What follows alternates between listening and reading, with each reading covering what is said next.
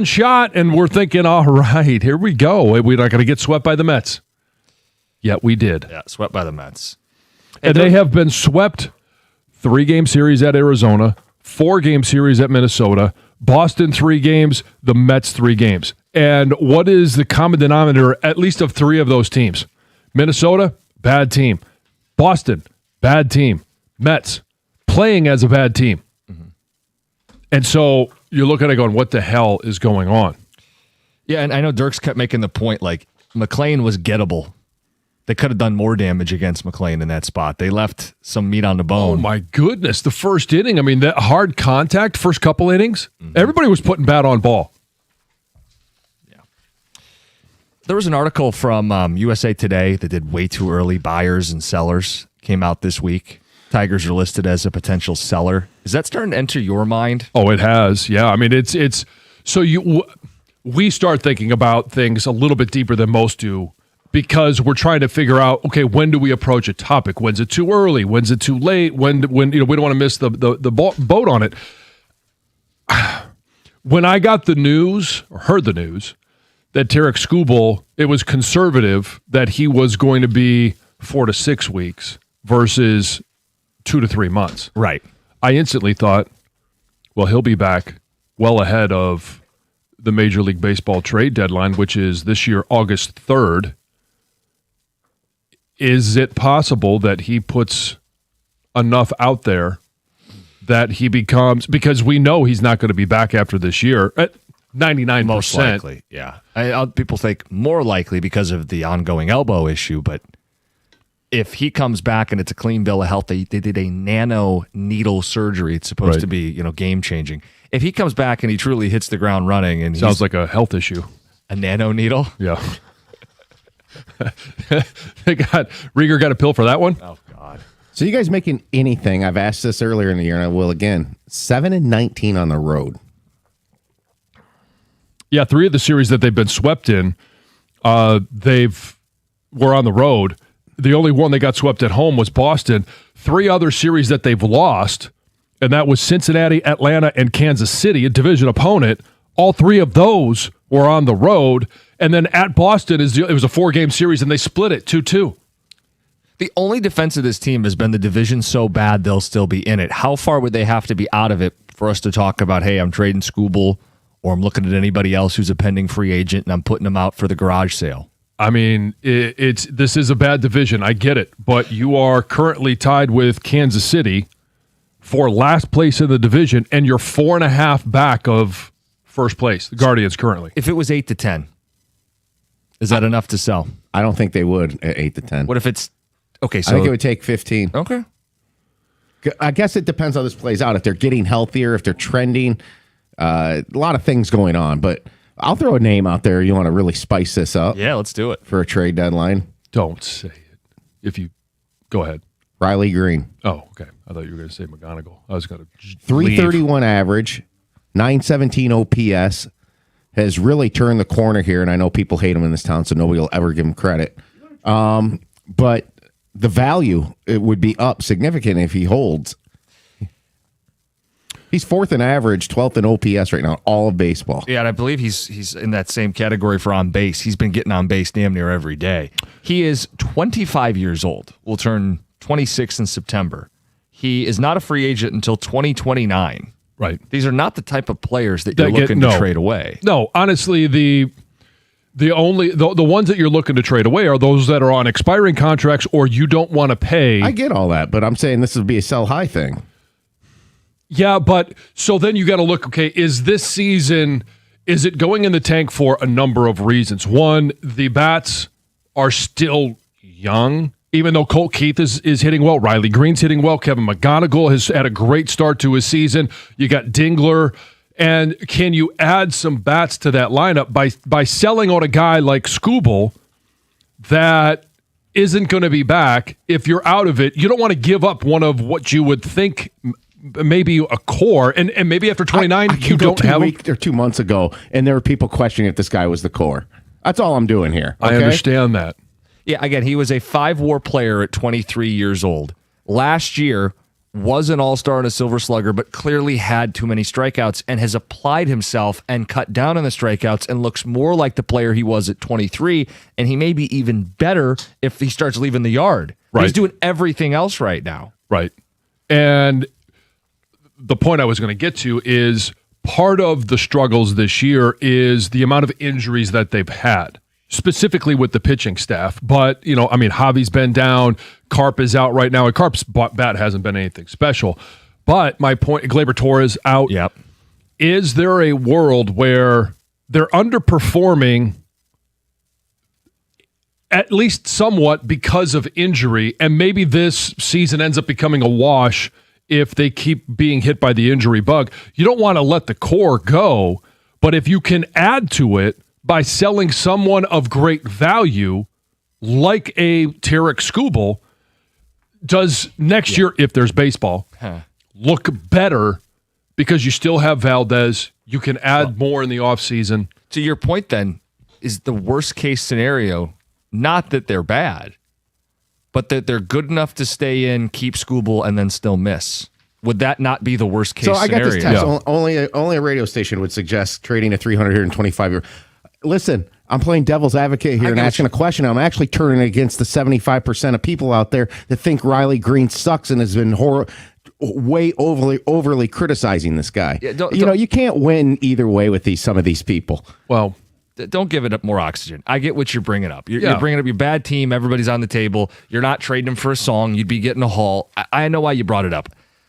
What I was trying to get at, though, John, I think the worst case scenario is if they're 10 games out, they keep everybody and still miss, right, and Skubal's playing for the Mets or the Dodgers or the Yankees next season.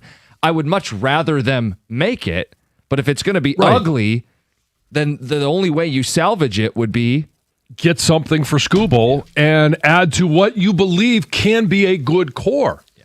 Again, it is May 15th, but when you've lost 8 of 9 and national people are talking about you as a seller, it starts to come up. Quick around the room. Do you think they get this right? What define that before we do Getting this right is being above 500 team. This season. Yes. I do too.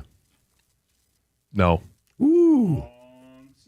Yeah, it is a long season, but I think that I just don't see this year. I think this is one of those years where something always happens to this team. They're just snake bit. All right, there's your Tiger talk for the day. I know it's depressing, and nobody's excited to talk about them. We're not excited to be watching them these days. This is a bad product. A much more exciting product. We'll talk Pistons. We'll get to them later in the hour. Lions schedule is out. We got to play the schedule game. We want to hear from you guys at 6:35 on the record predictions, likes and dislikes with how it gets laid out. But coming up next, I'm going to go through the schedule game by game and tell you how I think the Lions season will play. It's 97.1.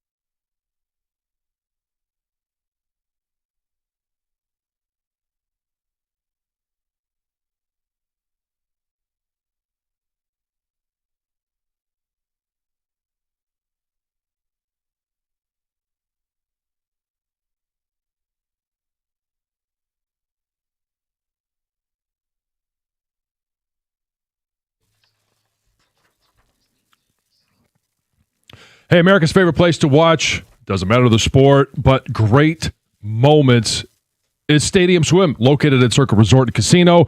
Catch all the biggest games, and we've got hockey, we've got basketball. Hell, we got baseball right now at a viewing experience built for sports fans. Chill in one of the 6 pools on 3 different levels for a perfect view of their massive 40-foot tall high-definition screen located at Circa Resort and Casino in downtown Las Vegas, and it's right there on Fremont Street. Stadium Swim. Book your spot today at circalasvegas.com.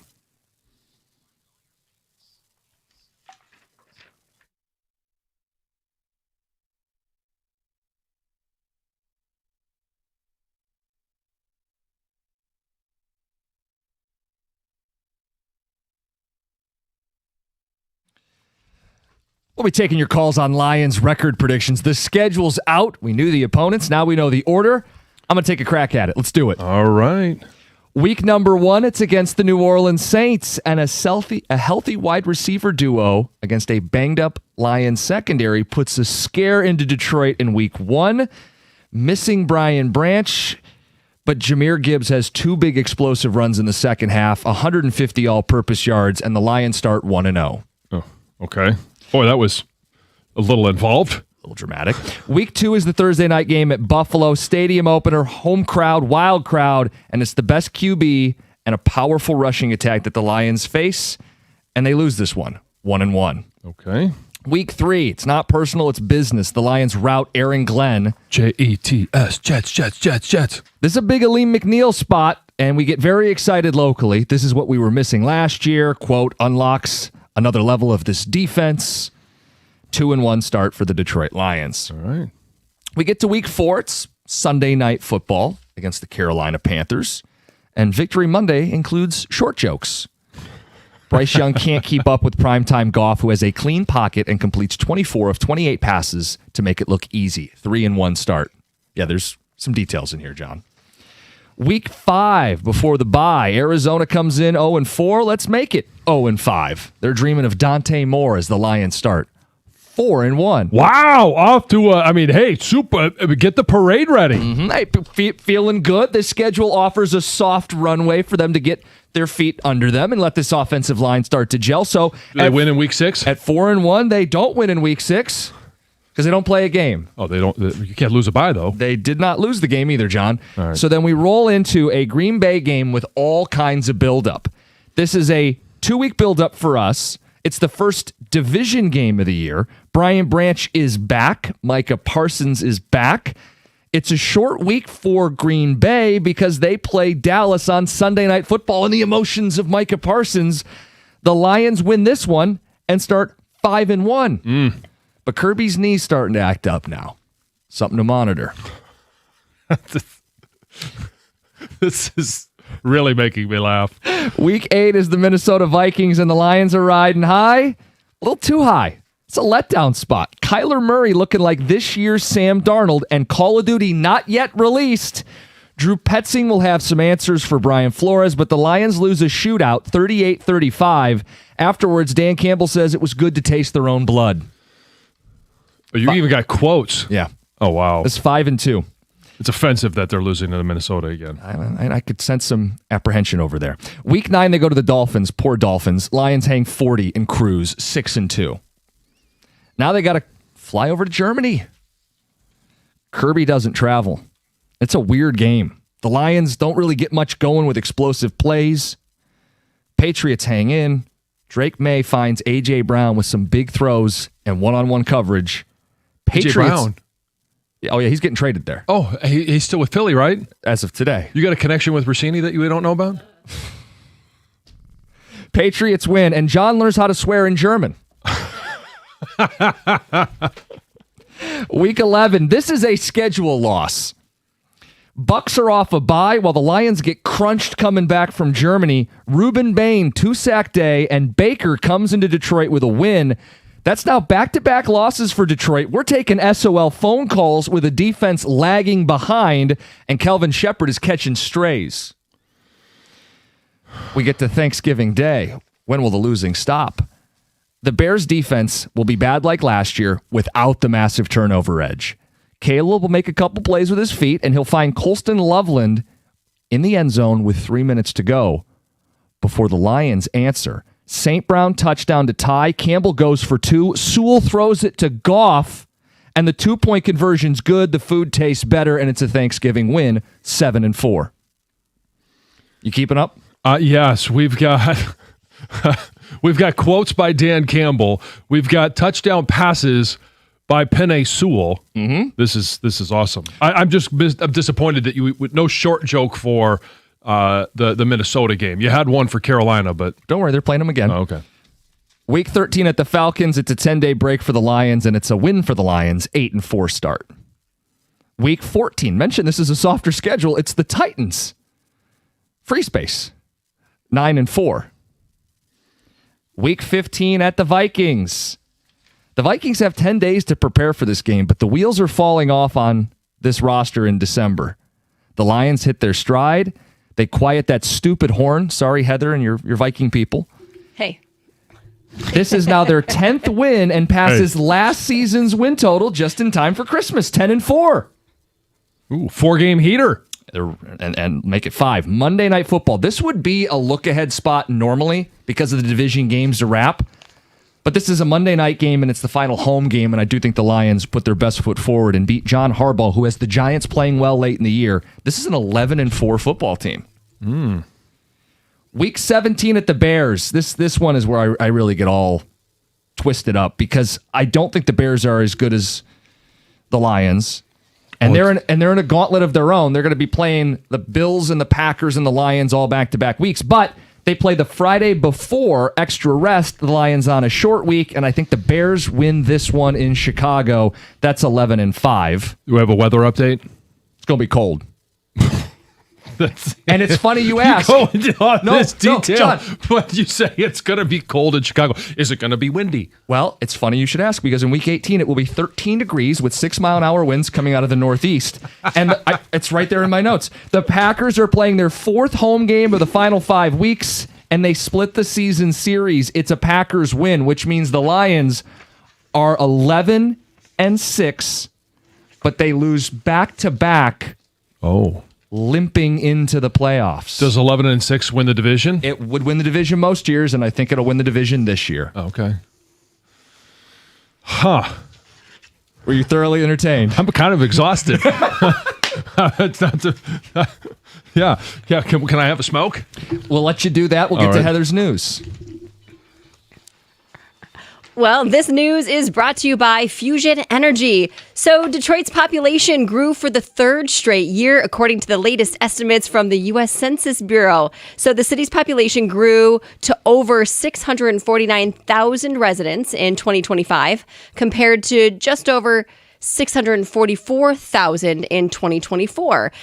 During a press conference on Thursday, Mayor Mary Sheffield said that the city led Michigan in population growth, surpassing the state's overall growth rate. And she credited the growth to safer neighborhoods, better economic opportunities, and improvements to the city's services. And then she said, hey, what we need to do is keep expanding housing opportunities and investing in neighborhoods to encourage and keep the momentum going. Yeah, it feels like a snowball. As you get it going, it leads to more and more growth. Yeah, and a lot of it, I think, has to do. I know a lot of people that are moving downtown because there are more jobs downtown, and they can live there, they can walk to work. There's a lot of benefits of the way that they're revitalizing Detroit. There's lots of restaurants. There's lots of entertainment Yeah, opportunities. new parks. Tons of stuff. It's great news. Oh, a fire ripped through an apartment complex in Plymouth Thursday afternoon, leaving one firefighter with minor injuries and several residents heartbroken after losing everything they owned. So smoke was seen billowing from the upper level of this building at Hines Park Place right around noon. When firefighters cut into the roof, flames shot out of the attic. They tried to obviously put out the fire, and then the roof completely collapsed. Thankfully, everybody had been evacuated, so no major injuries occurred, but it's believed that 8 units are a total loss. So there's a lot of people now that are displaced, but also have lost all of their belongings. The cause of the fire is under investigation. The fire chief says it could have been an electrical issue. That's one possibility. Well, what do we got here? Oh, a Detroit Country Day senior is facing a felony charge in Uh-oh. Indiana. Yeah, after Oh. allegedly punching an opposing player in the head following a lacrosse game earlier this month. Yikes. This 18-year-old Luke Fisher is charged with battery, a level 6 felony stemming from this incident that occurred on May 2nd at Carmel High School. So police say Fisher punched a 15-year-old opposing player in the side of the head. This was as the teams were like heading in opposite directions, opposite sides of the field near the end of the game. And no one really even noticed it because it happened so quickly. But then it was definitely noticed when that 15-year-old just fell to the ground. And then people were like, hold on, what's what going on? happened? So after the fact, the victim said that the punch was delivered with so much force that it caused his head to snap back and forth. Doctors later determined he had suffered from a concussion. Ugh, yeah. A Plymouth Township couple who are facing charges after their 3 dogs allegedly attacked a jogger back in March are now also accused of child abuse and torture. Awful story. According to a police report, the woman involved in the relationship allegedly zip-tied one of her grandsons, cut his hair off with a knife, and then waved a machete at him in his bedroom. And it was all determined because of a police call on May 7th. I think she's the one who called the police because her grandsons were fighting in the front yard. And she had a whole story. She said her grandson stole her gun and they should go to jail. But then it turns out during this interview with the detectives that one of the boys, teen, was woken up with a knife in his face, that his hair was cut. He was holding his hair. The knife, he said, that was used to cut his hair was found in the house, along with tons of other things, broken zip ties, drugs, all sorts of things were found in this home. So they're now both facing some serious charges. Yeah, crazy. This is pretty cool. Delta is adding 2 nonstop flights from Detroit to Munich just in time for the Lions international matchup. So it's basically, hey, Lions fans, I've got 2 great flights for you. The added flights will depart on November 11th with return service on November 16th. And they are designed to give fans a more seamless way to travel overseas during this high demand period. It's good they're doing that because I saw people posting like screenshots of Yeah? what it's going to cost to go over there, and it's thousands. Oh, yeah. So, I mean, Yeah. anything you can do to help with Crazy. demand, try to keep prices from getting way out of Yeah. whack. Yep. Yeah. All right. Heather with the news. John, we'll let you go through the schedule later in the show. Oh, I can't wait. I'm I expect details on the wind and quotes from the coaches and stats and Yeah. box scores and all that. You You didn't will tell us who have- got hurt for the year. well, you will have some weather issues. I'll just leave it right there for that. To yours next hour. We want phone calls from you guys as Lions fans. You see the schedule. We'll talk through it. We want to know, what's your record prediction? It's 97.1. Hey, if your furnace or AC is struggling to keep up, it's time to call Mastercraft Heating, Cooling, Plumbing, and Electrical. Mastercraft is available 24/7 for those moments, and they stand behind their work with a very valuable 5-year warranty. They made a huge difference in my home. They'll do the same for yours. And right now, they're running some amazing specials. You can get an AC tune-up for only $79. And if it's time to upgrade, get half off installation when you buy a new AC or furnace. Easy financing options available as well. Schedule your free in-home estimate at mastercraftheating.com.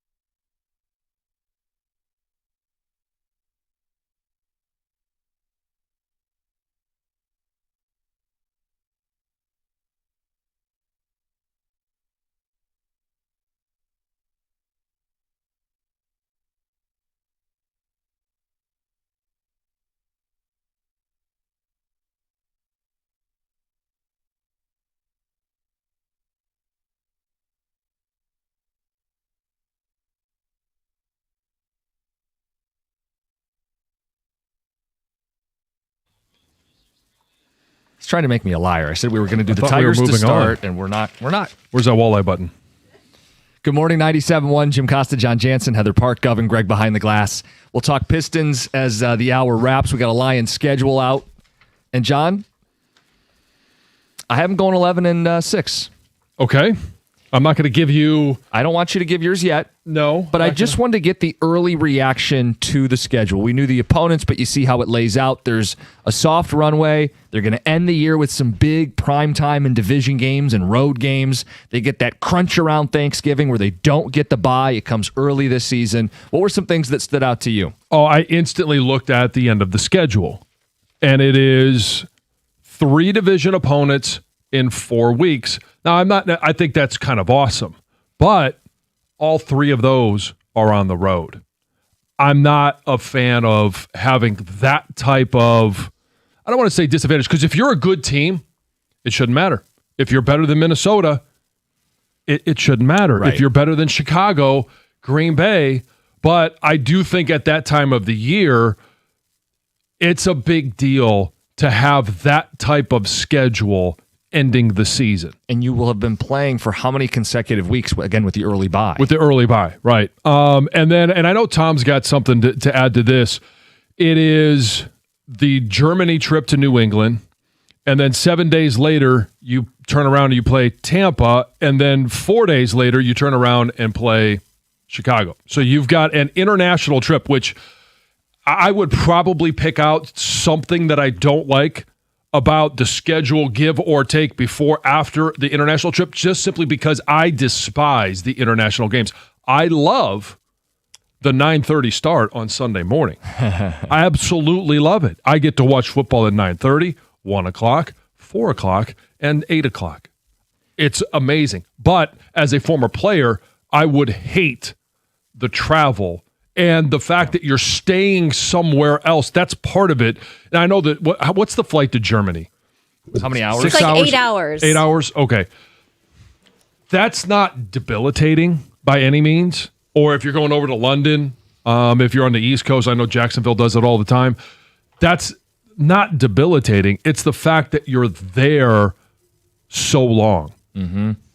So those are some of the things that start off with. I mean, you get a free space to start off with New Orleans. I know you have them struggling more than. It's just a little slow start with some of their receivers, but Lions pull away and take care of business. Okay. Look, the fact that the Lions don't get a bye after the international travel sucks. The Patriots have a bye week the week after. Why not Detroit? Which would then get them set to then prepare for Thanksgiving. Right. Tom, you said we're missing something with this. Yeah, and I don't necessarily know if you'll like it, but I think it's pretty obvious why they didn't get a bye. They weren't going to give the Lions a 10-day rest going into Thanksgiving when the Bears come in with 4 days rest. They weren't. But you understand how bye weeks work, right? That Yes. whenever the bye happens, that team will have an advantage the next week. So why give the Lions any byes? Well, because everybody gets a bye, Jim. No, I know. That's my point. So then you just deal with it. Like I could bitch about, well, this team's coming off a bye. The Bucks are coming off a bye when they play the Lions. You imagine that the doesn't seem fair. They Imagine shouldn't being get in the that. Imagine being in the Bears' shoes though, and you're on a short week, and you got to go on the road on a holiday against a divisional opponent, and they're sitting there with 10 days rest. That's my point. Well, Okay, and part of why they didn't do it either is now I think they should have had the international game at a different part of the schedule, because if Agreed. you have a bye after the international game, the Lions would have 10 days between New England and Chicago. They would also have 10 days between Chicago and Atlanta. Yes. So it would, in essence, be almost two byes. byes. Yeah. Now, what they should have done is given the Bears a bye too that same week. Well, that's the they other should solution. bake it in backwards, Yes. the international games that you get a bye after them, and then build the schedule from there. Yeah. I think that makes sense. If they would have done that, they didn't. What did you like? What didn't you like? And we want to know about record predictions. I know it's silly. It's why I had some fun with mine. I'll say this. I believe it's unprecedented that you close with 3 out of 4 road division games. Look, I can't do the research on something like that. I if that's actually saw happened somebody before. else did the research, so I'll just kind of copy and paste and help us out here. Because it is rare, but I believe it has happened before, Tom. But let me dig it up. What were you saying? 3 out of 4 division road games to end the season. Since we've had the the 4-division format that started in 2002. Al Karsten, he's a Pride of Detroit guy. He points out that in 2021, the Washington Commanders, at the time Washington football team, had 3 road division games over the final 4 weeks of the season. Lions are the first team since the 21 Washington team to do this.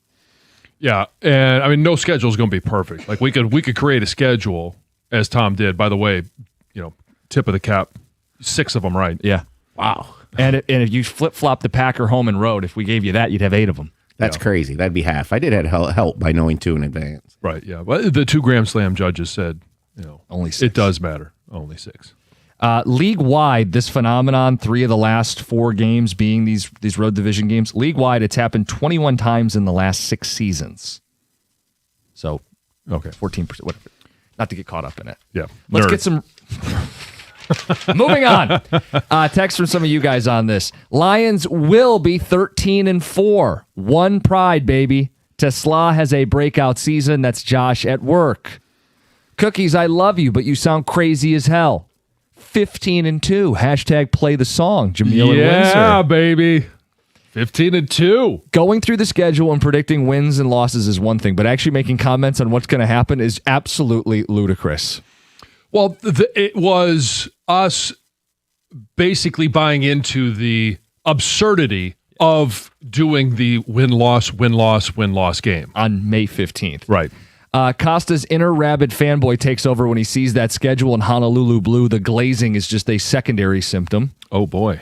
You think 11 wins is glazing? No.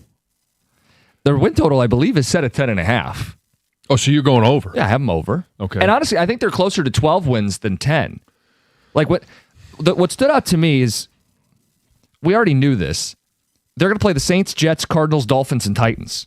It's the last place schedule, and we saw the Bears, Patriots, and Jags all be propelled by last place schedules. Even if you're not wowed by the Lions offseason, a 9-win team from a year ago that's going to play a bunch of lowly football teams, you should bump it up a couple wins, I would think. And then depending on how the O-line gels and what the secondary looks like and the overall defensive play at the end of the season, yeah, they could win 12 or more. But as I sit today, as I've navigated the schedule, I had 11. And I am curious for those that pick a game to go to every year. Now, obviously, you're playing. If you're going to go to a division opponent, those are always going to be year in, year out, some of the closest games that you go to. But there's no Cleveland. There's no Indianapolis.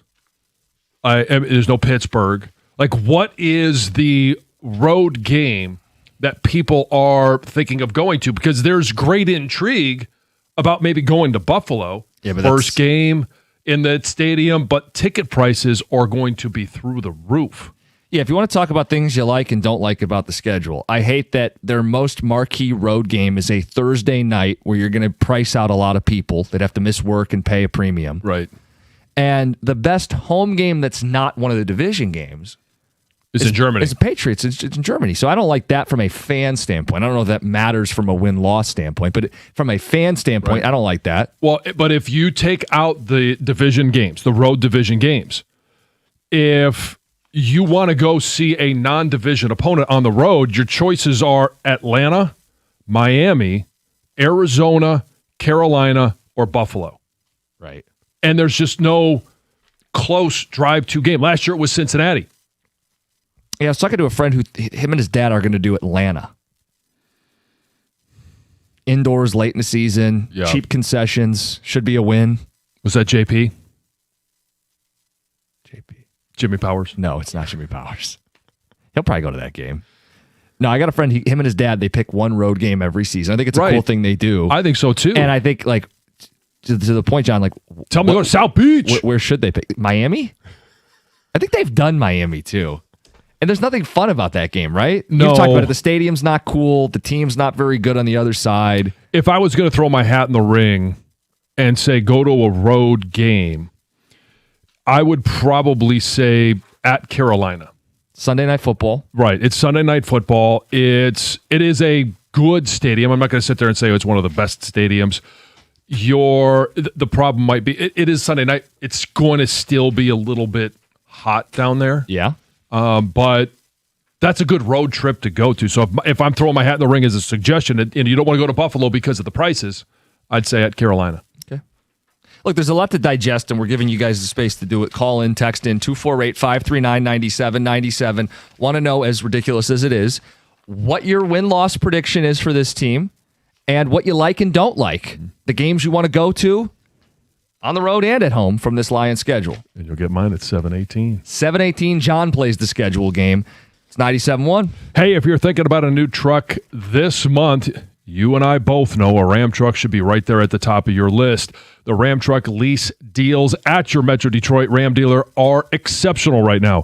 I've seen a Ram side by side with other trucks, and I've driven a Ram. For power, there's really not much of a comparison. You could choose from Ram's legendary 5.7 Hemi V8, or you got two options if you want to go to the Hurricane engine, 420 horsepower, or the high output 540 horsepower. That'll get it done. Why would you trust any full-size pickup for the competition at any price with only a 4-cylinder engine? Plus, the full-size Ram, as an added benefit, is built right here in Sterling Heights. With Ram's 5-link coil suspension, all it's going to take is one test drive, and you're going to feel how much smoother a Ram is. For comfort, just go in and sit in one. You're going to feel the difference. Right now, the lease payments on a new Ram truck at every Metro Detroit Ram dealer are phenomenal. So are the financing offers for well-qualified buyers. Pull into your Ram dealer today and tell them I sent you.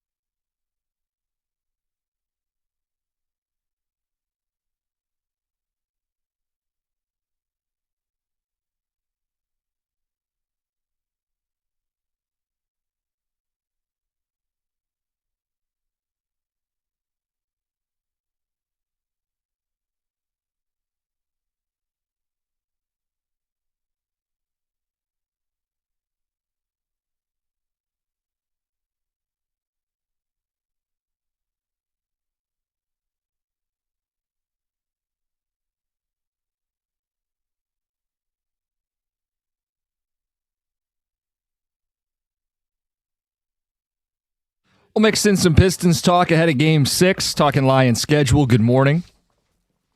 Last year, the Bears, Patriots, Jaguars, propelled by last place schedules.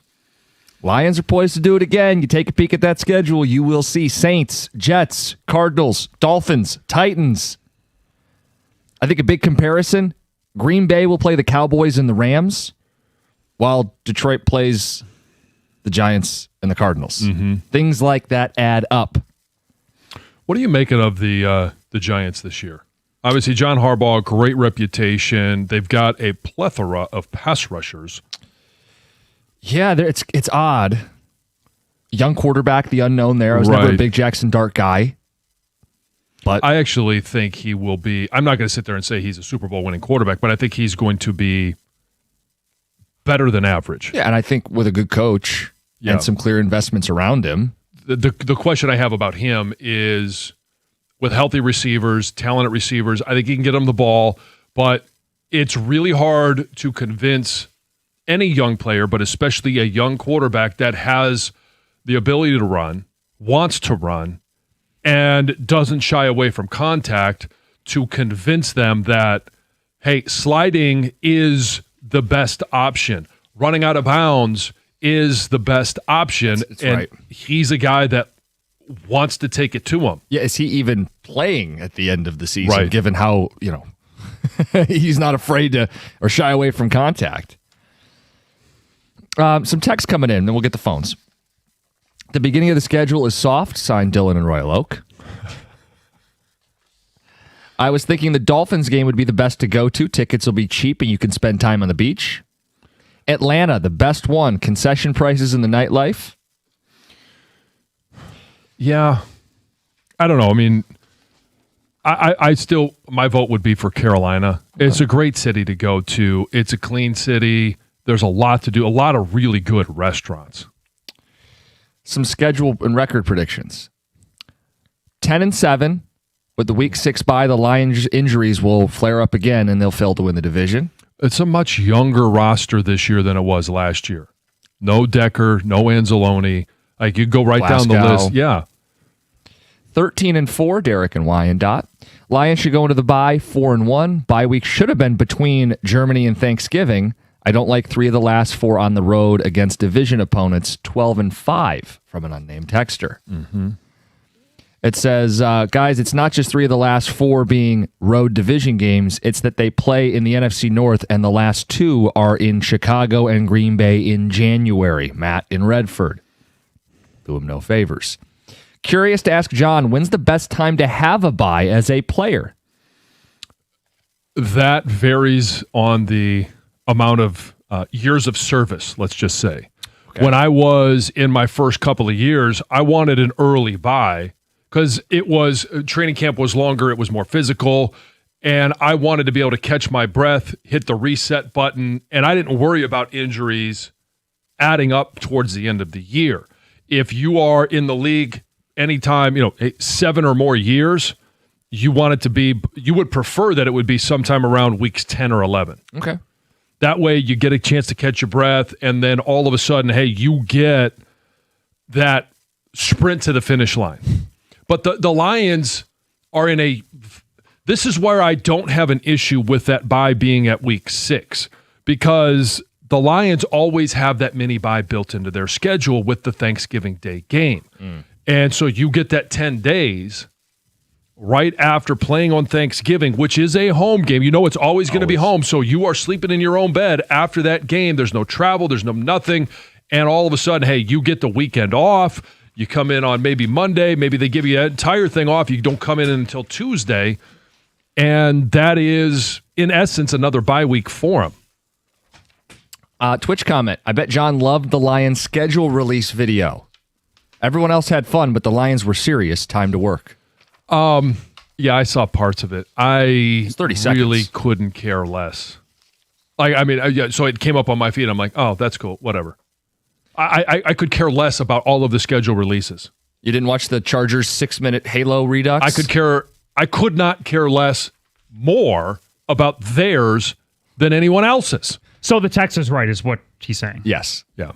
Yeah, for those that didn't see it, the Lions schedule release was Dan Campbell taking a piece of paper from the printer and pinning it to the board, and it was just the schedule. Okay. Yes. The message is no frills, back to work. Mm-hmm.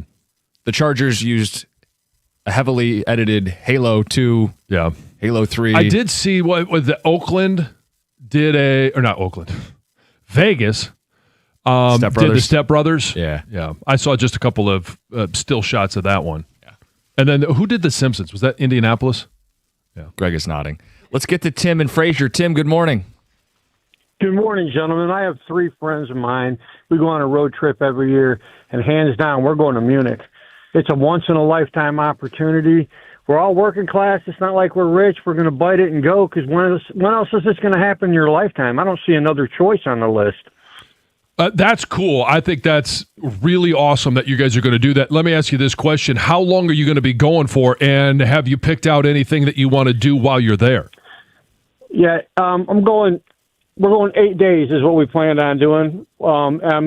Big thing I want to do is I'm a big motorcycle guy. I want to rent a Harley and ride on the Autobahn. Oh, yeah. And I want to see, yes, isn't that awesome? Yeah. And I also want to see Auschwitz, and I guess there's a place called The Square my buddy was talking about that you got to go to. I mean, I'm not real familiar with a lot of things in Munich, but we're looking it up now as we go. In 8 days, just a guy trip and have a blast. Good for you. Congratulations. Yeah, have a great you'll have time. a lot of fun. Yeah. Yeah. Yep. Thank you, gentlemen. Yeah. Thanks, Be safe Tim. on the hog. Would you want to drive on the Autobahn? I would love to. I don't know that I would drive a motorcycle on the Autobahn. I think it would be awesome. I would rather go through whatever the German countryside is on a motorcycle, but the Autobahn, I would want to go because I don't drive when I'm on my motorcycle.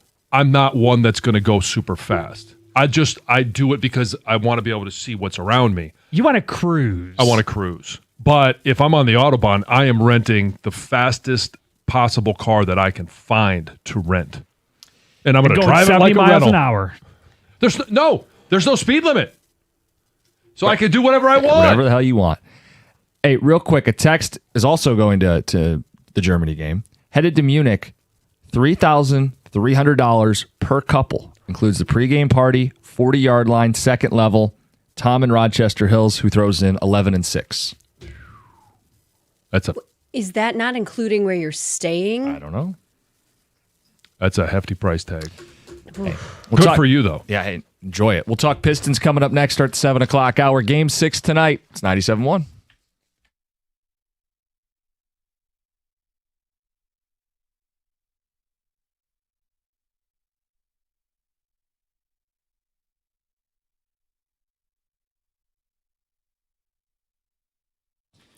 Brought to you by Northville Lumber. The Lions' 2026 schedule is out, and we'll get to see our football team in at least 5 primetime games this year. In Week 2, the Lions will play in the first ever game at Highmark Stadium in Buffalo against the Bills. That game is on Thursday Night Football on September 17th. On October 4th, Detroit will face the reigning NFC South champion Carolina Panthers on Sunday Night Football. The Lions will then go 8 weeks without a primetime game before hosting the Bears on Thanksgiving. They will travel to Minnesota to face the Vikings on Sunday Night Football on December 20th before hosting the Giants at Ford Field on December 28th for Monday Night Football. Besides their primetime games, the Lions also have 3 kickoffs at 4:25 in weeks 5, 7, and 17, and their Germany game against the Pats in Week 10. Their last regular season game at Green Bay could also be flexed into a primetime slot as well. After a frustrating 9-4 loss to the Mets last night, the Tigers are back in town for the next 7 days, starting with a 3-game series against Toronto tonight. Ty Madden is the starter at 6:40 this evening at Comerica Park. And the Pistons are in a winner-go-home situation, facing elimination in Game 6 tonight against Cleveland. Tip-off is at 7 o'clock from Rocket Arena and can be heard on WWJ News Radio 950. And this PGA Championship leaderboard update is brought to you by your Metro Detroit Jeep dealers. The first group is off in round 2 at Aronimink today, which is headlined by 2023 PGA sensation Michael Block. He shot an even 72 yesterday and sits 3 shots off the lead starting round 2 today. At the Cornwall Health Sports Desk, I'm Brendan Shabath. For more, go to 971theticket or Odyssey.com.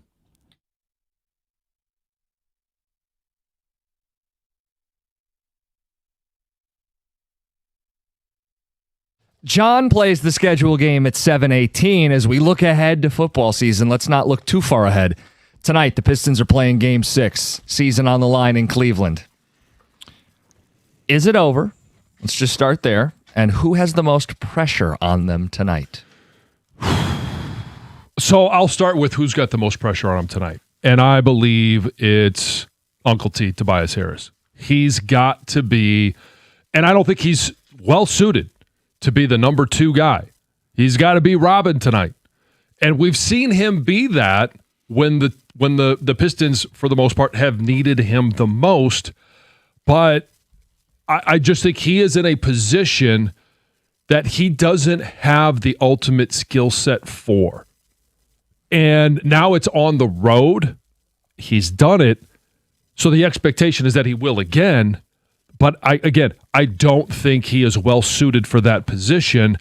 And the most pressure is going to be on Tobias Harris. Most eyeballs are going to be on Tobias Harris.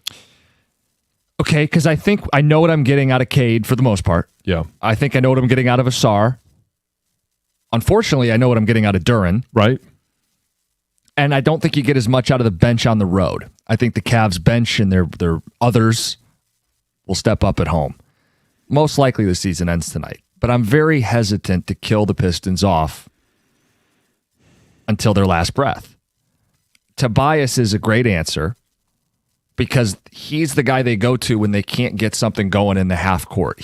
Throw him the ball, shoot a contested mid-range jumper. They're tough shots. They don't always fall. He's got to knock them down. If it's not Tobias, could I make the case it's JB Bickerstaff? Sure, you can make the case for a lot of individuals involved in this game. Because they're going to clown his ass if the season ends tonight. This is why we fired you. You're the 1 seed, and you lost 4 straight games. Do you have any tricks up your sleeve? Are we going to see Paul Reed in the starting lineup? Are we going to see Paul Reed before the team's down and in desperation mode, among other adjustments? Is it a Ron Holland game or not? Which buttons are you going to press as the coach here? Can you effectively get Cade a couple breathers so we can close the game out? JB Bickerstaff, this is the team that fired you. When you were hovering over the disco button last Friday, the Pistons were sitting with a 2-0 lead. Both games were at home. We hadn't yet witnessed what was going to happen in Cleveland. You had the odds, the percentages of teams that started 2-0. Do you remember what that percentage was? 92%, I believe. That they would win the series. If you lose that series, and it's not like Cade got hurt, and how much of that falls on the coach? Well, I bring that up because of everything you just said, and it kind of helps build the case that the most pressure is on JB. What are you going to do with Jalen Duren? You already benched him at the end of a home game. He played 1 minute in the last 18. And you went with B-Ball Paul. He played well. Yep. I know what happened through 82 games. But now through 12 games of the postseason, do you believe you're going to get regular season Duren or postseason Duren tonight in a gotta-have-it moment? And if you believe you're getting postseason Duren, why wouldn't you make the change? Yeah, but why would you? Oh, yeah, I get what you're saying. Because I've listened to Doug and Scott, and their thing is, well, 82 games should supersede. Right. I'm sorry, this is now how many playoff games? 12. Yeah, I don't know if you need to see 80 playoff games to see what we're seeing. Duren ain't it. He was, in the eyes of Bickerstaff, not playable, unplayable at the end of Game 5. When you had to have it. So then why not tonight when you have to have it, flip the roles? I'm not suggesting Duren doesn't play. Right. And I don't even care who takes the opening tip. But who leads the team in minutes? It should not be Jalen Duren from the 5 spot. Right. And that becomes, is Bickerstaff going to double down? No, I mean, look, you tell us who's under the most pressure. 248-539-9797. I told you I gave Cade a free pass the other day. I'm certainly not going to say if he doesn't deliver that it's a referendum on him. We know what we're getting out of Cade Cunningham. He's leading everybody in points and assists and minutes played. I'm not putting it on Cade tonight. I mean, I think they need him to have a big game, but I don't think he's under the most pressure tonight. And on the flip side, the guy that we just talked about, Paul Reed, he might be under the least amount of pressures Because I know that everybody's calling for Paul Reed. Hey, we want to be more B-ball Paul. We saw what he did in 17 minutes, 10 points, 8 boards. Like, he added something, 2 blocks. He added something. And I think if he's going into this game and JB comes up and says, hey, whether he says we're going to start you or you better be ready because in the first 5 minutes you're going in and you're going to get the bulk of the minutes, he's playing with house money. Correct. He's making himself money where Jalen Duren is losing it by the second. So, yeah, I think there's, on the flip side, B-ball Paul may have the least amount of pressure. In terms of how this goes tonight, do you think they win? No, I don't. And I'll just go back to what I was talking about at the beginning of the series and why I was trying to make you hold off hitting that button in regards to the disco and winning this series when they were up 2-0. The Cleveland Cavaliers don't have to have Donovan Mitchell score 30 plus. Correct. The Pistons have to have Cade score 30 plus. And the Cavaliers, they could turn to James Harden. I agree. Not a great option on a night-in, night-out basis in the postseason, but he can. Evan Mobley can. Jarrett Allen can. Max Strus can. Sam Merrill can be impactful. Like, they have Dennis Schroeder. They have more that they can turn to than the Pistons have. You just said something that sparked it for me. Evan Mobley had a very bad, was it game 2? He only had 1 rebound. And we didn't spend a ton of time on that. We're talking about the Pistons up 2-0 and look at James Harden. Evan Mobley was getting skewered in Cleveland and to a degree nationally because 1 rebound. John, how has Evan Mobley played since? He's responded. Yeah, I'm looking at this, and it's 8 rebounds in each of these 3 Cleveland Cavalier wins. He's blocked multiple shots in each of these Cleveland wins, including 5 blocked shots in Game 4. He was a force. He scored 13, 17, and 19 points at LCA the other night. If they're getting that guy and we're getting this Duren, we're starting on the wrong foot. And I think you've missed a key stat, too, where it was 2 games ago, 5 assists. Oh, yeah. And in that last game in Detroit, he had 8 assists to go along with the 19 points, the 8 rebounds, the 3 blocks. He has that ability to, okay, if you're going to pack the paint, I can take the ball and I could find James Harden. Yeah. I can find Donovan Mitchell. I can find Max Strus. He can shoot a little bit. He can pass the ball. He was the defensive player of the year in the NBA. Not this year, but recently. And that's part of the issue I have with Jalen Duren is, okay, if they're packing the paint, there's no one to space the floor, and you have no offensive moves, if your point production is down, your rebounds should still not be that as affected as they have been. And you should be the guy that if they're going to pack the paint, it means somebody is open. You got to find them. I mean, maybe we're stumbling into something that Evan Mobley swung this series. Could be. And how do you swing it back? Well, that's why we focus on, if it's not Duren, if you've seen enough to know, and JB certainly acted like he'd seen enough in Game 5, Paul Reed, Isaiah Stewart, different combos, less Duren. 248-539-9797. Will it even be enough? You know, you say, not with a single ounce of joy in your voice, that you don't think they win tonight. And John, I don't know how people could fight you on it. I mean, look, the Pistons famously came back down 3-1 in the opening round, and they had to win a pivotal Game 6 in Orlando. Right. Do you remember what happened in that game? Orlando missed 23 consecutive shots. 27 of their last 28. I cannot prescribe or expect that tonight. So, the most likely outcome is Cleveland continues to take care of their home court, and a Pistons team is just a little light when they need it, right? Yeah. You're talking offensively. Yeah. And they may be a lot light. Right. Because if they're going to try and limit Cade, who else is going to step? We don't know if Duncan Robinson's going to be able to play or not. It's a good question. And if he is, I think that's a positive as long as he's able to start the game off and find his rhythm. Tobias Harris has to find his rhythm early. If you listen to Doug and Scott, they make Duran sound like Mutombo on defense. LOL, Joe in Yale. Who's under the most pressure? James Harden. He doesn't want to see this go to a Game 7. I don't think Cleveland wants this to go back to a Game 7. They don't want to go to Detroit. They've won one game on the road. How about this? I'll make the same comment I made about the Orlando series. If they win Game 6, I think they'll win Game 7. Right. Right? I mean, that would be the thought as you come back home.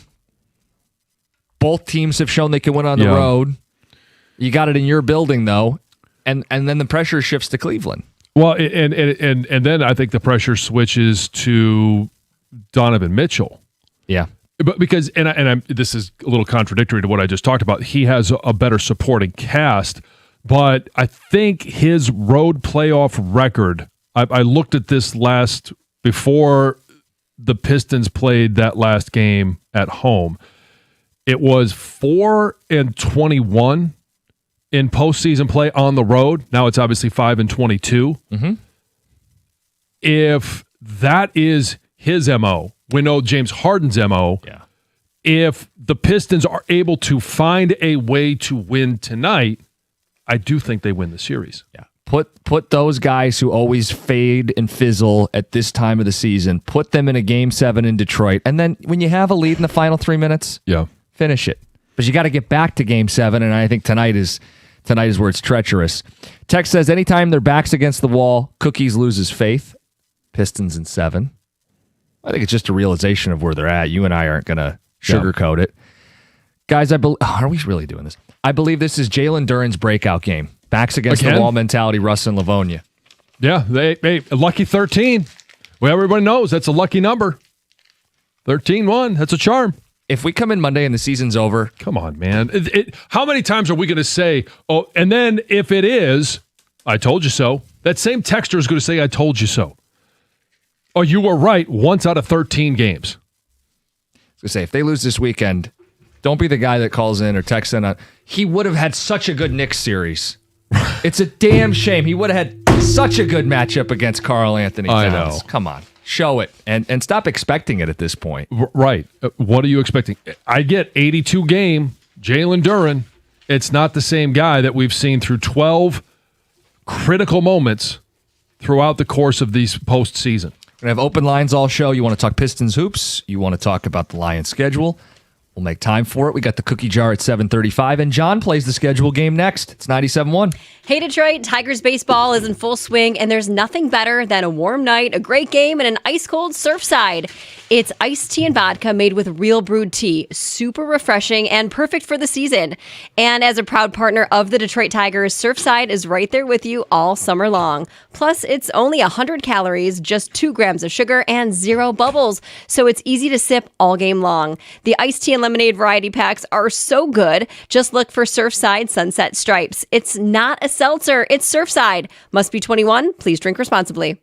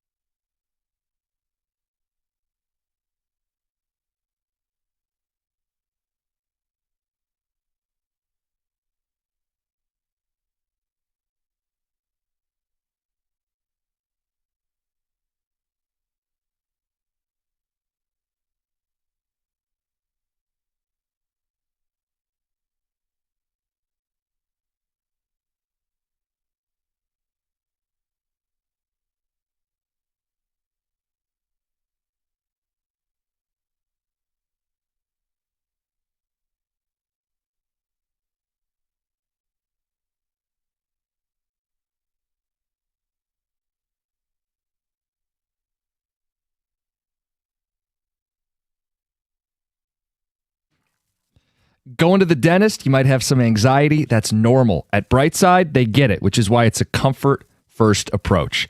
I get my cleanings and fillings done at the Southfield location, and they really do make it painless.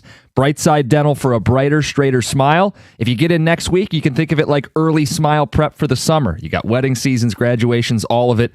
$35 new patient special, 9 Metro Detroit locations, which means there's an office right around the corner from you. 1-800-PAINLESS, BrightsideDental.com. That's Brightside Dental. No judgment, just care.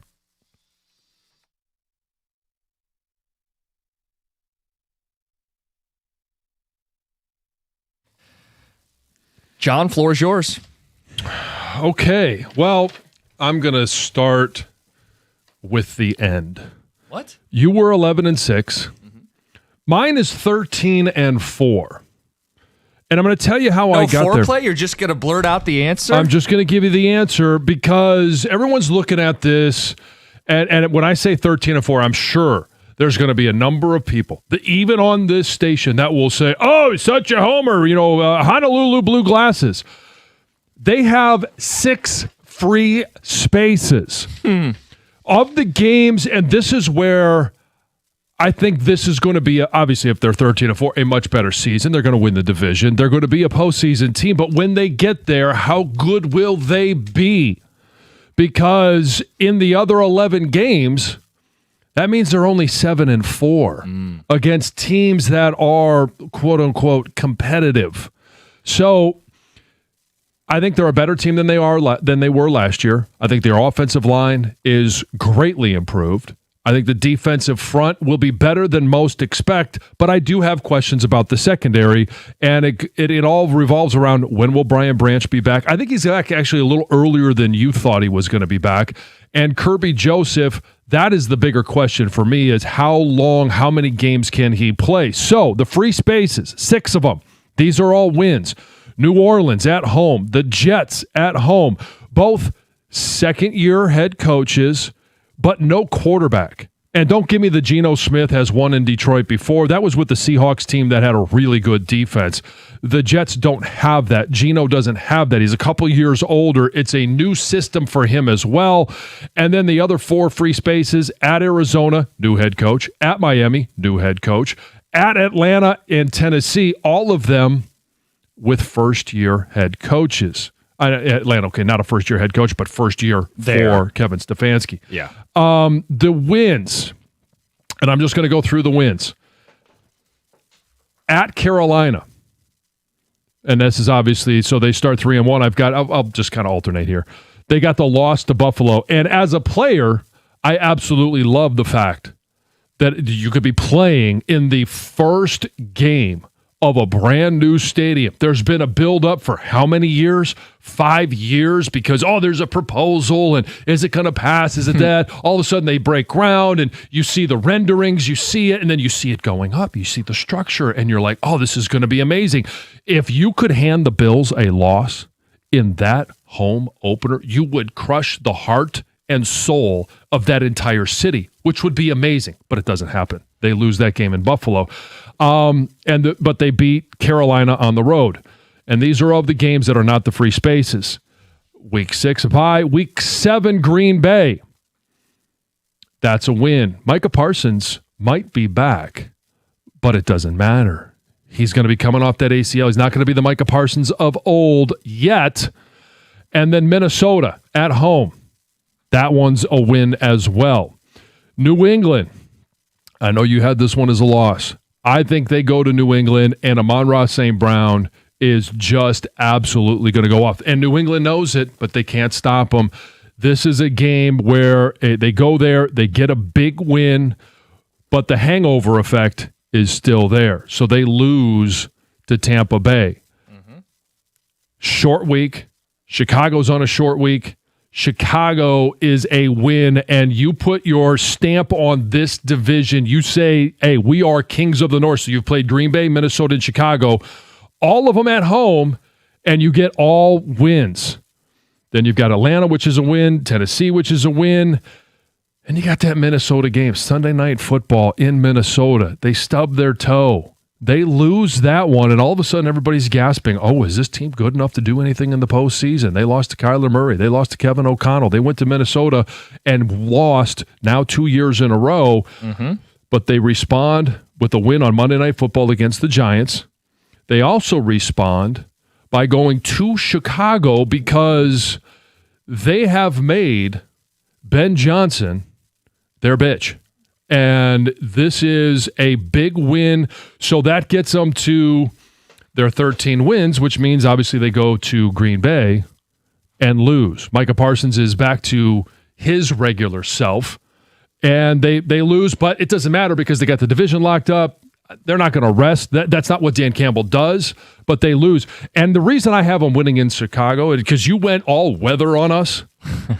Have you ever heard of the Super El Nino? No. It's almost guaranteed that this is going to be a Super El Nino year, and it means it's going to be a very mild winter. So going to Chicago, going to Green Bay at that time of the year, everybody looks and says, oh, it's going to be 13 degrees. No, it's going to be mild, maybe a little damp, but they go to Chicago and get a win. That's how you get to 13-4. 6 free spaces, but in the games where it should be more competitive, they're only 7-4, and there are still question marks going into the postseason.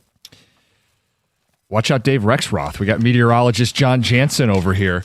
Okay, 13-4, 8-1 start. Make room for people to weigh in all show long. Let's get to Heather's news. This news is brought to you by Gardner White. So just a day after announcing that the Detroit Zoo is getting a new giraffe, the zoo announced that it is losing a beloved chimpanzee. So the zoo said that Abby, a 42-year-old chimpanzee who spent 38 years there at the zoo, was compassionately euthanized this week after declining health. So according to a post from the zoo, Abby came to the Detroit Zoo in 1988 and spent the next 38 years stealing hearts and the occasional toy. She was suffering from kidney failure, and then ultimately that led to a lot of other health issues. So the zoo, kind of described her as a devoted mom, a loyal best friend whose wit and unmistakable presence made the zoo a brighter place. So a lot of people probably went and saw her there. She's been there for a long time, so it's a bummer. But it is life. Animals die. Circle of life. It is circle of life. Detroit is continuing a remarkable turnaround as new U.S. Census estimates show that the city's population has grown for the third straight year. So according to the latest figures, Detroit added just over 5,000 residents in 2025, bringing the city's population to over 649,000. That means Detroit has gained nearly 15,000 residents over the past 3 years. And city leaders credit the growth to more housing development, improved city services, and programs aimed to helping families buy homes and retain them in Detroit. Mayor Mary Sheffield says that the numbers show that longtime residents are choosing to stay, and then new residents are choosing to call Detroit their home. It's great to see. It's awesome. Yeah, Yes. it's amazing. Sad news for those who live at the apartment complex at Hines Park Place. A fire ripped through the apartment complex Thursday afternoon. Photos, you can see the smoke billowing from the upper level while firefighters were there trying to put the flames out. The hole was cut through the roof while they were trying to dump water in there, and then the whole roof just collapsed. They say 8 units were a total loss. So lots of people now displaced, and not just that, they've lost everything they owned. So sad news there. Units. Everyone does, yes. The cause of the fire is still under investigation. Of course. The 2026 FIFA World Cup is getting the Super Bowl treatment. So for the first time ever, the World Cup will have a halftime show. Oh. And it will feature Madonna, Shakira, and BTS. Who's BTS? It's a Korean K-pop band, John. Oh, very, okay. very, very popular. So the performance That's will kind of a strange mix. It is, but it's the world's game, right? So Yeah. you try to pick a little bit of this and a little bit of that. How old is Madonna now? I don't know how old she is. 70s. She's 70? No, 66. If only there was a way for us to find out. Give me a second. How could we do that? 67 years old. Wow. It's going to take place July 19th at MetLife Stadium, obviously during the championship match. The show is curated by Chris Martin from Coldplay. Will also help raise money for the FIFA Global Citizen Education Fund. So there you have it. John Rahm issuing an apology for hitting a volunteer in the face with a divot after he took a swing in frustration during the first round of the PGA Championship on Thursday. So he was really unhappy with his approach shot on the 7th hole, and he said he was upset and he was trying to make like an air swing. Yeah. But he wasn't paying attention, wasn't actually looking, obviously, hit the grass and then immediately apologized because hit the guy in the face, the shoulder. And he later said he couldn't feel any worse and said that he needs to go track the man down so he can give him a present because that's inexcusable. And obviously was completely avoidable. So he feels bad about that. Not appropriate golf behavior. No. Now, when it comes to the PGA Championship, one of the most unusual moments involved a South African golfer, Garrick Higo. He was hit with a 2-stroke penalty before he even took his first shot because he arrived just seconds too late for his tee time. He had a 7:18 tee time, and the rules state that players who are late but less than 5 minutes late receive a 2-stroke penalty. Any later than that, and you're disqualified. So he did take responsibility afterward, but he did say, he said his caddy was yelling at him like, you gotta go. And Come on, flush. he Let's said, go. I wouldn't have been late if I knew I was running late. And I can kind of... Did not have a watch? I can kind of relate to him. I wouldn't have been late for our flight had I known I was late. I thought He knew the tee time. Well, I knew my flight time. Yeah, it's your fault. And we Yeah, were but there's there. variables and that's at what he least said. for you. He I'm said, trying to I make was an there. excuse. He was there. He was there at 7:18 and 30 seconds, he says. I was there on time. But the rules are the rules. Yep. Who was the coach that said you had to be there 5 minutes before the meeting actually started? Yeah. If you're early, you're on time. If you're on time, you're late. Tom Coughlin. If you're late, you're forgotten. So 1 minute, no excuses, right, Nope. John? So Nope. I feel like I can relate to him a little bit. All right, Heather with the news. Cookie jars next. Into the Pistons at the end of the hour. It's 97.1. When it comes to an IRS collection or audit, Abraham and Rose has successfully specialized in resolving all types of tax problems for over 30 years. Their extensive experience means that when you're facing an IRS collection or audit, you can rely on their firm. Many law firms have come and gone, but for 30 years of experience, it's a true testament to their success. Their experienced team is ready to evaluate any underlying federal or state income taxes or payroll taxes. All you got to do is visit abrahamandrose.com or give them a call at 248-539-5040 so you never personally have to deal with the IRS.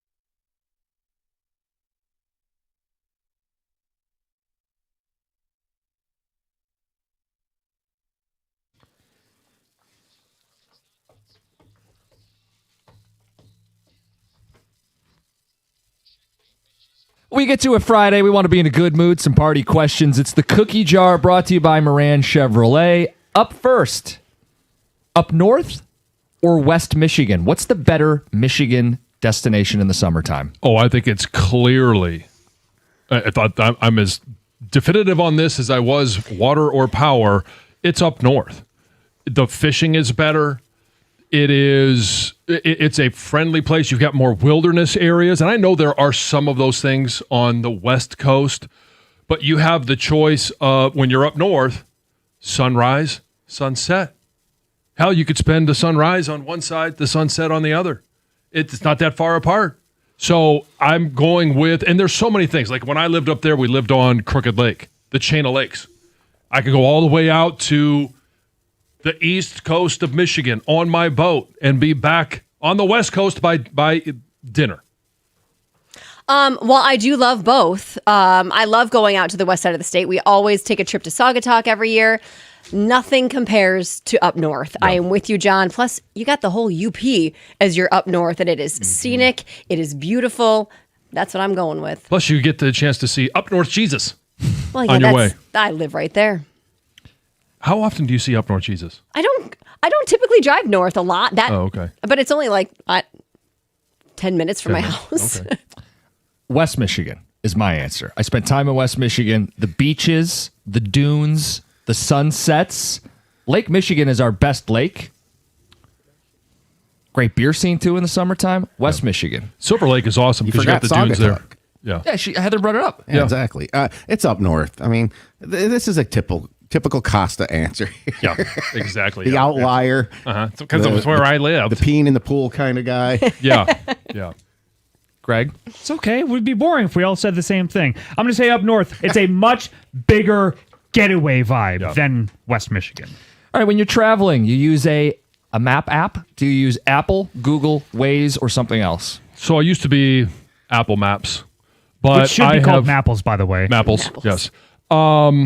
But I've made the full transition to Waze because it gives me better notifications of construction, of traffic. The only thing it doesn't do, and I don't get the map overlay enough to be able to see the construction or not the construction, but the traffic ahead. Apple does that way better. But Waze tells me more where the police are. I am an Android user. I just use what comes on my phone, which is the Google Maps, and that's what I use. No big preference. I would use anything. I don't have a big preference. I'm an Apple user, so I use Apple Maps. I'm a Google guy. Use Google Maps. I use Google too, and this has got to be probably the least opinionated thing I've ever had. It's just whatever's there. Why do you care where the cops are, by the way? You never go over the speed limit. What are you doing? Well, because that's what I 10 tell and my 2. kids. I trust me. I tell my kids use the Waze because they'll know where the cops are, and I don't know that they necessarily drive like Dad. We now have Wednesday football coming to the NFL slate. Thanksgiving Eve will feature a matchup with the Rams and the Packers. Is this too much? Hell no, it's not too much. This is the perfect time to add a Wednesday game. And selfishly a little bit, we don't have to get up at 3:30 in the morning, or at least we don't choose to. I can if I want to. And all of a sudden, hey, we get a chance to sleep in the next day. Starting prep, we're pulling the bread. We're doing all that stuff to get the stuffing ready. We got the game on Wednesday night. The kids at this time of their lives, they should all still be home. And it's a family thing. It's my wife's family will be in town. They're typically in town for that as well. And I get to watch a game live with my father-in-law. So, yeah, I love the fact. Plus, it's a great game. Heather? Sure. I don't really care. It's not on the holiday. Sure. Why not?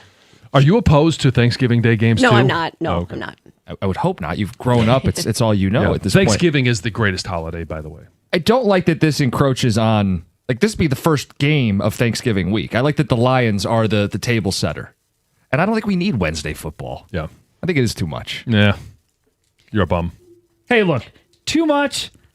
If you don't want to watch it, that's an option. Yeah. It's not in my appointment viewing list. Probably 4 out of 10. Tom?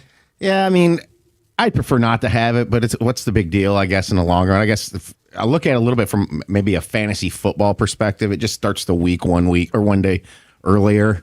But Gotta set your lineup it's kind of earlier. irrelevant. I always just equate that night to some pretty good college hoops to check out for the first time of the year.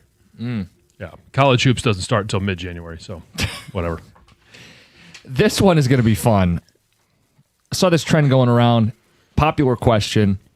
I'm sure we'll get a variety of answers. Oh yeah. What's the most iconic 3-second intro to any song? This one was tough because there's some great songs, but I think I have nailed it with this one.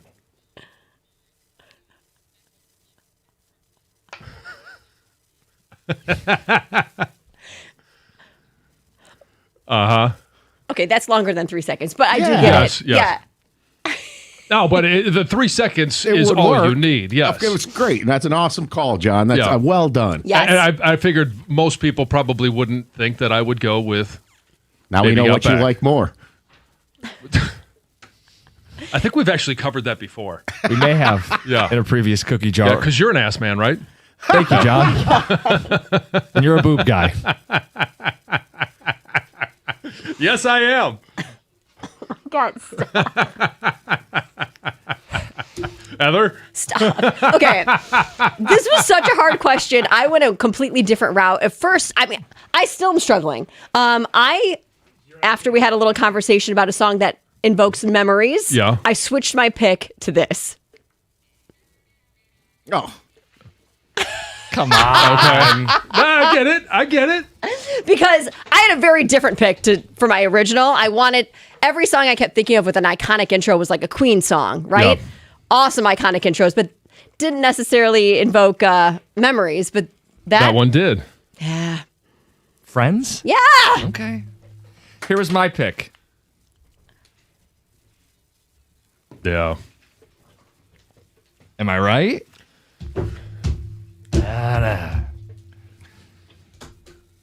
Everybody's doing this right now. There were so many to pick from AC/DC, Metallica. Yeah. Greg? In a movie with a lot of really good needle drops in them, this is the best one in Forrest Gump. It's a good one.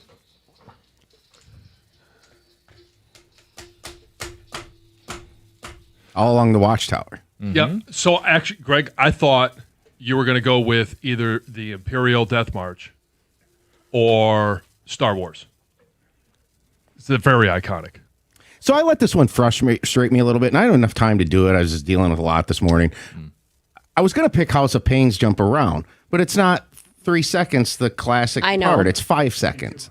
So I went with this.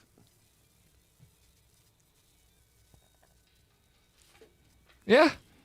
And basically, it'd be just the guitar part. Yeah, I think it's a good everybody call. knows it. He's a rounded musician of all time who most people like Yeah. Prince. Yes. And his guitar, he's one of the best ever. Yeah. There were so many good Oh my options gosh, to I pick have a from. long list. Yeah. Somebody on there took one of mine. Still Dre I had as well. That was a good one. This is one of those, once you start, you end up like, oh, you find one or two, and then it turns into 6 or 8 so or 10. hard. I like the fact that maybe we have passed up on cookies and we have a new nickname for Jim. Thank you for that, John. We have time for one more quick one. Heather recently went back to her high school. I want to know who's the most famous person that graduated from your high school. Me. Wow, what an egotistical agree. answer. I Jeez, agree, that's like- John. can we have 5 sirens for that? Okay. I'm Now I'm going to look it up. Famous Clawson High School alums. all right. There's another one, Dan Scanlon. I don't know who that is. Okay. So that was my point. Is you don't know who that is, and he's an artist, but he's also a director of movies, and he has directed Monsters University, Onward, which he was nominated for an Academy Award. He has been a part of a lot of the Toy Stories. He's been either an animator, a drawer, or story artist. My son votes for that guy, by the way. Okay. So, yeah, there are others, Yeah. but yeah. But John Jansen is the most famous. Yeah, sorry, it's True. Heather, are you the most famous? Oh, no. Well, obviously, Madonna would probably be the most famous from Adams. I'm sure there's a lot of other famous people, too, that I don't know. I graduated with Jana Kramer. She's pretty famous. I graduated with an Olympian, Peter Vanderkay. He swam with Michael Phelps. They won a couple gold medals together. He was the other guy. But It's still, Michael pretty Phelps cool. and the other guy. Those are the three I can think of. Okay. For me, Livonia Churchill. 2 names came up. One, NHL defenseman Torrey Krug, the blue liner for the Blues, or actress Judy Greer. Oh, I like Judy Greer. That's Judy Greer by a mile. Yeah. By several miles. Yes. Not even close. I'm sorry, I'm a hockey guy. Yeah, it's Judy Greer. no, Go you're- ahead. Blah, blah, old bit, Drew Hansen. Although I will say, hard mode, non-sports, Dave Llewellyn from Channel 7. There you go. There you go. Yeah. Tom? Honorable mention to Jim Miller, the former Michigan State and NFL quarterback, and Pat LaFontaine, NHL Hall of Famer. But it's Kirk Gibson. Yeah. Yep. There you go. I mean, come on. Gibby. I wonder who's more well known, or who is better at their sport, Gibby or John? Well, Gibby won World Series. Oh, I mean, I could be conceited enough to say myself from my high school, but yeah, I think Gibby. It's a cookie jar brought to you by Moran Chevrolet, where you always get the best price, period. It's 97.1. Hey, if you're thinking about a new truck this month, you and I both know it should be a Ram truck right at the top of the list. Ram truck lease deals at every Metro Detroit Ram dealer are phenomenal right now. I've seen a Ram side by side with the other trucks. I've driven a Ram, and for power, there's really no comparison. For the Ram side of things, you could choose from their legendary 5.7 Hemi V8 or 420 horsepower in the Hurricane engine. If you want more, that Hurricane engine also comes in a high output 540 horsepower. Why would you trust any full-size pickup at any price with a 4-cylinder engine? Plus, the full-size Ram 1500 is built right here in Sterling Heights, and Ram offers the 5-link coil suspension. All it's going to take is one test drive, and you're going to feel how much smoother a Ram is. And for comfort, just go sit in a Ram, and you're going to feel the difference. Right now, the lease payments on a new Ram truck at every Metro Detroit Ram dealer are phenomenal. So are their financing offers for well-qualified buyers. All you got to do is pull into your Metro Detroit Ram dealer today and tell them I sent you.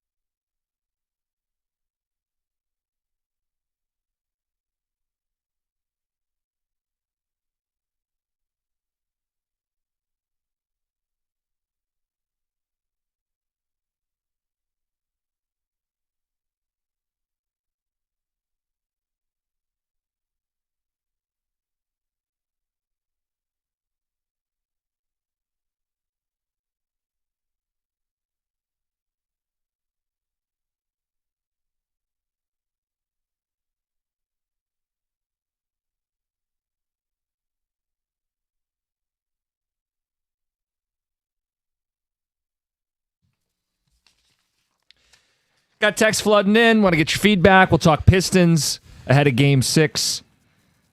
And at some point, get back into that Lions schedule. Yeah. I got a text from my daughter, too.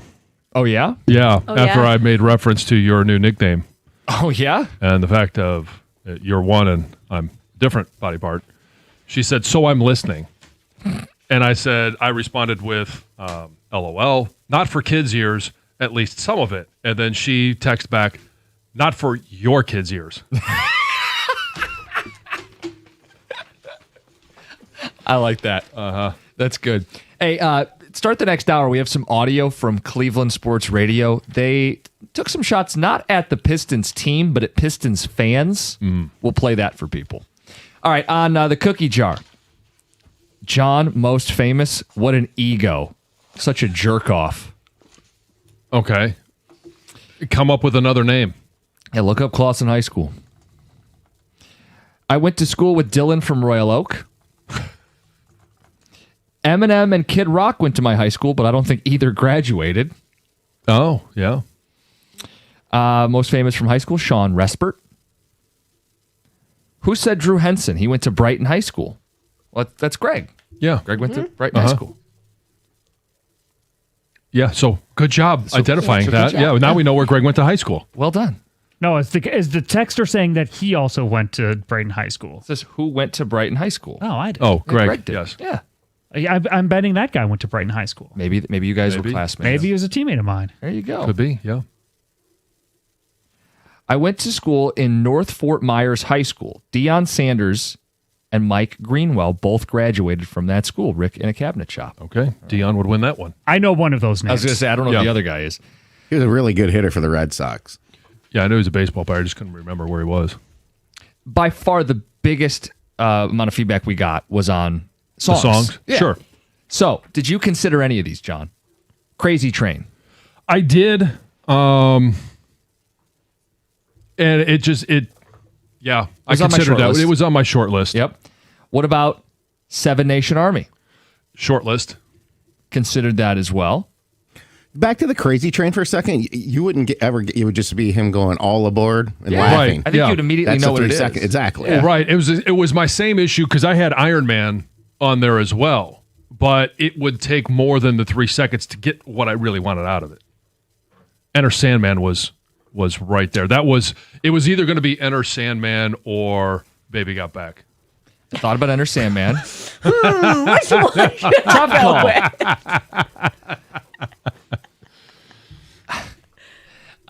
Best 3 second intro, Rock With You by Michael Jackson. That's good. I would get that easy. Tupac, Hit 'Em Up. Def Leppard, Pour Some Sugar on Me. Yeah. Best intro, Aldo Nova Fantasy. What is that? Should we dare to listen? I've heard the song, but I can't remember how it goes now. I have no clue. Maybe if I heard it. It's a late 70s. It might be one of those we hear Honestly, it, we know. when I was going through this last night, because we were doing it at the dinner table with the kids, it was hilarious because every time we would play a song, Teddy would start dancing. But AC/DC has so many to pick from. Their intros are great. There's so many good. I mean, I think Yeah. Queen has a ton of great intros too. I had several Queen songs on my list. Voodoo Child. Yeah. On the Maps app, staying away from the cops is always a great idea. Here's a little tip. They're not your friend. Oh, I have a lot of cops gonna that are say, friends. probably look at John's you, friend. John. Yeah. Lets me know where they are. I've never heard a single person say West Michigan over up north. Jim did this just to be annoying. Yeah, I kind of feel like you did. I know you. I mean, What's your, no, hold on, let's do this. What's your up north spot? what's my up north? Well, Yeah. I lived in Petoskey for a Yeah. decade. So is that where you would pick? Probably not where I would pick. No, because if I was going to move back up there, I'd want to be probably on Burt Lake. It was a better fishing lake, Okay. Do you think I would better enjoy walleye that? lake. Do you think that's my scene? No. Okay, so then I I'm not would gonna make pick fun that. of you up there. Traverse City. Well, Traverse City's awesome. Okay. Harbor Springs. I've had my fill of Traverse City. Yeah. To me, it's north of Traverse City. It's Elk Rapids. It's Charlevoix, Petoskey. sure. Elk the Rapids Torch with Lake. the giant goose. Yeah. By the way, just a little tip to people with Traverse City this summer. From one of our affiliates I was talking to, they said that traffic could be a nightmare because of all the flooding up there has washed out a major road. Yeah. Well, I agree with you, Tom, about where up north is the best. But for you, I thought maybe you would like that would be more up your alley. Well, you stay in the wilderness. I like do. you're in the Upper Peninsula. Yeah, that's what I want. They're selling furs on the street corner. Like that's not yeah. my scene. Yeah. I like the beaches in West Michigan. I like Grand Haven, South Haven, Saugatuck, the dunes. Yeah, but you got big, sleeping bear dunes. You do. Up That's there. a great point. Yeah. So, but Mackinac you can't Islands? drive on sleeping bear dunes where you can at Silver Creek, which I've done and loved it as well. Has Cookies even made it to Frankenmuth yet? Until then, he's not qualified to give an Yeah, answer. I know. Yeah, up north for you is anywhere south of Frankenmuth. Bronner's. Yeah. All right, we'll get into the Pistons to start the next hour, and we've got some audio from Cleveland Sports Radio taking shots, not at the team, but at our fans, Pistons fans. We'll play that and talk about Game 6. It's 97-1.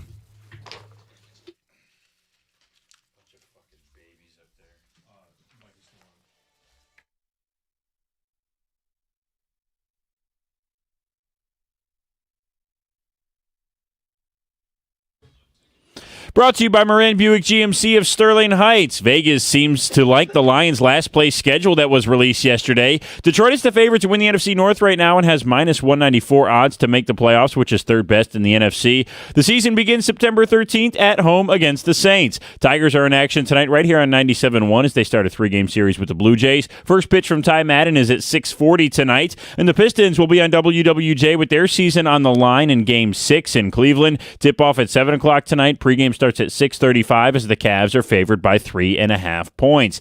And this PGA Championship leaderboard update is brought to you by your Metro Detroit Jeep dealers. We had a really bizarre situation at Aronimink yesterday when South African Garrick Higo was late to his 7:18 tee time yesterday morning. But according to him, he wasn't late. But he was. But he wasn't. Take a listen.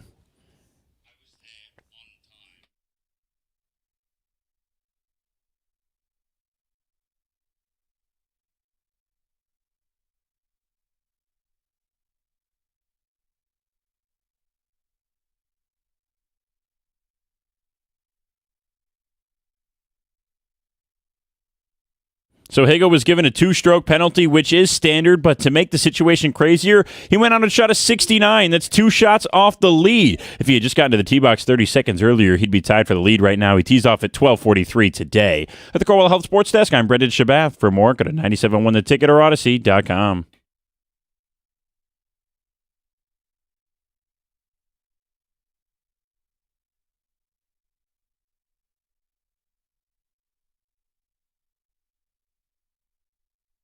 Good morning, 97.1. It is a Friday.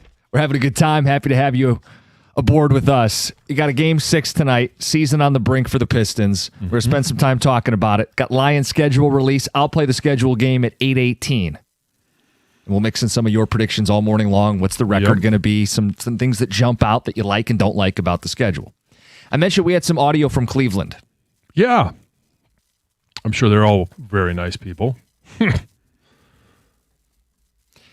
Well thought out, well spoken individuals through their tooth. They have sports radio in Cleveland, and it's an Odyssey station. And they've had us on their stations before. We've got some audio from their morning show. Ken Carman, Anthony Lima, 92.3 The Fan. And this is what they had to say, not about the Pistons, but about Pistons fans.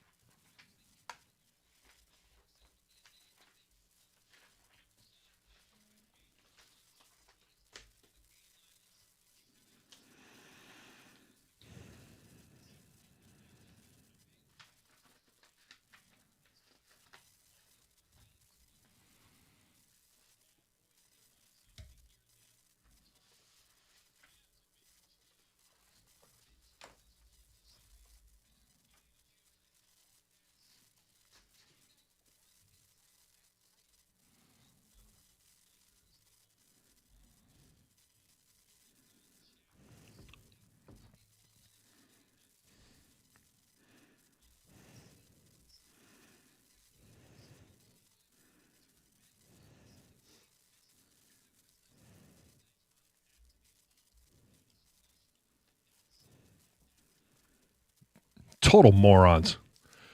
And here's the thing. They've got it all wrong. It's not that it was a ticky-tack foul or we don't like physical play. No. We would just like it to be called equal.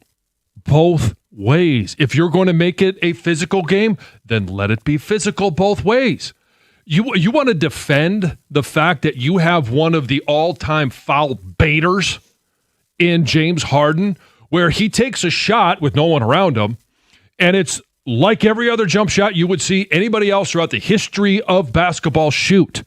And then when somebody is near him, he jumps, he kicks his legs, he tries to land inside the three-point line, he flails, and all of a sudden you get free throws. No, we just want it called equal. So stop being morons in the city of Cleveland, which we expect them to be. That's 100% on par for anybody from the state of Ohio, but especially that city, the mistake on the lake. I also don't think we should be bitching about officiating. And I don't think this show did. And I think a lot of Pistons fans rightfully put the blame on our own team's inability to close out Game 5. Right. You know, I mean, I don't think they're saying all that differently than the things we said, which is we don't want to blame officiating after that game. No, we blamed the Pistons' lack of being able to score a point Right. in the final 3 minutes. And I do think if there are fans still hung up blaming officiating, I'll call them out just like Cleveland called them out. We need to stop blaming the officials for that game. No, it's not. We're not blaming the officials. We just want it called equally. And I agree with you on that. Like it's talking about that one foul. That's not about the point. If you're saying, hey, play on, that's incidental, that's guys bumping into each other, then why is James Harden at the free throw line again? Right. Why? Let's call because no he's fouls. a flopper. Let's call 0 fouls tonight and see how it goes. Right. I would sign up right now. No fouls allowed. How's the game? I would think that would benefit the Pistons. 100%. So I don't.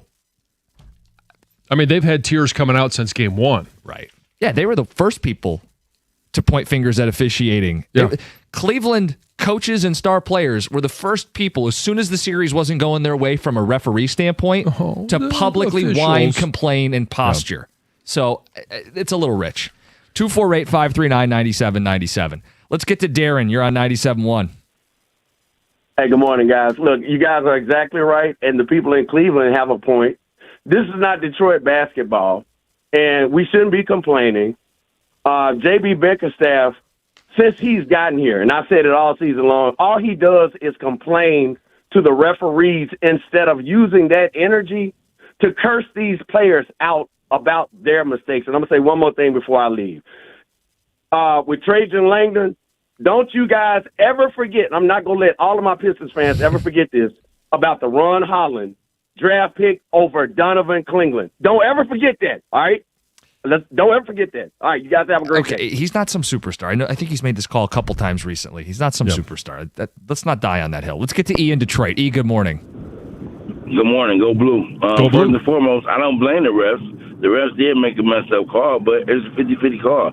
I blame JB. It wasn't the overtime. First off, we was up 9 with 3 minutes to go, and you didn't have no defense out there, and your scorers, the bench players you had out there trying to score, couldn't score. Holland should have been playing. We should have had Tobias out there, but it is what it is. In overtime, at the beginning of overtime, you came out with the same lineup that didn't score nothing in the last 3 minutes and expected them to score. You should have brought the starters out there. It is what it is at this point. Now we got to go back and win Game 6, bring Game 7 here on Sunday, and let's go Pistons. The Stones got to get it done. And as far as my Lions, 14-3. Whoa. Let's go. There you go. 14 wins. Like where your head's at. He won up to you. This is a very soft schedule. We knew it would be a soft schedule. It's got a soft landing to start. Mm-hmm. Plenty of runway for this team with a young offensive line and a young roster. I compare it very closely to what New England had last year. They were a 14-3 team. New England, Chicago, Jacksonville, all teams that made some noise with last place schedules. Mm-hmm. It's there for Detroit. Play the schedule game at 8:18. His point about the Pistons is got to win tonight, get to Game 7. We said this with the Orlando series. If they win Game 6, we really like their chances to win Game 7. You just got to get there. Mm-hmm. And In Orlando, we saw a historic poor shooting from the Magic. I have a hard time believing we're getting that again. Yeah, I mean it's one of the things that I had talked about was you can't count on a friendly whistle. Obviously, you still can't count on that friendly whistle. You're not going to get it in Cleveland. But you also can't count on another team's ultimate demise and collapse and them creating that themselves. That's what happened in Orlando in Game 6. It was, you forced a lot of those misses, but you can't expect the team to lose or to miss 27 of their final 28 shots. It's just not going to happen in the NBA. No, and they have better shot making. They do. Yeah. It happened once. Right. Especially at home where there are others, and this is true of most NBA teams, the others tend to shoot well, the bench guys, the role players at home. Yeah. Text, ew, that was Cleveland Sports Radio. I guess we don't have it so bad with cookies. We 100% took accountability for our loss. We're annoyed because the differential on fouls and because they're nothing but floppers. Mm-hmm. The foul calls didn't make the Pistons blow the lead, and the refs didn't make Uncle T miss those shots. Yeah, I feel like there's been enough accountability from a pretty good portion of the Pistons fan base. It's just weak Cleveland. Why does that Cleveland DJ sound like cookies? Cleveland Costa. Nobody claimed that the Cavs are too physical for us. No. We called them floppers. Yeah. The reaction you just played is pretty much what Mike Valenti also said, and both are making a solid point. Well, hold on. Let's break this down. The point that the tough Pistons shouldn't blame the officials, I agree with.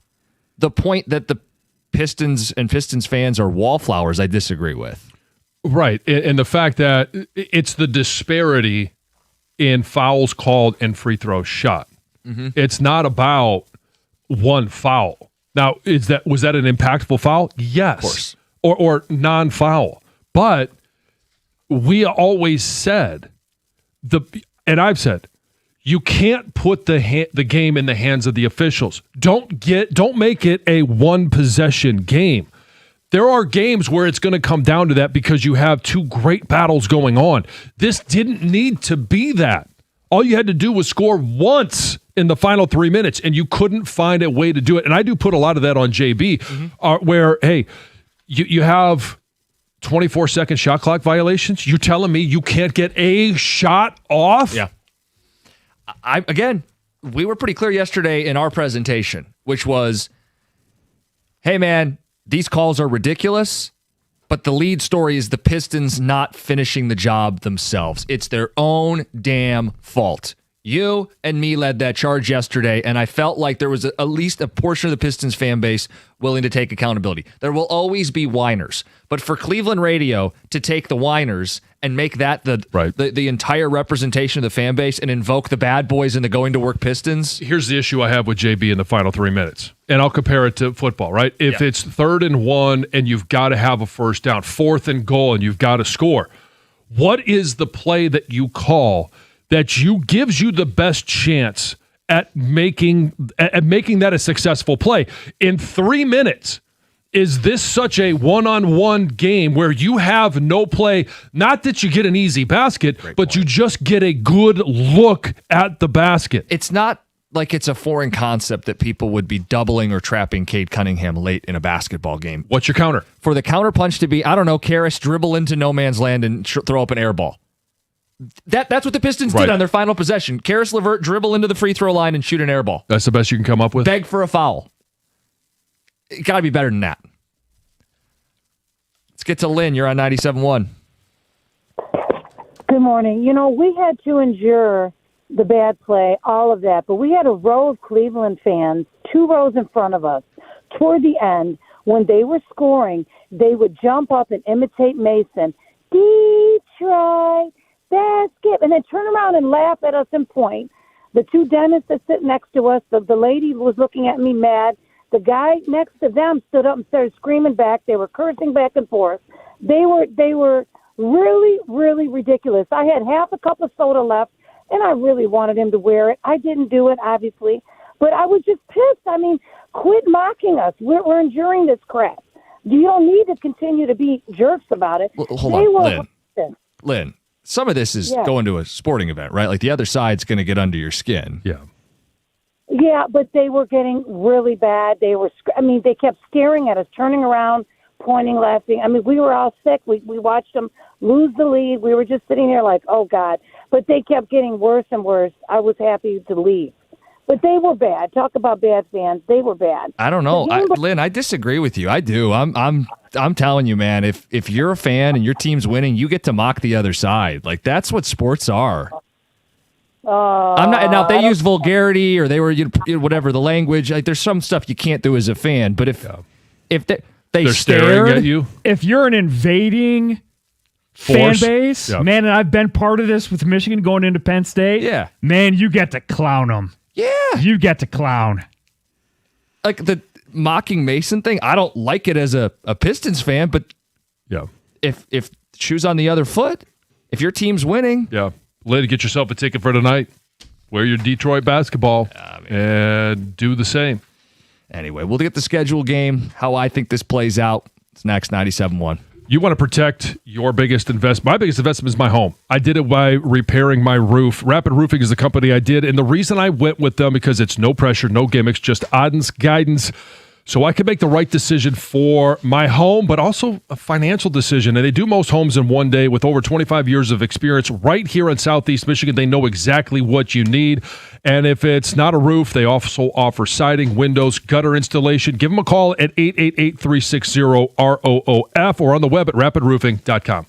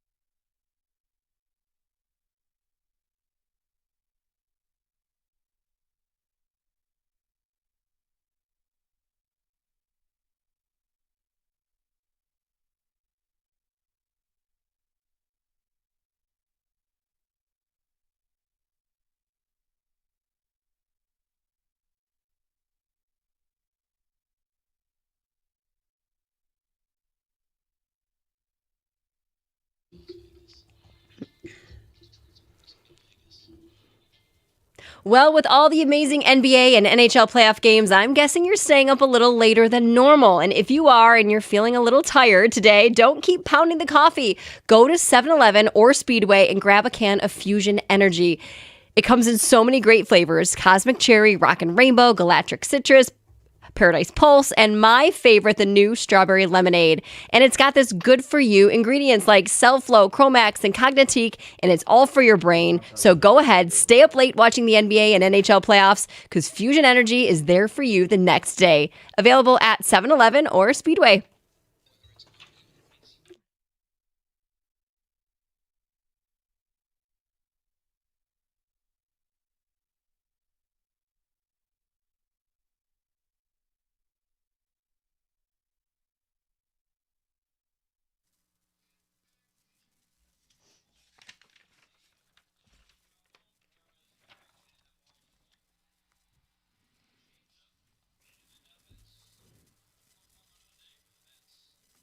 One of 5. Tigers have lost 8 of 9. Not going good. No, it is not. We're going to push the schedule game back. We want to hit more of your phone calls, talk a little more about the Pistons. We'll get to Heather's news later in the hour. With the text coming in, Lynn needs to toughen up or watch games at home. Lots of references. Lynn's real name is Karen. Karen Lynn needs to grow up. If you don't want to be mocked by opposing fans, don't go to games. That's from Roy. And this says, Lynn, respectfully, stick to the regular season. Another says, that's the type of person the Cleveland Morning Show was referencing.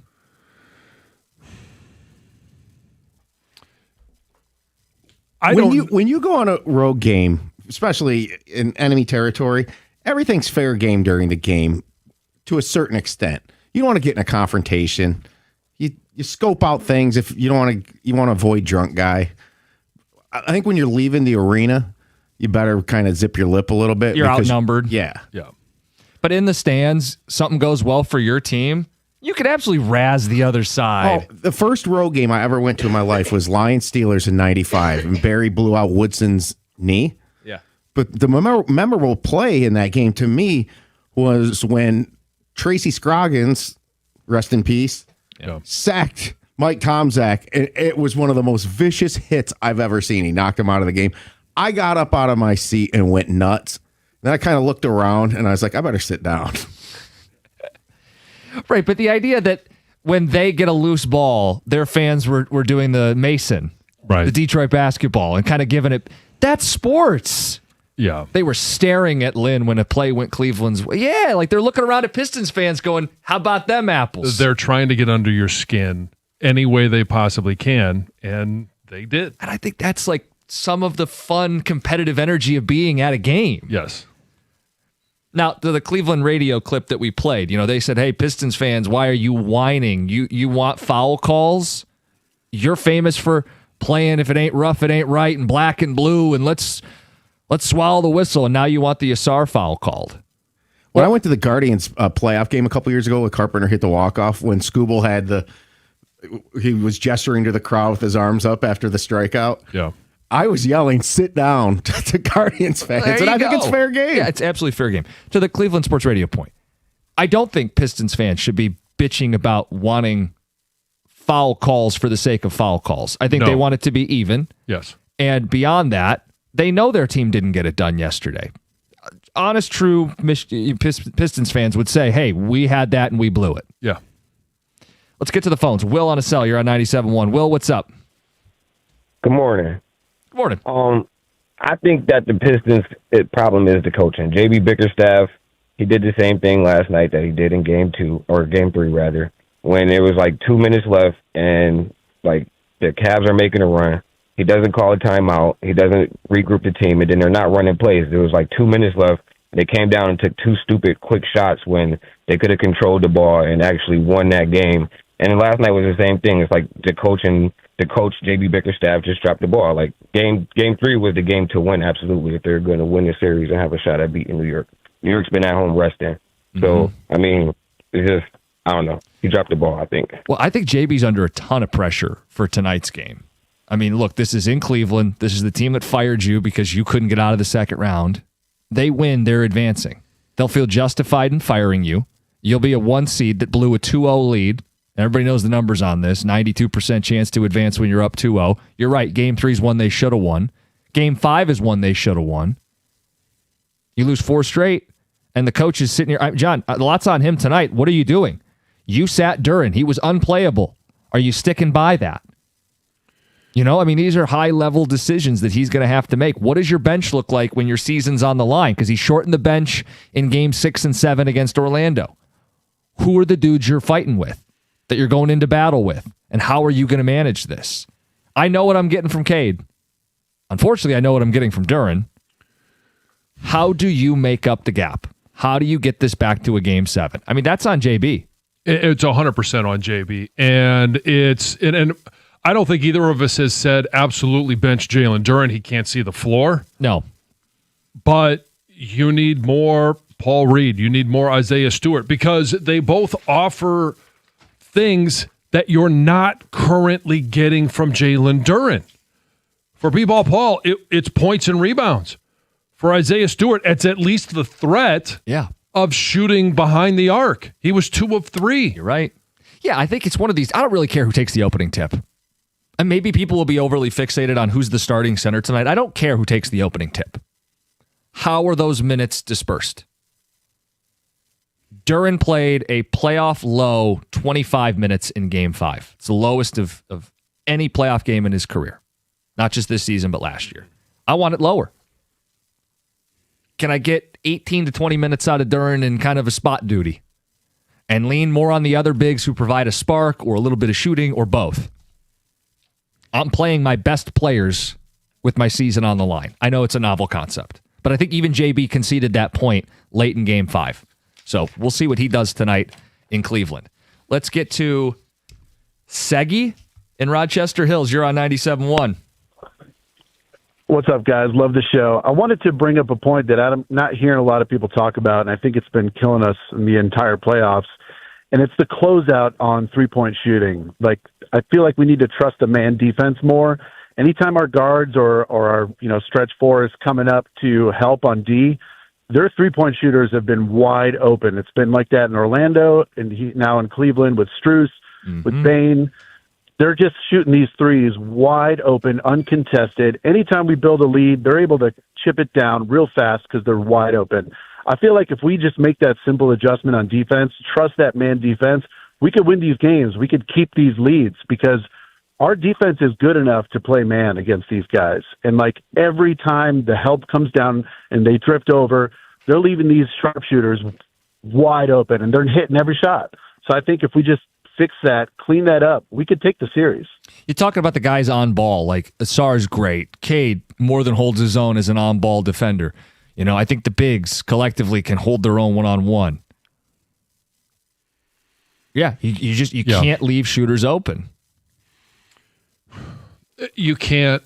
It's going to happen throughout the course of a game. Oh, yeah, I don't mean they set a pick, they run a play, they get somebody open, but consistently it can't happen. Right, and it's all about, hey, you got to understand the concepts of defense. You got to understand the rotations. You've got to understand where certain people are on the floor. Where's James Harden? Where's Strus? Mm-hmm. Where are all of these guys? And you've got to be able to have a hand in his face. John in Allen Park. John, good morning. Good morning. How you doing today, guys? Good. I was just calling to make a comment on the lady who was talking about the fans giving her a hard time. Yeah. I just happened to me and my wife and my youngest son at the time, we went to the Green Bay Lions game where Aaron Rodgers threw the 50-yard bomb to win the game at the end of the game. Yeah, Richard Rodgers. And we just happened to be sitting around a bunch of Green Bay fans. And yes, they gave us a hard time, but it was all good-hearted, natured fun to the point where, it wasn't vulgar, it wasn't anything like that. As long as nothing is ever vulgar and disrespectful, it's all part of the game. I've never been to a playoff game to where I was around the opposite team's fans, but just as long as it makes it fun, it's all part of the game. So think about this. I'm glad you brought up Green Bay. Lions fans have enjoyed beating Green Bay in this latest run, and I remember Remember the guy who brought in the cheese grater? Yes. Would Lynn have been offended by the guy as a cheese grater, mocking the opposition? No, it's fun. And part of the experience is being on both sides of it, too. Yeah. Like I was just telling Greg, I go, that Tucker field goal that I took my son to and the way they lost that game, but part of what added to it was the Ravens fans that were there and how ecstatic they were going. You know, it's like sometimes you're going to end up being on both sides in the end, and it's always going to equal out. Yeah, with the obvious caveat. If someone's taking personal shots or it's, derogatory, it's racist, it's sexual, clearly that's not okay. But people giving you a hard time about your team losing or a play that goes their way, that's sports, man. It is. That's being at games. I mean, you were talking about being down in Florida and the banter with Buckeye fans. Yeah, and it was a mom and 4 girls that were under the age of 8. Daddy won't let us say that word. And it was a Block M from Michigan. I thought it was great. Yes. Oh, when I was at that Guardians game a couple years ago in the playoffs, Sam had on a Michigan hat, and he got a few comments, and I said, "Sure, hey, we're here. Yeah, this is the deal." Yeah, I tell my kids we're everywhere. Doesn't matter that you're 10 when you're a Buckeye, or when you're with Buckeyes. Right. Hey, we're juggling a lot today. We'll get back into the Pistons at the end of the hour. Coming up next, we're going to hit on the schedule game, how I think this thing's going to play out. We'll get to Heather's news. John's schedule game in the 9 o'clock hour. It's 97.1. If you want a beautiful lawn and everything is greening up, we are actually going to have some warmer weather, along with a little bit of mixed in rain, which we get in May.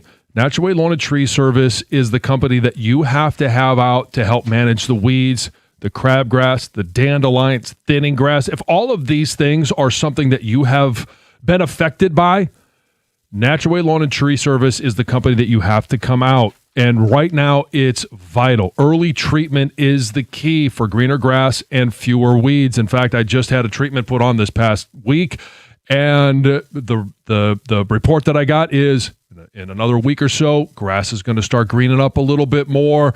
Shouldn't see any weeds. If they do, they're going to decompose and be gone. And it's exactly what has happened. They've been working on my house for well over 5 years now, and it's been great every time. For a limited time, purchase a full long program. You're going to get free grub control, but you got to mention my name along with 97.1. 888 Get Green on the phone, on the web. It's naturalwaylawn.com.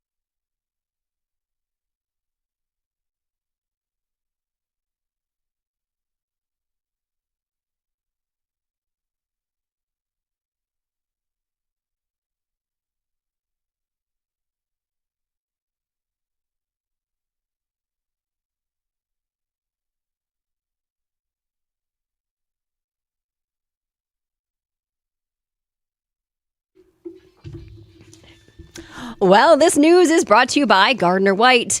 You guys, a suspect is dead after a shooting involving Michigan State Police troopers Thursday night in Waterford. So the shooting happened around 9:30 in the area of Williams Lake and Elizabeth Lake Roads.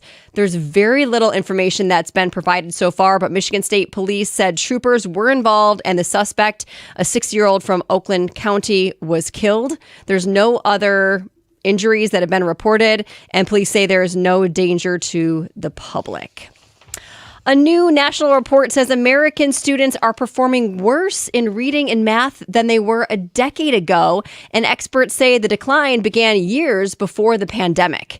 So there's this education scorecard. It's compiled by all these researchers from like Harvard and Stanford, and it analyzed test scores from grades 3 through 8 in more than 100 school districts from 2009 to 2025.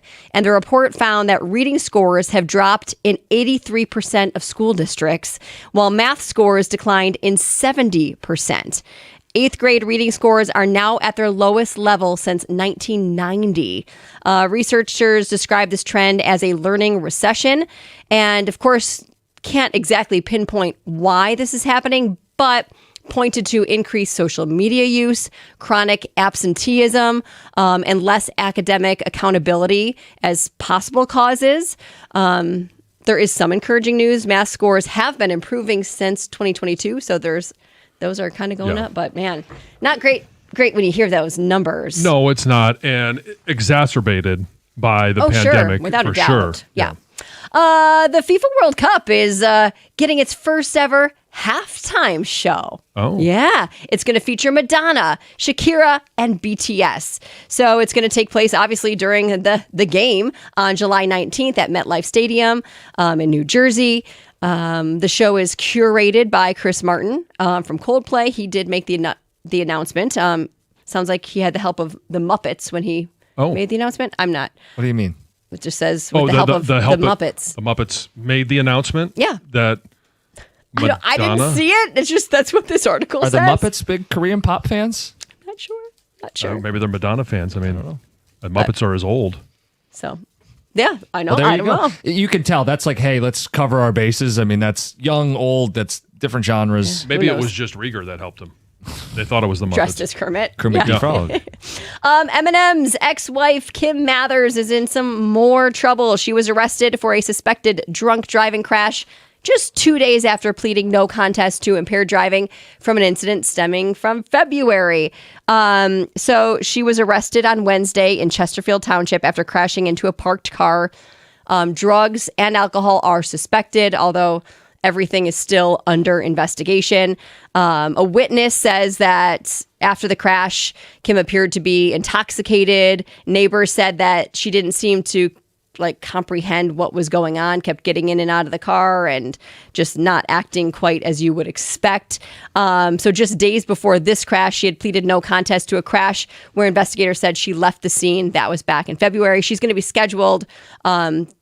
Her sentencing is scheduled for that previous crash in June 17th. Yeah, I saw the headline and it said, again, arrested again. I'm going, oh boy. Man, I know. This is so epic, you guys. Can I get this? Should I save it? Save it for the last Okay. news. I will. It's our fault. Ooh, epic news. Epic news Yeah. All to right. end of Friday.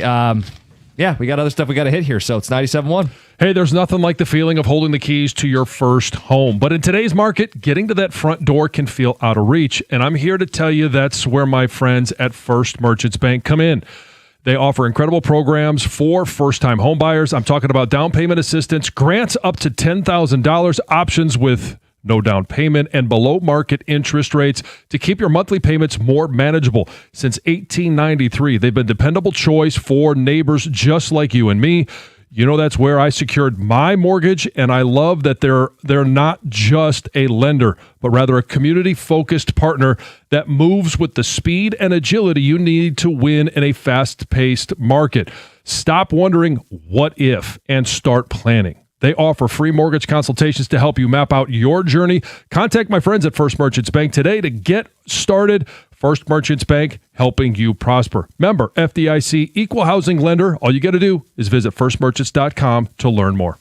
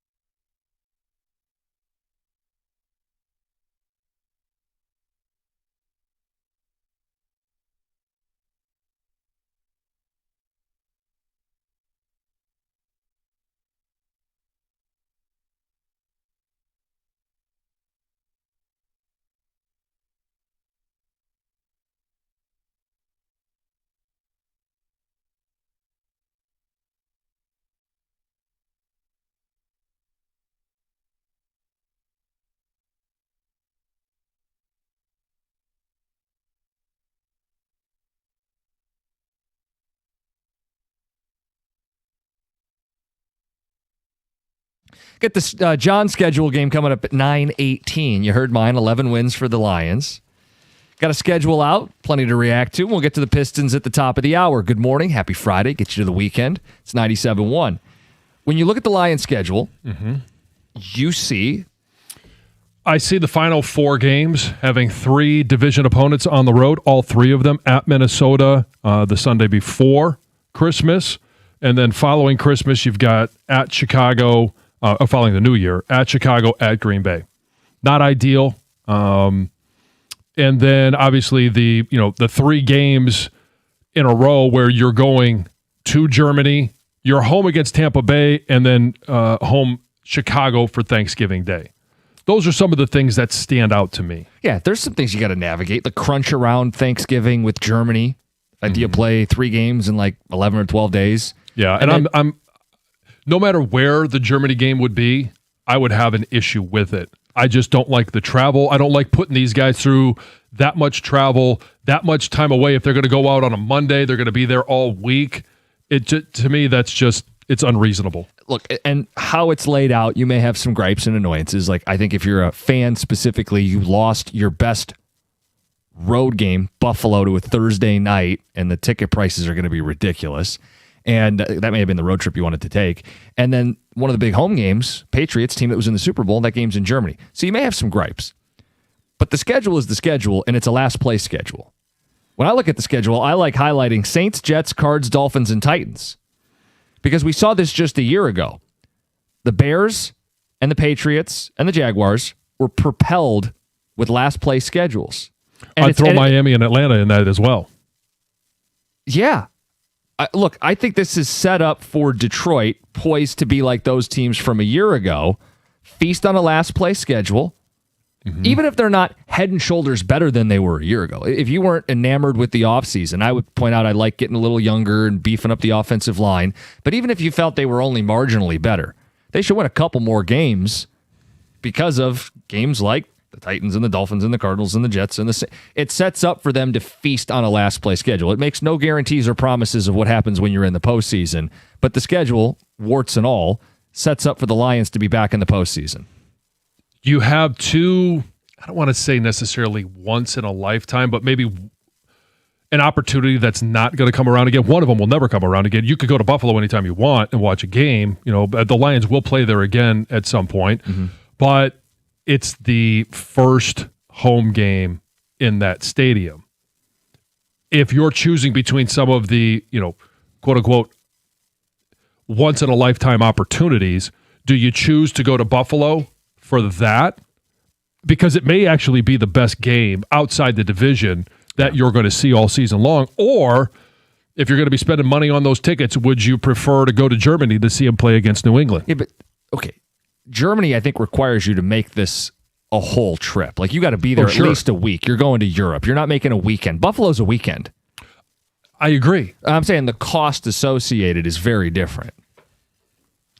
I'm not sure what. I mean, maybe if you were able to get secure tickets now, ticket prices are only going to go up for that Buffalo game. And yes, you're right. The expense is going to be greater because you are going to Europe. You're probably going to go for 5-6 days. I'm not going to yuck anybody's yum. If you're dying to go to this game, go for it. I'm not super interested in seeing an NFL team in Europe. That just for me doesn't appeal to me. If I want to see Europe, I'll go see Europe and do all the stuff I want to see when I'm there. Yeah, but you could do both. No, I know, but my point is I'm not like compelled to sit in a soccer stadium and watch an NFL game. I'd rather go see a game in a stadium here. Yes. For a fraction of the cost, too, if you factor that in. And I'm not going to argue with you, but if you're basically looking for an excuse to go to Europe, like you wouldn't just go to Europe, hey, babe, we can go see the Lions in Europe. Hey, let's go. If you've always wanted to see Germany and this is the thing that kicks you over the edge and gets you there, great. I mean, if you're looking at road trips, though, like I got a friend who always goes with his dad. It's their yearly tradition. They're season ticket holders, and then they pick one road game. He already told me they're going to Atlanta. And I didn't really ask why, but I can assume it's indoors late in the year. It's cheap concessions. Yeah. It's a cool city. And that's the thing is this year there's not that great away game to go to. The drive-to game. Last year it was Cincinnati. Year before it was Indianapolis. We've kind of always had one of those where it's close enough to be able to, hey, drive there on a Saturday, drive back after the game on Sunday, as long as it's not a Sunday night game. And your road games are the one that we mentioned already at Buffalo, at Carolina, at Arizona, Miami, Atlanta, and then you have your division games. So there's not that outside the division easy drive to game. You mentioned Carolina. That's Sunday probably night. the one. I mean, I think going down there, it was one of the cities that when we saw them on the schedule, it's a great city. They get a lot of really good restaurants, and I always analyze where I can go eat whenever we had the away schedule. So do you get like barbecue down there? Carolina barbecue? No, they had some great steakhouses. Okay. I always look for the steakhouse. Who am I talking Yeah, to? Who am the I only kidding? time I would look for the barbecue would be when we go to Kansas City. Okay. Lion schedule's out there. We want to encourage those phone calls and those texts. I got them at 11 wins. We'll get to John's at 9-18. But 11 wins is right there at the top of this division. Mm-hmm. It's right back in the postseason, and it's right there for them. I mean, it is set up for them to go back to the playoffs and win the division. And win the division. Again, they are the betting favorite to win the NFC North. This is not Homer Honolulu Blue Radio. They are the favorites to win this division. They have the highest win total in the division. Are they a better team on paper right now than you thought they were going into last year? Yes. And it's a worse schedule. Yes. So a 9-win team should win at least a greater couple than more. Yeah. Should be a double-digit win team. And I told you, I have them at 11, and I really wanted to get to 12, and I think they're closer to 12 than they are to 10.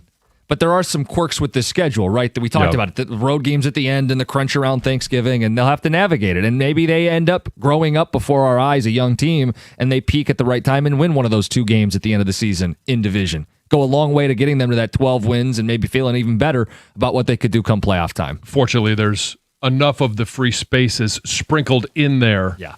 And spread out through all 17 games. Lion schedule calls, Pistons talk. We'll get to that coming up next. Game 6 is tonight the end. It's 97-1.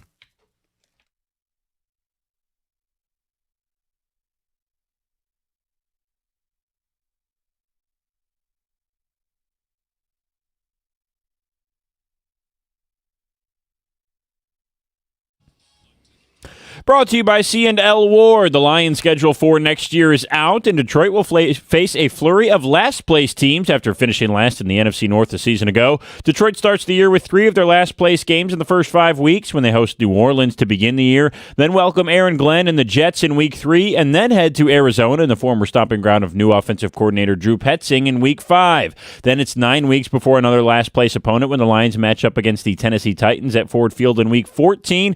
Detroit's final last-place game is at home on Week 16 when they host the New York Football Giants on Monday Night Football. Vegas set Detroit's over-under at 10.5 wins this season. The over is priced at -115 odds, while the under sits at -105. Lions are favored to win the NFC North at +155.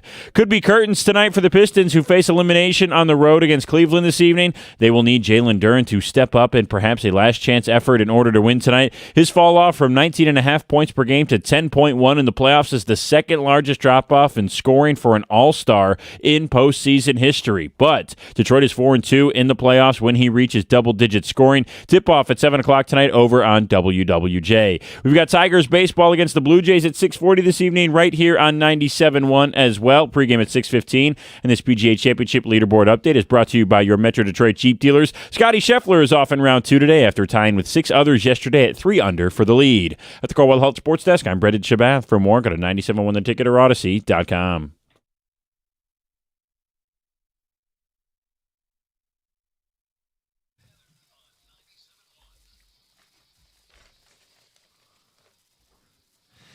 If you can get back to Detroit for Game 7, ...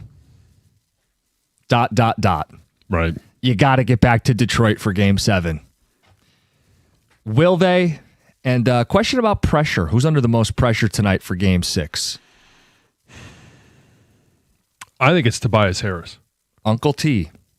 Because we've seen him come through in the postseason. It's not... I think the expectations for him are greater than what he is capable of doing on a regular basis. Because I don't know about because that. he's not a Robin. But they need him to be Robin because it's not Duren, it's not really anybody else that you can count on, and he's not the James Harden that Cleveland has. And I know that, hey, postseason James Harden, it's nothing that you can necessarily count on, but Donovan Mitchell has more options around him. He's got Jared Allen, Evan Mobley, James Harden, Max Strus. Like there are more scoring options that Cleveland has than Detroit does. Can we spotlight Evan Mobley for a second? Because we've been so focused on our house and our problems and fixing things. After game 2, Evan Mobley had 1 rebound. Mm-hmm.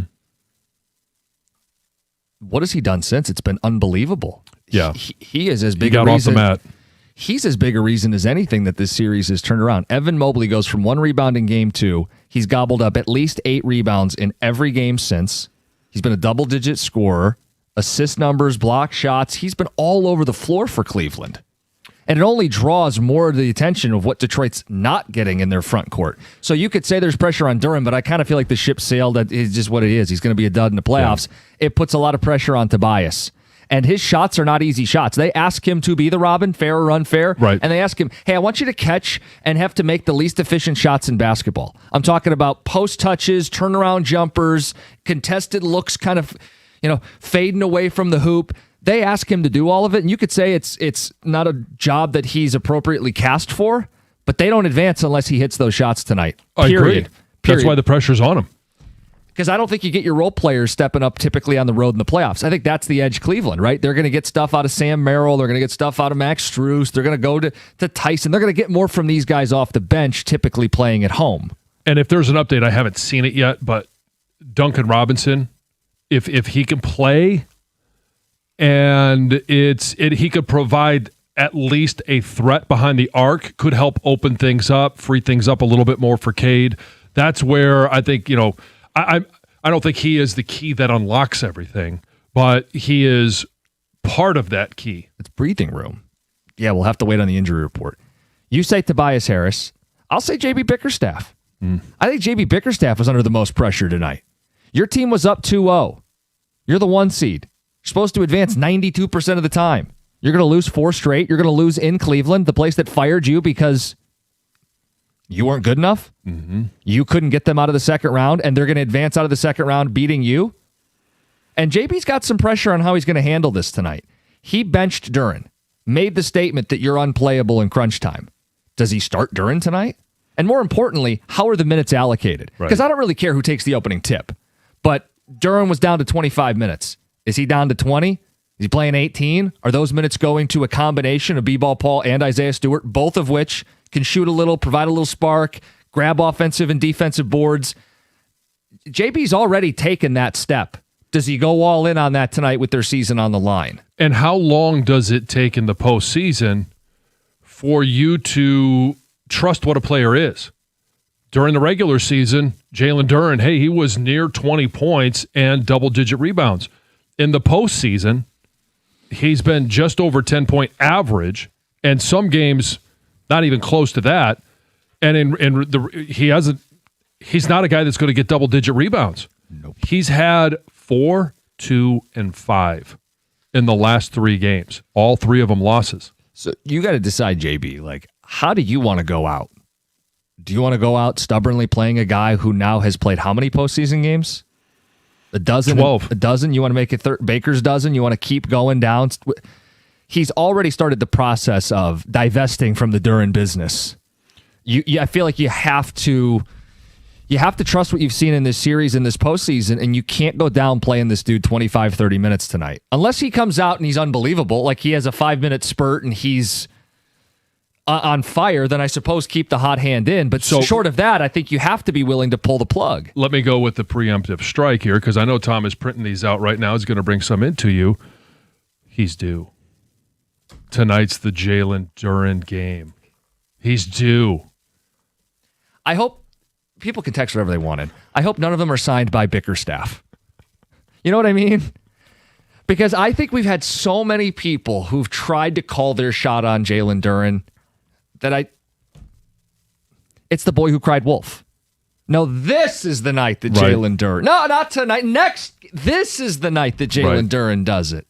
I hope that Bickerstaff is not of that mindset. Yeah. You agree with that, right? Yeah, it's from TL and the D. There are none of those texts yet. Good. Okay. Good. Because we had them earlier. We got calls and texts. We've taken them on it. Text coming in 248-539-9797 on the Pistons. We want to know who's under the most pressure tonight. And just a basic question of, is this it? Is this the end? Because we have been in this spot before. Detroit had their backs to the wall, and they found a way to beat Orlando. They had to go on the road in Game 6 to do it. But it wasn't that long ago. We can remember that required Orlando to have one of the all-time, in fact, the all-time coldest shooting performance in NBA history. And the question isn't, can they win? They're going to play the game. They have a chance to win. And I don't know what that chance is, but I think the better question is, do you believe that they'll win tonight? And then on the flip side, if they do, come back to Detroit, do you believe they'll win Game 7? I'm going to give you the same answer I gave you against Orlando. I don't think they win Game 6, but if they do, I think they'll win Game 7. Hater. You're a hater. Maybe that's good mojo. I believe the same thing, though.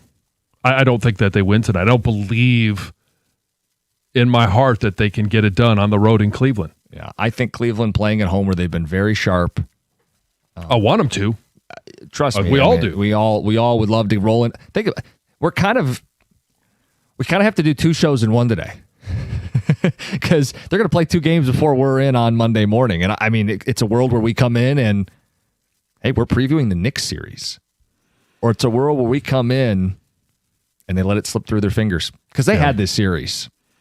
They did. They had it in a 2-0 lead. They had it with a Game 5 lead in the final 3 minutes. They've had this series. And I was never, hey, the series is over after the 2 wins. But I did start to look ahead because we all believe that the Knicks, as they did, were going to win that series. I started to look ahead and get excited about Pistons-Knicks in the Eastern Conference Finals. I don't think that's a reality anymore. Yeah. Tex says Cleveland isn't good. If we don't beat ourselves, we win. The games in Cleveland, they've looked like the better team. Mm-hmm. They certainly have. The games in Detroit, the Pistons have looked like the better team. But the Pistons blew it. They blew it in Game 5. I guess we need Cleveland to blow it, which I hate. I hate being in a position where I need the other team to play down. Yeah, I don't want to be in a position. I don't want to be going into tonight's game hoping that Cleveland plays bad. Sure would love them to. It'd be great. If James Harden could play like the bum he's been in closeout crunch time spots, that would be awesome. Give me a 3 of 15 shooting night from James Harden. I'd love that. I just can't tell people. With 8 turnovers. Sure, but I just can't tell people I expect that tonight. And I don't want to sit there and also say, well, we're hoping for a friendly whistle. Right. Well, we got caught with Game 5 thinking JB had politicked for a good whistle, and clearly that hasn't come. No. So you're going to have to go out there and do what you had done for 45 minutes in Game 5. And that is put yourself in a position to overcome any obstacles in your way. They had a 9-point lead. And to your point that there's pressure on JB, if they get in that same situation and they don't have any go-to in the final 3 minutes where you can't even get off a shot and there's a shot clock violation or you can't even get a good look at the basket. No. Texas, I don't know what to believe with this Pistons team. They're like a bipolar mother-in-law. As soon as you think you got her figured out, she goes cuckoo. Ooh. Cade has a real chance to start building a legacy. Sure. I mean, for what he did in the first series against Orlando. Yeah. I don't know. He's meant to this team. I don't know how much more I can ask out of him. I know you want to cut down on a couple turnovers. Guy shot really well in Game 5. Guy dropped almost 40 in Game 5.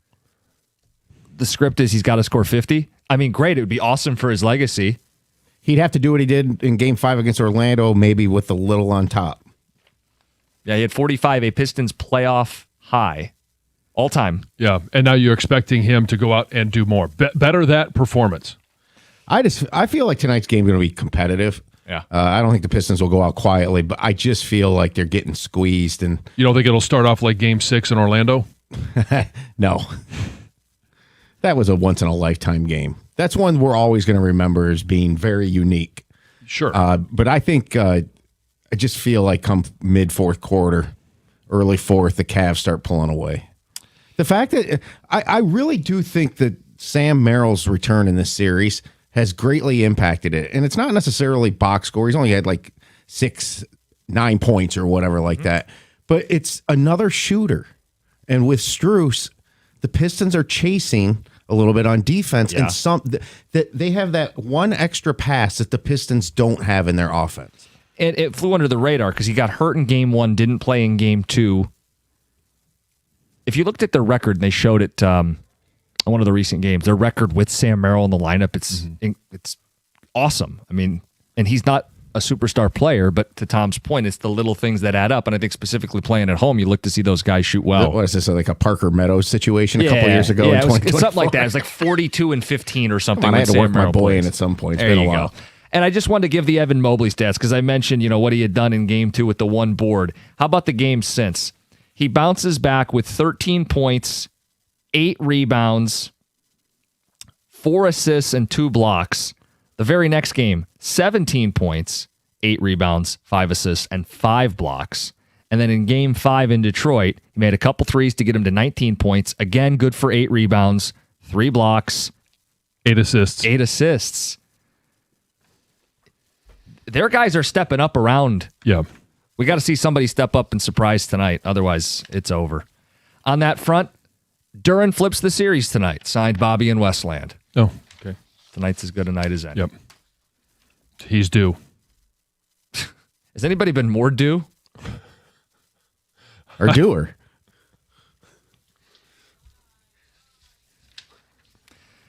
John's scheduled game next, 97-1. Hey, you could be a great driver doing everything right and still get hit and maybe never even see it coming. That's life on the road, especially with more people out in the nice weather. You got bikes, motorcycles, summer traffic picking up.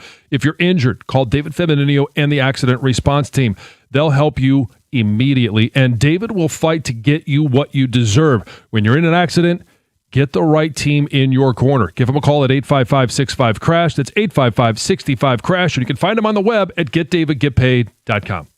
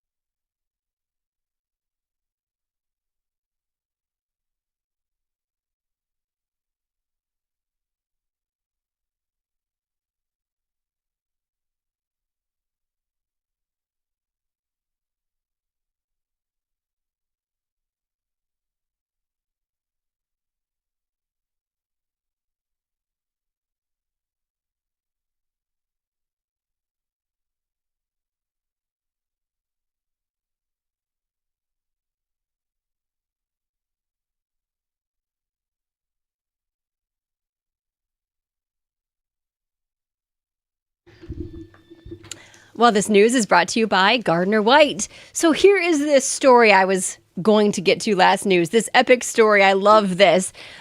Just a basic routine morning swim turned into this unexpected viral moment for one Australian man when he just accidentally walked straight onto a Fashion Week runway. Oh. Okay, so this guy's name is David Handley. He was heading out to his usual swim at this beach in Sydney, and he just unknowingly stepped right onto the catwalk during the show. This was for a fashion brand called Commas. Now, he was wearing his swimsuit. You know, he had a shirt on when he got there, did some stretches right there by the runway, and then jumped into the water, went for a swim, came out, towel dried right there when all the models were just walking down these stairs through the sand, and people. Who stretches before they go to the beach? No, he went for a swim. So he was there for fitness. Yes, not I for mean, sun. well, no. He just went for a swim like this. I think he's local. I think this is what he does. Oh, you know, daily. His he routine. Just, he goes down to the beach, takes a swim, gets out, towel dries, and goes. And people are saying he stole the show, and they really hope that if they're joking, but if he doesn't like headline the Paris Fashion Week. Because they loved it. They called him a legend, an icon. The paparazzi got all these shots of him. I mean, he had no idea what he had just walked into. And the video, of course, is awesome. So, That's cool. So go check it out because it's I wonder though, like, where are all the spectators? Because that would be obvious to me. If there's people watching the show in like chairs, which they normally are, that would be a dead giveaway. But apparently they were watching maybe from. I have no idea. Who knows? A dad in California has sparked a big debate online after he caught a T-shirt at a rodeo, which seemed to actually be intended for a woman who was kind of standing next to him. But he grabbed it, handed it to his daughter behind him. And in this video, you can see the dad, stretch forward, reach in front of the woman who was actively trying to catch it. There was not a lot of people at this rodeo, right? So it was basically this woman and the dad, and her hands were up ready to catch it, and he just kind of swooped in, turned around, walked about, 3 rows up, gave it to his daughter. You can see in the video, he turns around and like pats the woman on the shoulder and says something to her, and then points to his family, and that's the video. And people had a lot to say about it. Now, the mom posted the video, and in the caption, she did say, in the end, her daughter gave the shirt back to the woman. That's kind of how it ended. It was like, oh, the dad would do anything, but in the end, my daughter gave the shirt back. Some people were really quick to say, wow, this was a really bad example set by the father. Clearly, the shirt was intended for this woman. And other people... Was she hot? Other people said that nobody owns the shirt. It was up for fair game. He reached further. He got it. And he defended himself, too, saying, like, the woman didn't have her hands on it. It's not like I snatched it from her hands and stole it from her. It doesn't sound like he boxed her out. No, but when I saw the video, I'm like, what's the big deal? I don't know. But it divided the internet, apparently. So I'll ask you the question. Yeah. What, was she hot? John, I can't... I have no idea. You don't have to answer that. The video is taken, like, several rows back, right? Oh, from her back. Yes. So let's ask Jim. Stop it. What else you got? You might have seen this story kind of going viral for a while. A tourist who was caught throwing a large rock at this beloved endangered Hawaiian monk seal has now been arrested by federal agents. Did you see this video going around? Well, authorities say this man, he's a 38-year-old from Covington, Washington, was caught on camera. He was throwing like a coconut-sized rock at this seal that it's known as Lonnie, like a beloved seal. I've seen the video, yeah. Now, he doesn't actually hit the seal, but it's all of his reaction, right? Some people are trying to tell him to stop, and he's like, well, I'm rich. I've got enough money to pay fines if I'm fined, right? But why? Anyway, he was arrested back at home, like back in the States. The tourist now faces charges under the Endangered Species Act and the Marine Mammal Protection Act. And if convicted, he could face up to 2 years in prison and tens of thousands of dollars in fines. Well, he's rich.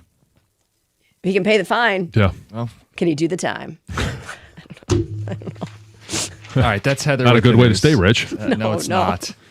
All right, end of the show. We have some audio from Cleveland radio. They took some shots at Pistons fans. We'll play that for you about 9:50. We got the cookie jar next. It's 97.1.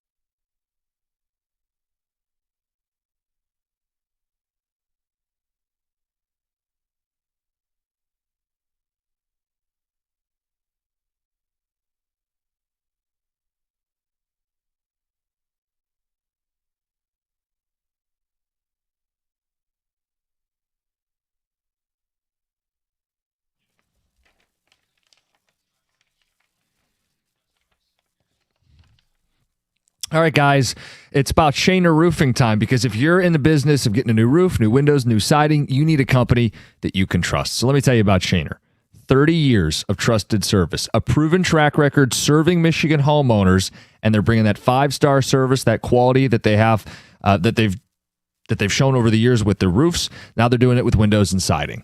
Shaner Roofing is a local family-owned business, and they're going to treat you like family. And there's no better example of that than the no-pressure promise. Forget high-pressure sales pitches. You're going to get a true, honest assessment of your home's needs, and then they'll trust you to make the right decision. And they're committed to their local customers. While competitors are being bought out by investment firms and private equity, Shaner's here, they're local, and they're committed to Michigan customers. Their reputation's unmatched. Take a look. You can Google them, see what I'm talking about. 4.9-star Google rating. Thousands of satisfied homeowners, and a reputation that's earned through decades of doing the job right. Another great example of Shaner looking out for you, peace of mind. Every roof installation comes with a lifetime transferable warranty. And that means something, because it's not a company that's a fly-by-night in 1 year and gone the next. 30-year track record means when you have a lifetime transferable warranty, you can actually take advantage of that. So what you're going to want to do is you're going to want to check out what I'm talking about. You're going to want to get a quote. Go to mymichiganroof.com. Get a quote today at mymichiganroof.com. That's Shaner Roofing, mymichiganroof.com.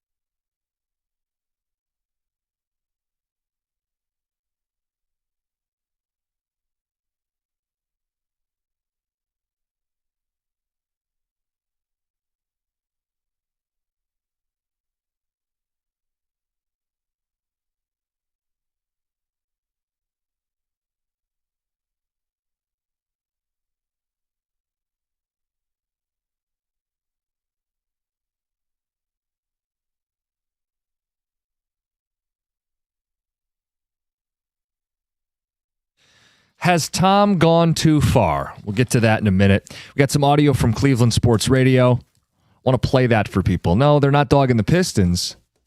They're dogging Pistons fans. This is from our Cleveland station, 92.3 The Fan, their morning show. This is Ken Carman, and then the second voice is Anthony Lima.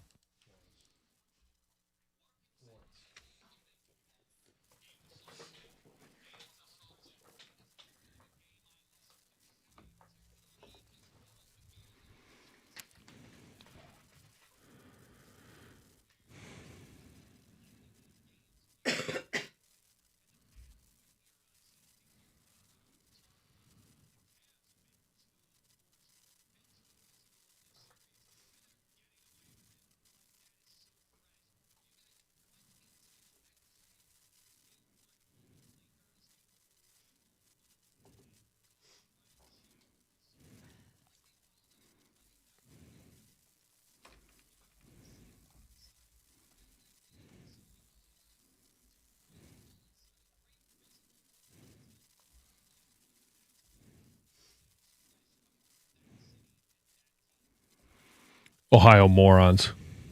Just what we expected from the city and that state. They're partially right. Sure. Do we want ticky-tack calls called? No. No, I don't In think fact, anybody... the argument is we don't want the ticky-tack calls called. That's where they're half right. They're half right in that, no, Detroit, famous for going to work in Bad Boys, shouldn't be bitching about officiating and begging to get a call right. But we're not complaining because the Cavs are too physical, that Jared Allen was so physical with 0.7 of a second left. It's the opposite. We're critical because you guys are so soft that you flop all the time and are getting called for unnecessary BS. Right. And we're not saying the reason that we lost was that foul at the end of the game. The reason we lost were self-inflicted wounds. You couldn't score with 3 minutes left. That's the number one reason you lost. But the disparity in fouls, like, you can't look at that and ignore it. No, and real quick, a spotlight for Game 6 tonight. I just want to read you a Cade Cunningham quote following Game 5. It's first to 4 wins, though, right? We had our back against the wall before. At the end of the day, if we can't win a game on the road, how far are we really going to get in the playoffs? Mm-hmm. Find out tonight. Tom, have you gone too far? What is this? I think I have. And so I did the mock schedule for the Lions, and I got 6 of the games right, and would have had 8 if I'd have got the Packers location right on both dates, which is just crazy that I actually got them right. So because I did well, Jim, I was joking around the other day with him, what if we ever did a way too early 2027 mock draft? So I have one. Ready? Yes. Week 1, September 8th, Chiefs at home. Wednesday night football, Lions Super Bowl champions. Wednesday night football? Yes, they're playing on the Wednesday now. Seahawks and Patriots is Wednesday this year because they got the game in Australia. All right, if we're going to do this, we got to go super quick. Wait. Wednesday. They're doing Wednesday because it's Thanksgiving Eve. No. He's saying week 1 this year. The season opener this year is on a Wednesday. Right. Yes. And he's saying the Lions are winning the Super Bowl. They're hosting the game 1 next year because they're the Super Bowl champs. Let's continue. All right, week 2 at Vikings. Week 3, 49ers at home, Monday Night Football. Week 4 at Broncos. Week 5, Cardinals at home. Week 6 at Rams. Week 7, Chargers here. Week 8, Halloween at the Bengals, but no. They're going to play the Bengals in Europe, in Transylvania on Halloween. Like that? Yes. And they're playing the orange and black team. Perfect. All right, week 9 bye. Week 10 at Packers. Week 11 at Buccaneers. Thanksgiving, week 12, Vikings at home. Week 13, another Thursday night game against the Cowboys, just like it was a few years ago. Week 14 at the Seahawks. 15, Bears. 16 at the Raiders. Christmas Day. Everybody gets to go to Vegas for Christmas. Week 17 at the Bears. And week 18, Packers at home. There it is. All right, we've officially gone too far. That's going too far. No, you can't. You never go too far. All right, now it's your turn. Wins, loss. I had them at 11-6. They better do something this year because that's a gauntlet. And some of it's based on record and optimism for this season. Of course. Doug thinks I'm insane. Doug, you just walked into a mock schedule for 2027. It's hysterical, but this is Tom is cornering the so dumb it's great ideas, show ideas. Yes. I love it. I freaking love it. I can't. I mean, I'm looking for this mock draft from NFL 2035. You know, somebody selects Waju's kid with the first pick. Yeah. The old Penn State Oh, DB. that's going to be Jack Yeah. Jansen. Yeah. No, 35. Yeah, 35 could be. Yeah. Everybody spends about 8 years in college anymore anyway. So When's Jack? What year would he be? he's the recruiting class of 20, or he graduating class of 29. So 34. Yeah. 34 So would be he's a fifth year. player. Yeah. Yeah. We'll see. Anyway, Friday is here. Yes, it is.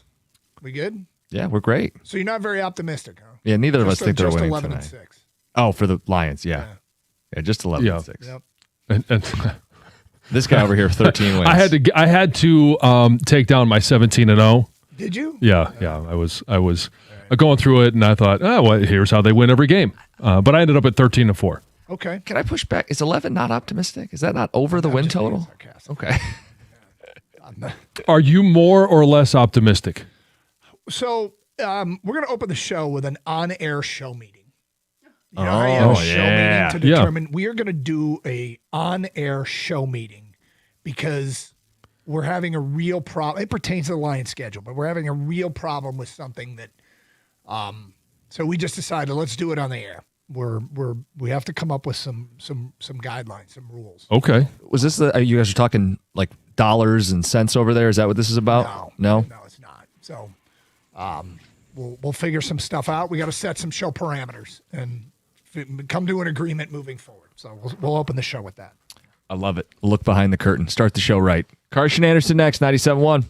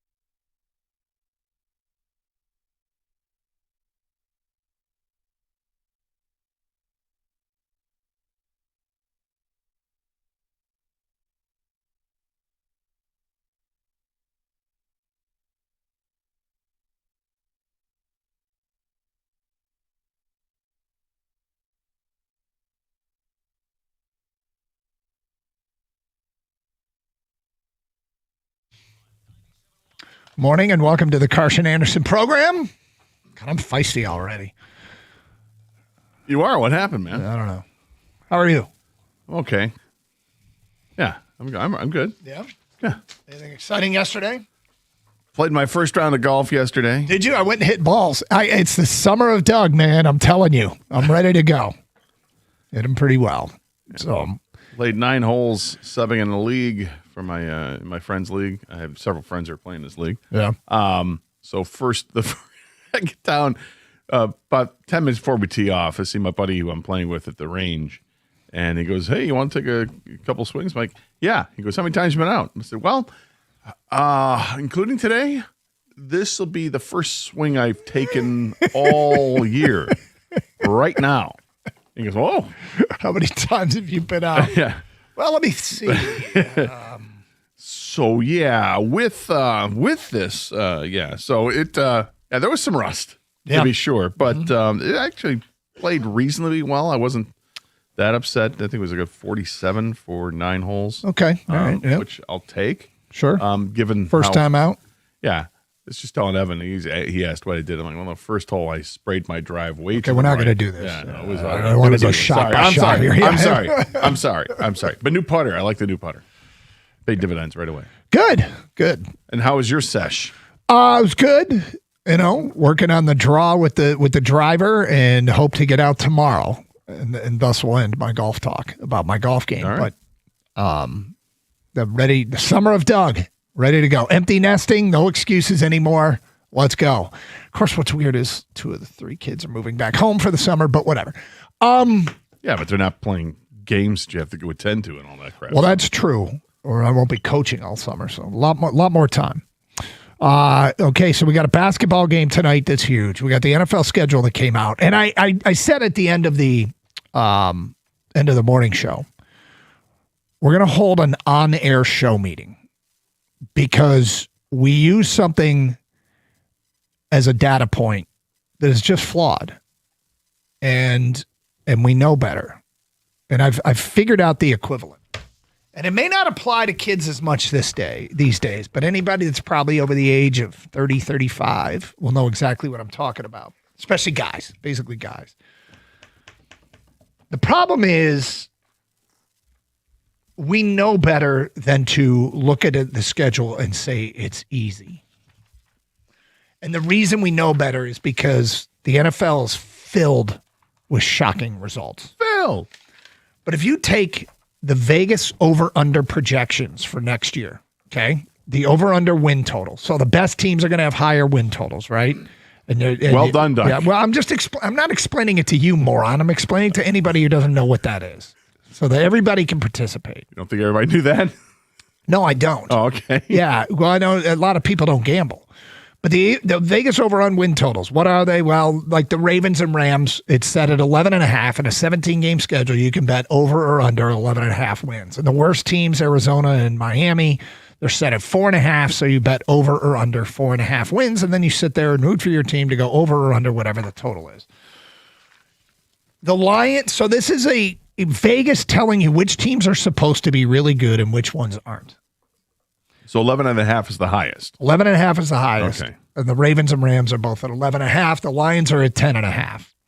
Oh, that's pretty good. Yeah. But if you take the Lions' schedule, okay, and look at the teams that they play, there are 17 teams in the league that have 9.5 wins or more, projected to have 9.5 wins or more. Okay. Wow, that many. Yep. So there's, just over half. Yeah, well, it's over So there's half. 15 teams that are 8.5 or less. So you have roughly half the league is supposed to be, above 500, and half the league is supposed to be below 500, roughly. I mean, obviously there's some wiggle room there. Of the 17 teams at 9.5 or above, do you know how many the Lions play? I'm going to say 4? 5. Well, they play 4 teams, but they play one of them twice, the Bears. So, yeah, it's 4 teams, 5 games. They play 12 games against teams that are supposed to be below 500, or their number set at 8.5. 12. Yeah, they have an easy schedule based off of last year's win-loss totals. No, based off of next year's projections. I'm just saying so people understand that too. Based off of when they come out with because they came out with this the other day with the winning percentage and the ease of schedule based off of last season. The Lions have one of the better schedules with that in that regard.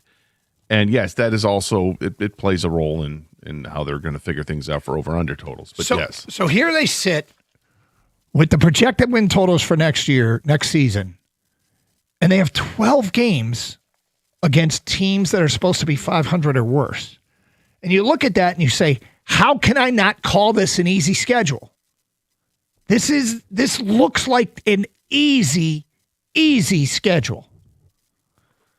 But Kang, I remember you first started telling us maybe a decade ago, don't fall for that.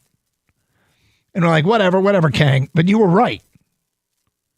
The schedules are so often not what they appear to be. How do we not look at this and not say this is an easy schedule? They play the Jets, Arizona, and Miami. Those teams are 5.5 wins or less. That should be 3 wins. Tennessee, 6.5. That should be a win. They play teams that are, these are 4 of the 5 worst teams in the NFL in win totals. Right. Last year they played a team that was quarterbacked by J.J. McCarthy and that same team that was quarterbacked by Max Brosmer. Yeah. And they lost both of those games. Yes. So this is why you take this with a grain of salt every year. So what are we going to do with this? Because I mean, do you think this is an easy schedule? Yes. Ken, I don't think easy. I think it's an easier schedule. I would not say easy. I think it's easier. Ken, do you think this is an easy schedule? On paper, it looks like an easy schedule. But you know me, and you just said it. Yep. I don't play that game. I'm like the one guy who Ken still doesn't doesn't front. play. You know I him. don't play that game because just a small sample size. First of all, we all know the last to first every single year. Yep. Someone that finishes last in the division ends up winning their division the following year. Hundo P. That was the New England Patriots last year, right? Hundo P, right? Yeah. The Patriots were last in the division in 24-25 and went to the Super Bowl the following year. Yep. Okay? The Chiefs were 15-2 in 24-25. They didn't make the playoffs last year. Yep. Those are just 2 examples of how this thing sways back and forth big time, and we just don't know. But we all fall Injuries are fun. Oh, are they an X factor, Gator? A little bit. We all Ultimate fall for it. equalizer? And I've decided, to me, and maybe this analogy won't work for everybody, but I think guys of our generation and younger, you think back to there was a time in your life where you were talking on the telephone to a girl you didn't know, and you had this thought, she sounds hot. And you believed it. Like you totally believed that girl on the other end of the phone, God, she sounds really hot. Yeah. On this day and age with social media, I mean, I guess, I don't know if kids do You that should know. anymore. But guys, did you ever get burned by she sounds hot? Then that's what the schedule is. Schedule, she sounds hot. You can't believe it. You can't believe it. And I look at this and I'm going, they're going 12-5 minimum. There's probably going to be. They might go 13-5. Yeah. I don't know, man. I don't know how to process this. Well, I don't process anything until we get to the training camp and we see how things are shaking out, how injuries play out, and all that. I mean, right now it's a lot of fun to look at that and try to play the win-loss game. Mm-hmm. But it's just it's useless because so much happens between now and the season starts for the Lions on September 13th. Man, it seems like it's a late start. Yeah, kind of September 13th. Yeah. Going through January 10th. Mm-hmm. Wow, that is late this year. I can't believe, seriously, how hot she sounds with this schedule. Like, this schedule is one of the easiest Lions schedules I've ever seen on paper. And I am fighting I'm resisting predicting huge things based upon this, but I can't help myself. I can't help myself. There's a couple of things that work in their favor. The Lions had the last place schedule, right? Yes, which accounts for, I think, only 3 games. That's fine. We'll take those 3 games in addition to them playing the NFC South, yep. which is not a good division for football. So they could catch a break there. And then if you happen to think that this division sucks, if you think Minnesota is terrible, that's 2 games against Minnesota. And then if you're looking at the other 2 opponents, if you can split those games, well, then you start to feel better about yourself. A lot better about yourself. And then you just F around and win one of those other really competitive games, and here you go. All of a sudden, there's your 10 or 11 wins. Well, as I sit down and look at it, I think 11 wins is the floor. 11 wins is the floor. Oh, you're already going there. Yep, it's the floor. You're not going to wait. No. Are you you're planting the flag now? I'm planting the flag now. 11 wins is the floor. Look at that. Yep.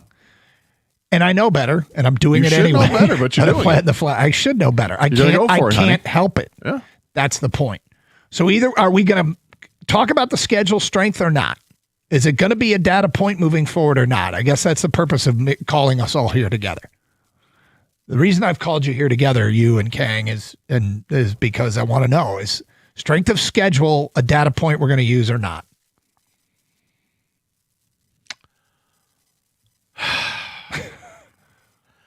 I think you can. I mean, there's several caveats I want to throw on it. And I think there's a lot of unknown and mystery factor.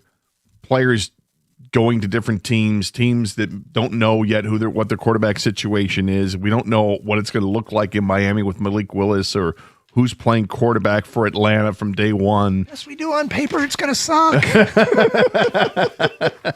We know. I mean, there's a lot of factors that go in there. I'm more hesitant to go at it than you are. What we're doing is I'm putting the credibility of Vegas up against Kang, I guess.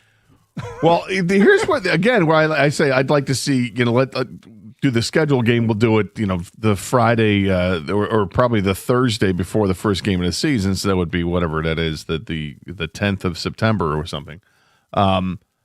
Wait to that point because I want to see the injury factor throughout preseason and see where teams are at. Mm-hmm. Because as we know, knocking on wood here, say Jared Goff gets hurt, then all bets are off, right? Then all of a sudden this easy schedule that you think is easy right now becomes daunting with a backup quarterback. Obviously, Kansas City was feeling pretty good about themselves last year until, Patrick Mahomes got hurt. I mean, it happens. It happens all the time. It happened way too often last year for a bunch of teams. So I'll just wait till September before I want to embrace that. I hear what you're doing. Yeah, I struggle. It's like, okay, so for me, it's like I look across the room, I see a schedule. I think you see the silhouette. No, I see the schedule. I'm like, schedule looks pretty good. I just start telling my buddies, you see schedule? Schedule's looking good today. Man, I think I might take a shot at schedule.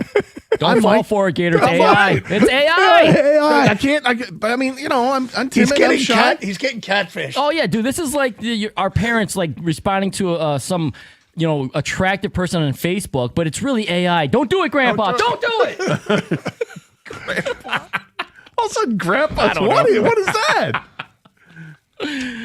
Well, I'd rather. I mean, it's what I see. I'd rather do that than trust No, it's some dude in India. Don't do it. The mom saying, "I met somebody at the office who's got a daughter and she's very nice." Okay, I'm not gonna trust that. Look, schedule's hot. No. Schedule is hot. You're looking good. You can see that she's got two right thumbs. It's not real. I'm not. There are I'm not local walking singles in your area. I'm not walking up yet, but I'm making eye contact. I'm like, I may have to go up she's only 10 miles away. I'm right. I may have to ask her if she wants a drink. Can I get her a drink? I'm not committed to that yet. Schedule's an unemployed cat owner. 248-539-9797. It's Carson Anderson. We'll get to your phone calls and feedback. Talks and Pistons today at 10:30. Staving season again. I thought we were through staving season. We're back to staving season. Are you confident, Detroit fans? If not, well, we'll maybe try to give you some reasons why. It's Carson Anderson, 97.1. All right, say you need a lawyer. I know the Bernsteins. If you're hurt, you need a firm that insurance companies actually respect. That's Sam Bernstein Law. They've been winning here for 50 years because they demand respect for their clients. Call Sam.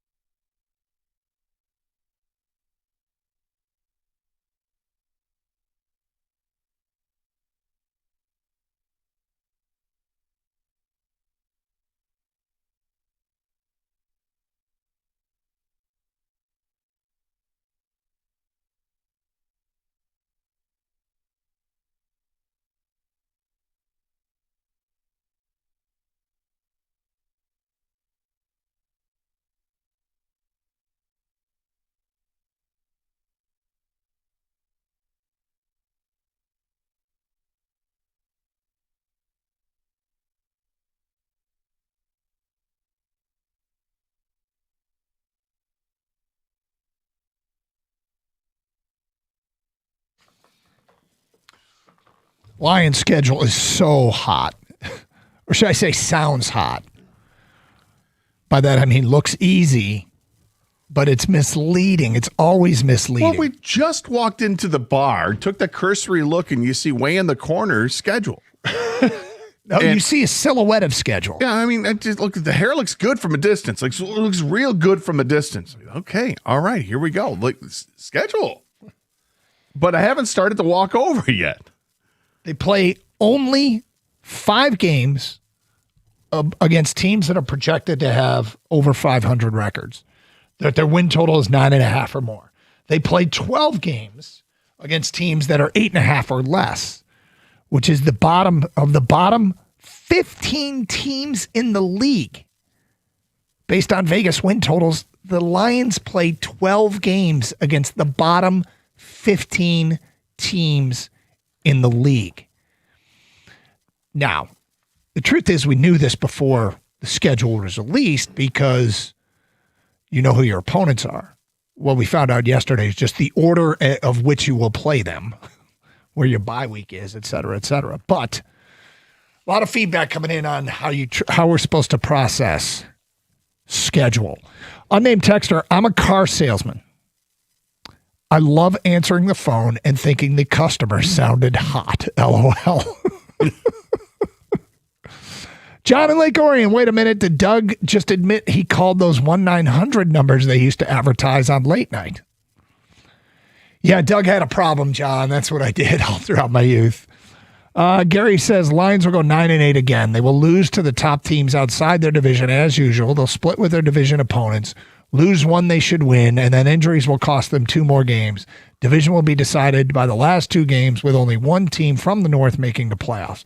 Gary's got it all figured out. Well, I mean, it's as usual. So, yep. Those 2 seasons where they won the division, they don't matter, apparently. It's just, as usual. We're back to usual because of last year. Give me the credit card, Mom. There's single women in my area that need love.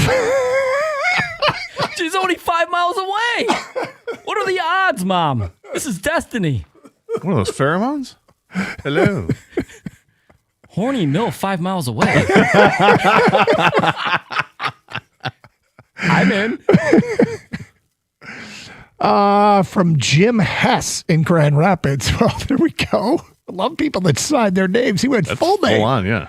All right, Jim Hess. James Michael Hess.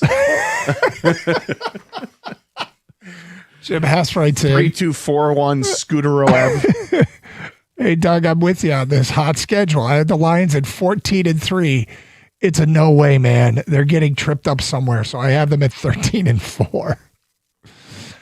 I got in a huge fight with my dad the other day because he thought he was messaging Tyler Bertuzzi on Facebook. I asked him, why the hell would Tyler Bertuzzi take time out of his day to message you on Facebook?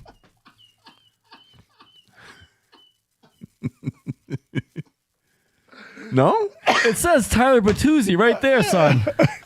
Doug was getting phone calls from Augusta. That is the greatest troll job by spam callers You ever. got, in sequence, it was like Augusta National, Pebble Beach. There was one more. Because you know how when you get a spam call, sometimes it'll say the company or whatever. These brilliant MFers figured out a way for having to say Augusta National Golf Course or Pebble Beach. Or Riviera or whatever. Yeah, else it and was. guys are like, I'm sure guys are like, well, of course Augusta's calling me. Why wouldn't Augusta call Did I me? win a lottery I didn't know about? Mm-hmm. Should I let this go to voicemail? No, you shouldn't. Oh, they didn't leave a message. I'll never know. She sounds hot. This season sounds hot. Then the Jets and Titans are undefeated. Her leg is fate. She's 68 years old and has 32 cats. That's a lot of cats.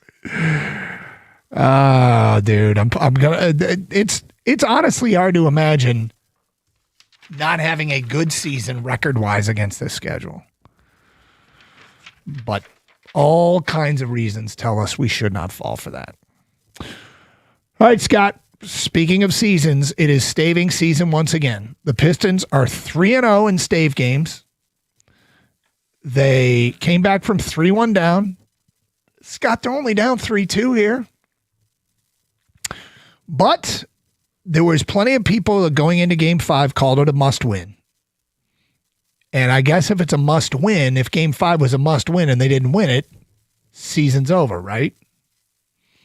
Well, why aren't you confident going into Game 6 tonight in Cleveland? Pistons backed into a corner. They've been here before. They responded before. Will they this time? We will get to that today at 10:32 here on Carson Anderson on 97.1.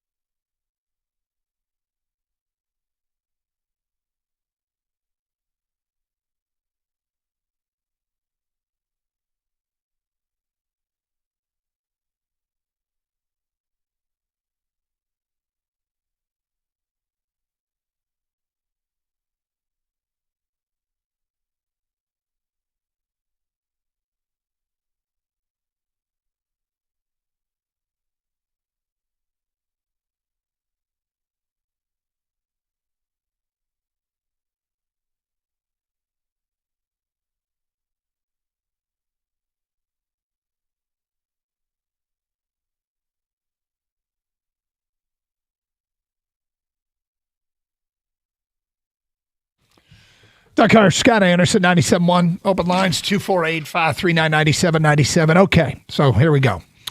It is game 6 tonight at Cleveland. Detroit down 3-2. Everybody knows the situation. Pistons need to win or the season's over. I'm going to take you back, Scott, a number of years, and a meme came out. And the meme was a picture of Justin Verlander that said, everybody calm the F down. I got this. Is it time we have a Cade Cunningham meme? Everybody calm the F down. I got this. Because the last time the Pistons got backed into an elimination game in a series when they lost game 4 to Orlando, their first elimination game, what happened? Cade went out and had Was it the 45-point night? He went out and had a legacy game. Staring down elimination, he went off for 45 points. And obviously was good the rest of the series, but that got him going, and they came back from 3-1 down. These are legacy games like tonight. And, there's going to be other opportunities in this league, but, if you're a superstar, if you become a superstar, your superstar resume gets filled with moments where you do stuff like this, where you go out and you have a massive, massive game. It's the kind of opportunity where Cade's legacy can grow. He's Detroit's best player. He's blossoming into a star.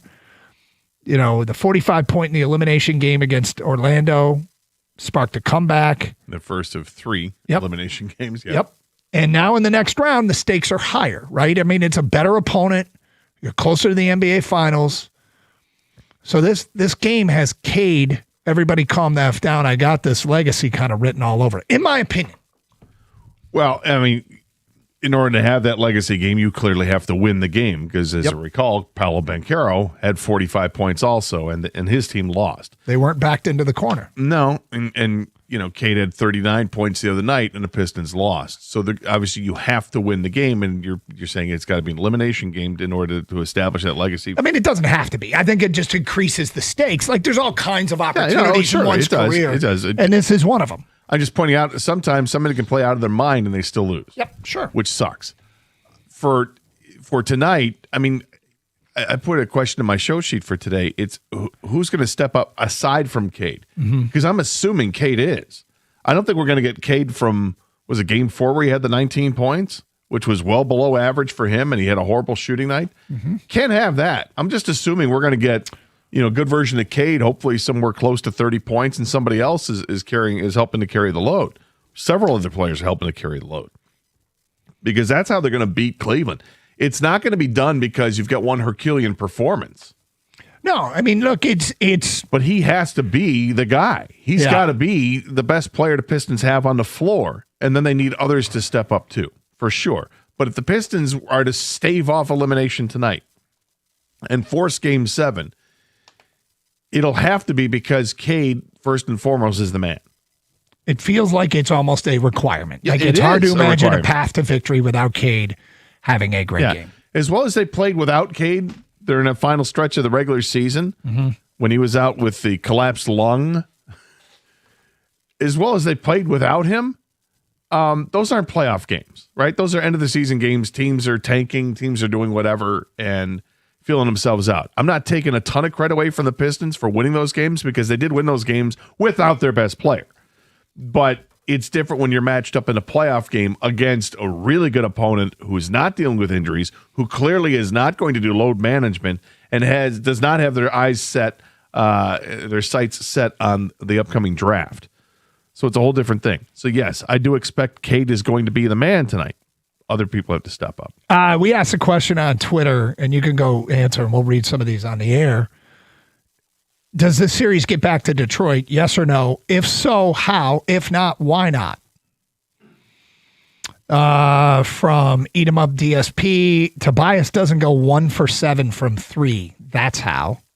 Red Ranger says, unfortunately, no. Tobias has regressed to his normal self, and JB will start Jalen Duren, which will be a huge mistake.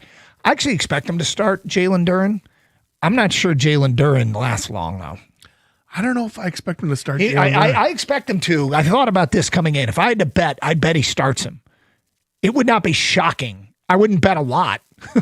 I don't think the odds are great, but it would be like way against me. But it wouldn't be shocking if he didn't start him. Kang, do you expect Duren to start tonight? Yeah, absolutely. Okay. I would be floored, honestly, if they benched Jalen Duren to start this game. Now he may get benched during the game. Yeah. Like, and I mean, like, you know how he didn't play the fourth quarter last game, but yeah, they're gonna start him and they're just gonna roll and see how it goes. Because honestly, as much as he has not been there this playoffs, if for some reason whatever is mentally blocking him opens, that's a series changer. Like we know he has the capability of doing it. Is this something that's just he's gonna need an off season to open it back up? We can't wait that long, of course, but I think he starts. 248-539-9797. Let's get to your phone calls. Mark is in Detroit and he's on 97.1. What's up, Mark? Hey, how you doing? I think you start Durham, and people is bashing this kid, and I understand he hasn't played. I'm shocked because he has way more muscle than Allen, and they got to try to get him going still. But if he gets going, he could be the difference in this series. But I think if the Pistons could win, I agree with Cade Cunningham said.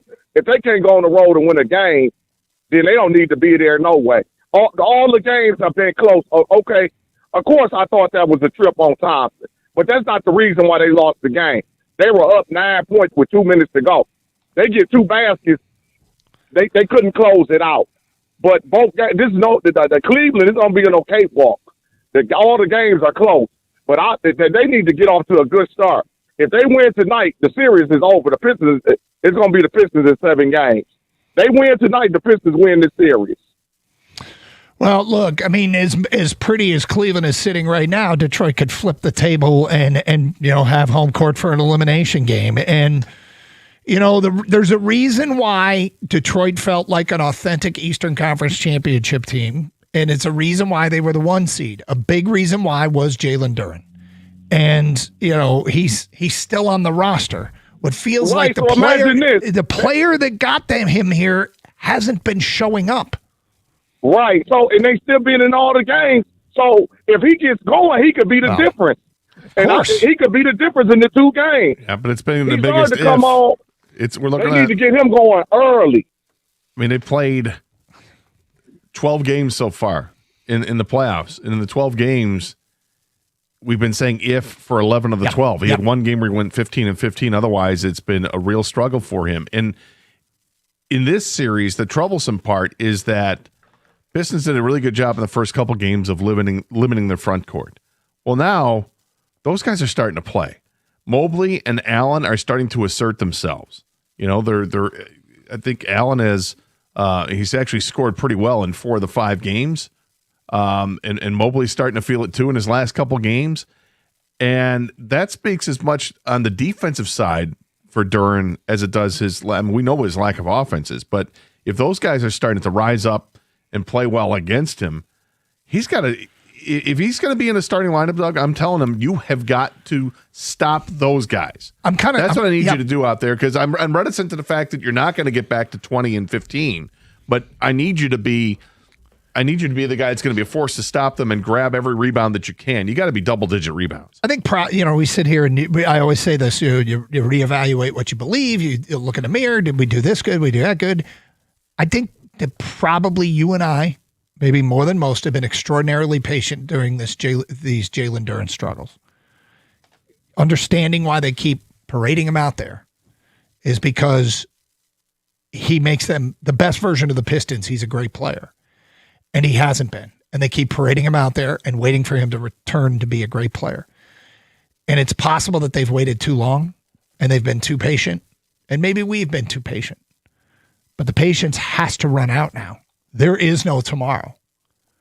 And if they start Paul Reed, I will be surprised, but not stunned. Kang will be stunned.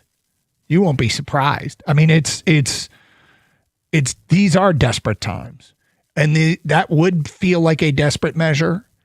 And it can be considered a bit of a panic move, but there's a reason to panic. Like this is it's situation critical. It doesn't get any more critical than this.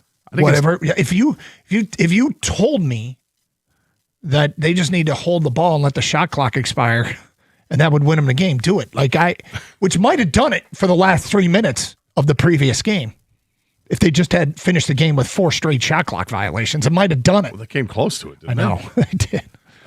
I mean, I think you started it off. You started going Apollo Creed trying to inspire Rocky in Rocky 3. Maybe he just needs to, there are no tomorrows. I can tell you as a matter of statement of fact, I remember almost nothing from Rocky 3. So if I did it, it was organic or it came from some deep hidden recess of my mind that I did not, because I don't remember anything. Which one was Rocky 3? It was Rocky 3. It was the one where he went back to the streets, Eye of the Tiger. He went back and trained in L.A. with Apollo to get ready for his fight with Mr. T, Clubber Lang. Oh, is that right? Yeah. That was it. And, Rocky just wasn't into it. He was running on the beach, and he just really wasn't into hey, I'll come back tomorrow. And there is no tomorrow. There is no tomorrow. Apollo is firing him up. Jalen Duren has got to get fired up. He's got to get fired up. Watch Rocky 3 this afternoon. Watch it right now. I don't know when the shoot-around is. What's that? I don't know when their shoot-around is today, but it was probably this morning. Well, good. Then now it's the time. Let's go watch Rocky 3. Resurrect Carl Weathers. Yes. I mean, every character he has is inspiring. Chubbs. Tap it in. Tap it in. What's that? Happy Gilmore? You never saw Happy Gilmore? I don't think so. Oh. Was Bob Barker? Like is Bob Barker in that? Yeah. Yes, he is. Maybe I saw pieces of it. Carl Weathers was in that. Yeah, he was his golf coach. Was he? Yeah. Chubbs, yeah. Come on, man. Is this a surprise to you? No, it's not. Missing an arm. Was it a hand? It was a hand or was a whole arm? It was just a hand? I think it was like from elbow to. Tap it in. Just tap it in. Twin Peaks fans, we finally made it to the weekend, and they can't wait to host the party. That's right, the party never stops at your favorite lodge, and this weekend, it's amazing sports action from sunup to sundown. It starts tonight, do or die, Game 6 for the ages. That's right, Detroit basketball back on the court in a must-win game to force Game 7 Sunday and Saturday. They'll be showing the highly anticipated battle between Ronda Rousey and Gina Carano. Why go to Twin Peaks for sports? It's a no-brainer. They boast wall-to-wall TVs, video walls and 98 inches big that bring you up. Bring all the action rather that you crave. Their scratch kitchen boasts awesome items like the house smoked chicken, wings and thighs, the ribs. The Chipotle chicken's great. Spicy shrimp tacos are great.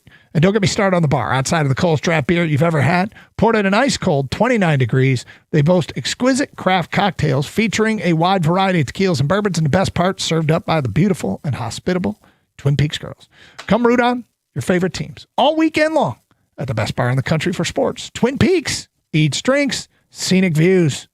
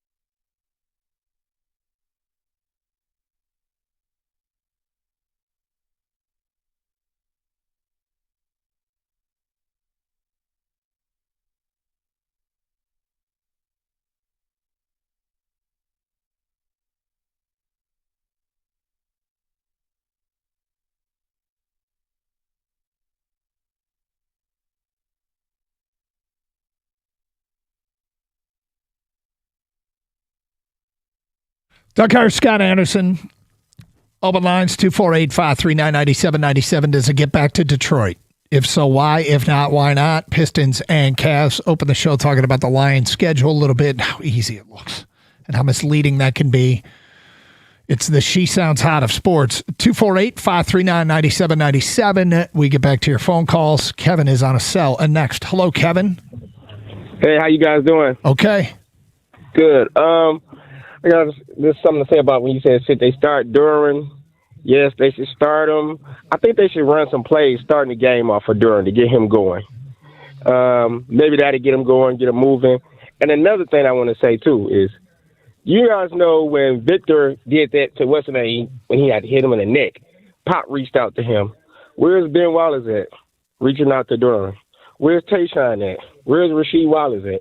We need a veteran to reach out to him and keep his spirit going. Well, I don't know what's happening behind the scenes. I know that Ben Wallace is at every home game, so I don't know if he's had any contact with these teams or not. But we need to hear that publicly because Duran don't really say nothing. But he needs somebody to really motivate him, get him that. Pistons don't have that motivator. Nobody on the bench that's going to tell somebody to do, yeah, you need to do this. You got Cage, but Cage, he go about his business. They need a veteran president, and somebody needs to reach out to him. If they do that, he'll be okay. Because I remember when Bosch was having the same instant. Who reached out to him? People kept reaching out to him. They need people reaching out to this young brother. He will be all right. Well, I mean, if there's a resource in the organization that they can use, I would suspect that they're tapping into everything they can possibly think of. I'm curious if it's just for your sake, Kevin, or is there a reason why it needs to happen publicly? The reason why I'm saying it publicly is because Duran, he's not going to really say that. If you look at his post. Yeah, but I'm saying, this could be going on. I can't imagine they haven't done something to try and motivate him.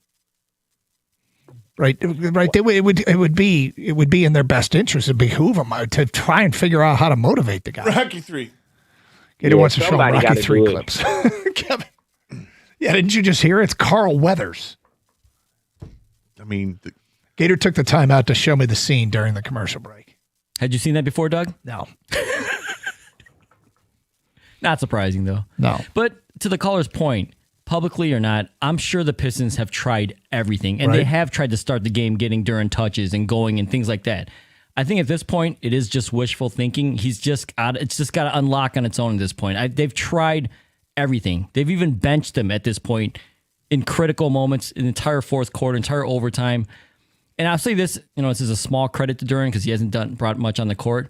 Off the court, he's saying all the right things. Dude, he said after the game, after the game, they asked him how he felt about it, and he said, my brother's getting a job done, talking about Paul Reed. He's trying to pump them up. Yes.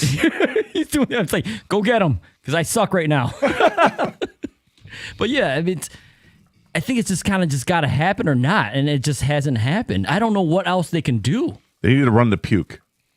What? Go all semi-pro. Run the puke. Run the one play that works, that was just ingrained in their mind. When the time comes down to it, you get to crunch time, you need a basket. What do you do, Kang? What do you do? Run the puke? Run the puke. Okay, look, I'm not a movie guy, and so I can sit here and you guys can roll your eyes at me. Can we reference movies that aren't 50 years old, though, Scott? Semi-pro is 50 years old? I don't know. It's pretty old, isn't it? It's like 10 years old, 12 years old, something like that. How old is it? Kenny's saying no. Do you know how old that movie is? With Will Ferrell and Woody Harrelson? Was it 15 years old at most? I'm going to guess 15 years older. So 2008, boys. All right, so 18 years old. We're good. I guess that's pushing the limits. We've been doing the show since 2007. Was after that. Yeah, well. And it was a local team. Right. Yes. Topics. It was for the Mega Bowl. Come on. We localized it for you and everything. Sorry. I did see the So JT. fun. I saw the JTC. Yeah, I won't say it on the air, but I did see the JTC. One of the great scenes. Let's go to DJ in Detroit. What's up, DJ? What up, though, fellas? Y'all all right? We're good, All right, DJ. So there's so many different variations to this, man. There's really like no right answer to this equation. I mean, you know, I've been calling y'all for years, so you know a little of my background. I've coached, played college, low level. I coach. I've been around pros. I've seen a lot of basketball, right? And I've seen this. We got to keep in mind, number one, Duran is still a kid. Just 5 years ago, the boy was 16 years old. You know what I'm saying? So let's throw that into the equation.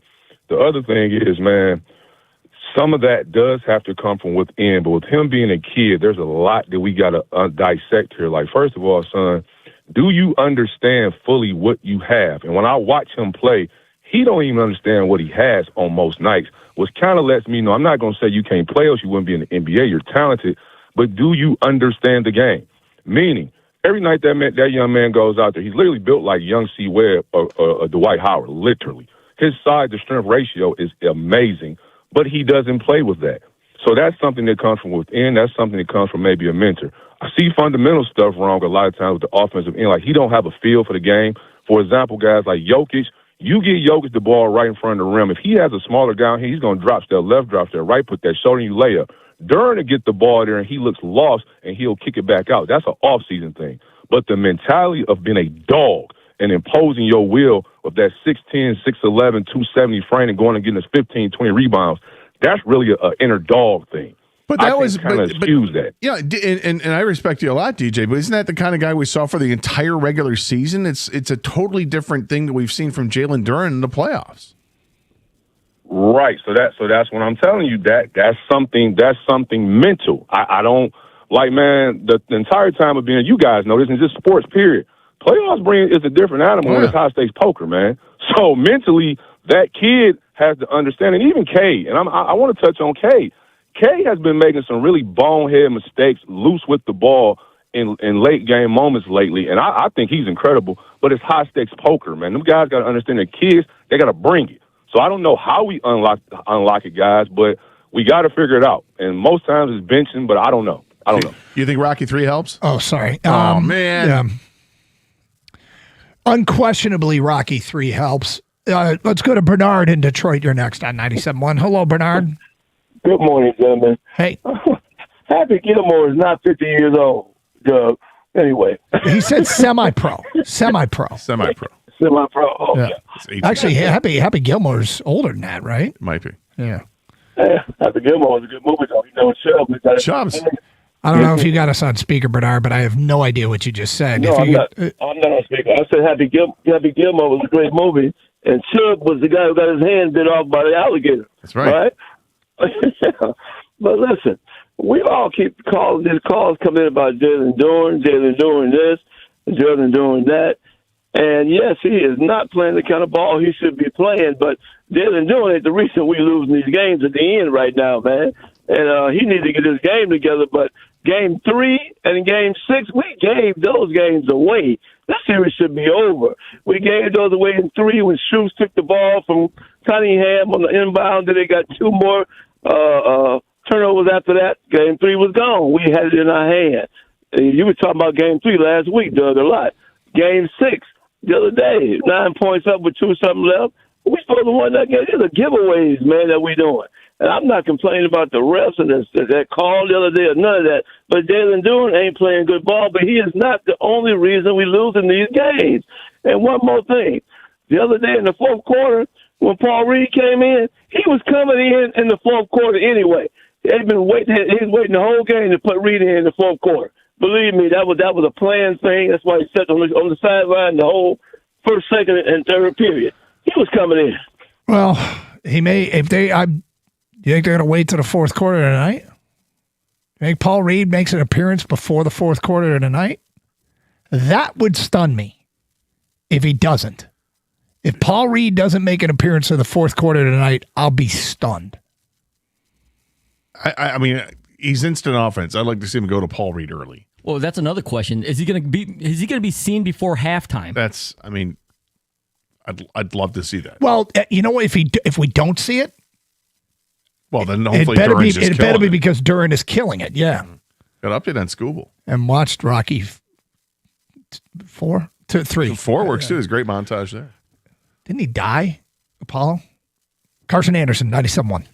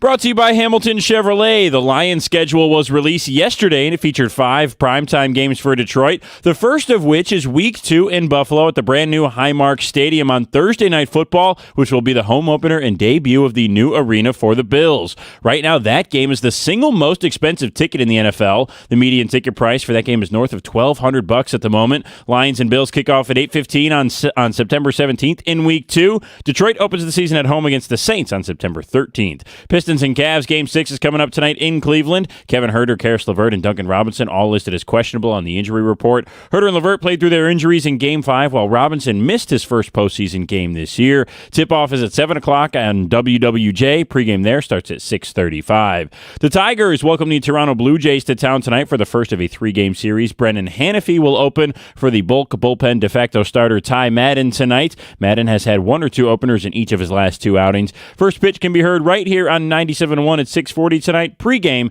is coming up at 6:15. And this PGA Championship leaderboard update is brought to you by your Metro Detroit Jeep dealers. Scotty Scheffler's 3 over through his first 6 holes today as he started his round on the back 9. He has fallen out of the tie for first, which is now down to 5 golfers, including Alex Smalley, who is even through 5 today. Patrick Reed is also even through 2 holes and 2 under for the tournament. At the Caldwell Health Sports Desk, I'm Brendan Shabath. For more, go to 97.1 The Ticket or Odyssey.com.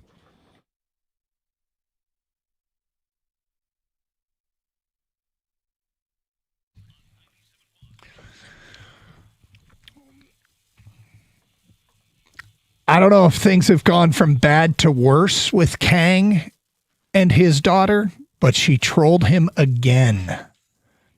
This 5-year-old daughter has famously trolled him repeatedly with great lines like him telling her he loves her and she looks him dead in the eye and says, "I love mommy."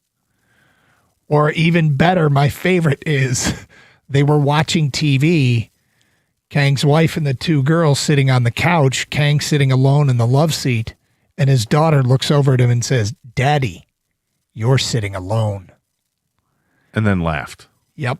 And now she's done it again. Oh, no. Come on. Did you say twice? Yeah, she did. She had 2 lines on me. But things are going so well. I thought we recovered. She wants me to think that. We're going to get to that at 11:20. No. What she's done now at 11:20. She'll cut me down as soon as I start feeling good about our relationship.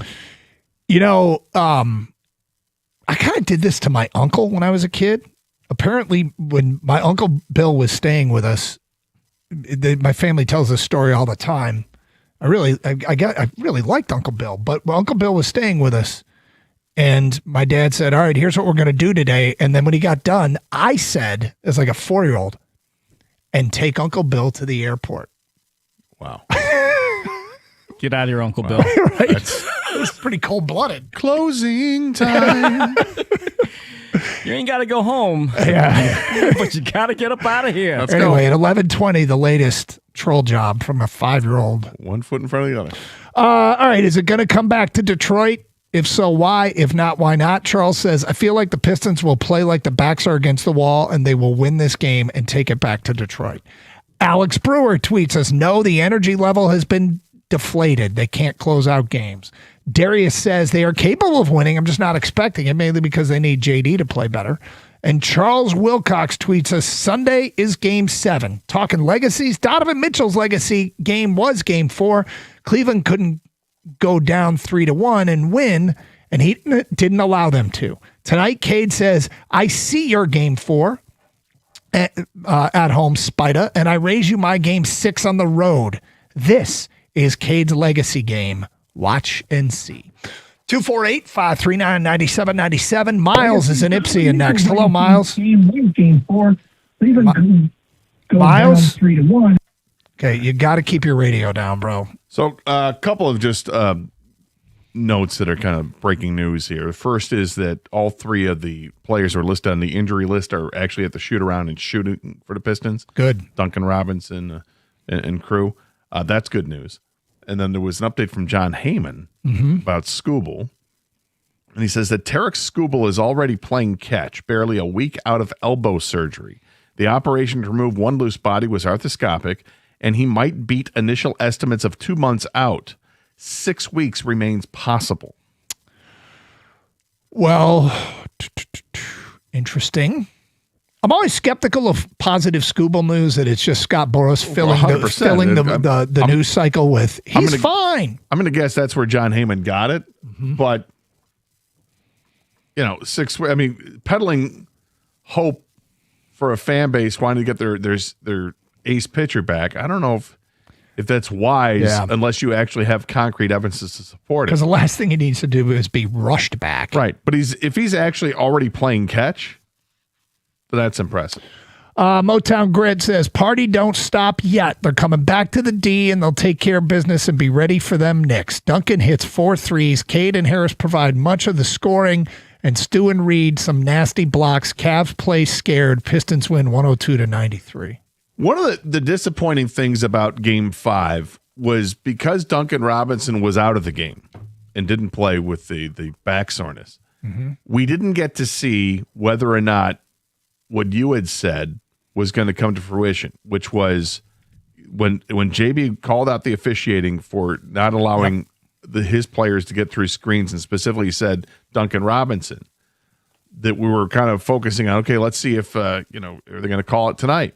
Well, Robinson didn't even play, so we didn't get a chance to see that. Now that we've had all this fanfare about what happened with the officiating in Game 5, Game 6 tonight, if Duncan Robinson's playing, again, laser focused to see if they're going to allow him to break free from screens or not. Right. 248-539-9797. Miles, take 2. What's up, man? Hey, what's happening, Mr. Kaish? Miles, your Kia salesperson from many years ago. Oh, my gosh. Wow. Thank you. I just wanted to speak on the previous caller, the coach guy. I really believe in Duran's potential. I mean, he's a young kid. Obviously, there's a mental block. It doesn't help us in this series, but I would, during the off season, seek out Hakeem Olajuwon, whatever it costs. He's always willing to work with players from other teams. And just in saying that, I believe he has the potential to, in 2 or 3 years, be a Jermaine O'Neal type player. And I got the faith these boys are going to the finals. This year? This year. Wow. Okay, so you've given us 2 things there, but I want to get to the second one, which is why do you believe that they not only bounce back and win this series, but take care of the Knicks as well? Well, I think that, the only thing that scares me is obviously if we have to go to a Game 7 and it's obvious that Cade is wearing down, that I think we own New York. And all season long you've heard about, we want New York. We want New York. My only fear is that we're worn out due to the length and New York being able to sit there and rest. But then you also look at typically the team that has been resting has kind of lost their edge. They're kind of rusty. And even though we're at home, I expect, that, I'm giving it 6 games, but I got us going to the finals. Now, we'll lose to San Antonio because that's who I've had in the finals for months now. Well, Miles, I hope you're right. And yes, teams can get rusty. Not all of them do. Detroit's got a lot of work to do to even get to New York. The thing that stings, okay? Look, sports can be really gratifying. You can enjoy the hell out of them, and you can be proven right, and you can, take down rivals and have very satisfying wins. And then there's the exact opposite of that. What I really, really don't want, and that's why, God, tonight, if they could get it back to Detroit, I don't like that Cleveland at the end of the year allegedly was trying to manipulate the standings so they get Detroit in the second round. I don't like the quotes that came out of Cleveland's locker room during the season where they said Detroit's not in our class. That's going to sting if Cleveland closes. I don't like their cute, nice little basketball team. That voice out of New York that said it, because in the end, if all of that was right, it's a bitter pill to swallow. But it would serve as elite off-season motivation. That's the positive I would take out of it. Do I like hearing all that stuff? No, but I kind of love that we've got a real rival. There's a definite rivalry right now, and I think it's awesome, and that part of it is great. And did you think about what happens if the Pistons force a Game 7, and they're playing on Sunday afternoon or whenever the game's going to be. The next day, regardless of what happens in that game between the Pistons and the Cavs, if they get to a Game 7, the next day, Monday night, the Cleveland Guardians are in town against the Tigers. So it'd be interesting what kind of Cleveland hangover there is with this city in rooting against that town as it relates to baseball. Although, unfortunately, the Tigers aren't really doing much right now, so people are maybe not paying as much attention as what could have been kind of fun, particularly if the Pistons force a Game 7 and win a Game 7, and then here comes Cleveland for a 3-game set. Do they force a Game 7? If so, why? If not, why not? More of your phone calls and feedback coming up. Also, Kang's daughter's trolling him again. Come on. Yeah, we'll get to that story at 11:20 here on Carson Anderson on 97.1. Well, we've seen it lately. Local companies being bought out by big private equity firms from out of state, and suddenly you're just a number on a spreadsheet. But when it comes to your home, you deserve better than that. You deserve Shaner Roofing Windows and Siding. Shaner is truly family-owned, and they've been serving Michigan homeowners for over 30 years. And when they say that they treat you like family, they actually mean it because they actually are one. They don't answer to distant investors. They answer to you, their customers. And what I really like about them is their no-pressure promise. You're not going to get a high-stakes sales pitch. Instead, what you get is an honest assessment of what your roof, windows, or siding actually needs. And that's what you want. It's that kind of integrity that's earned them a 4.9-star Google rating from thousands of your neighbors. Plus, you're going to get total peace of mind with a lifetime transferable warranty on every roof installation. Don't settle for a corporate middleman. Trust the name Michigan has relied on for 3 decades. Shaner Roofing. Get your quote today at mymichiganroof.com. That's mymichiganroof.com.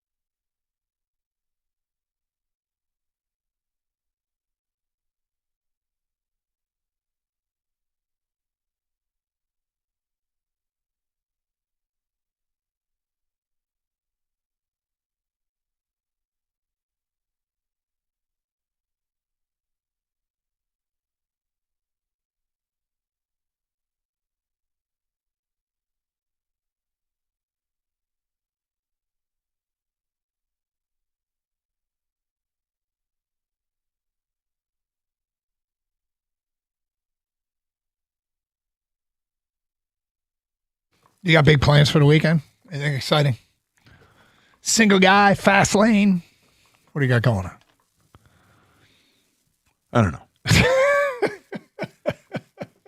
Got too many options. Too many options. So many things. Sure, so many things. Well, I mean, it's there's rain involved. We got the game tonight, so Is there rain? I thought it was like only overnight. Let's hope it's only overnight. But I thought I saw some rain in the forecast. But it's going to be finally. We're starting to get temperatures in the 70s, maybe even into the 80s, which is great. Yep. I'm not sure. I don't know. Play fast and loose, Doug. Yeah. Just gonna play fast and loose. Just way too much to choose from. Yeah. Kang, what about you? You got anything exciting planned? Watermelon shark season starts soon? No, but she is doing some shark stuff. The older daughter is taking swim lessons, so that's on the docket this weekend. Gotcha. Yeah, did you take swim lessons early, Gator? Because I know you're a good swimmer. Yeah. I mean, I'm not sure if did I take lessons or I think my parents just taught us.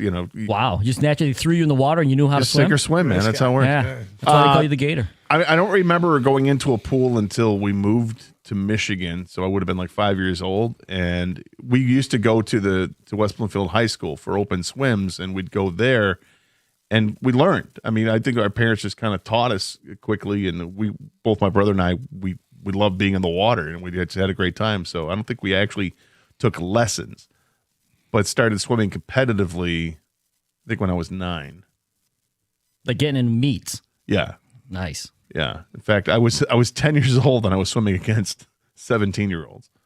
I was terrible. How'd that work out? It was horrible. How is that even allowed? It's because we had anybody was in that. It was I think the age group was 15 to 17. In summer leagues, they had all different types of age groups for your summer club that you belonged to. And 15 to 17 was an age group. And there were a couple of events where they had for that age group where we just didn't have a swimmer.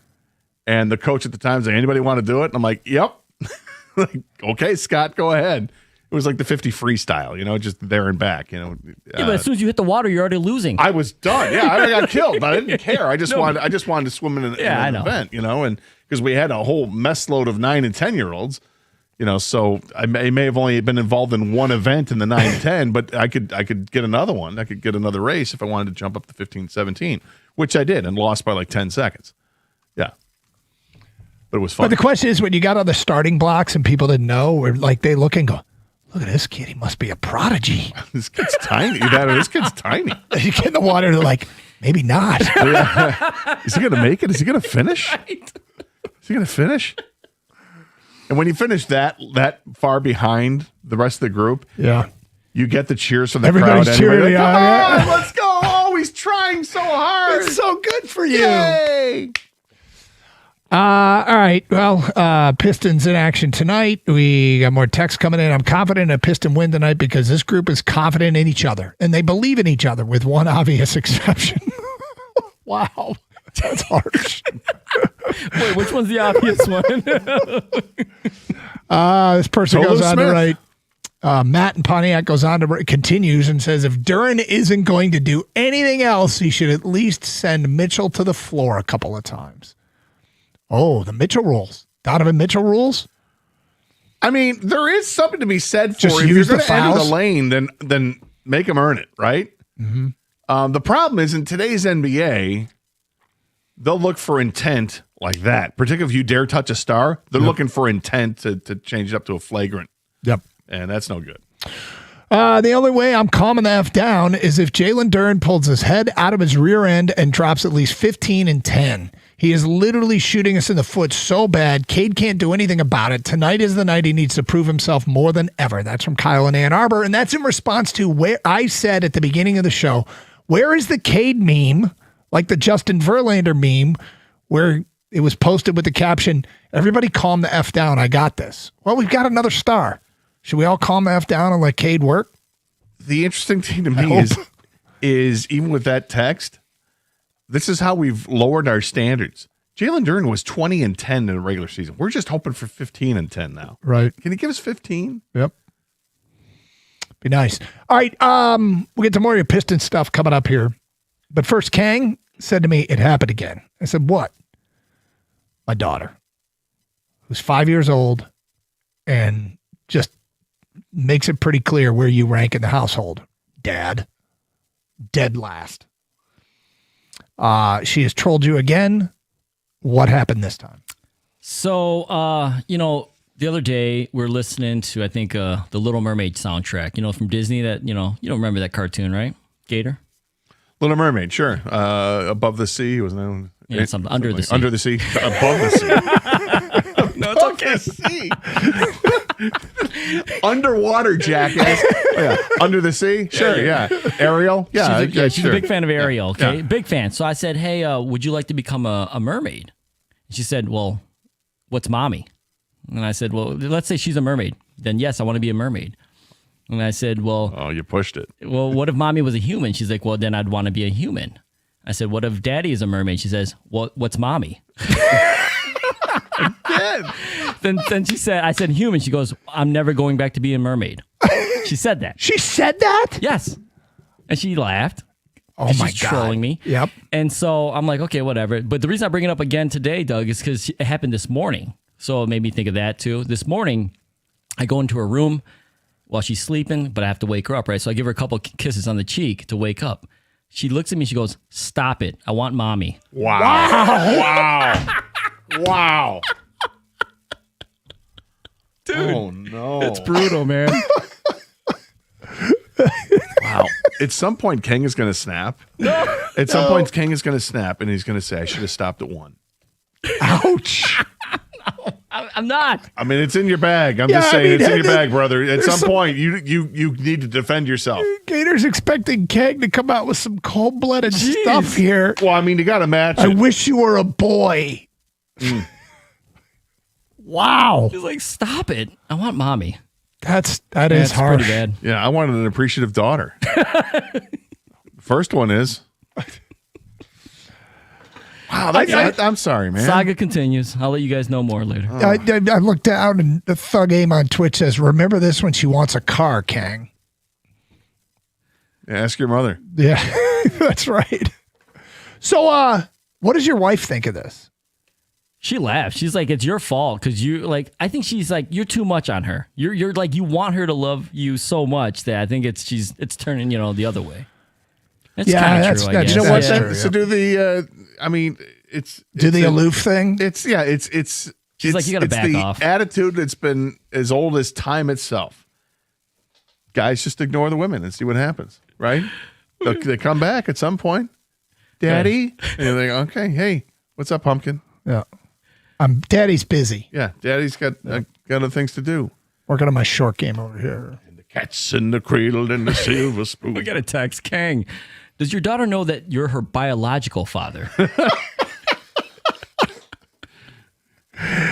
Oh, dude, I'm sorry.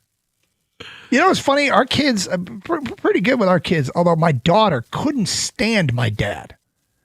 When my dad walked into a room, she started to cry. And he thinks this goes back to when she was real little. We had all the Thomas the Train play sets. Mm-hmm. And he walked in and immediately put his hands on Thomas. And she lost it. Like, don't touch my Thomas the Train. Boy. And it didn't get better for a lot of years. She cried when she saw him. And but this is worse because this is dad. Yeah. So has your oldest figured this out? What do you mean? Like, does she know that there's a rift? Yeah. Yeah, she knows. Yeah. She knows, but she's like the softer, easy one. She listens to me sometimes, at least sometimes, not all the time. The other one does not at all. Yeah. Well, They both have their ways of manipulating you. This is true. One is through kindness, and the other one is just to completely eviscerate you on a daily basis to the point where you continue to you dial it up even more. You will get that girl a pony at some point. You know what? They always say, like, usually they like you at the early ages, right, Doug? And then Yes. they turn on you when it's like 12, 13, whatever. Yeah, Maybe it it's gets the opposite. terrible. Maybe it's the opposite with this one for me. Maybe I'm going to get the good years when everyone got the bad years. you keep telling yourself that. Teenage girls. The boys weren't a walk in the park either, but they get to that age and it gets rough. You have It gets scars, rough. man. Oh, dude, I'm gonna tell you. I couldn't believe. I'm like, what happened to our children? I grew up, Dad. The oldest is coming around. The others are showing signs of perhaps coming around, but oldest has come around quite a bit.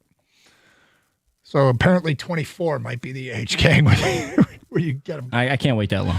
All right. You really can't. We've got Pistons to talk about, of course.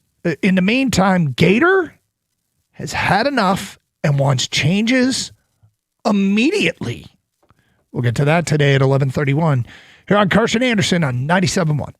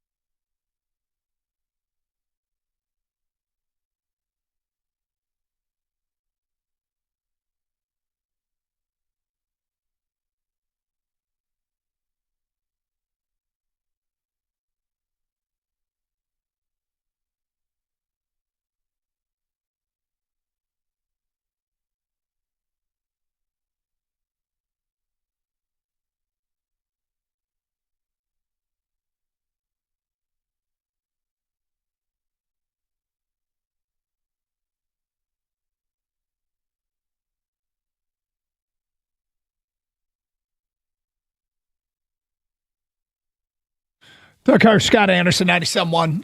Open the show with some Detroit Lions talk about the schedule, which looks so easy, but these things are misleading. Did some Piston discussion for pretty much the last hour or so. Is it coming back to Detroit? If so, why? If not, why not? Mixed in some other stuff, but Gators had enough. You've reached your critical mass moment. There are referendums Times where you just say that's it. And what is it, Scott? Well, I've reached my boiling point with certain Tigers on the roster at this point. The team's not good, and I recognize that maybe I'm doing this out of haste, but I feel we're past this 40-game mark. We've seen enough of something. I'll be the judge of that, whether or not you're doing it out of haste. Okay. Yeah. Zach Short has no business playing in the major leagues for the Detroit Tigers. I appreciate that he's supposedly great defensively, but he can't hit and doesn't belong in the majors and should not be taking up a roster spot right now. He's got to go. At this point, I'm looking to change something because the team is struggling offensively. We know what the problems are with the pitching staff, but that can't be helped until guys get healthy enough, which should happen as early as tomorrow when Casey Mize might be pitching for the Tigers tomorrow. But with the lineup, I'm looking at guys like Wenzel Perez and Jahmai Jones. I've had enough. Okay, Jahmai Jones is supposed to be a right-handed hitting specialist against lefties. Ain't getting the job done. He's hitting barely above 200, and he does not have a hit against a right-handed pitcher when he's only got 8 at-bats, but he's hitless against right-handed pitching, but he's only hitting like 219 or whatever it is, 213 against lefties. He's got to go. Wenzel Perez is a switch hitter. That's why he's here. He's got the versatility, right? He can play a little bit in the outfield, and I'll grant you, I think he's maybe slightly above average as an outfielder, which I like that. But if you're not going to be able to hit, then just being above average or slightly above average in defense is not going to be good enough. Wenzel Perez is hitting 169 on the year. He's a switch hitter. Should be advantageous either way. Well, he's not, because he's below the Mendoza line, which is 200 for those who don't know what the Mendoza line is in baseball. He's hitting under 200 against righties or lefties. It doesn't matter. And at this point, I've had enough. And I'm ready to move on and bring some other fresh blood back to this team. And I recognize that these are going to be guys at the bottom of your roster. Okay, these aren't guys that should be starting every day. But these 3 players that I mentioned, they shouldn't be starting every day either. So I'm going to replace that. And the first move I'm going to make is I want to bring Jace Young back to this team. Jace Young played briefly with the Tigers this season. Looked okay at the plate. Like, didn't look awful. With the other guys, look awful. The 3 I mentioned look absolutely awful. The combined batting average is like 180 between the other three guys. Jace Young is at Toledo. He's got his average up to 270. More importantly, his OPS is at 860. Just hit his 5th home run last night. I want Jace Young back on this team because he can play a number of spots in the infield. I also want to bring out one of 2 outfielders they have from Toledo. Corey Julks, who is, I think he's 30 years old. He's kind of been around the league. Been around the league for a while. But he's got some pop in the bat. His on-base percentage is .385. His OPS is .857. And he's got 6 home runs this year, which is tied for the lead with Toledo, along with the other guy I want to perhaps give a shot to, and that's Ben Malgary, another outfielder who is, I believe, 26, whose on-base percentage is .391 and .888 OPS, and also has the 6 home runs. Either, both of them, I don't care. We need new blood in this lineup. At the very least, I can say goodbye to Zach Short because Zach McKinstry's back and healthy, so there's no excuse. I've got the backup to Kevin McGonigal at shortstop if I need him, which is Zach McKinstry. Let's bring Jace Young back today and have a conversation about bringing 1 or 2 more players up at the expense of Wenzel Perez and Jahmai Jones. I was a big Wenzel Perez fan, and I hope that there's something there. But at this point, he's not hitting at the major league level. They got to send him back down, give him his chance there. I don't care if they don't have options. Then if that means that you lose him, then you lose him. All right, because he's not the difference maker on this roster. He's the last guy on the roster, or the second to last guy on the roster. So as far as, am I overreacting? Well, I mean, what's interesting is you are shuffling chairs here a little bit, but amongst placeholders, right? I mean, the shortstop and outfield spots get the boost when Javi Baez comes back eventually. Mm-hmm. The outfield spot, corner outfield spot, gets a boost when Kerry Carpenter comes back eventually. Or Parker Meadows, who also another isn't one hitting right now. Parker Meadows and Baez can help out in center. Like, there is plenty of. You are taking replacement players and replacing them with more replacement guys. Yeah. And I don't know that any of this dramatically moves the needle, there is a large probability that Zach Short is not about to turn himself into a great player. How about good? I'm working to that. Okay. There is a chance that Jace Young could be good at some point. Maybe not, but Short's defined. Young is not. So I like that. Okay. The other two more veterans, but what are you losing? Like there's a versatility with Perez that I don't know that is it Malgiri or Jelks brings to the table. But I don't think you're gonna get much protest from anyone. It's too bad though, because Perez has had some good moments for Detroit. Well, he's had moments, but too bad. I think it's too bad, like it already happened. Right. I think a lot of players have had moments, but it's more than a moment that you have to look at. And that's what I'm saying here. And look, I don't know if Corey Julks is going to be the guy.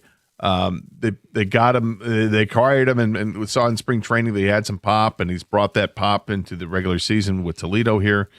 Jace Young, though, I think that's the easy one for me to say. Let's bring him back up. All right. He was here a couple years ago and clearly struggled. Hasn't hit his first home run in the major leagues yet. Got sent back down, brought up this year with, brought up and then sent down and brought back up again, and kind of like a yo-yo a little bit. But he looks much more prepared at the plate. And right now, he's at a career high in the minors in terms of what his batting average is. He's hitting .270, which isn't outstanding, but it's not bad. Actually, it's in today's baseball, hitting .270, you'll take it. With the .860 OPS, you'll really take it. His on-base percentage is .401, and he's hitting for power. And I think it's an opportunity to give a guy an opportunity because he deserves it. It's not just you're doing it because he deserves it.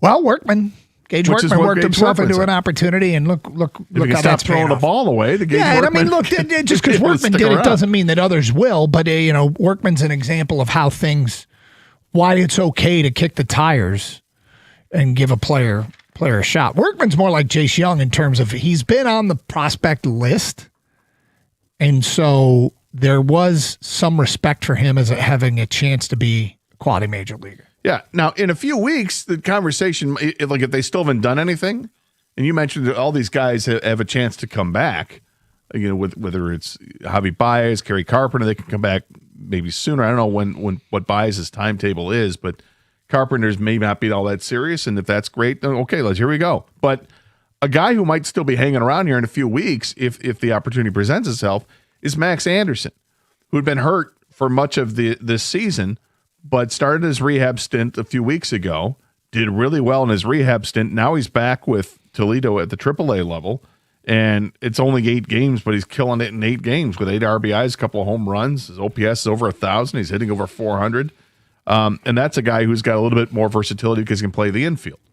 So we'll see. I think changes need to happen, and one in particular. Well, but as we sit here and try to kill time and not sink in a Central Division that isn't particularly good, they are currently sinking. And I don't know what the number is when they get to the trade deadline, if they have a healthy roster that makes them believe that they can dig out of a hole. Is that number 6 games back? And if they're 6.5 games back, they're willing to sell. Is that number? Because there is a line, right? There's a line that if they cross it, they may be sellers. And they could be sellers with an elite piece to sell and other good pieces to sell when you start getting into the always coveted bullpen arms. And Scott, I don't know what that line is. The way this is trending, they might cross it. Like when we talked about a couple of weeks ago, all right, this season could go one of 3 ways. One of them was be sellers at the trade deadline. They are plummeting right now. They are, and they need to stay and they're only right 4.5 back, but it's not going in the right direction. What is going to go in the right direction is the pitching staff. Like I mentioned earlier, the Casey Mize might be pitching tomorrow, might be your starter tomorrow. They don't think he needs to go and have a rehab start, that he'd be ready to go. Bo Brisky is it seems like he could be ready to go real soon too, like within a week or so. As he's pitching, doing his rehab stints, coming out of the bullpen and doing a fine job. Troy Melton looks great, but I don't think he can come back until May 24th. And then Justin Verlander is on schedule. They put him on the 60-day DL, but it's not because of any setbacks. It was just roster manipulation, and he'll be back at the end of the month. So they are going to get some help there, both in the rotation and in the bullpen, which it's encouraging. But the lineup right now, they just haven't been putting forth enough runs. So let's add something to it while you can, because I mean, what's the worst that's going to happen if you take Zach Short off the roster? You've already waived him before and nobody picked him up. So what are we doing? 248-539-9797. All right, coming up, the big old tub of pretzels. Question of the day. That is straight ahead. In the noon hour, we'll get to back to the Lions a little bit and the schedule. If you missed the beginning of the show, the schedule's something. We'll get to that today at 12:02 here on Carson Anderson on 97.1. Well, here we are in the middle of May, and you've got a decision to make, right? What do you want your home to be? Do you want it to be a sanctuary, or do you want it to be a sauna? Now, we're going to get warmer temperatures coming real soon, like as soon as tomorrow. And before that first real heat wave hits, make sure that your home is ready to keep you cool. Don't be the person waiting a week for a repair during the July rush. Do what I did and call Birmingham Plumbing, Heating, and Cooling. Whether it's a precision AC tune-up that's going to keep your energy bills low, getting that pool boiler firing so that the kids can finally jump in and enjoy the summer, these guys are the local pros. From keeping your basement dry to keeping your living room crisp, they've got you covered. Visit them online at birminghamplumbingco.com. That's birminghamplumbingco.com. Birmingham Plumbing, Heating, and Cooling, your Metro Detroit boiler experts.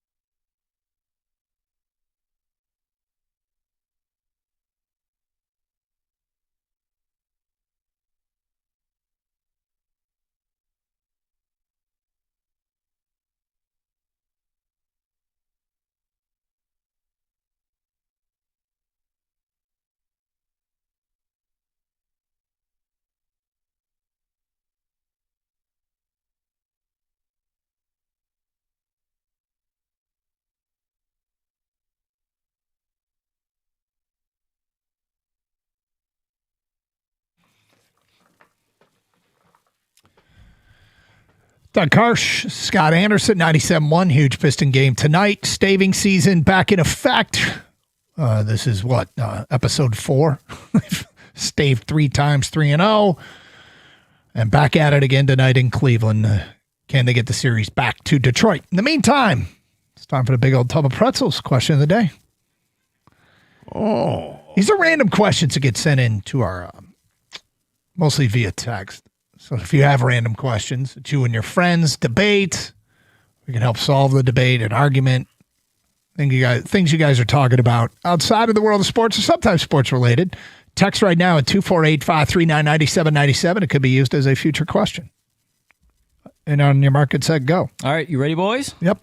I have pulled out the first random question. Mm-hmm. The question is, what is the worst body part to have fall asleep? Gator? The worst body part to have fall asleep. It's happened to every one of us. Yeah, sure. I think it's the foot. Because the foot is the bottom of the leg. And that'll affect everything with walking and, to get it going, you don't feel it. And it's a horrible way to like start your day. Right? I mean, at least with the arm, I feel like, when that sensation, nobody's going to know if your arm's asleep, but your foot, you're going to know it's asleep. Or someone's just going to say, "What'd you do to your ankle, dude?" Yeah, I mean, the only other thing I can think of is like when you sleep on your hand and you wake up in the morning and there's like a stranger underneath you. You're like, what the hell is that? Did you say stranger? They do call it the stranger. Come on, man. You're a married man, for God's sake. Let me ask you a question. Well, that's why. Does a head rush fall into this category? Like you stand up too quick and you start to faint? No. Okay. Because that's always a wild one when that happens in public and you're like grabbing a hold of things. You're probably right with the foot because you have to you can't walk. You have to you lean on got to one work side. it out. Yeah, you're shaking it out, or if you try to walk, you're just dragging it along with. It's there for the ride. But have you had your entire arm fall asleep before? It's the weirdest It feeling. is very right? weird. It's You really got to sleep funny. and you don't feel your arm. You're like, oh my God. And you have to sit there and wait for all the blood to come back, flowing through back that arm. Makes It's it just terrible like feeling. windmilling and let's go. You can't even do that. It's just like flopping around. I don't know. It's weird. It is weird.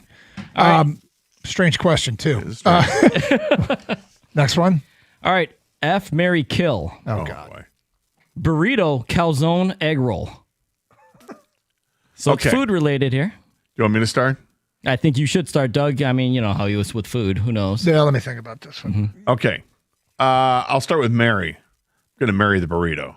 Oh, okay. You can throw anything in that burrito and just wrap it up like a big hug. I love it. Here we go, burrito. My other two choices are calzone. What was the third? Egg roll. An egg roll. Oh. I will. Did you marry burrito without even knowing the other two contestants? No, I heard. True love is true love. I will kill the calzone. I don't know if I've ever actually ordered a calzone in my life. I think somebody has at a table and we all kind of nibble at it, but I don't think I've ever ordered a calzone. I like pizza. I don't need it all totally encapsulated there. And I F the egg roll. I love egg rolls, but if it's going to be a one-time thing, that's fine. Burrito's my true love. Yeah. Yeah, I think about the ratio of which these things have been ordered by me. It gets pretty easy. It is marry the burrito, F the egg roll, kill the calzone. The only time I've had a calzone is when I worked at a pizza place and made one for myself. I've never actually ordered one. But you're okay knowing that it's burrito, not burrito bowl. Yeah. Yeah, if necessary, sure. Well, it's burrito. These are all wrapped. Yep. items, Burritos, look, burritos are great. They are amazing. great. So good. I'll usually go with the bowl option, but. And enchiladas last night. So good. You made that choice all by yourself, Gator? Yeah. He's a big boy. Yeah, now. he is. Yeah, I'm got it from the store. gonna marry the egg roll, F the burrito, and kill the calzone. So it's a consensus on calzone. Yeah, sorry, calzone. But you went with Mary the egg roll. Yeah, I've had more of them in my life. I enjoy the egg roll a lot. There's a lot of different kinds of egg rolls. I don't think people realize that as well. Egg rolls and the burrito is kind of the same, which is not a bad thing, but it's pretty much the same thing, you know. I mean, it's an easy decision for me to go right to it, but it's not that I don't have love for the egg roll. You know, I love the egg roll. I mean, I get corned beef egg roll as well. I get steak and cheese egg roll. I get all the egg rolls. Yeah. See? There you go. I need to have another egg roll. It's been years. So good. The crunch. Well, I mean, you think it's up your alley. They got it's Sprouts. I know, dude. I could totally do it. Sprouts. Yep. Sprouts with the hot Chinese mustard. Oh, the mustard. It's fantastic. So great. One more. All right, one more. Here we go. If you had to get a tattoo of an athlete on your body, who would you get? God. What athlete would it be? For me, I'm not going to tell you who, but no, yeah, I'm going to let you answer first, Gator. Go ahead. I think I can answer for you, Kang. No, you can't. I think I Yes, can I answer can. for Kang as well. Go ahead. I think you get the Jordan logo. Yeah. No, it would not be. Okay. Wow. Okay. All right. Maybe something with Kobe then. This is weird. Because, First of all, I have no intentions of ever getting a tattoo in my life. I don't. And for no, this those is again, this that's is great. Good for you. But it's not. It's an embarrassing question to answer. And why would it? So if I'm going to get a tattoo of an athlete, what I want? I mean, the one a tattoo of a man on my body. No, you can go female athlete. If Well, you want. no, this is my thought process. I don't want a tattoo of a man on my body. So I'll go Livy Dunn. Speaking of stranger, Doug. I had to answer. I think the answer is I wouldn't, but I can't answer that way. Okay. That's fine. You had to answer this. I had you to wouldn't, answer. but you had to answer. Doug, you have to answer. Okay, so the idea of getting the tattoo of the likeness of an actual athlete, like my favorite athlete of all time is Tony Gwynn. There it is. But do I want a Tony Gwynn tattoo? Along the lines of the Jordan logo, I might get the Ken Griffey Jr. Swingman logo just because as a baseball guy, it's a cool logo. So I think I'd probably do that. Doug, the swinger over here. Well, you can make fun of everybody's answer, but I think that to me feels the least harmful. I hear you. Yep. Well, see, I'm going to go with someone who's deceased because their legacy is already written. Like, what if Livy Dunn or Kevin Griffey Jr. end up doing something and you're like, oh my God, I have this person tattooed on my body now. That's a great point. Yeah, Time for a cover up. Yeah, so I'm going to go with like Roberto Clemente.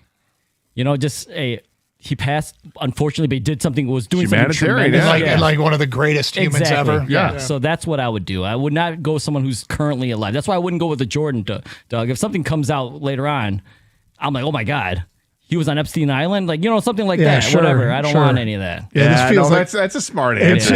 I that's feel awful with my Livy Dunn response now. She's the youngest. Total admiration. There's some, you got this awesome tattoo of Roberto Clemente on your bicep, and you're like, that looks great. Yep. That's actually cool. What do you got? Oh, who's that? That's Livy Dunn.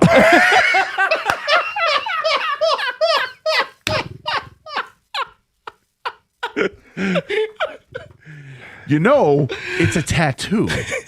Yeah. I want to change my answer to Paul Skeens. Maybe Gordie Ken, you Howe. just Maybe Gordie won. Howe would be good. Yeah.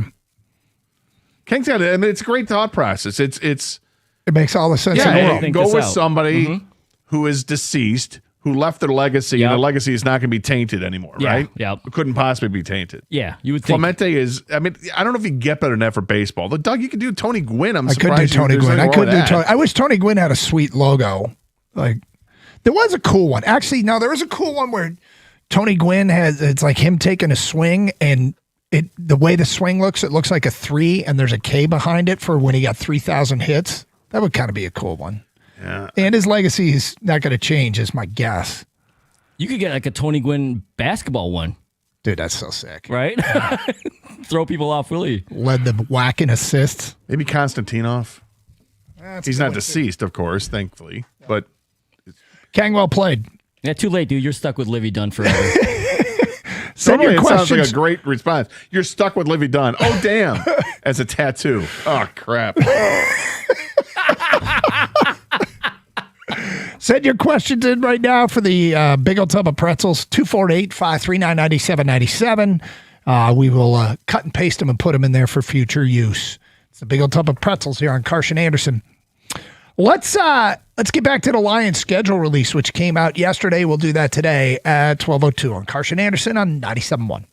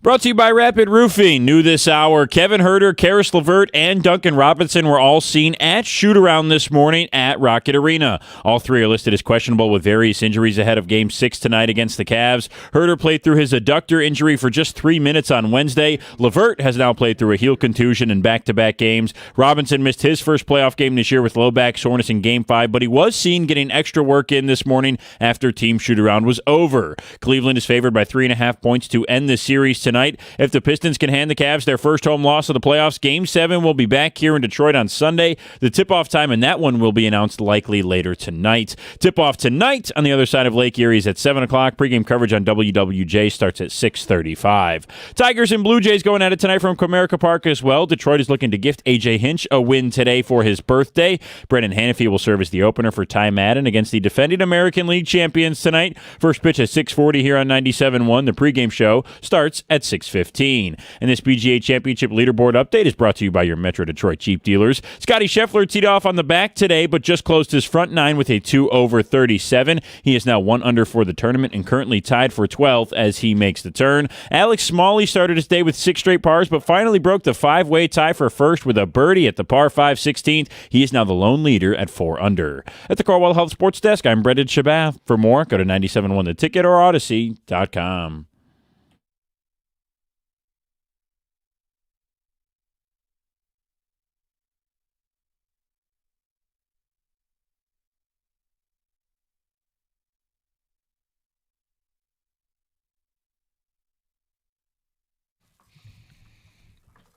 Doug Carr, Scott Anderson, 97.1. Great to be with you here on a Friday. Big game tonight, Pistons and Cavs. Obviously, we will get back to that today at 12:30.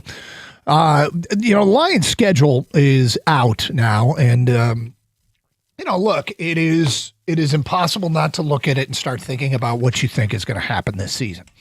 It's also something that we have learned over the years to judge a schedule before a season starts as easy or tough is a dangerous game because it is such an unpredictable league.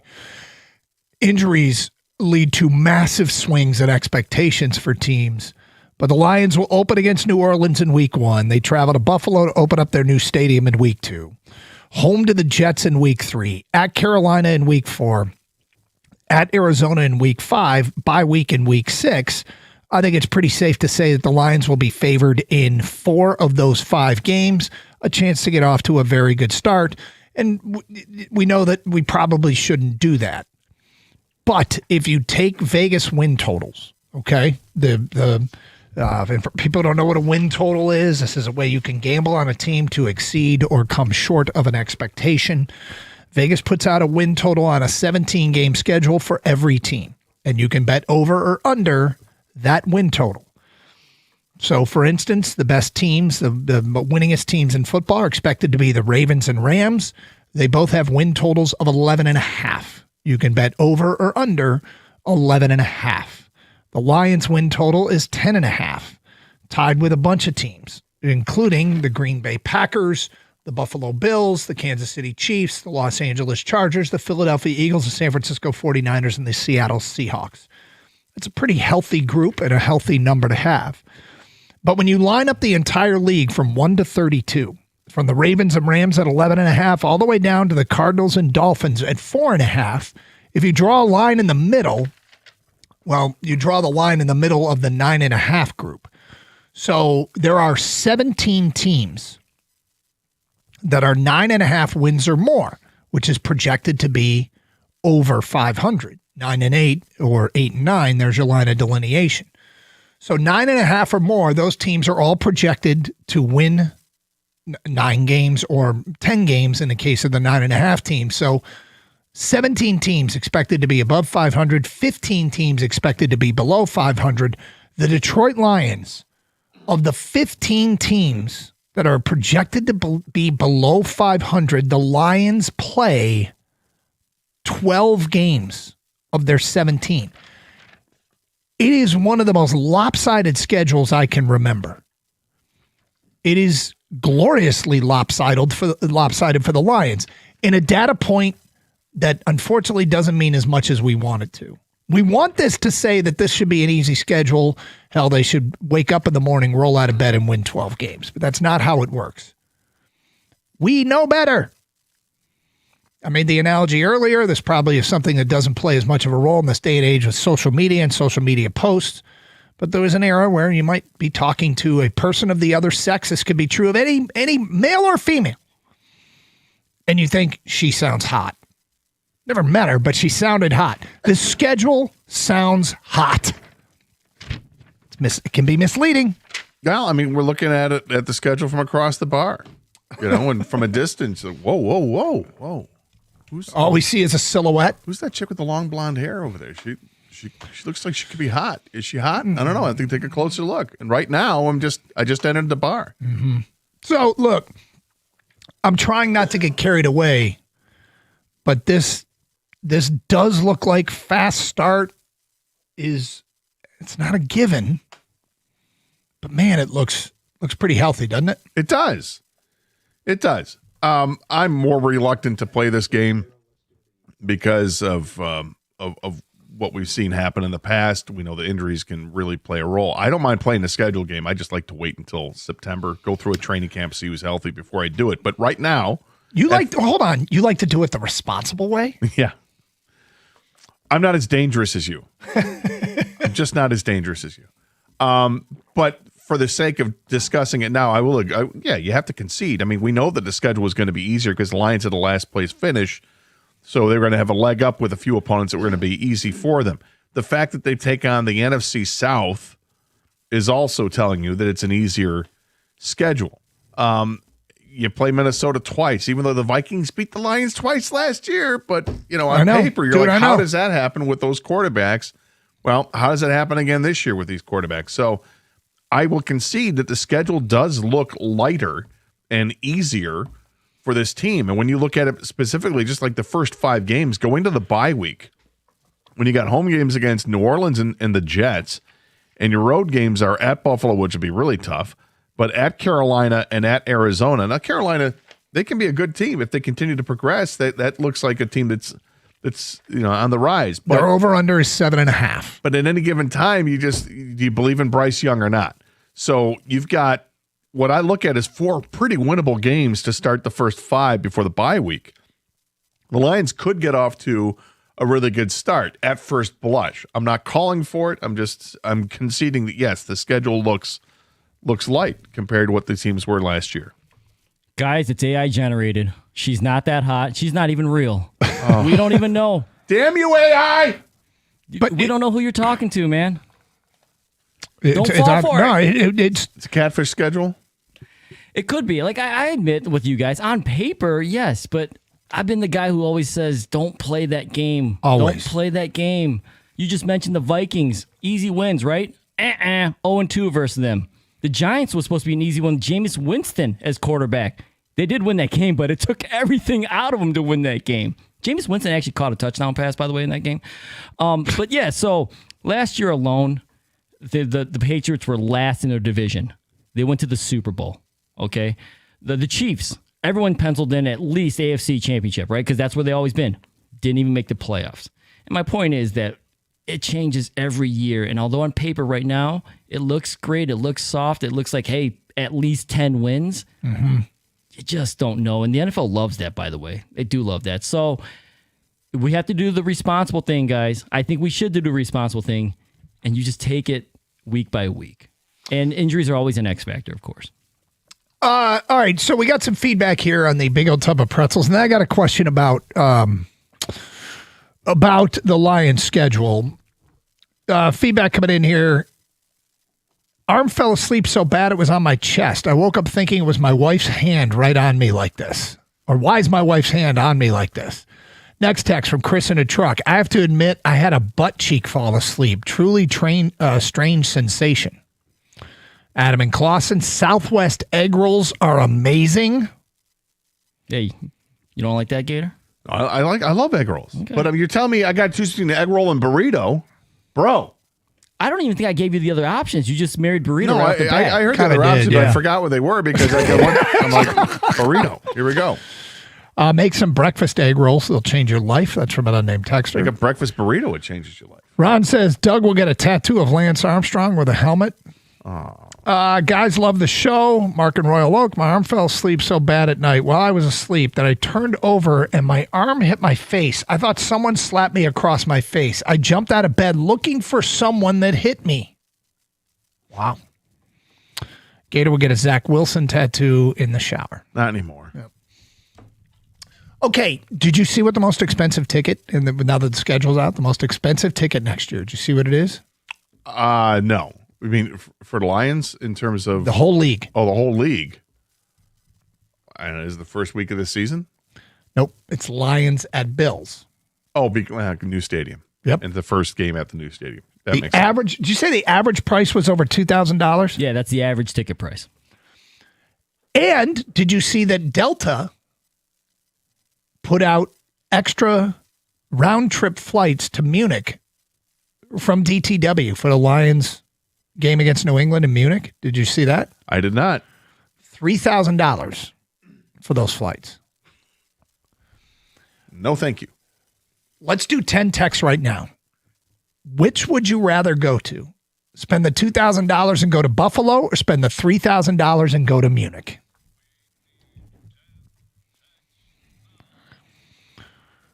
Two 248-539-9797. Text us over which you'd rather go to and why. Make sure you sign your text. Spend $2,000 and go to the Lions Buffalo game. So that's just for a ticket. Yep. Or spend the $3,000 on the airfare and go to the Lions Patriots game in Munich. Text us at 248-539-9797. The most expensive regular season game happens to be a Lions game. The most exotic, and maybe not the most exotic, there is a game in Brazil and Australia, but one of the more exotic games, of course, is the Lions playing at Munich. Which would you rather spend your money on? Text us over right now. We'll read the best answers. The first 10, actually, that come in, we'll read those on the air. Make sure you sign your text. It's Carson Anderson, 97.1. Hey, it's Doug Karsch for Sarah Chevrolet in Sterling Heights. Take advantage of Memorial Day markdowns on demo vehicles all month long. Pay just $199 a month for 24 months on a Silverado 1500 Crew Cab LT 4x4 with $999 down. $199 a month. Go down to 17.5 in Van Dyke and Sterling Heights. 87-SAY-SARAH or saysarah.com. Together, let's drive. With GM employee discount and Chevy lease loyalty in the household, 10,000 miles per year. Demo vehicles may have up to 2,000 miles plus taxes and fees with approved credit. Offer ends at the end of the month.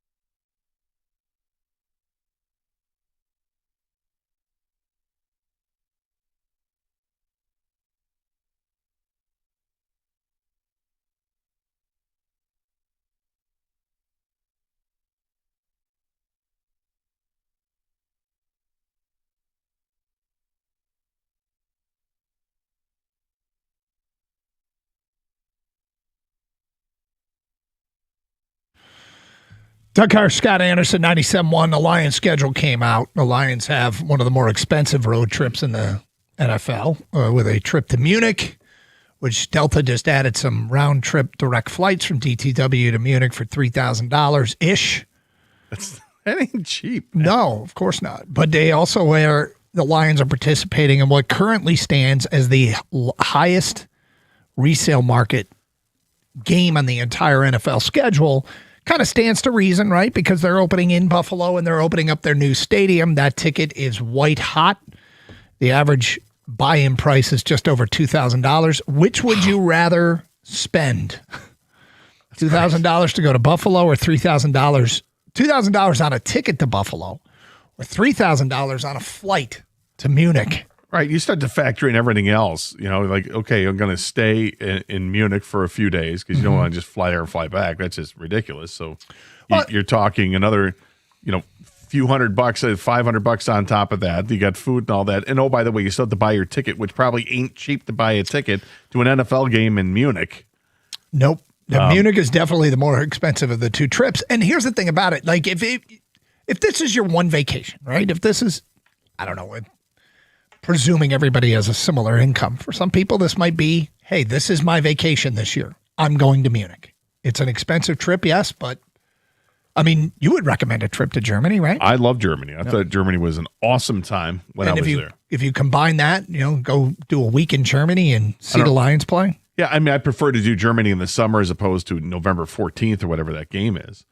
I don't know what Munich's like in November, but I can't imagine it's great. Can't imagine. Well, I mean, it might be great, but it just might be. The town is great, yeah. But the Oktoberfest is over. Oktoberfest is done. Yep. So I'm not sure about that. But the Buffalo thing is $2,000 just to get in is crazy. Mm-hmm. I get it because it's the new stadium and it's just opening up, but that's nuts.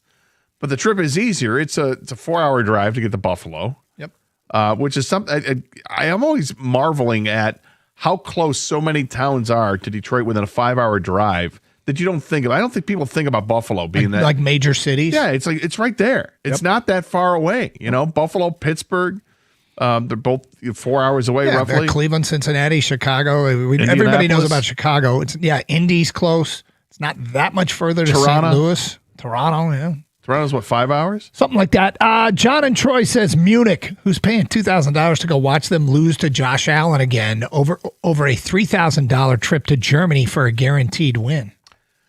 Wow. Well, but the experience, I mean, it's okay. If you think they're going to lose to Buffalo, fair enough. But it's about getting into that stadium and being part of, hey, I saw the first game ever in Buffalo.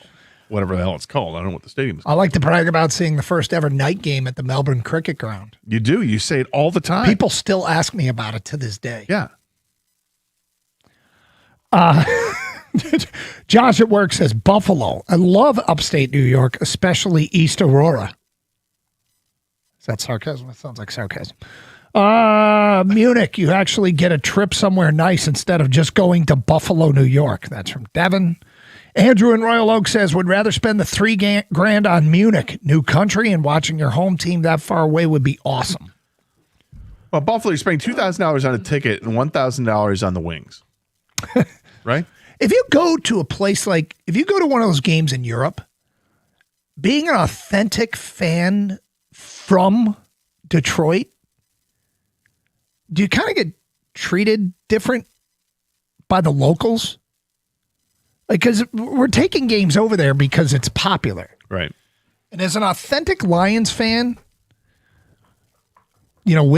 from Metro Detroit, I'm not going to say you get treated like a celebrity or anything, but do they kind of treat you like, oh, wait, you're from Detroit? I think that people would be more interested to talk to you, for sure, rather than, just to hear some tourist. But if you were an actual Lions fan to watch the Lions play in Munich, I think there'd be way more interest. Maybe I'm wrong on this, but it strikes me that might be the case. Like, here, have a beer. Beer's on me. Yeah, kind of. Where's the Klapperbacken? If anybody's ever made one of those trips, am I right or wrong on that?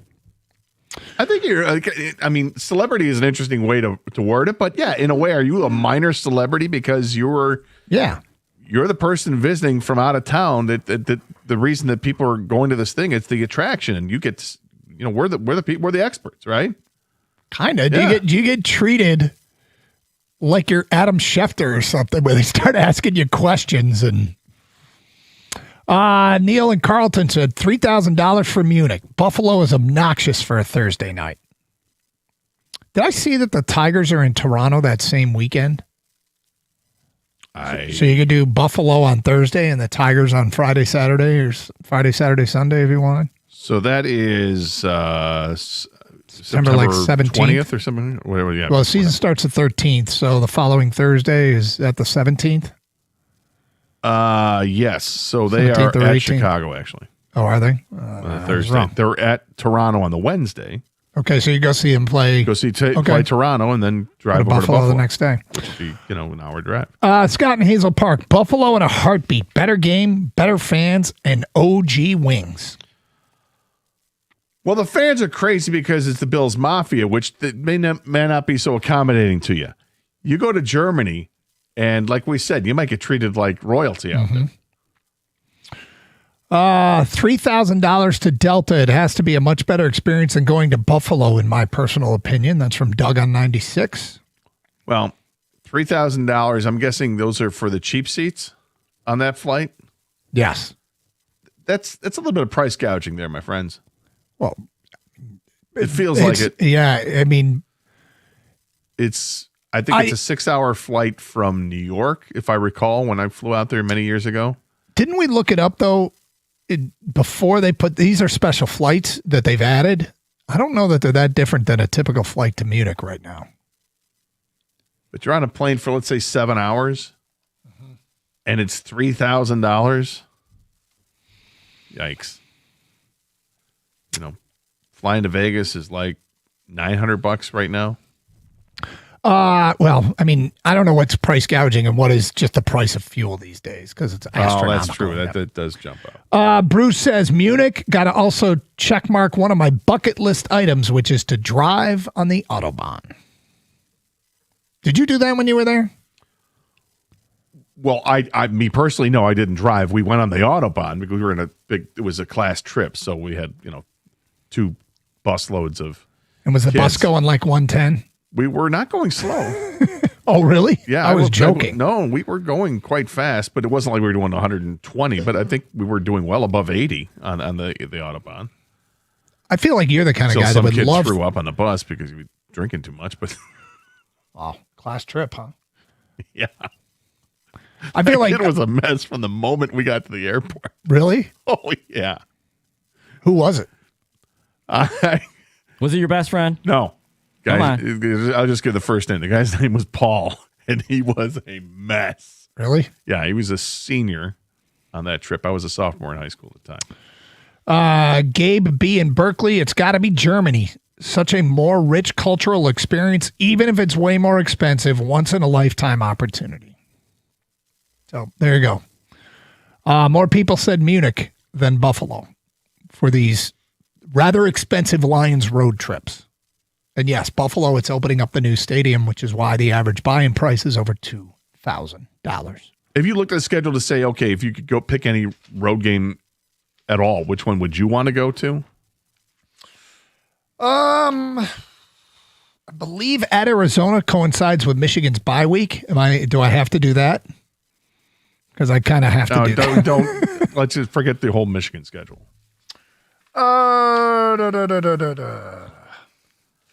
I'd like to go to Carolina. Would you? I've got some friends in Carolina. The weather is fantastic. At that time of the year, we're talking first week of October. Price not an object. I think I'd probably go to Buffalo. I think it'd be cool to be there for the opening of the. Then I'll have the first night game at the MCG and the first ever game with the Buffalo Bills. I might be the only person on the planet, Scott, that can say that. If you had that under your belt, then you really could talk to the schedule chick at the bar. You got openers. Yes, I do. I was find anybody else. I was at the Buffalo game. My hesitation to go on to be at the first Buffalo game is it's the first one. I want to work the bugs out before, Why do you think it's going to crash? No, I just think that they're not going to be prepared for what's coming. You know how it is. It seems like every year when you go to opening day at Comerica Park, we hear the horrible stories. Of course, we've experienced them where the lines are ridiculous. The unmanned beer taps, that was awful. I certainly did not take advantage of that. Oh, Doug. While also kind of being on the clock. 248-539-9797. All right, let's get back to the Pistons. Massive, must-win stave kind of game tonight. There's no kinda. No, it is a total stave game. This is a must-win, Doug, for the Pistons. Yes, if you, I'll go ahead and say it. Do they get it back to Detroit for a Game 7? If so, why? If not, why not? That straight ahead on 97.1. Natural Way Lawn and Tree Service is where you get green and stay green with Natural Way. I've had them over at my house for like a dozen years now, and I'm telling you, these guys know exactly what they're doing to make sure your lawn is going to be green and lush all summer long. Call them today at 888-GET-GREEN. In fact, you can get green and stay green and save green when you prepay. Call by the end of the month to get that early bird discount. Natural Way's been serving Michigan since 1990. They offer the 100% satisfaction guarantee, and they know about weeds. They take care of weeds in your lawn. Absolutely. You see dandelions, look, they may look pretty nice and yellow and all that, but really what it is, it's a weed, and it robs your lawn of water and nutrients. And if you're tired of fighting weeds and watching your grass thin every summer, give them a call, because great lawns don't happen by accident. You got to plan this. You need the right timing and the right program. At Natural Way, they offer a full menu of services that are going to help you accomplish your dream lawn: fertilization, aeration, weed control, disease control, and so much more. But you have to understand, you got to start early for the best results. It is easier to prevent a problem than it is to fix a problem. And for a limited time only, if you purchase a full lawn program, you'll get free grub control when you mention my name, Gator, and a station 97.1. Call now, 888-GET-GREEN, or go to naturalwaylawn.com.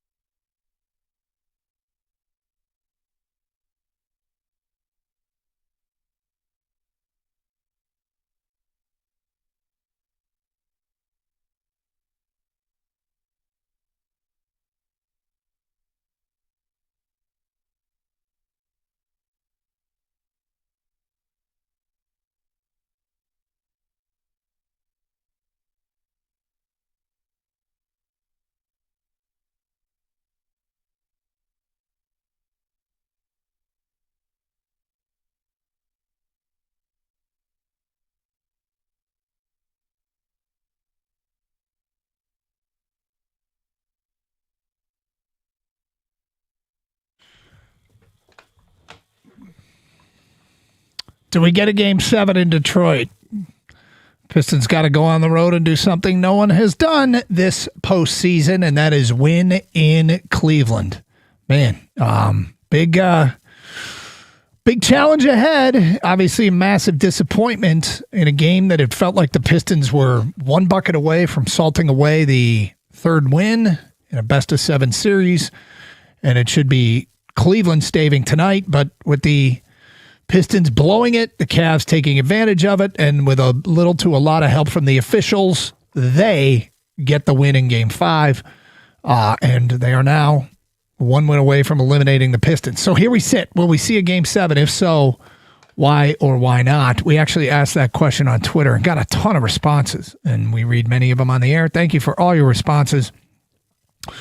What do we got here? From Slava Ukraini. At the start of the series, I figured Cleveland in 6. Lucky says, yes, I feel good about today. I didn't have a good feeling going into Game 5. I'm usually right. Detroit wins by 7. Ivory, no, it's not coming back because of the fact that the last game really showed me how much Harden's whistle can affect a close game.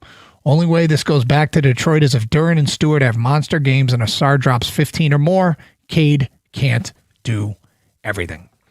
248-539-9797. Matt is in Livonia and on 97.1. Hello, Matt.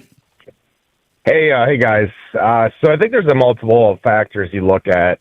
If they ref the same way they ref the last game, there's going to be hell to pay from an NBA standpoint, and the NBA wants in Game 7. So let's also throw in the Orlando game when Duren actually showed up in Game 7. I think they're going to play a bit more motivated. And there's no way Max Strus can shoot that way again. He's a good shooter, but he shot out of his mind last game. So throw in the fact the NBA wants a Game 7. The refs will get called out if they ref the same way. And if the Pistons win in Cleveland, like the Cleveland won in Detroit after being winless, I think it's too good of a story from an NBA standpoint for them not to do a Game 7. I don't know what you guys think. No, this is an that. interesting theory, man. And maybe this is something worth talking about a little bit more. Coaches lobby officials. Hey, the Cavs lobbied the officials after Game 1. JB said something going into Game 5, didn't really get rewarded for it. But what was almost universal agreement on the fact that the Pistons got jobbed, almost universal agreement. I mean, the media everywhere, with the exception of Kendrick Perkins. And I did see the cut that Cavs guy called up and held up as an example of an outlying voice, but pretty much everyone everywhere thought the Pistons got jobbed.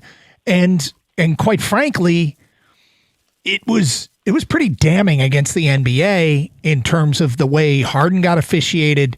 Does that do the job for Detroit and maybe bring it back to a little bit more equitable and fair whistle? And I don't mean Detroit needs favorable attention. I just mean that when a player dives or kicks a player while shooting a 3, the refs heard you, the league heard you, and they just shake their head and scoff at you for trying to draw fouls that way. Just think about the Detroit story of the underdogs, the grit mentality. That is the perfect storyline. So I just think they're going to play more motivated, and the way the Pistons play is the way they play. So whether from aggressive defense standpoint, I just think there's no way that NBA can allow that to happen again, and they're going to play motivated, and it fits right into the storyline. It certainly fits into a storyline, but I don't buy that the NBA is looking for a storyline. I'm sure they would love to have this series go 7 games. And then what's the storyline? You think they want Cleveland or they want Detroit? I mean, one team has 2 superstars, one team has 1 superstar. I don't buy that whole narrative thing. What I do think is that the referees play a huge role in the tenor of the game. If they're going to allow these teams to bang inside and play rough, tough basketball without calling fouls, great. Or are they going to call the ticky-tack crap with the foul baiting that goes on with James Harden? If they do that, then who knows what's going to happen. But from a Pistons standpoint, they can't afford to turn the ball over. I'm going to go with my 14 or less. Actually, I'd love to have the Pistons get in single digits for a turnover. If they do that, I think they win the game, period. But the foul disparity, the turnovers, those are 2 major things that happen. And if I could wave a magic wand, Doug, and just clean up one thing and one thing only, I want to clean up the defense they have on the 3-point shooting from Cleveland, because Cleveland has gotten so many ridiculously wide open looks. And I know they're not hitting at a great percentage, but I think last game they hit 40%, which is good enough. The Pistons have got to be better at giving up these wide open looks, because it's not like Strus was knocking down these contended 3-point shots. So it wouldn't be turnovers. No, I'm going to go with because it's just what I see more of. I mean, they're launching 43-point shots a game. Yeah. And it feels like 30 of them are completely uncontested. Underrated. Am I wrong? Well, underrated was Mobley's 2 of 3. And Mobley hit a massive 3. But he can hit them. Yeah, during that when the Pistons had that 9-point lead, Mobley one of the buckets was that Mobley 3, and it was huge. And you mentioned some obvious one, Gator. Of course, they got to limit their turnovers. The free throw disparity, I don't know if there's anything the Pistons can do about that. I mean, in the last 3 games, 100 free throw attempts for the Cavs and only 54 by the Pistons. That's a ref issue. I'm not sure what else the Pistons can do, and we'll see if it sways back at all. I mean, JB, he tried to politic for Game 5, and it didn't work. I think the other one obvious key is they got to find scoring outside Cade Cunningham. Someone's got to step up, whether it's Tobias Harris, a crazy Karis LeVert game, or Jalen Duren all of a sudden wakes up, but they got to find scoring outside Cade.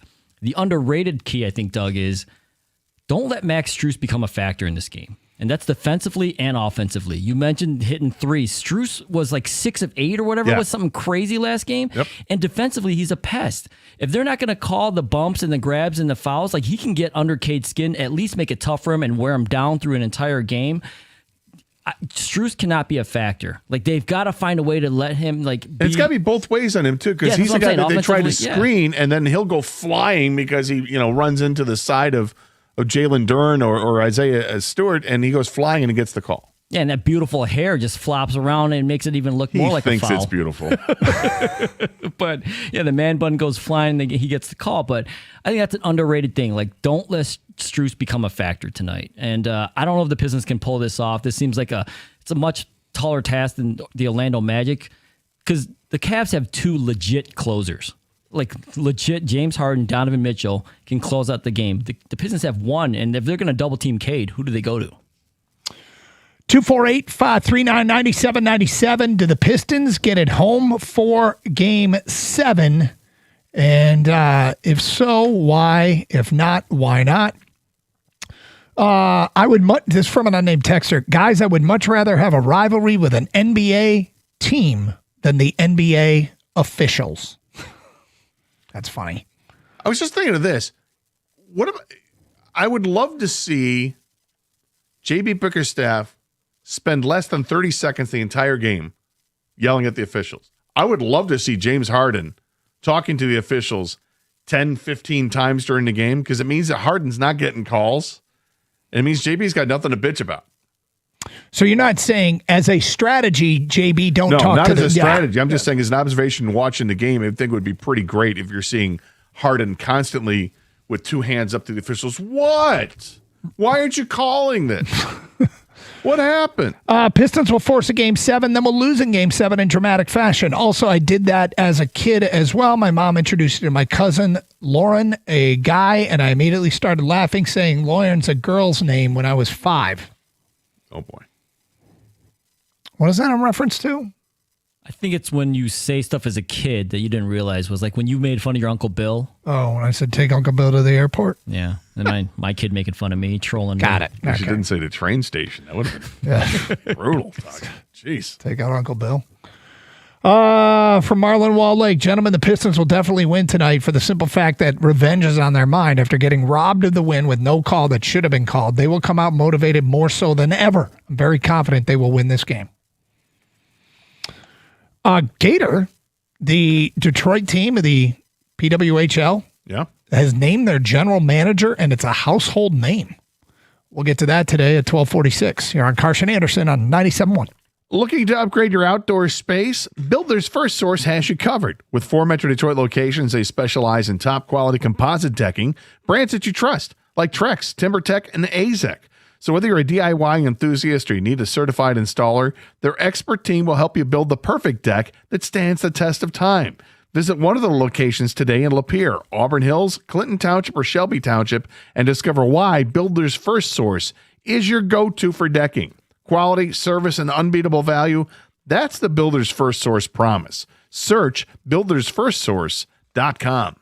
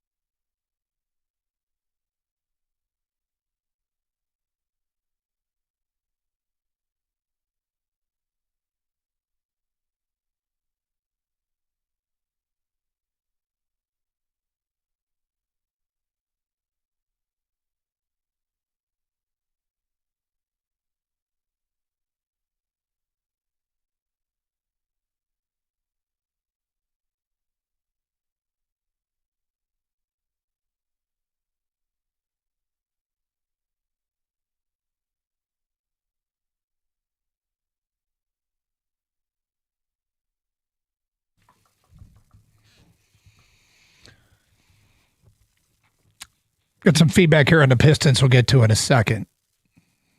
Also, Gator, you put something on your show sheet. I'm fascinated to hear your answer because I only have one answer. I suspect you have many. But first, the new general manager of the Detroit Professional Women's Hockey League team is Kang? It is Manon Remamu. Manon Rhéaume? Sure. What did I say? I said it. Manon Remamu. Manon Rhéaume, who is a female goaltender who actually got into was it a preseason game? It was on a preseason game, right? Yeah. For the Tampa Bay Lightning? Have you sent the requisite text yet? No, I haven't. Okay, so a couple things. First of all, her son plays at the University of Michigan. He's currently a Wolverine. Secondly is we had a female goalie that worked here. Sky the DJ. She was goalie at Wayne State. And she had a personal rivalry, even though it wasn't really. Well, because she was playing after her college days for a team that won national championships for women's adult leagues. And Manon Rhéaume played on the last team that I think was the last time that she played in the national championship game. She came and played, and she was like, wait a minute, I'm the goalie on this team. But Manon Rhéaume did not want to play in goal. She wanted to play out. Mm-hmm. And apparently was the best player on the ice. And it was awesome. Of course she was. Well, she's now our GM. That's great. Get her done, Manon. Get her done. We'll have to have draft shows. Criticize her. Manon Rhéaume, you got to go for a championship now. Right. You're hanging on to your assets too long. I mean, how many years are we going to have to wait? Yep. Yeah, are we going to call it the Remember Mon plan? So, I'm sorry, what plan is that? Hey, let Rome cook. Yeah, right? She's going to ruin her legacy. What is this? Let's go. She did it in Tampa. Love it. All right, so feedback. M_homie. DetroitWing.com. Regarding the Pistons and the Cavs tonight, Strus needs to go away and go play pickleball or whatever white people with long hair do. Is there a pickleball tournament he could be in or something? Yeah, so white people with long hair play pickleball. It's a very popular sport. Yeah. I feel the reason the Pistons win Game 6 is as simple as that was not a Cleveland story and it was not a Detroit story. It was a national story in the sports world with horrible officiating, and they got called out nationally. That text needed a bunch of punctuation. Let me try it again. The reason the Pistons win Game 6 is simply it was not a Cleveland story and it was not a Detroit story. It was a national story, and the sports world reacted to the horrible officiating, and they got called out nationally. Next text. I'm a huge Piston fan. Unfortunately, I think tonight is it. Season's over. Variety of different opinions coming in. All right, so today is National Chocolate Chip Day. It is. Gator wrote, what is your favorite thing to add chocolate chips to that's not a cookie? Right. Because everybody loves chocolate chip cookies. I got nothing. You have nothing? Nothing. I don't add chocolate chips to anything. I have for my kids one thing, but I got nothing. Well, you're not a sweets guy, so I don't see you going for the chocolate chip. Mm-hmm. I put them, I've made chocolate chip cookies before.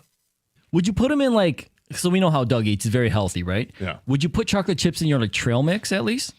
A little sweetness in there, Well, that's interesting because the only trail mix I get is the one from Target that has the butterscotch chips. Those are so good. They are really good. And I don't eat a lot of it, but it occasionally will show up in our pantry. But when you say add, that feels to me like something you do on your own. Sure. So I feel like you must have a resume because I got nothing. There's not a resume. There are two things that I would do, but there's one that, I've never done with the one, but I know lots of people do, and that's pancakes. That's the one I've done for my kids. But the one that I actually do is when I make smoothies, when I get on my smoothie kick with bananas and a little peanut butter and other stuff that I throw in there, I get dark chocolate chips because the dark chocolate is actually good for you, and throw those in there. Okay. And if I'm going to stop at Tropical Smoothie Cafe on the way into the station, I get my smoothie from there. When you go to the add-ins, I get the whatever it is, the banana bliss or whatever one I get. I go to add the dark chocolate chips with the protein. Mm-hmm. Yep. Well, no protein, but there's enough protein. Oh, you don't. With everything else is in there. You don't put extra protein in. No, I don't. I don't need to get swole. Kang, do you add chocolate chips to anything other than cookies? I feel like pancakes is like RSTLNE. Everyone's going to say that, right? It's easy. It's good. Do you do it for you or do you do it for the kids? For the kids. Yeah, okay. I don't really need chocolate chip anything. And I'm not against it. I have a much bigger sweet tooth than Doug does, but I'm more savory than sweet usually. Does waffles count too, Gator? My kids are really into waffles right now. The thing with chocolate chips and waffles is because you already got the little craters in there. They just fall into the craters and maybe they melt in, and you got to put them in right away. Yeah. I mean, other than that, I mean, I'm not adding chocolate chips into a bunch of things for me. It's like I said, I'm just more of a savory guy. It's right now, Doug, in my life, it's just for the kids, and they'll never turn down chocolate chip anything. I feel like we need to push this. I was just curious. Chocolate chip mashed potatoes. Well, all right. Let's not get out of hand, Mr. Pickle, and your smoothie. But I mean, like you hear about? And maybe I'm just talking to Kang here. You hear about like dessert nachos or something like that. Would you like sprinkle chocolate chips on a dessert nacho? Something like that. Does that work? Do you melt down the chocolate chips to get your chocolate ganache? Are you a mole fan? Yeah, I mean mole's fine. Yeah, I mean, would I consider adding it to to a chili? That makes sense. Add a dark chocolate to the chili. All right, fair enough. Anyway, I thought it was interesting because I'm like, God, I really don't have anything, and I brought it up in the office. Evan said something that I will never do, but it sounds like it might be decent. Banana bread. Sure. Better than nuts. Would you add chocolate chips to your grape nuts, Doug? No, I've said this a million times. I do not like candy for breakfast. Grape nuts are not candy, but if you add the chocolate chips would be. What if they were dark chocolate? No, wouldn't do it. That's fine. You do it. You shot me such a look when I said the nuts and the banana bread. What if it was steel cut chocolate chips? Wrong. No, I'm not putting candy in my breakfast. But steel cut. Yeah. Let's get back to your open line calls. We got a Jay in Detroit. You're on 97.1. Hello, Jay. Hey, Doug. How's it going? What's up? Gator. Listen, if you need a bag of chocolate chips, I'll deliver them to the office for you there, buddy. I got you covered. No, we're good, Jay. Thank you for the offer. Appreciate that. But no, I'm all set. Game 5, was it game 6, 5 tonight? 6 is tonight. 6, okay. I think Duran, this is the make or break, moment for Duran. If JB Bickerstaff decides I'm going to roll out JD for one more time, when do you pull the plug on this guy? Is it the first quarter, the first half? Is it if he's not performing, do you pull him and bring in Basketball Reed? I mean, what do you do here if you're the coach? So a couple things. I guess it depends on how the game is going, right? If he's giving them nothing and Mobley is going off, I might go get Paul Reed. But I might go with Isaiah Stewart earlier. I don't give Duran very long tonight, man. I really don't. I think he starts.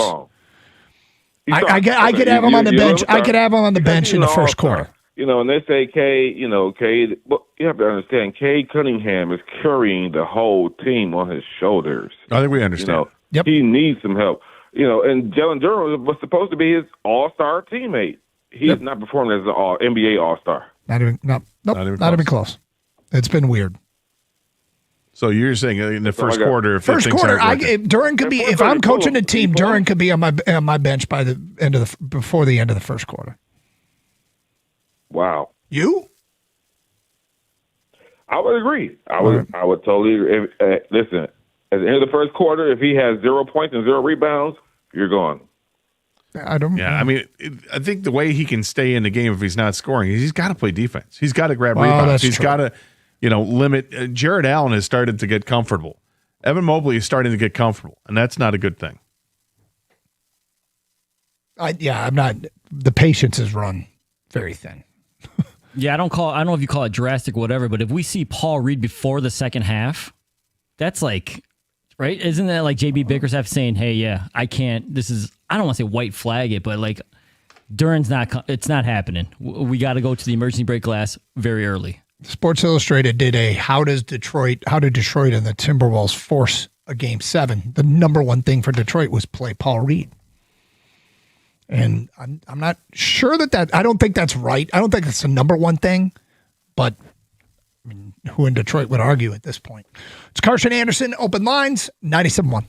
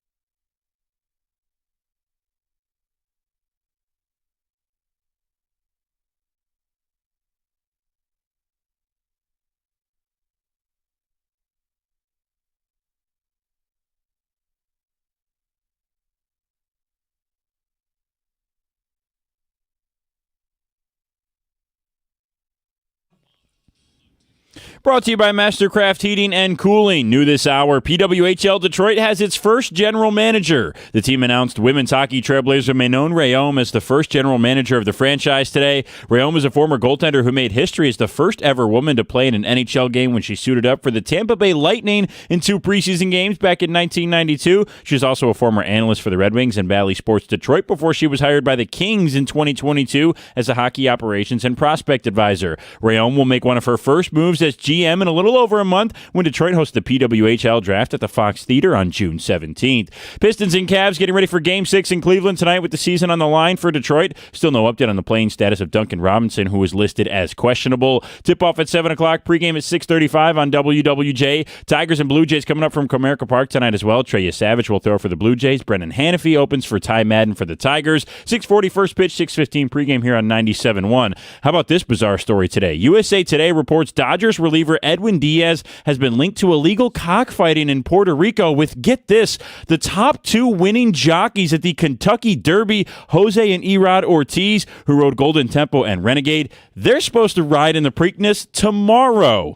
And this PGA Championship leaderboard update is brought to you by your Metro Detroit Jeep dealers. Alex Smalley, back-to-back bogeys. He is now out of the 6-way tie for first. He's 2 under on the day. At the Corwell Health Sports Desk, I'm Brendan Shabath. For more, go to 97.1theticket or Odyssey.com.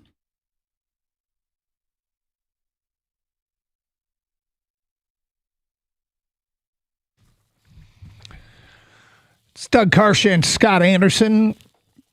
Do we see a Game 7 in Detroit? If so, why? If not, why not? 248-539-9797. Let's go to Tom on 97.1. Hello, Tom. Hello, gentlemen. Thanks for taking my call. Sure. Quick question about Mr. Duran. What do you think's going on here?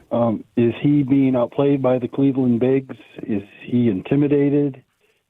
Has he lost his confidence? What do you think when it is? I watch, I was going to say quickly. When I watch, he seems to float around the mid jumper range, really without a purpose. I think he's hurt. That would make sense.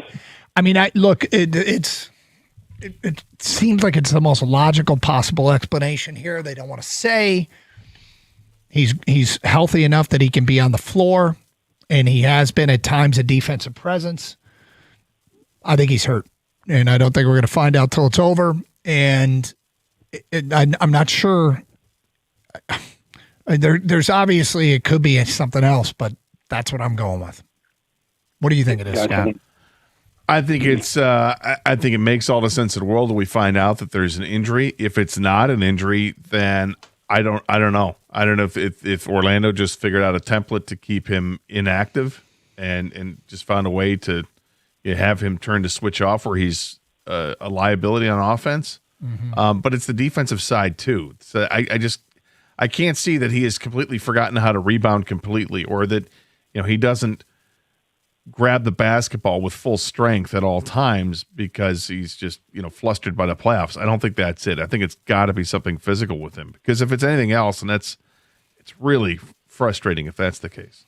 So I think he's hurt mentally. I think he's fine physically. I think the mental part is causing the physical part not to happen. And I don't think he's been on the injury report at all, because that would be a thing then at this point. Like, you have to, with today's betting landscape and all that stuff, you have to be listed on the injury report. So I just think it's honestly mental, and something has happened. He's 22 years old. He's never been in like this big of a playoff series before, right? I mean, last year they made the playoffs, but this is something different, man. It's unexplainable how he went from 19.5 and 10 to, 7 and 8 or whatever we're witnessing. It's truly remarkable in a bad way. And he's being pushed around as well, and it's really surprised me. Well, for people who haven't seen it, we haven't really talked about it, but the Athletics NBA Twitter account reported that Jalen Duran's scoring fall off in this year's playoffs is the second largest in NBA history for an All-Star. The only All-Star to have a larger average drop with a minimum of 10 games played is Wilt Chamberlain in 1962, who went from 50.4 points per game to 35. So going from 19.5 to 10.1. Playoff Wilt. And by the way, we often talk about what's Duran going to do at the contract table when he's negotiating an extension. He just says, well, I'm just like Wilt Chamberlain. Obviously, you pay me. That would be a hell of an attempt. Regarding chocolate chips. Gator brought up it was National Chocolate Chip Day. Is there anything you put chocolate chips into other than cookies? And I've got nothing.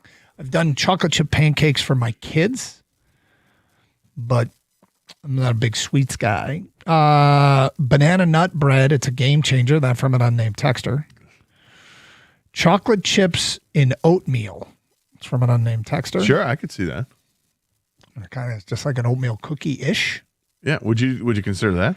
Maybe. I mean, the thing is, I really do not like sweets for anything sweet at breakfast. Well, you don't have to throw like a cup of chocolate chips. But yep.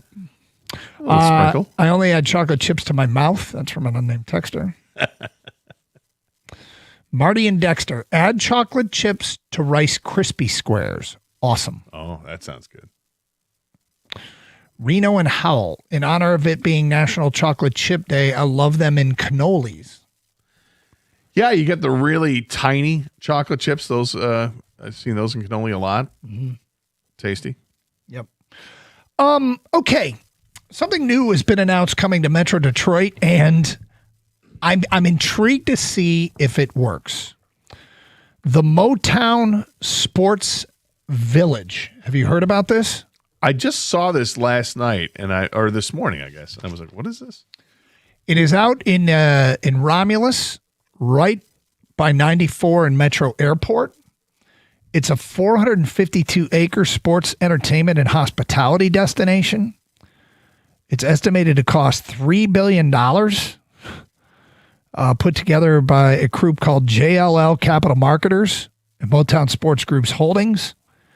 The artist renderings of this thing. Here we go. Looks like a massive sports complex with soccer fields and indoor ice rinks and basketball courts and lodging and practice facilities. There it is. Et cetera, et cetera, et cetera.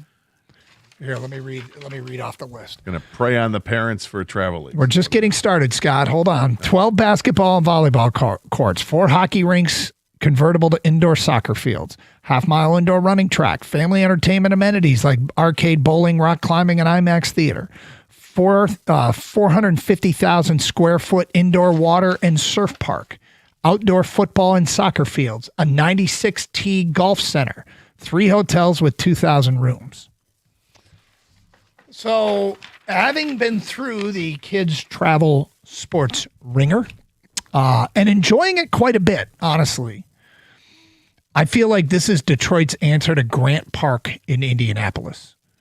And I'm sure there are some parents out there that have been to Grant Park. Grant Park is a massive facility that had 3 full indoor soccer fields. It felt like 15 full outdoor soccer fields, full outdoor baseball fields and softball fields and little league fields. And I remember asking around when I was down there and being told that much of it was funded by local hotels. And it feels like every weekend through the summer, you could play in a soccer or baseball tournament at Grant Park. And constant action. And in fact, the Indianapolis Colts have made it I think that's their practice facility. I know they've practiced there in the past. But we had all 3 of our kids at one point or another, their travel soccer teams went down to Grant Park. So question is, does it work? And the money in youth sports is massive. It's a ton of fun, but it is massive. And it's turned into a huge business. Will this work? I think it's a brilliant idea. I'd love to be part of the investment group. I don't know how much percentage I could buy out of $3 billion, Gator. But, right. No, I hear you. But you just mentioned it, Doug. And you too, Gator. You're preying on the adults at this point. I mean, it's and I feel like a lot of these adults are into it more than the kids. I mean, it's a whole separate, it's a social life for them too. And I love the fact that it's in Romulus, Doug, because when you fly in, you get right there. You don't have to drive another, hour or 2 hours wherever your destination is. Like if you're flying from anywhere across the country, you get right to your hotel. And then that water park and all that stuff, this is fun for the entire family, because a lot of times there's a lot of downtime, right, Doug? Tons. If only one kid is competing, you have 2 or 3, 4 other kids. What do you do? What does the mom do? What does the families do?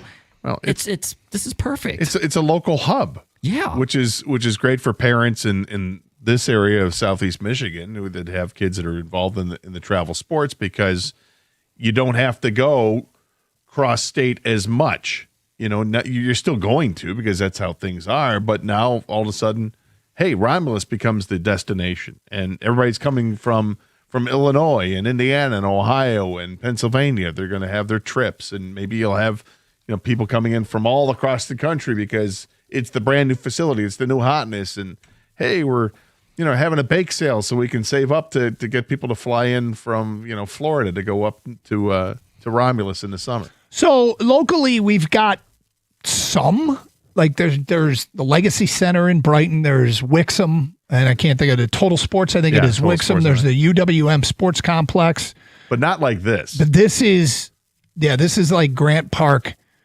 massive host, like everything. They're looking for everything, and they're looking for everything. They're looking for it to be a one-stop shop that you pull your car in there on a Friday and you don't leave till Sunday. Did they say baseball fields? Did I miss that part or no? I actually don't think it said baseball fields, but maybe basketball, volleyball, soccer, football, hockey rinks, 96T Golf Center. I did not see baseball or not softball. Baseball. Interesting. Maybe that's Legacy and Wixom, and then there's others, but this is going all in. That billboard's been sitting out there. Motown Sports, I think is what it says. That billboard's been sitting out there on 94 forever. And I wondered what it was. And I guess now we know. Well, that's a massive investment. And, the big part is the how many thousands of seats or not seats, but hotel space? 3 hotels with 2,000 rooms. That's a lot. Yep. That's a lot. And that's where the money is made. I mean, you've got the charging fees obviously for the fields and all that, but I mean, they're going to make money because you're staying there. I mean, in between, you get into some of these things, it's $20 parking, $5 to get in to see your kid play, or $10 to get in to see your kid play, or $25 for all 3 days. And I mean, it's interesting, but if this is going to be done, I'd rather have locally teams have a place to keep their money in Michigan and bring in out-of-staters as opposed to everyone going to Indy. Well, everyone's still going to go to Indy. It's just now they also can go to Romulus. Yeah. When and if this thing gets fully funded and built. When your garage door stops working or it's time for a new one, you don't want to be calling a call center 3 states away, do you? You want to call the local guys at M&M Garage Door. It's what we did, and we got a new garage put in a place up north. So they cover much of the state. But they did a great job with us. They helped us pick a garage door that makes total sense, looks great on the house. They can do the same for you, giving you all kinds of options and consult all throughout. In the meantime, they'll fix any garage door. They got everything on those trucks. They'll pull up and they will be able to fix your garage door right then and there. Easy 24/7 scheduling, clear upfront pricing, 5-star reviews. Call 844-ONLY-DOOR or visit garagedoorrightnow.com today. M&M Garage Doors. Open your door to exceptional license 210-220-6147.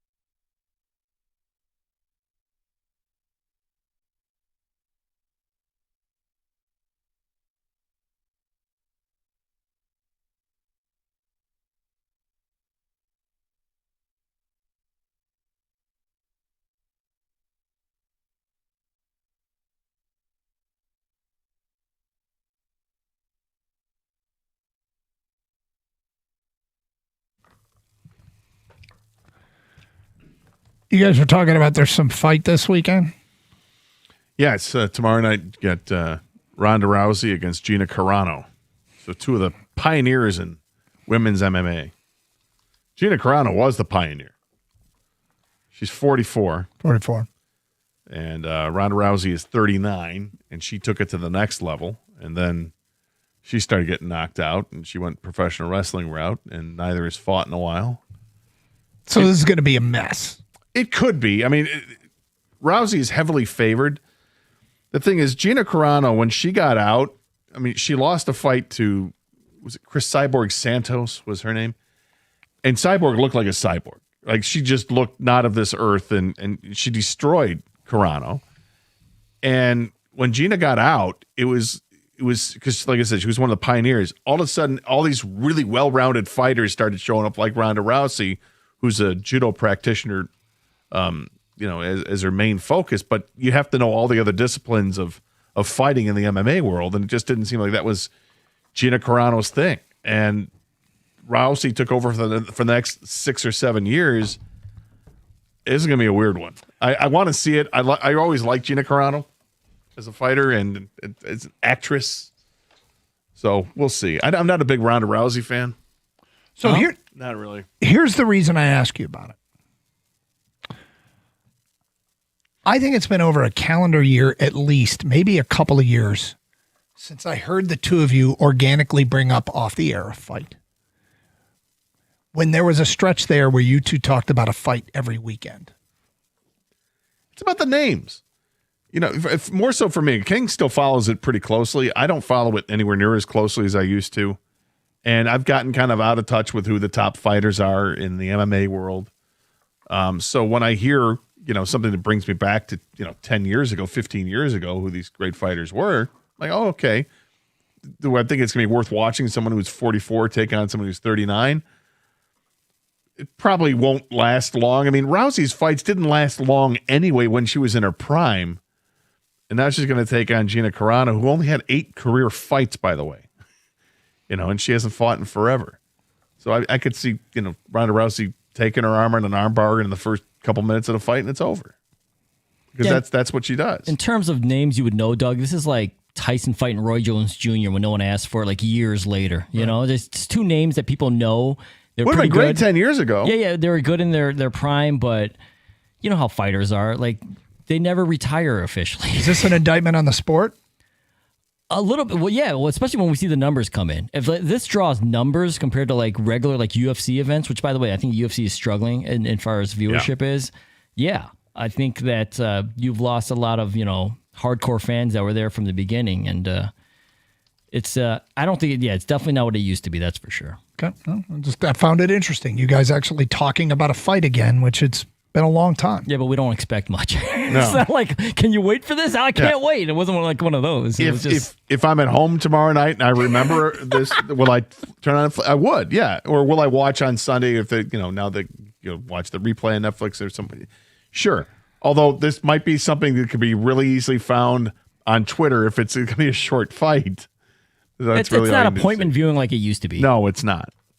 But it's like if I heard that like Dan Henderson was going to fight again or something. One of the great fighters we saw. I think yes, yeah, he's the guy. He's the guy we interviewed.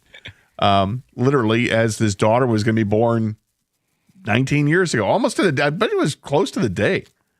Dude, didn't he say to us? Yeah, because he was like such a dead interview over the phone. We're like, wow, we're really asking this guy a bunch of questions. He just doesn't sink into it. And he goes, oh, he was giving us nothing. And he goes, oh, hey, by the way, guys, I'm going to be a dad. We're like, what? And then all of a sudden the interview perks up. Yeah, he was in the hospital doing the interview with us, waiting for his wife to give birth. That's 19 years ago.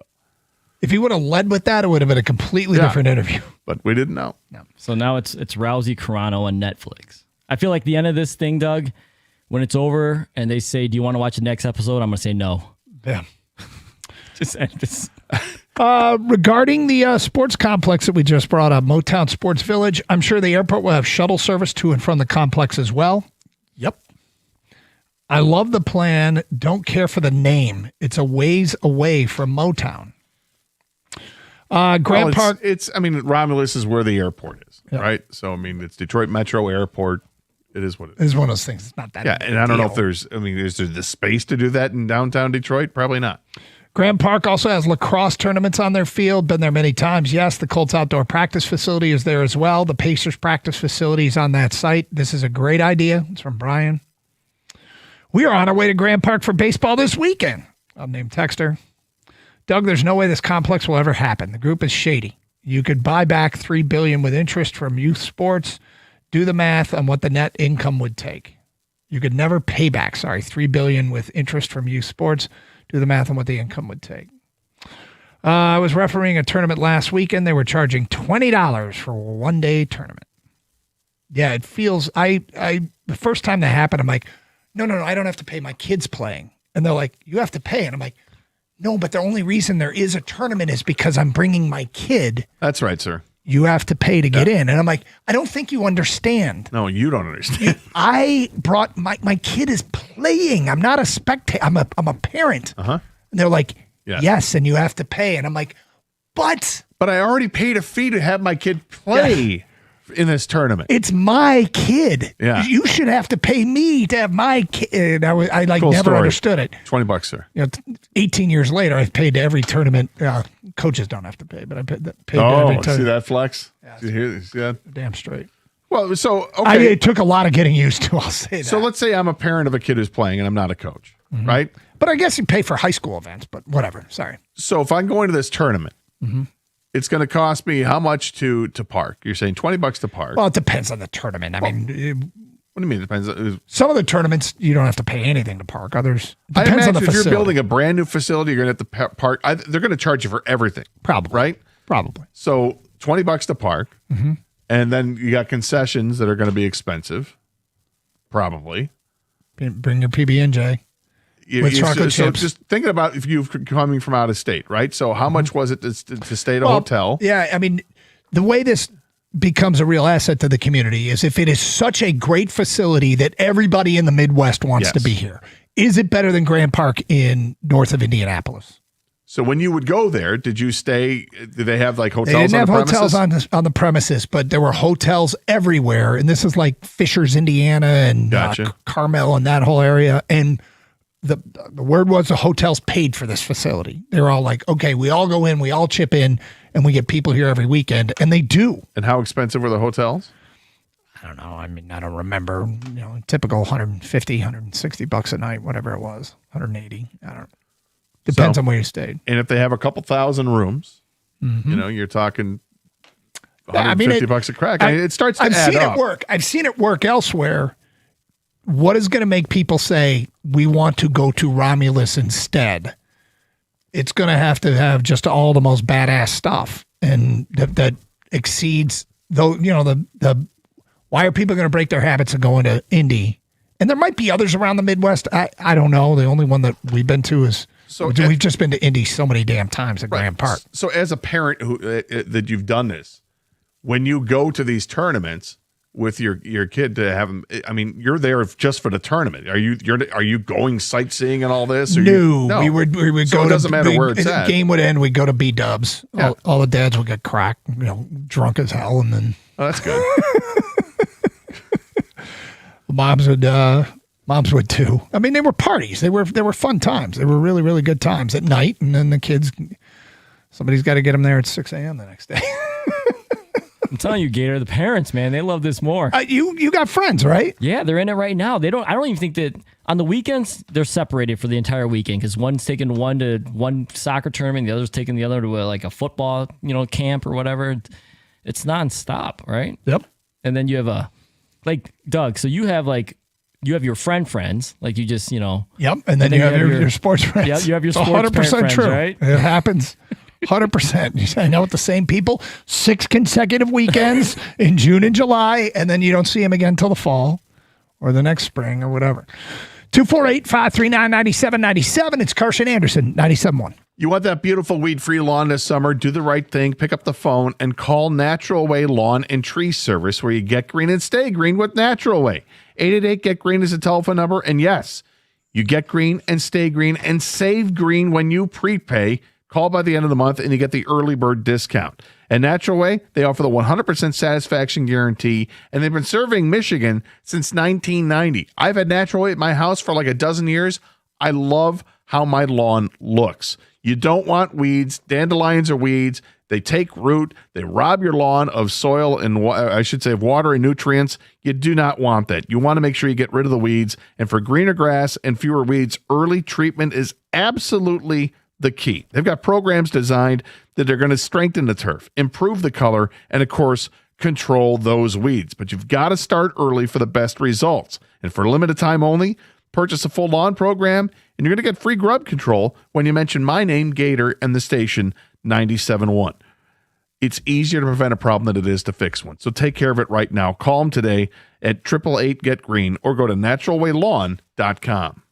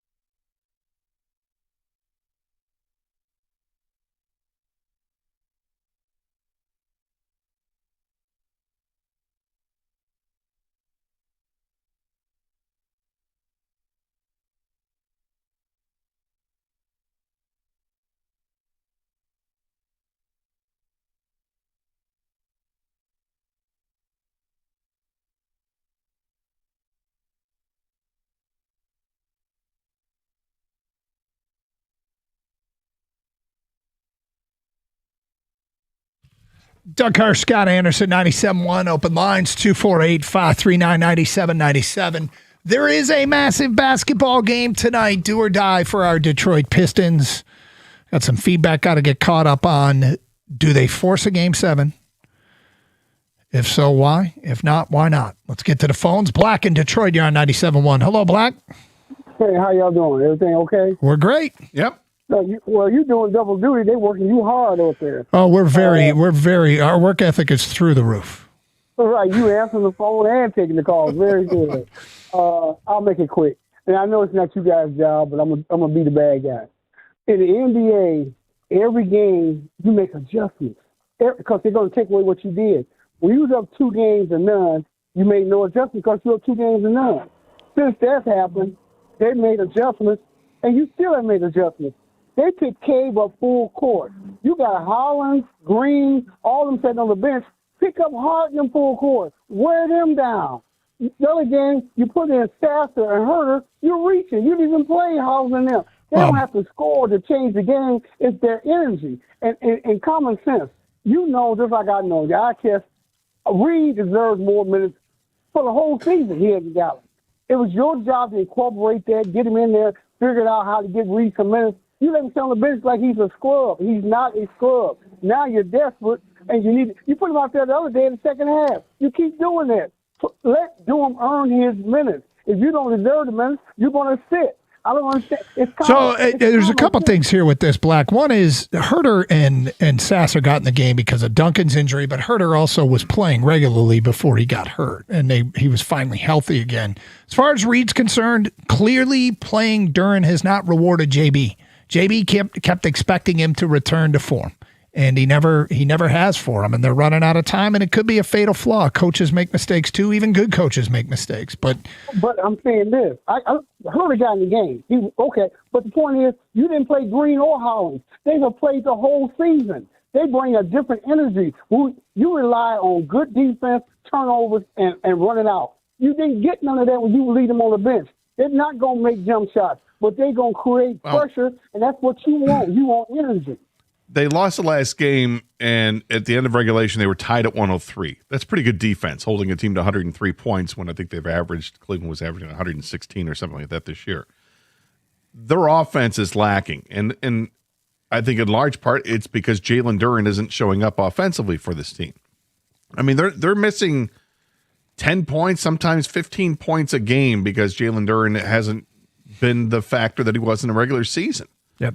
I mean, it's as far as adjustments concerned, coaches are trying to adjust every minute of the game. They have to make adjustments. So to think that they're not trying to make adjustments or they're not making adjustments from one game to the next, it's a fallacy that doesn't happen. They do. It sounds like Black is looking for more pretty obvious adjustments in terms of lineups. And, I did find it curious that Holland didn't play. I'm stunned that Holland didn't play. I would have lost in Game 5. I would have lost a shoot the boot bet if I had, gotten that far that he was going to play in Game 5. But every game's different, and it's its own entity, and obviously whatever he needed to see to think now's my time to go to Ron. Every game's different, but the opponent is the same. Yeah, but the opponents play different from game to game. Yeah, I guess, but because here's an example. Strus isn't going to shoot 6 for 8. You kind of wish you had somebody like Ron Holland chasing him around. He might not have shot 6 for 8, but unnamed texter. I had this conversation with my boss yesterday. I think the Pistons really lack a kill factor, but also have a very strong resilience, never say die factor. So Cade was one of the best fourth quarter players in the NBA during the season, and he's made some big shots for them in the postseason. It's still an incredibly young core that's theoretically early in the run. And so, this is part of a growth process. This doesn't feel to me like we're anywhere close to a finish line with this core. We're just getting started with this core.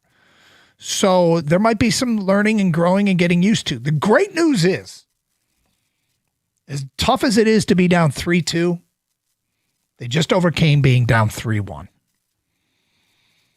You don't want to be down 3-2, but This is a far more it's a more comfortable spot. Maybe not far more, but it's a more comfortable spot being down 3-1 and coming back. It's a more comfortable spot knowing that you're 3-0 in elimination games. It's a more comfortable spot to know that that pressure that you were under in the Orlando series is not a foreign feeling, and they responded last time. No, I think this team is so pissed at what happened in the last game. They know that they had that game won. They know they blew it. They had a 9-point lead with 2.5 minutes to go. All they needed to do was really make one basket in their last several trips down the floor, and they would have sealed the deal. They didn't get that done. They are chomping at the bit to get back at Cleveland and even this series up. And then let's get back on Sunday, play in front of the home crowd here at LCA, and win that game and advance to the conference finals. And it does have a feel like if they win tonight that, okay, crisis averted, let's play at home and let's take it home. Next text, coaches need to slap JD in the face and get him some smelling salts. Pour cold water on him, and he's going to go for 30 and 20.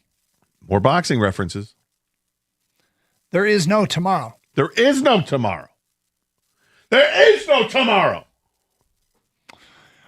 Jim writes in, the Pistons need to avoid a few things to win Game 6 tonight. Bonehead turnovers, missing 9 shots in a row, dribbling balls off their feet. Yeah, that's hard to say out loud, but also understanding what it is. I read it as written. But it does happen quite a bit. They are losing their handles quickly. Getting strong with it. Getting screwed on calls and fouling hard in every play. Jim's got a long list here. There's a long list. I am curious. A caller brought it up earlier, and I thought it was interesting. The public and national backlash over the whistles in Game 5. And it's two things. The non-call on Asar and Harden getting calls, manipulating the officials for calls. Harden gets breathed on. There's a foul. And did the national media do the work, the heavy lifting for the Pistons organization as far as getting a call? Kang showed the foul that eventually tied the game. It was Mobley, right, Kang? That play at the end of regulation? Yeah. When Mobley drove almost baseline, he was on the side. And you said, watch him when the whistle blows. He takes a few dribbles towards Tobias, picks up his dribble and pivots away, and the whistle blows, and Mobley turns to the ref like, what'd I do? Yeah, he just was looking for why was the whistle blown. And I don't think he thought he got fouled. I mean, you had talked about that call because then he made the 2 free throws that tied the game at the end of regulation. You talked about that call. Watching Mobley and his body language, he had no idea he got fouled and was trying to figure out what the call was. Yeah, for a team that everyone looks for the foul and wouldn't be surprised if there was a foul called, he was genuinely just looking. He had the ball. There's nothing wrong. He looked around and said, oh. And they're like, hey, foul on Tobias going to the line. Oh, cool. Yeah. And so, I mean, that's just one play, of course, but that's why I think people are so upset about the final no call on Asar because they thought that was a legit foul and you just called a quote-unquote soft foul before that. Yep. Rico Beard has made his way in studio. Gentlemen. You good? I'm good, man. That's good. I'm good. Yeah. So, interesting night tonight. Yeah, big game, huh? Staving season. Yeah. I mean, does the season end this weekend, or are we still talking Pistons on Monday? Dude, Monday's going to be so much fun if they take these 2 games. It's built-in radio gold because it's the Knicks, who've been waiting for a week, so you'll get the whole Russ versus rest type of argument. So, yeah. Yeah, no, it'll be great. It'll be awesome. But you got to take care of business, right? Yeah, we can, yeah. And hopefully you don't need somebody to shoot 1 for 29 to win Game 6, because I don't think that's going to happen again. Like what happened in the Orlando series. Yeah. Yes. We got an interesting dilemma for Mike to start the show off. And for the Lions, the scheduling game. Doug, you know what? You actually you'll understand this reference. Jay Mill made him a bet already. Oh, are you serious? Yep. Wow. He fired off what the record was going to Sorry, be. my mic was off. He fired off the record, and I'm like, how much? How much you want to put on He that? wants to. He's put his money where his mouth is. He did. Who does? freshman year roommate, Yeah. Jay Mill. Fascinating. Mm-hmm. Some things, it's like death and taxes. I'll just say this. Based upon history with you and Jay Mill, I'm probably on Jay Mill's side. Without even knowing what the bet is. All right. You want $100 on this? No. I was about to say I'm in. But I was thinking more like $10. Was J Mill Rico's kryptonite when it came to? No, but I think in more arguments, I would end up on Jay Mill's side than Rico's side. Yeah. I'm at some point in my life, I will end up on Rico's side. That's okay. I don't need you on my side. Would you rather go to the Buffalo game or would you rather go to Germany? Buffalo game. Would you? Yeah. Germany, it's like you're trapped over there. You got to hope that nothing stupid happens in the world, and now you're stuck in the airport. I normally would think Buffalo, you can drive home. In this world, yes, there is concern about what. You can just drive home. Have a great show. Have a great show. Stay safe, everyone. Have a great weekend. Treat each other with respect. Pistons, huge game tonight. Hopefully, we're talking about a Knicks series on Monday. It's Carson Anderson, 97.1.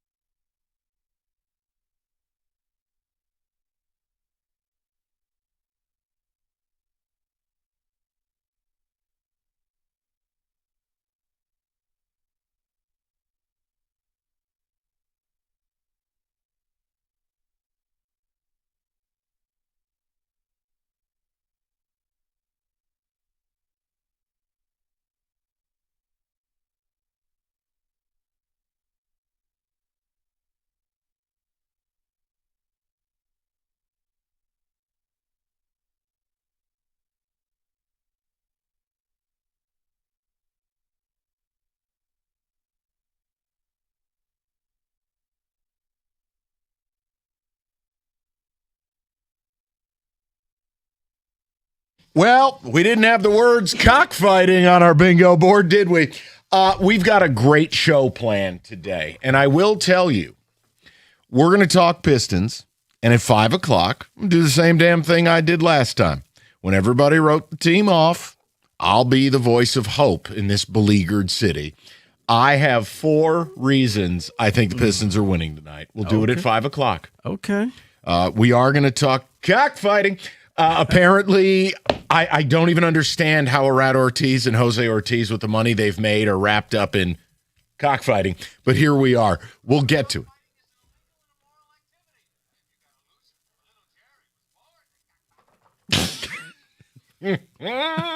Or unless you still believe that it's legal. Okay, we'll get to it. And we are going to talk about the Lions' schedule under the headline, "Are you people really doing this again?" Like, seriously, we're doing this again? 13, 14, 15, 18 wins. They only play 17 games. I don't care.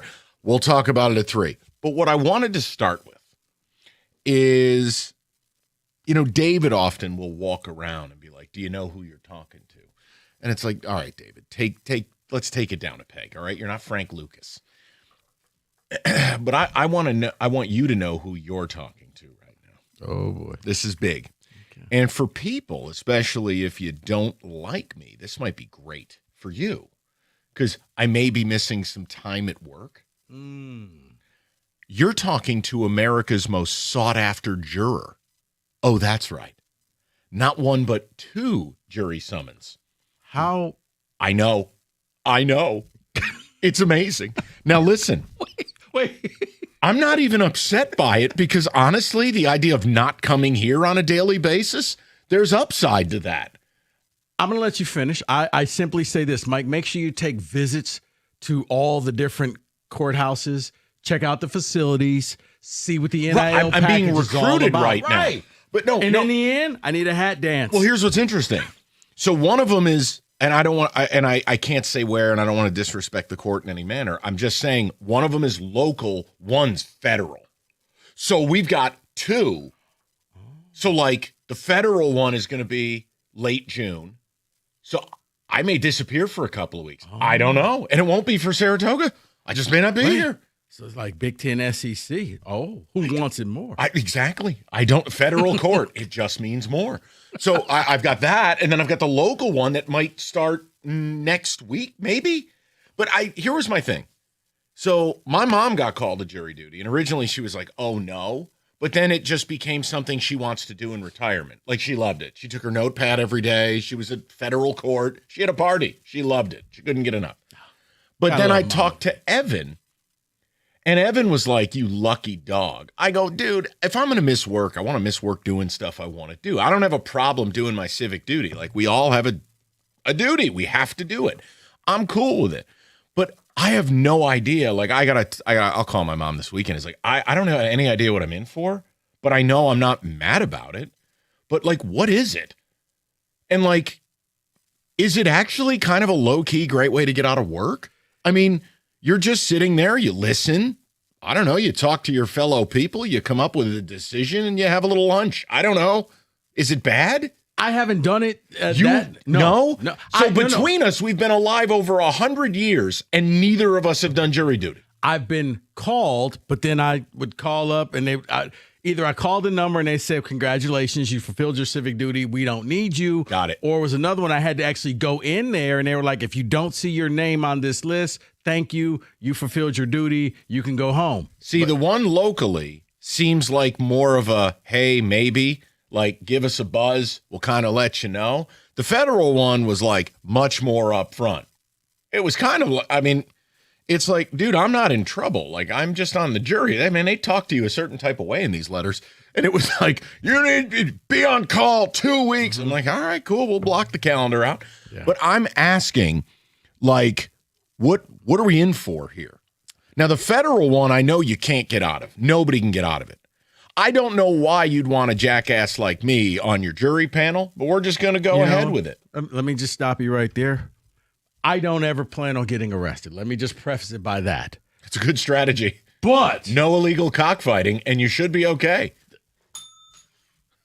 I would rather someone with some type of an education on the jury instead of just You know what? Wow, this is a guy who's looking at his watch because he's late to watch wrestling. Well, here would be my only concern, and I'm being sincere when I say this. The federal one, if it's like a super duper case, does that mean I could be gone for months?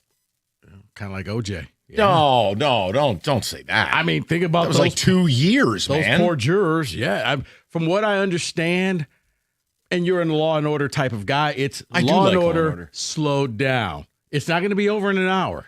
I'm a big D.A. Carisi guy. Yeah, it's not going to be over in an hour. No. You're going to be there. You're going I'm to hear assuming all the the objections. local one, far less trials locally. You got a shot at a plea and maybe you're out. The federal one, no, I understand. Like, I think my mom, it was a week, and then they deliberated for a day, and she was done. But like, I'm asking the people, have you? First of all, I am the most desired juror in America. It's clear. I mean, multiple summons. I feel like the belle of the ball. You know what? I don't know what I'm in for. Here's what you're going to do from here on out. Tell all the letters, come to me. I'm your agent now. Do you want it? I'm your agent. Do you want me to see if I can get you in the jury pool? Like we just carpool there. We take the show on the road. Yeah. Yes. Live. I don't think they'd appreciate that. Well. See, I do wonder is like, well, they ask you like what you do for a living. And I'm like, all right, well, I just have to put what I do. Does that like hurt my cause to get selected or help my cause? It does not. Ask Jeff Rieger. He tried to pull the, hey guys, I'm a big radio star. Well, no, they had a box that said, do you want to ask for like a not a get out of jail free card? But I'm like, no, dude, I've been alive for 45 years. I've never been asked to do it. I should probably just roll with it, and whatever I'm needed to do, I'll do. But I have no idea what I'm in for. I'll call, listen. It could be anything. It can be from something, just a tiny little case to all of a sudden like a major case. It's the funny thing is like, or you could even be an alternate where you're not really in the jury. See, I wonder if that's what I'm up for with the federal thing. Could be where it just said you need to be on call every day for these 2 weeks. So I don't know. Does that mean I'm not selected? Like there's no, and that's the other thing. There's no one you can call. You can't call Mr. Federal Court. It's like, they don't want to talk to you. Like even when I call about this local thing, it's like pre-recorded. You got to call after 6 o'clock and you find out when you got to roll through. I don't know. You want to find out? I know some people. I'll find out. Who do you know? I know Who judges. do you got? Judges. I got judges on the payroll. Okay. You call one, I'll call the other. Okay. That's what the founders are. Now we figured it out. This is like a Harvard Law School thing. That's what this is. The But no, secret society. I listen, and I wanted to do a programming note. Like if I'm gone for any prolonged of period before Saratoga opens, I'm not dead or sick or skipping work or suspended because I was mean. Oh, buddy. Guys, it's jury. I have two. Maybe I'll get a third jury duty selection, like an out-of-state deal. Okay, I really hope you don't get that case where you're trying to, excuse me, juror number 5, could you put your phone down and stop watching the race? But Judge, it's opening day at Saratoga, man. Yeah, bailiff, go get the phone. Uh-oh. Uh-oh. But if you've been selected for local or federal jury, can we just have a quick convo about what's going on here? Just so I have a better understanding? Look, I'm going to do my civic duty. I don't see a reason in trying to fight it. I just have no idea what I'm in for. Yeah. But I don't know. My mom gave it a pretty good review. She's like, I actually had a really good time. The people were very nice. It was interesting. I don't know. Do you guys want to do a live remote at the courthouse? No. I'll get off of jury duty for the day and then do the last 2 hours of the show with you guys live courtside, but a different courtside. But we could sell it to some basketball sponsors. No, or the 2-minute wrap up of the day. Here's Mike Valeni. Here's what happened in court today. All right, guys. I can't believe this happened. You know what we could do? What Stoney used to do at his old station. We'll do Talk Soup. Stoney with the jury review of the day. See, there's sales opportunities here. I get off of my day job as America's most desired juror, and then we do a post. But see, you can't talk about anything. So I could just say, yeah, it was another interesting day at court. How about those Pistons? And we just do the show. That's right. Well, could we set up in the parking lot like ESPN did, like when Paula Levine had that pup tent up at the Duffy football building? What if you guys just had a pup tent in the parking lot of the courthouse? I get done at 4? And we just do a couple hours of radio casually. Oh, I thought you meant we just come after the. Hey, sir, did you do it? Did you do it? Did you do it? No. But I've got 2 jury summons, one local, one federal. I don't know. I may not do radio all summer. I have no idea. So I just wanted to know if anyone had kind of been down this road. This is a lot like in New York, we call it the DMV, but here it's the Secretary of State. I've never known anyone who's worked at the DMV, but people do work at the Department of Motor Vehicles or Secretary of State. Right. Never met anyone who's actually worked there. Right. You encounter these people once every 4 or 8 years. It's like jury duty. I never knew anyone who had been selected until my mom was a month ago. No, I had a good friend of mine, and she had this case that it was fascinating. Every day it was okay, and then what happened? Okay, and then what happened? Wait, she was talking about it during the case?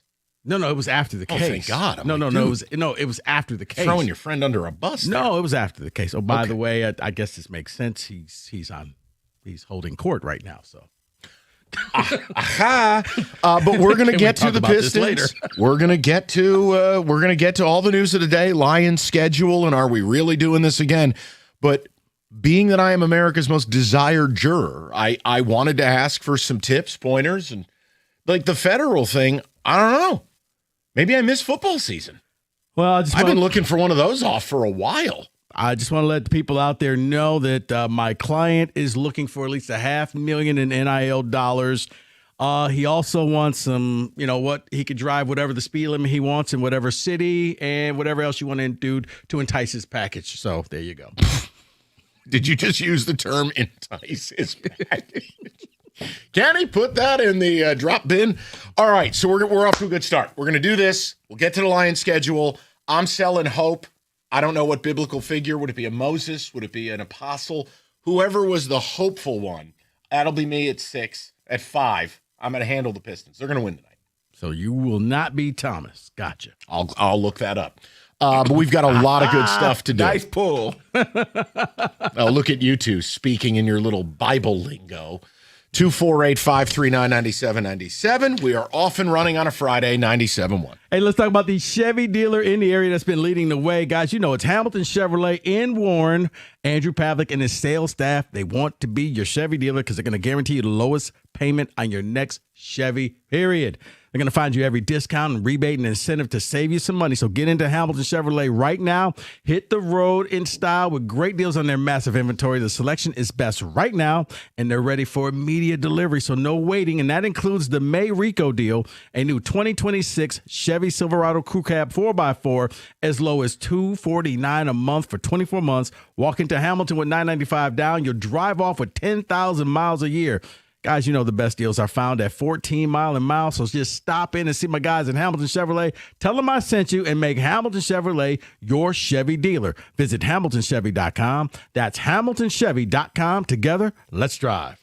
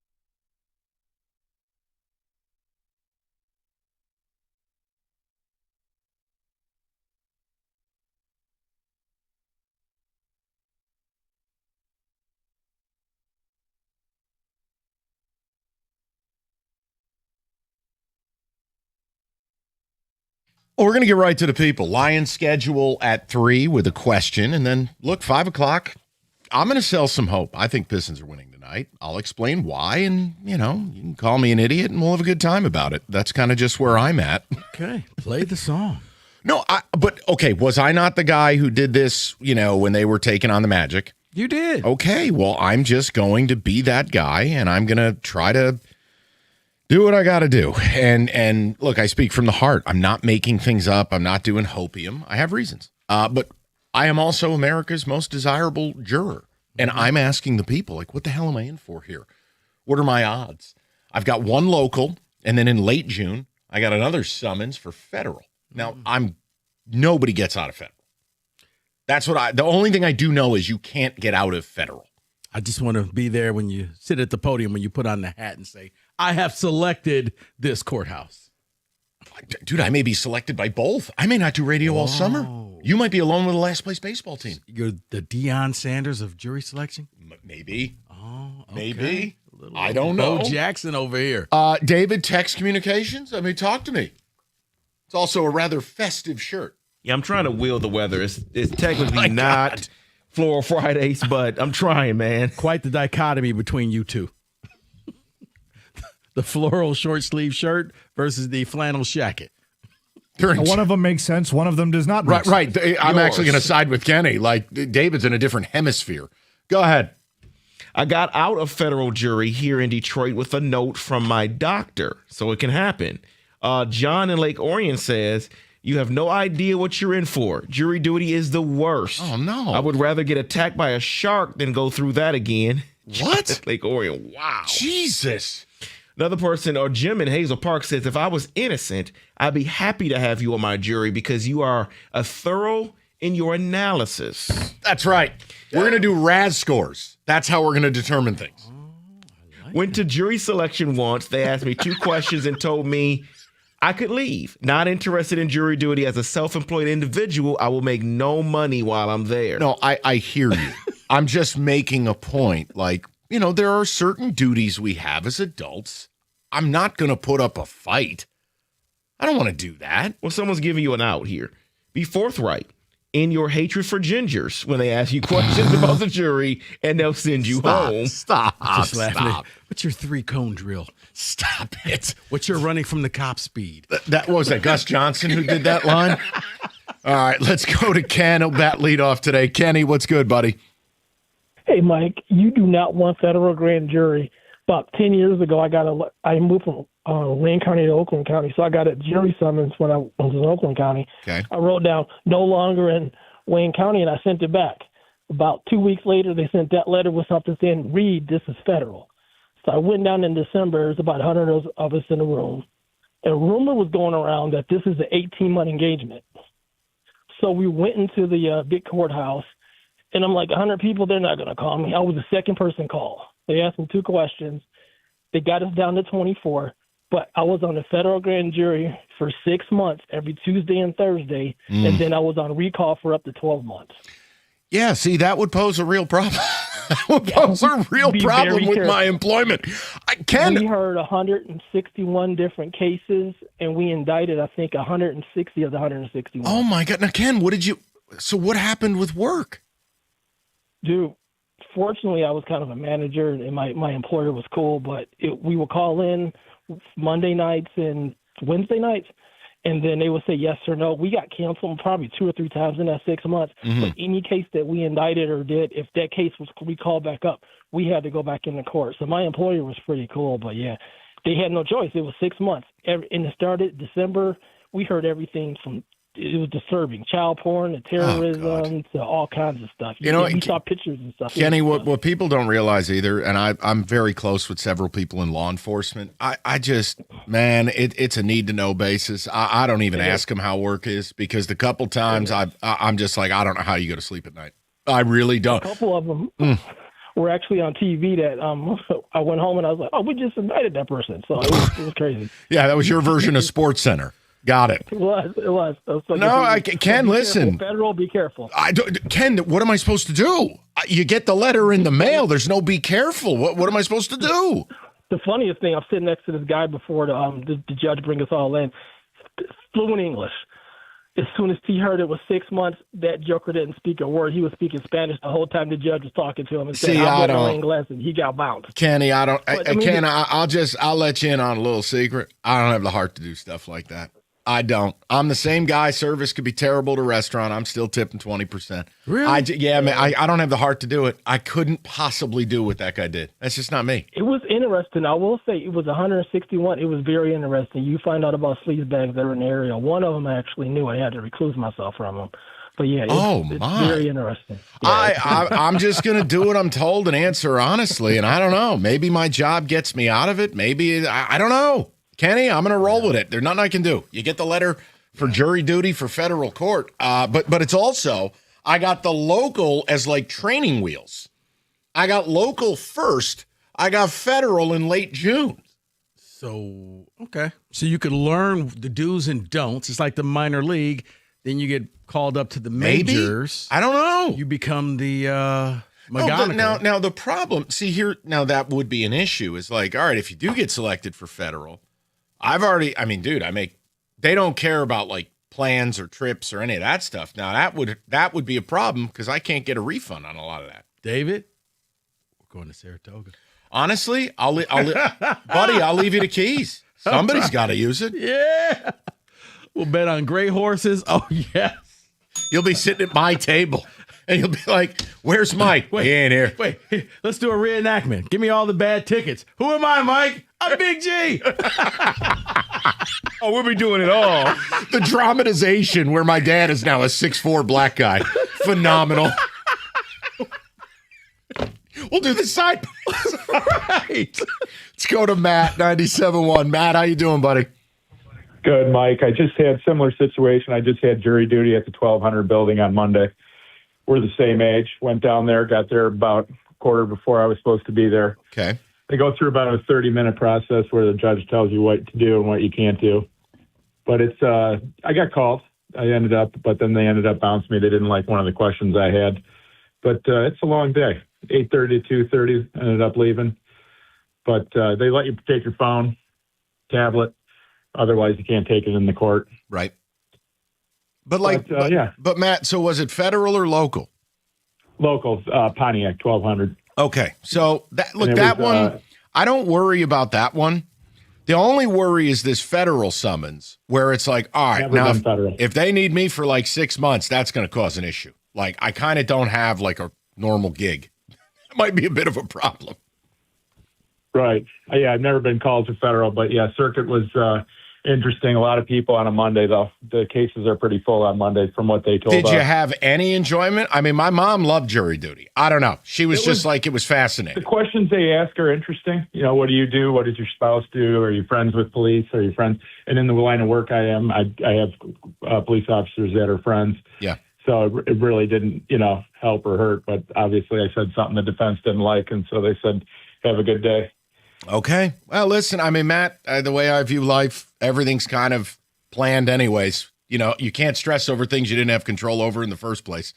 If it's meant to be, it's meant to be. I thought it'd be interesting to bring up today because I showed management. I'm like, hey, door number 1 or door number 2? Oh, wait, you get both.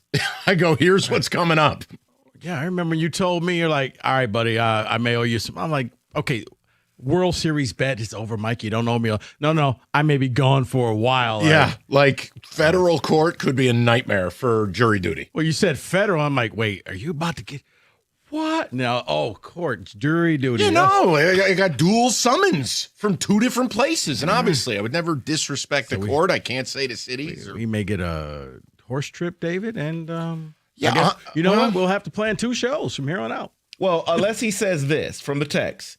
During jury selection, just drop the whites are much better, and you're guaranteed to get dismissed. No, I will tell you this. Oh my God, these are drops. These are not real. Please, and that's about okay. That's a Donald Sterling impersonation. That is not real. That once again, that was about black matte helmets. Please, can we just? May I please? You can't intentionally try to railroad the selection process. What if they ask you, how do you feel about Mason? absolute horrible presence in Metro Detroit. We'll. I'm not. No. FanDuel. If you're betting golf right now, all customers 25% profit boost every round of the second major. Boost your winnings on anything from winners to round leaders, tourney matchups, and a whole lot more. Don't wait. You can visit FanDuel.com/Michigan to download FanDuel and take your swing at boosted winnings. 21 and up, present Michigan. Opt-in is required. Bonuses are issued as non-withdrawable profit boost tokens. Restrictions do apply, including any token expiration, max wager amount. Gambling problem? Just call 1-800-GAMBLER. That's 1-800-GAMBLER.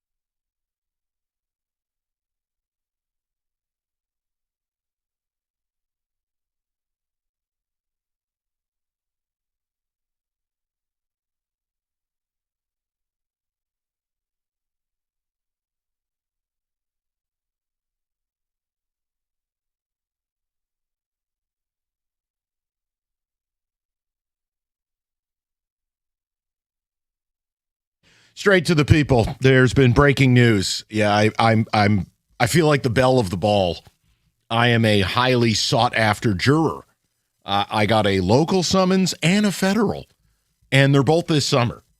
So yeah, if I'm not here on a random day, it's not Saratoga. It's likely jury duty. I'm just trying to figure out, like, what am I in for? I'm not looking for tips on how to get out. Like, it's a civic duty. I'm cool with it. Like, I understand this is part of what we do as adults.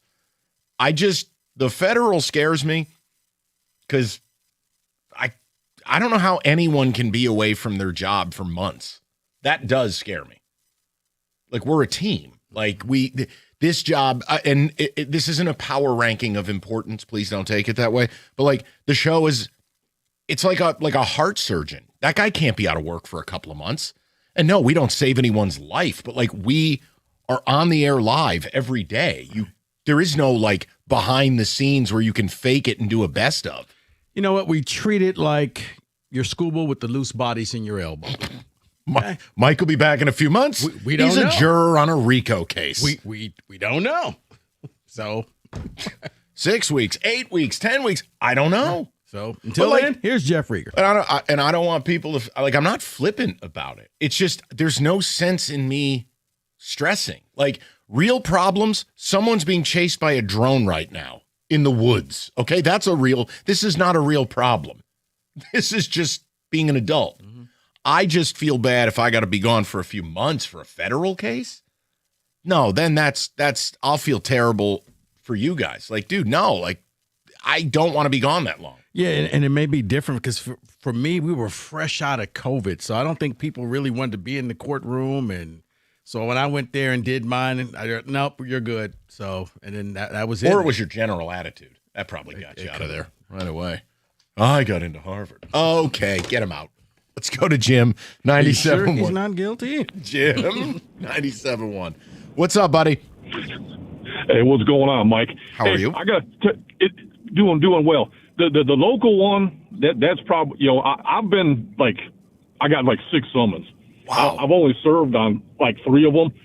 2 the other 3 got plea bargained out beforehand, and those were all local ones. Right. And the other local one was a DUI, but the 2 that I got down, I was downtown Detroit.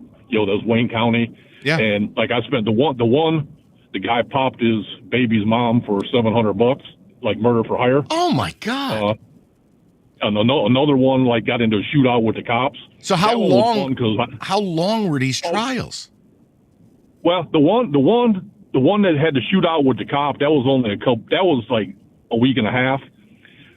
The one for the murder for hire one, that ended up being 3 months. It was all summer. So went spent all summer eating at Greektown and for lunch and all that. And I mean for me, I loved it. I love jury duty. I would do it all the time. If they had now that I'm retired, I would do that. If they had jurors and signed up to do that, I would do that. You have said the exact thing my mom said. She's like, I wouldn't mind doing this just as a job in retirement. I loved it. I'm like, what?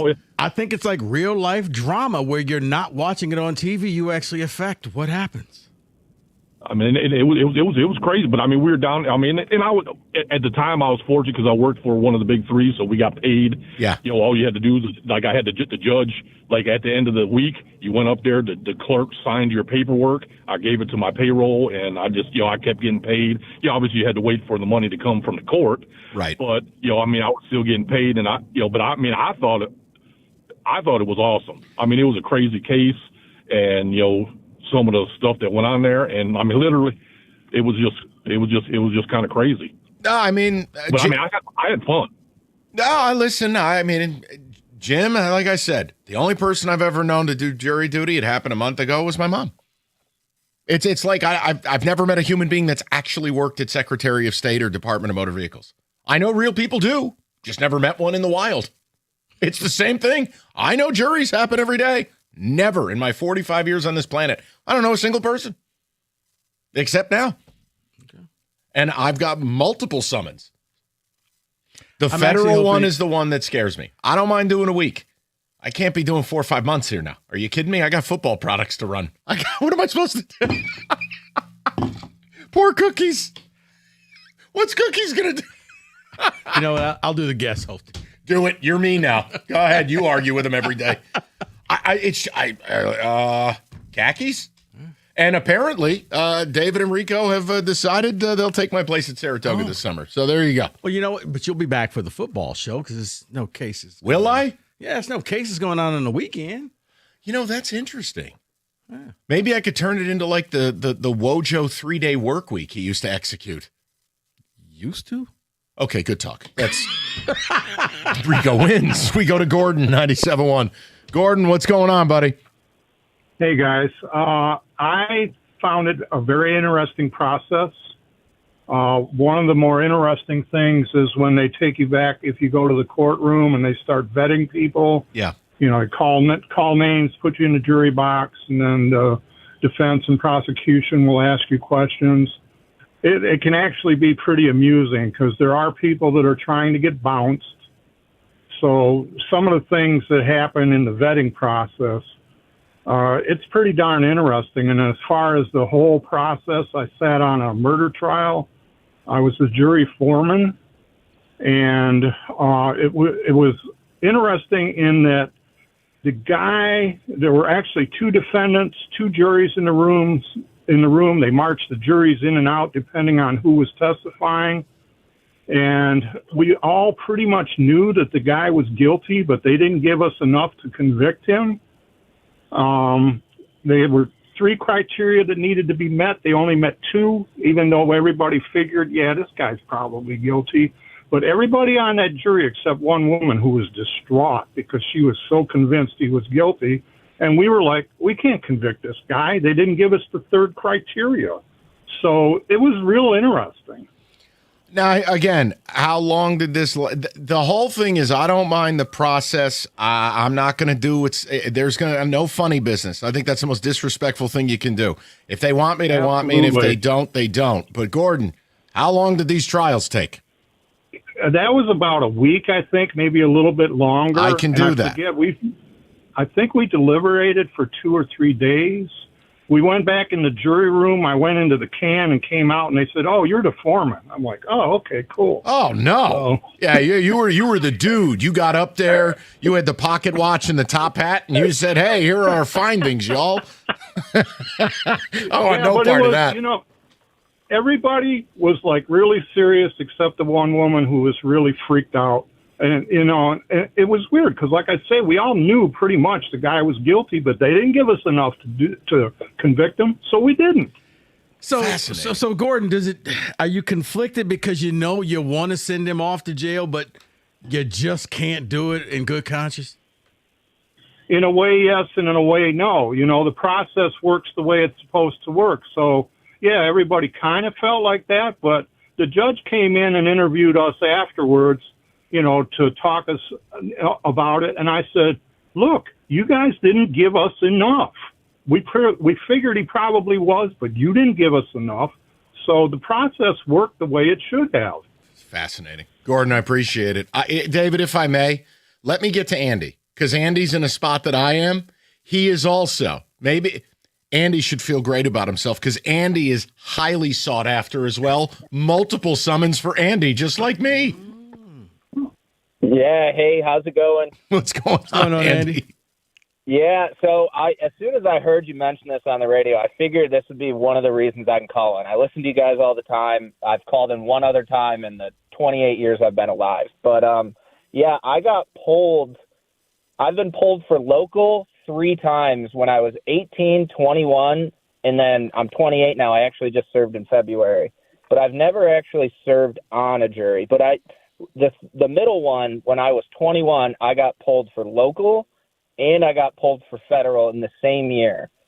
And the middle one, I actually had to go down to the court. It was a large pool. I sat there all day, and they finally released me and 30 other people at 4:30 p.m. At that time, no phones. The TVs didn't work. It was hot in that room, and it was just silence for 8.5 hours.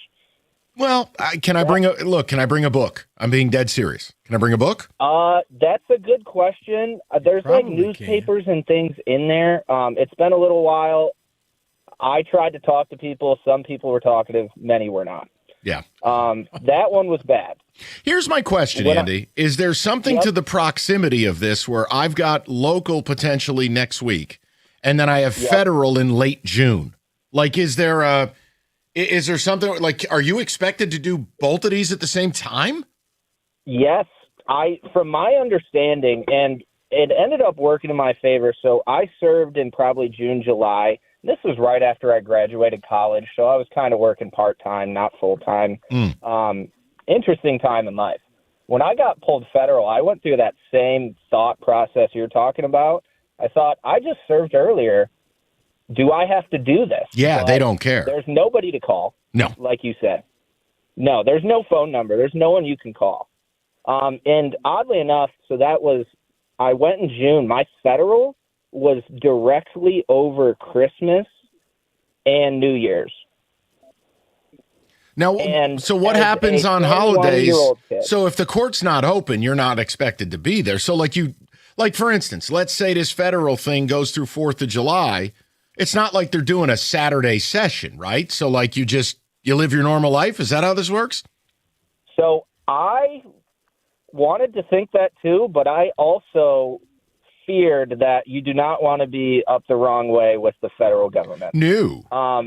What it ultimately ended up, I had to call in to a phone number basically before 7 a.m. every day. Yes. Until they finally told me to stop. That I have those instructions for 2 weeks starting in late June. So, Andy, I'm with you. Look, I'm going to do whatever I'm told. I'm not broken up about this. Like, it's what you're asked to do, and I'm happy to play my part. It's the same thing. It's an inconvenience. No big deal. I don't want to be gone for 7 months. By the time I come back, Kenny will be in like horse racing rehab. Rico will have moved to Phoenix, and then there's no show. And it's like, what? I'll be Will Smith at the end of Fresh Prince in an empty living room. Where'd everybody go? Mark Ryan from 2 to 6. Oh, for my dead body. All right. 97.1.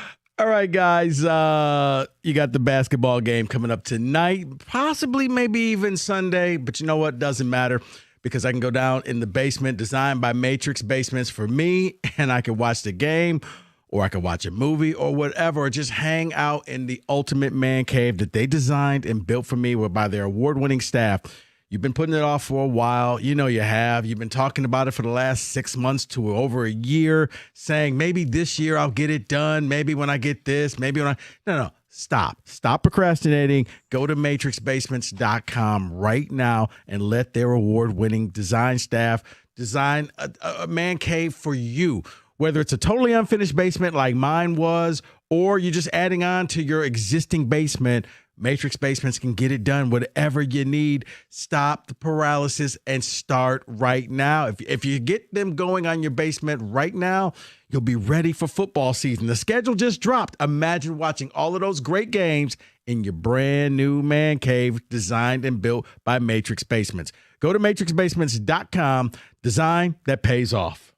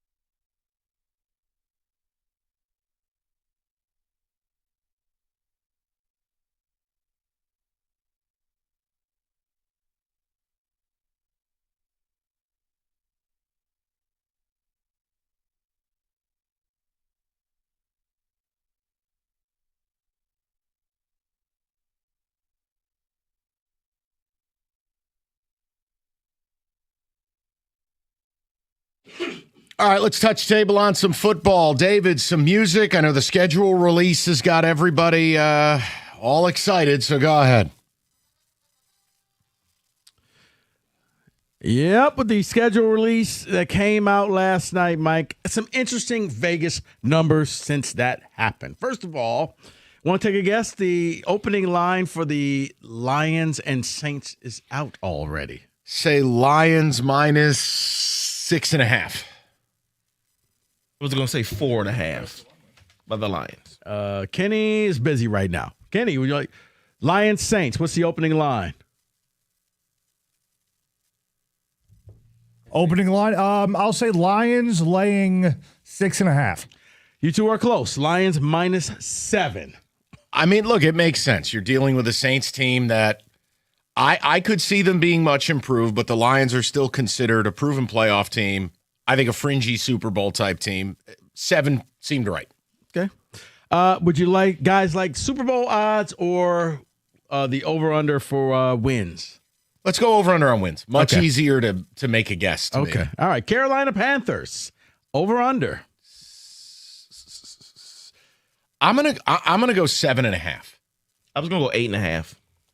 I was going to say 6.5. Kenny for the win. All right. 6.5. You know what that is, though, fellas? It's a Bryce Young indictment.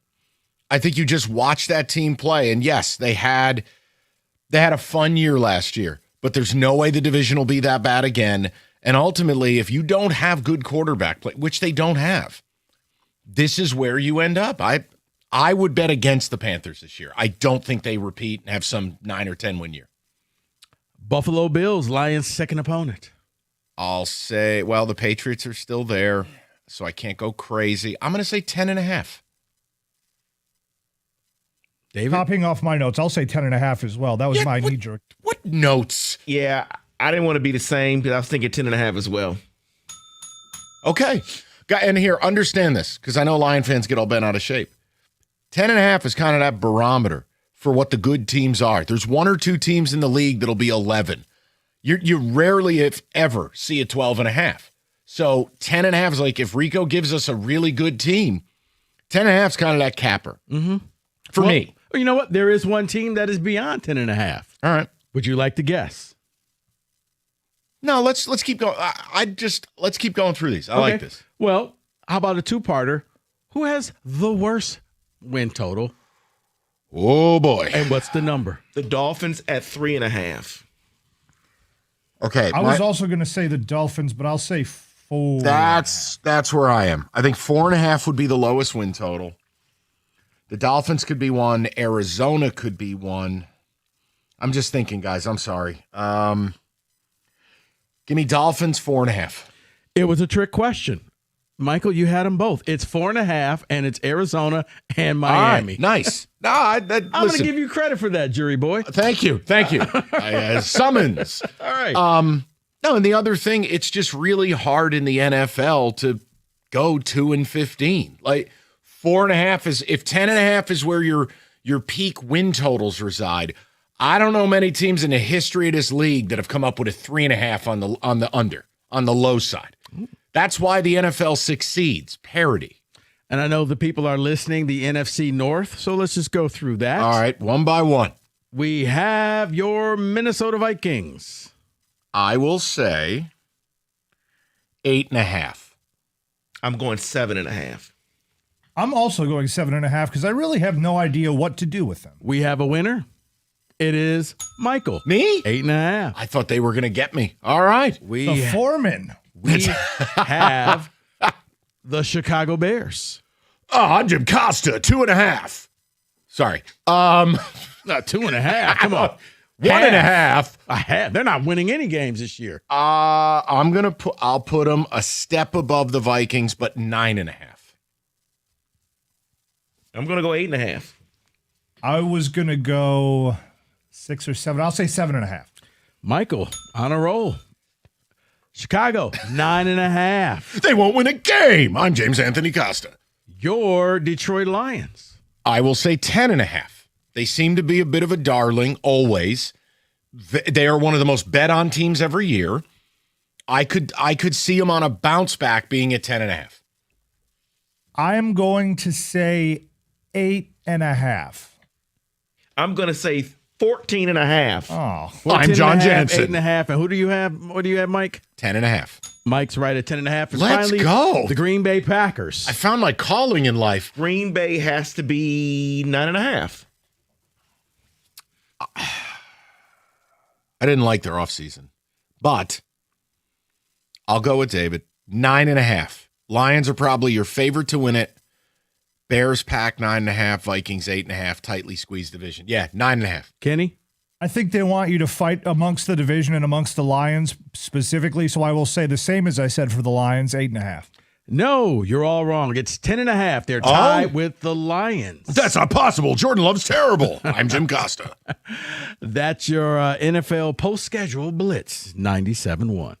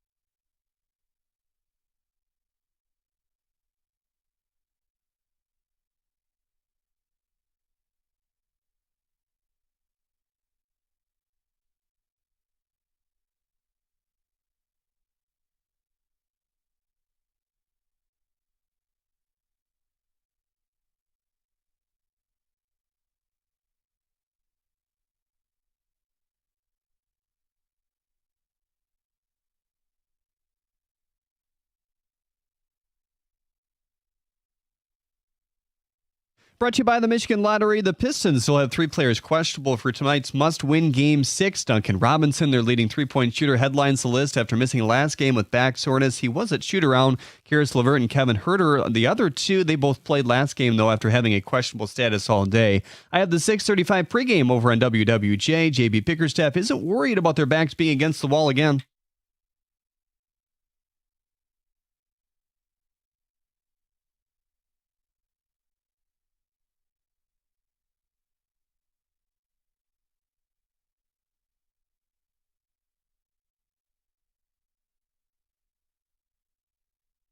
The Tigers open up a series with another struggling opponent, the Toronto Blue Jays. Like Detroit, Toronto's rotation has been heavily impacted by injuries. They have their talented rookie Trey Savage on the mound tonight. He has just a .68 ERA through 3 starts so far this season. Brendan Hanafy will open for the Tigers. He just pitched a scoreless inning yesterday, 6:40 the first pitch, right here on 97.1. Charles Woodson Jr., the son of, you guessed it, Charles Woodson, is committed to Michigan. He's a 2027 safety.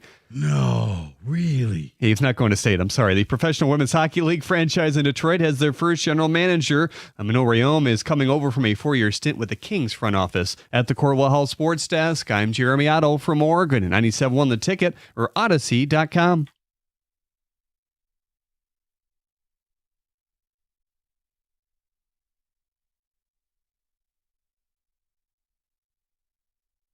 Three o'clock. Good to have you guys with us. Let's turn our attention. First time this week we've done it. It'll be the only time. Lion schedule. Because it's happening again. And all I can try to do is just warn you. That's all.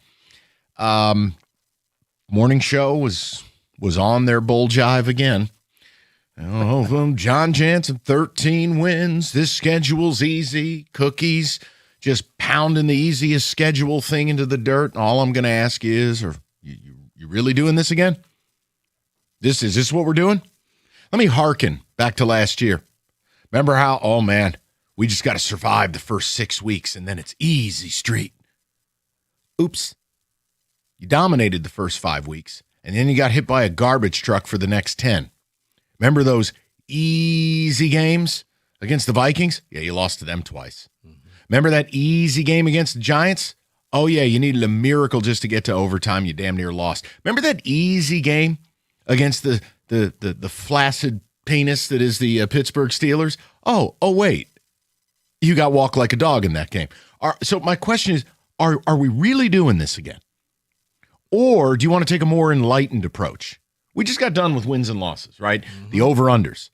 The NFL's business model is parity, volatility. What that really means is no one really knows who's going to be good and who's going to be bad. And sometimes a presumed good team ends up terrible, and terrible teams end up good. Sometimes it's both. Sometimes it's just when you play them. Mm-hmm. The idea that anyone on this station is just going to go on the air in May, see a schedule on a piece of paper, and predict 13 wins because by some stupid metric of last year's win percentages, even though last year every team turns over at least a third of its roster, if not half, I think it's fool-ass behavior. Mm-hmm. I will not say the Lions have an easy schedule. I do not care. If you want to do your thing with your gherkin, it's your business. It's ridiculous. Seriously, you're Lucy with the football. You do this every damn year in this city. Don't do this. Oh, but we got the Titans, and they're what? What if Cam Ward does what Caleb Williams did last year, and all of a sudden he's good?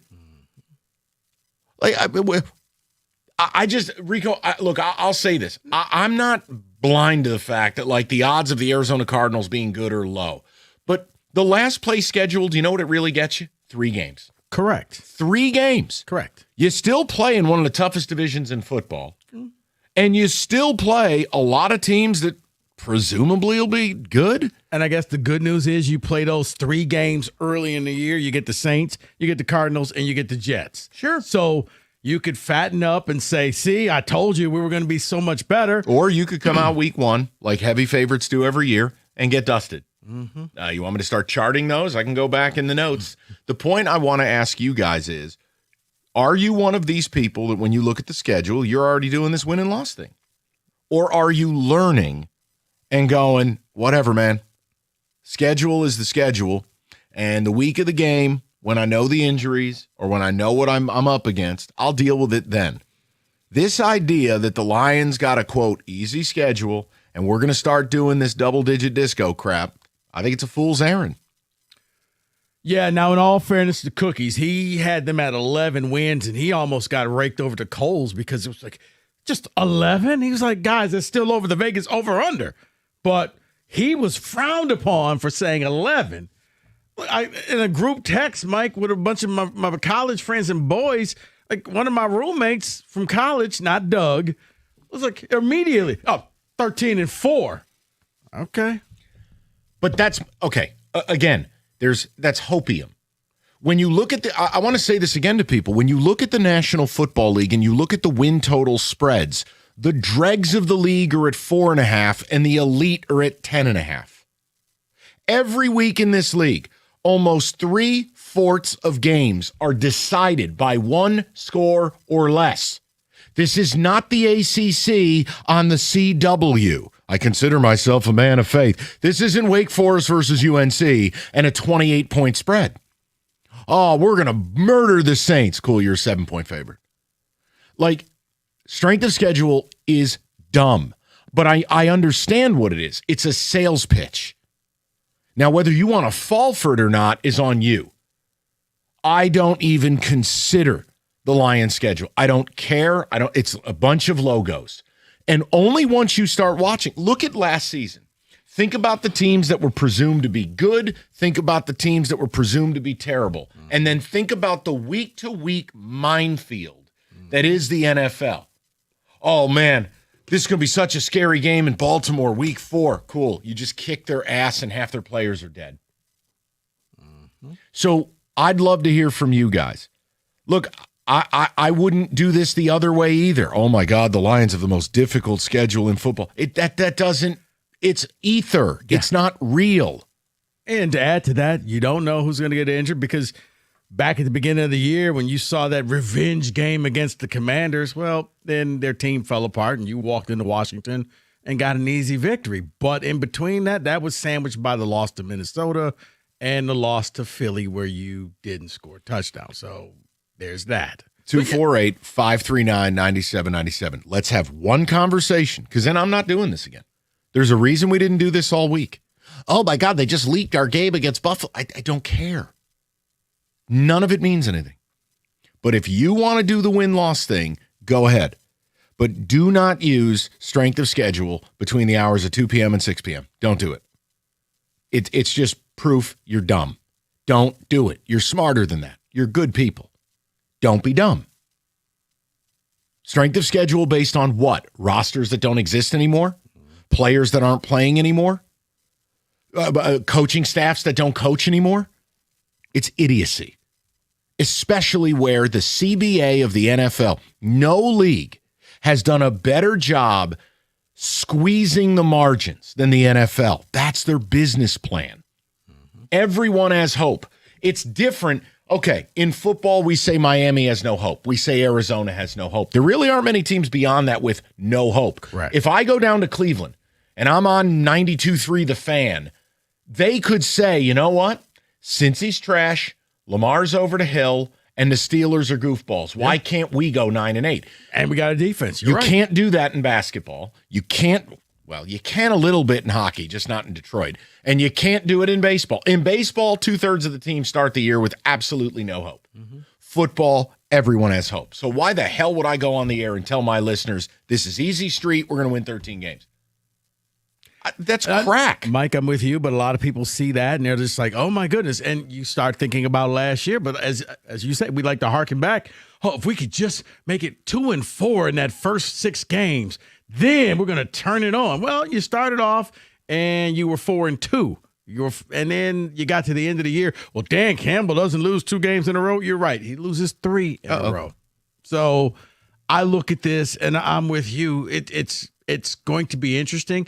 Yes, you got 3 extra games. All those games are up front, but you also didn't think you were going to get swept by Minnesota. You also didn't think you were going to lose to Aaron Rodgers here at Ford Field. No one saw that coming. The Rams, I think you were like, okay, you could lose to the Rams. Right. And here's the key. Don't just use your own experiences. Look around the league. Why do you love the NFL? Shocking results. Why is there something called the witching hour where wins become losses and I put a bullet in my TV because I can't stand Scott Hansen? The point is, because the league is volatile and what you expect to happen doesn't happen. That's why I do not get hyped for the schedule beyond, hey, here's who we're playing, here's when we're playing them. Now, if you want me to talk about the Lions getting boned with a bye week that's entirely too early for them, I can talk about that. If you want to talk about scheduling quirks like, hey, back-to-back road games, or we're going to Europe into game X, totally cool. I'll do that. What I'm not going to do is what I would just consider Play-Doh radio. Schedule easy, win lots, 248. I'm sorry. You can just call somebody else. I can't do it. It's like people crying about officiating at the end of Game 5 for the Pistons. Just call someone else. I'm not going to do that. I'll do lots of other things. Mm-hmm. So, look, my big thing, my biggest takeaway from the schedule, and if you want to know who you're playing and when you're playing them here, I'll go through it one time. You open up at home against New Orleans, then it's a quick turn Thursday night at Buffalo. Do I like that? No, absolutely not. I don't like short turnarounds. I don't think it's fair to the players. What can I do? Home against the Jets, at Carolina, at Arizona, the bye week we spoke of. The bye week's entirely too early. Mm-hmm. Then you go a little bit of a divisional run here. Home against Green Bay, home against Minnesota, at Miami, home New England, home Tampa Bay. No, but New England's Germany. Germany, you're right, and I'm sorry. And I hate NFL Europe. Thank you for that. You saved me. Oh, that's what the asterisk means. Guten Tag. Then you're home against Tampa, home against the Bears, at Atlanta, home Tennessee, at Minnesota, home against the G-Men on a Monday night. That's a loss. At Chicago, at Green Bay. Here, you want me to give you one more thing? I'll give you one other thing I don't like. I don't like 3 of my last 4 games of the year being on the road. Mm-hmm. And I don't like 3 of my last 4 being 3 road divisional games. So there's your 2 big takeaways. The bye week sucks, and I don't like the last month of the schedule as far as travel, and it's all in division. Other than that, roll the ball on the field. No, for me, it's the going to Germany, coming back to play Tampa, and then you get the Bears, 3 games, I believe, in 11 days. 11 days. Yeah. And the real kicking into the balls for you is that New England, they actually do get a bye week after they play in Germany. But see, now you're parsing out things we can talk about. I'm more than willing. You know what I'm not going to do. Hey, give us your season prediction. It's May 15th. I'd rather hear your predictions for the Preakness tomorrow. And nobody knows who's winning that race. But yeah, last month of the season, a little bit of a weirdness in the middle. And then, I don't like bye weeks too early. I am a proponent of giving players 2 bye weeks. If we're going to go to 18 games, they got to have 2 bye weeks. It's not fair to the players to play your first 5 games of the year, and then you're basically you're on a death march. Yeah. 12 straight football games. 248-539-9797. We can get to your phone calls. What do you take out of it? If you want to parse through some stuff, happy to do it. But I'm not doing that Fred Flintstone radio. Schedule bad, team good. 248-539-9797. We'll get with the people coming up next. Warm weather shows up. Suddenly everybody's on the road. Distracted drivers, people flying up north like there's no speed limit. Why is there a speed limit up north? Whatever. If crashes happen, though, the insurance company, they're a step ahead of you. They're already at work. You need to call David Femininio, the accident response team. Help get your life back, and David will fight to get you what you deserve. Don't let the insurance company run the show. Call 855-65-CRASH or go to getdavidgetpaid.com. That's getdavidgetpaid.com.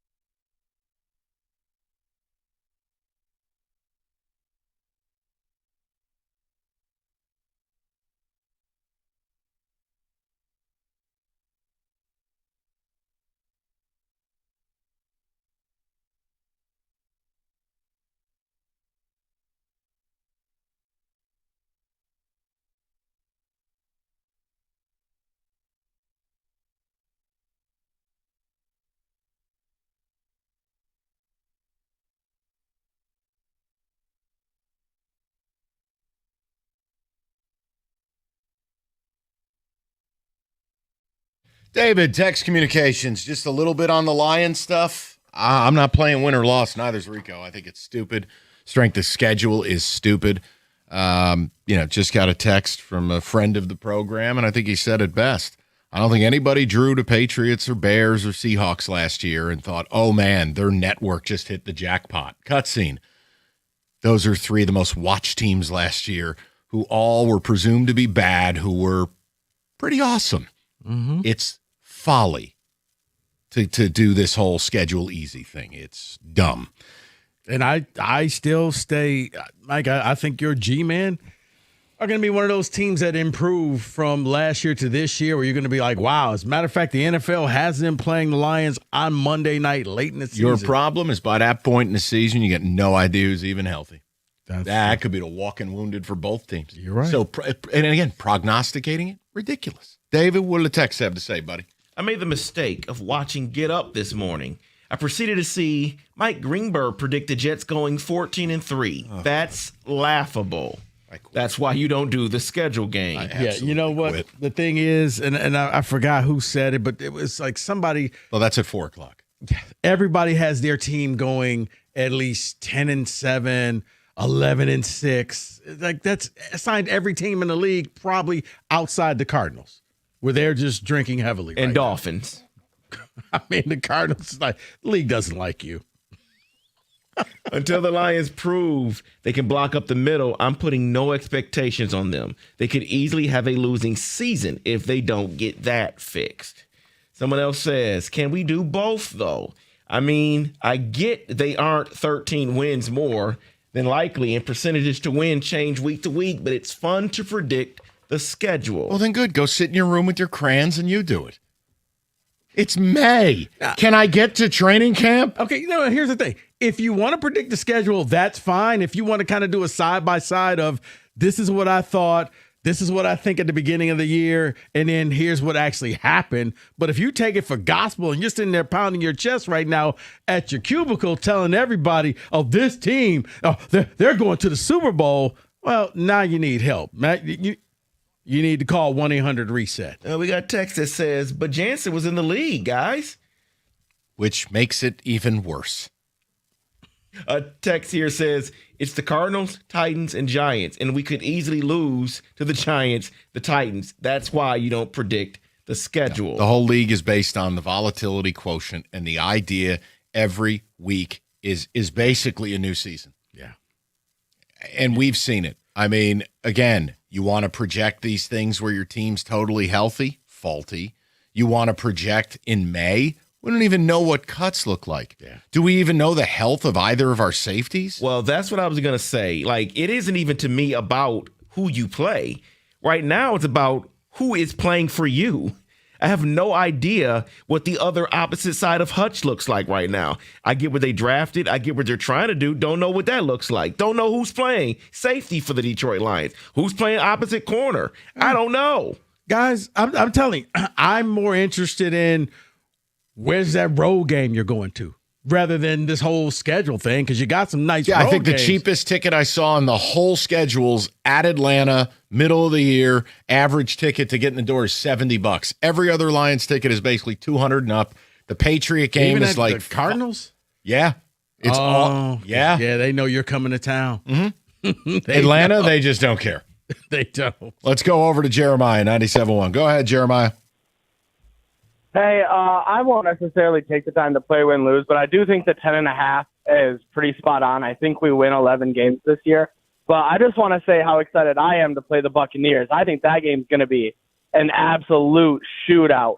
Gibbs versus Irving, assuming they're both healthy. We got Goff versus Baker Mayfield. I feel like that's going to be the best game of the season. I'm so excited for that. Well, let me say this, Jeremiah, and let's just assume that everybody's healthy and nobody's injured, okay? Yeah. I look at that game as probably one of the worst trap games ever, coming from Germany, having to play them, and then knowing you have a short turnaround for a divisional team against the Bears on Thanksgiving. Thank you.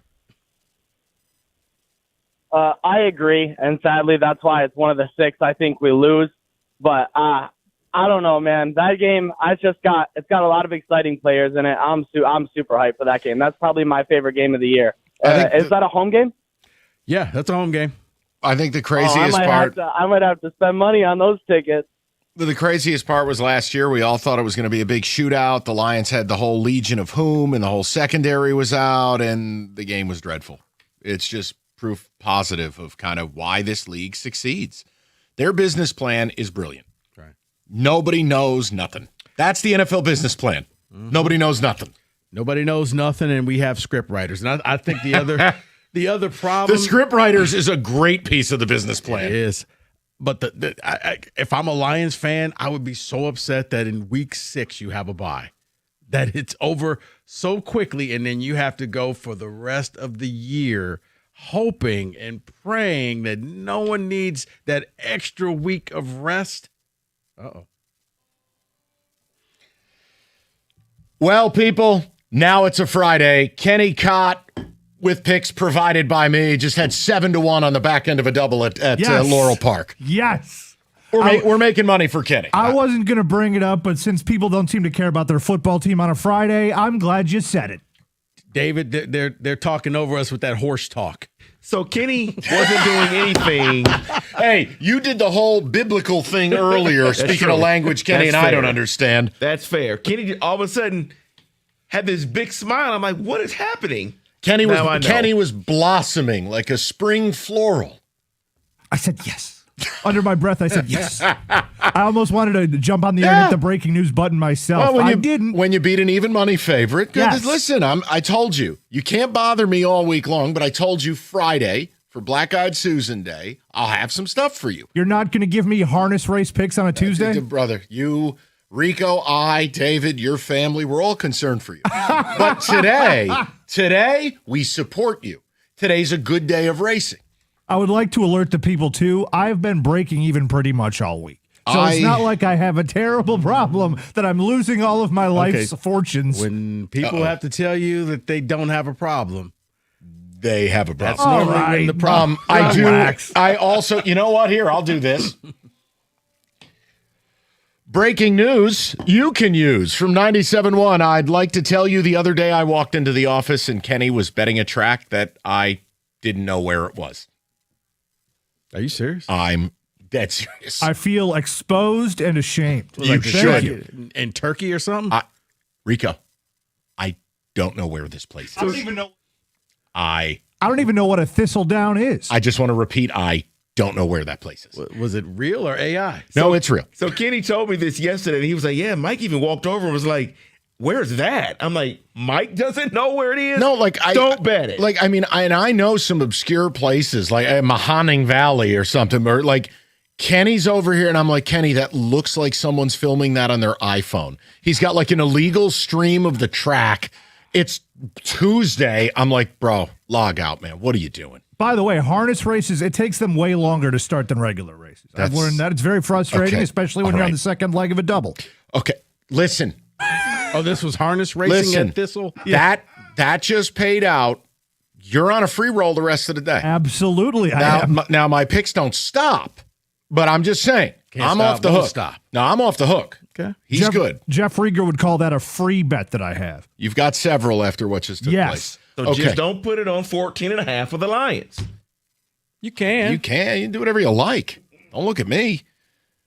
Which is dumber, harness racing or 14.5? 248. 14.5. And I can't even read the form of a harness race. I don't even know how to handicap it. The harness racing, because that position the jockeys are in is not advantageous. It's insanity.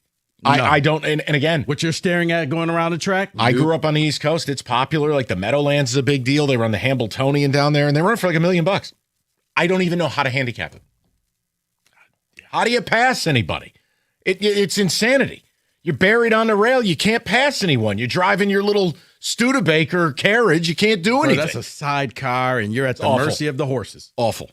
That was truly an American Pie moment, by the way, when I forget if it was you, Mike, that walked in and I had that on the screen. Yeah, you were Jason Biggs with the apple pie. Exactly. And I closed the door and pretended I didn't see what I saw, and I went about my day. We're just going to tell your mother we ate it all.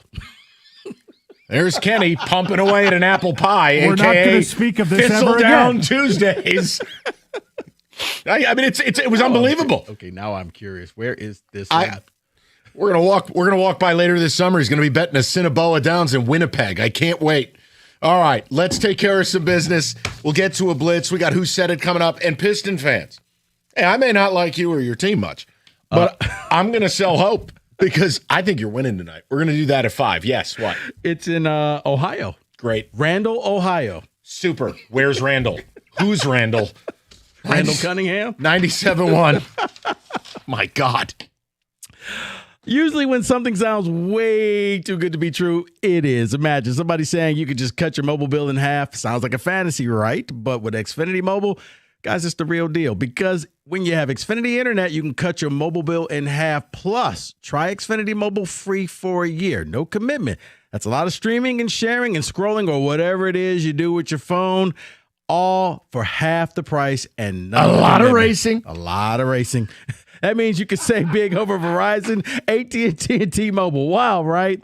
Now all you got to do is think about how you're going to spend all of that extra money. Go to XfinityMobile.com or visit your local Xfinity store to switch today. Xfinity, imagine that. Restrictions apply. Savings compared to one line of Xfinity Mobile Select to comparable plans for T-Mobile, Verizon, and AT&T as of 3/24/26. Taxes and fees extra. $30 monthly discount limited to new mobile customers only. After 12 months, regular rates apply.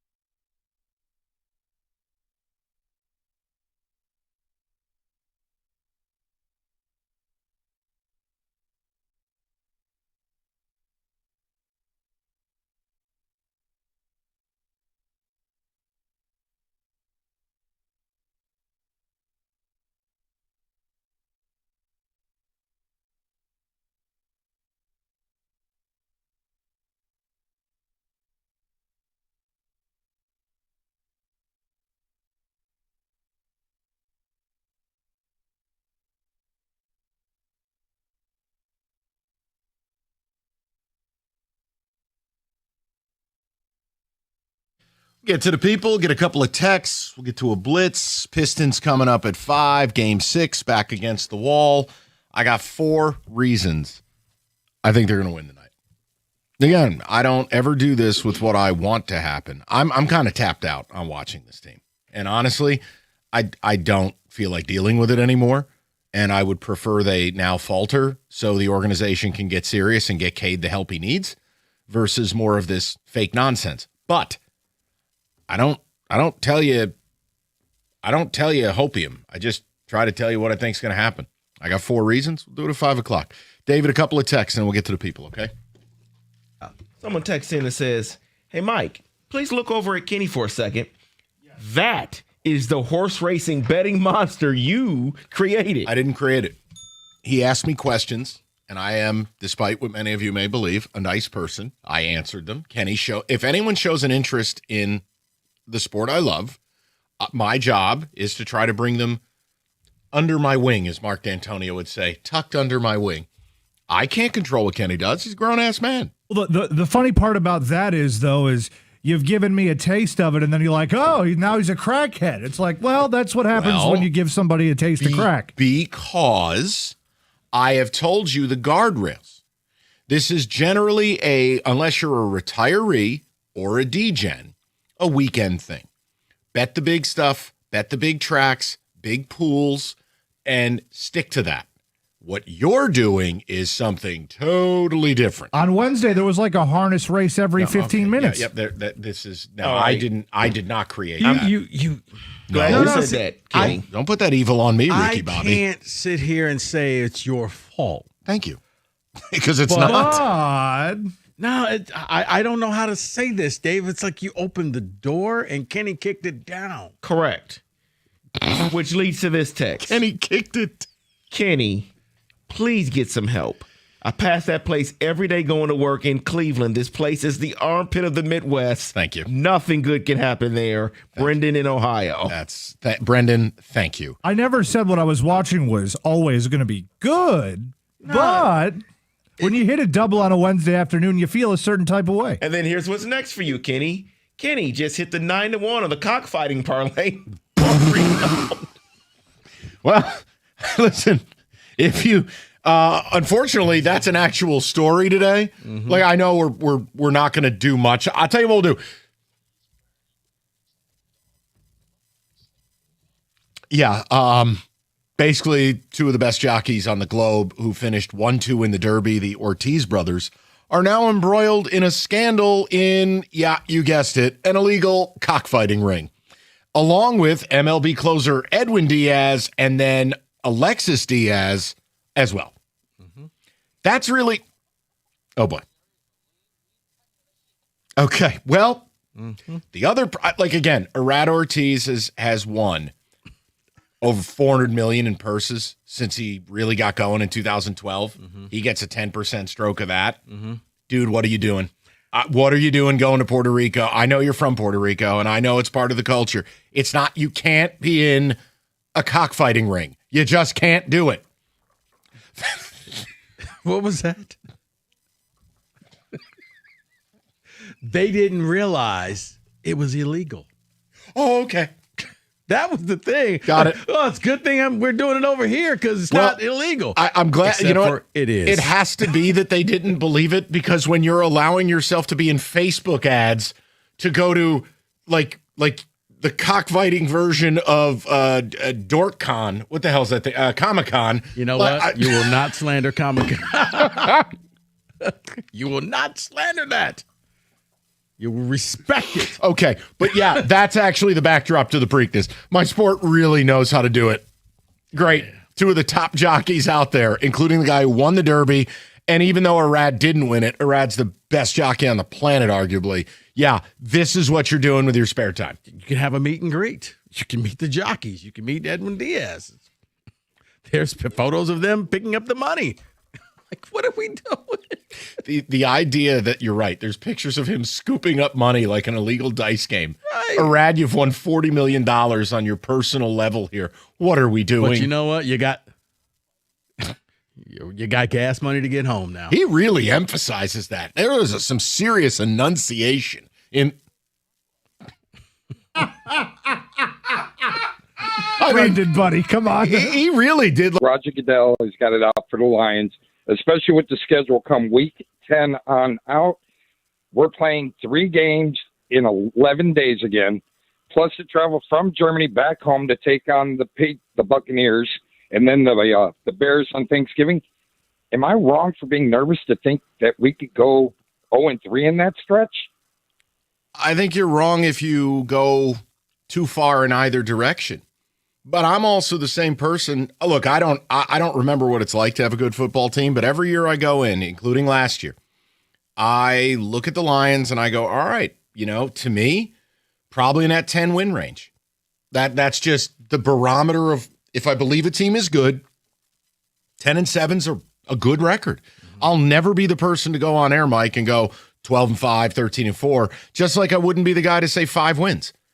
Like it's, I wouldn't More go in the range of 9 or 10. Yeah, and I think even that's that okay. makes me a little nervous, Yeah, but that's my point is even if you have a good team, you should be nervous. It's the NFL.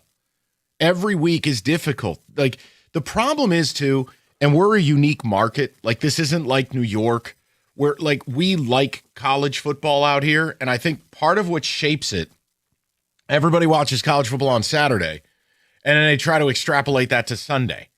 And no, you don't dummy opponents. Like these point spreads are not 17, 20, 28 points. Wait, you don't win by 27?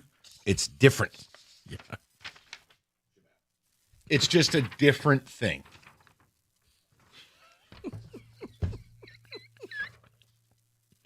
I mean, he really went full, like serious sportscaster. Like that was all right. I think we've had our fill. Thank you.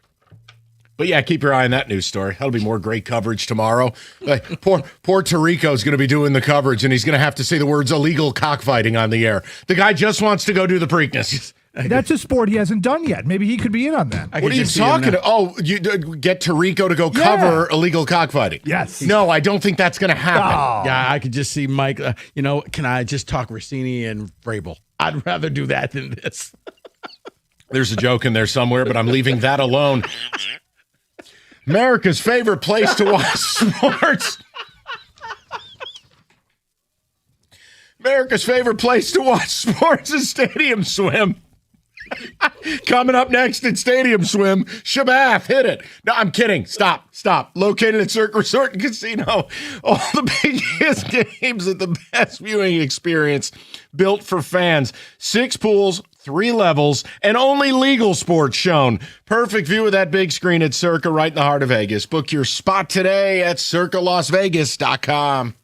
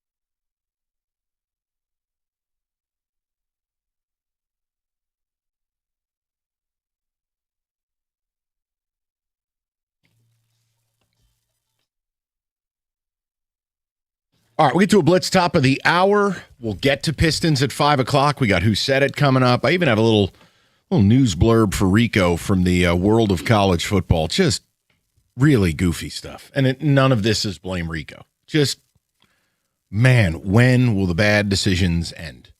It's remarkable. I'll explain. David, text, though, first. What do you got, bud? Someone says, the only complaint that I have about the schedule is how many of the other Thanksgiving teams have 3 games in 11 days? I hate that for us late after an early bye. I have no issue talking about the schedule in those terms. None. That's the smart way to do it. Again, the dumb way is schedule easy, team good. Like, what are we doing? Well, and according to this text, this is why you don't do that. Because the Saints opened up 2 years ago blowing teams out. Correct. They won 3 games the rest of the year.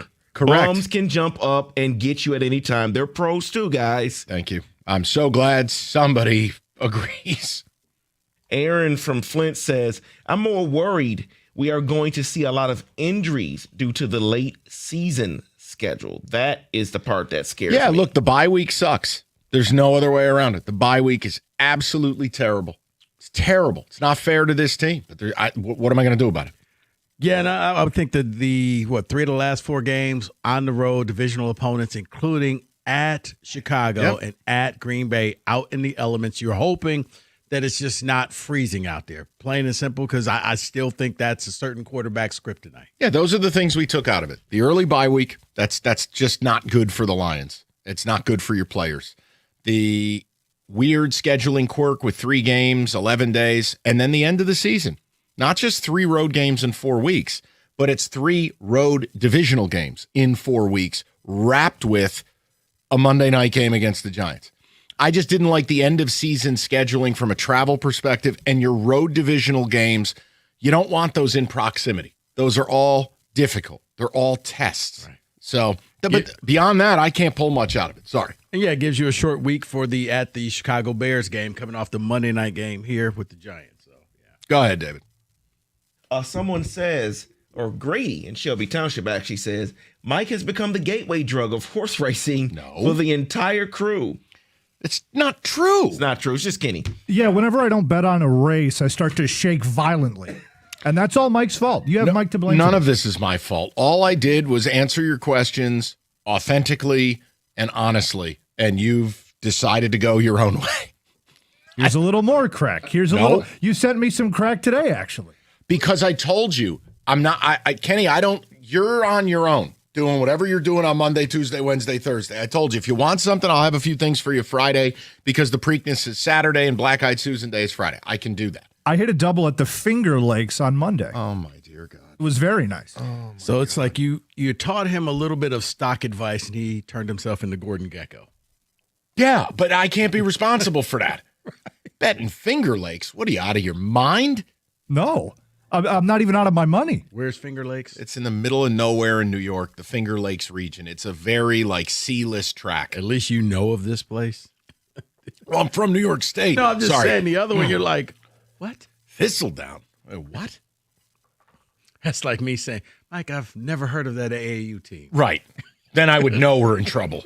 Right. David, go ahead, buddy. Someone says, regarding jury duty, we should do a blind ranking on Mike's replacement host while he's on jury duty. This is a good idea. Okay. No, we could have fun with this. And if you missed the start of the show, so I am America's most sought-after juror. I have a local summons, and then I have a federal summons. So I may not do radio all summer. I have no idea what's happening.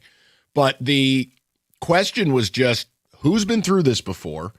And, I've only met one person who's ever had jury duty. It was my mom. And it was like a month ago. Now, she had a blast, but she's retired. There's a different barometer for entertainment here. My only concern I have no problem doing my civic duty. My concern with federal court is I can't be gone from here for 6 months. What, are you kidding me? I got football stuff to do. Mike is the next John Gotti case. Right. Yeah. What am I going to do? I'm actually a little concerned about that. I don't know. But I'm not. Look, I'll answer all the questions, but what am I going to tell? I can't tell him I'm a painter. No. Like, this is what I do for a living. You know what you do? I don't know. Hey, guys, I can't. The Lions may go 14-3. I need to be there for that historic season. That is not how that works. That's it. That's what you do. Right. So you're telling me you're not a Dan Campbell fan? Is that it? Can I get up and start chanting Jared Goff in the middle of the trial? Oh, and the other thing you missed is right away, all Rico and David thought of was, hey, like if you can't make it to Saratoga, we'll just go ahead and take the keys. All right, got it. Looking out, you said you don't. It's not refundable. So rather than waste the money, David and I will go. We'll represent you. That'd be a fun time. Oh man, fun time. Rico is my proxy at the track. What could go wrong? We will swing by. We'll swing by, take some photos at your house you grew up at. Like, hey, Mikey, we're here. I'm gonna see if I can race a Not horse. much to look at. See how fast I am to the horse. Can't wait till Rico tries to slip an Air Jordan on a horse and gets kicked right in the skull. No, the Nabans. Naban, I forgot. All right, let me go to T and then we'll move along. T, go ahead, buddy. Hey, in my Rico voice, can we say the Lions don't make the playoffs? Yeah, you can say anything you want. No. No, I'm saying you can. It's the NFL. You could say right now you don't think the Patriots are going to make the playoffs. I'm not going to laugh at anything. No, I didn't mean it like that. I mean, did you really look at that schedule and look at what we haven't done to have a defense? And then at the end of the year, we got 3 goon games back to back to back, almost on the road. Yes. I ain't feeling it right now. I'm serious. Like, No, I listen. I don't like the early bye week. I don't like the 3 games in 11 days in the middle of the season, and I don't like 3 divisional games on the road in 4 weeks to end the season. All of those are credible points, T, and I think it leads to you feeling the way you feel. I don't think you're crazy. I think it's crazier to go on the radio and talk about 13 wins like John did. That's insane. Yeah, that is insane. I don't think he really meant that. He's being funny. But I don't know, man. We got to be able to play defense, and I got to see it. They didn't do us any favors. No, man. I got to see it to believe it. It's been years since I've respected this defense in the month of December.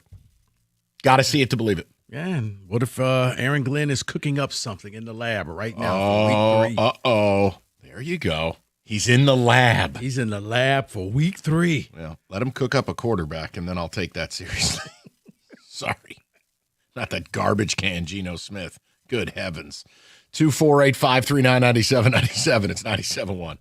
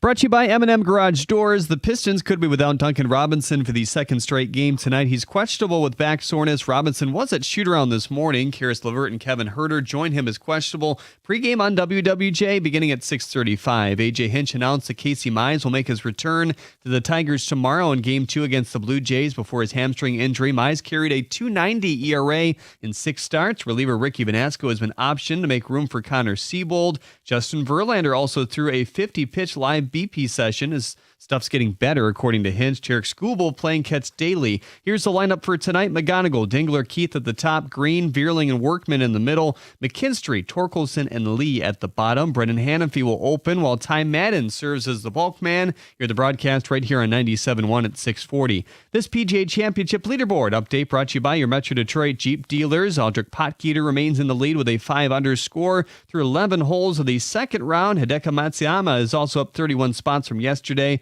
and now tied for third. Scotty Scheffler is 2 under at this point. The Professional Women's Hockey League franchise in Detroit has their first general manager. Manon Rhéaume is coming over after a 4-year stint with the Kings front office. She appeared in goal in a preseason game for the Lightning in 1992 and played for the Canadian national team. At the Coralwell Health Sports Desk, I'm Jeremy Otto for more. Go to 97.1 The Ticket or Odyssey.com.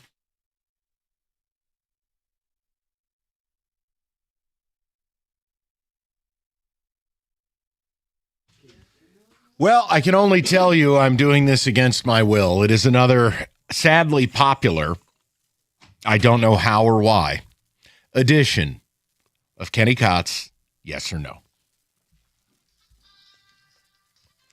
Well, hi there, guys. How's everybody feeling? And Mike just told me I'm number one.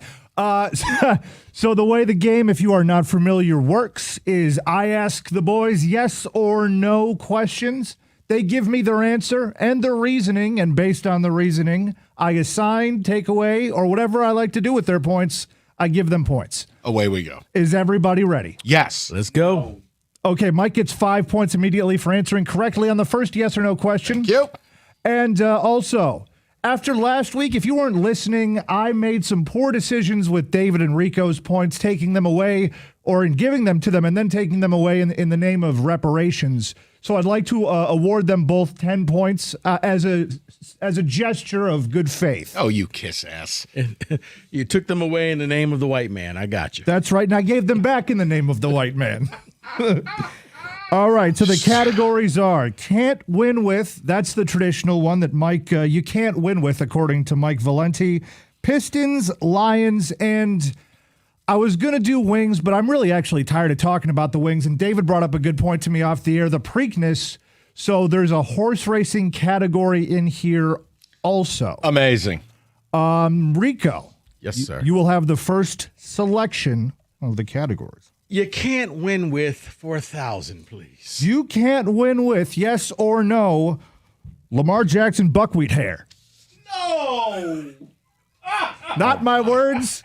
This is what Mike said you cannot win with on the Remember the one night he didn't have his hair braided and he took the helmet off and I go, my God, he looks homeless. What are you doing? It's insane. Go ahead. Rico, don't look at me. It's his game. What was that again, Kenny? You Lamar Jackson buckwheat hair.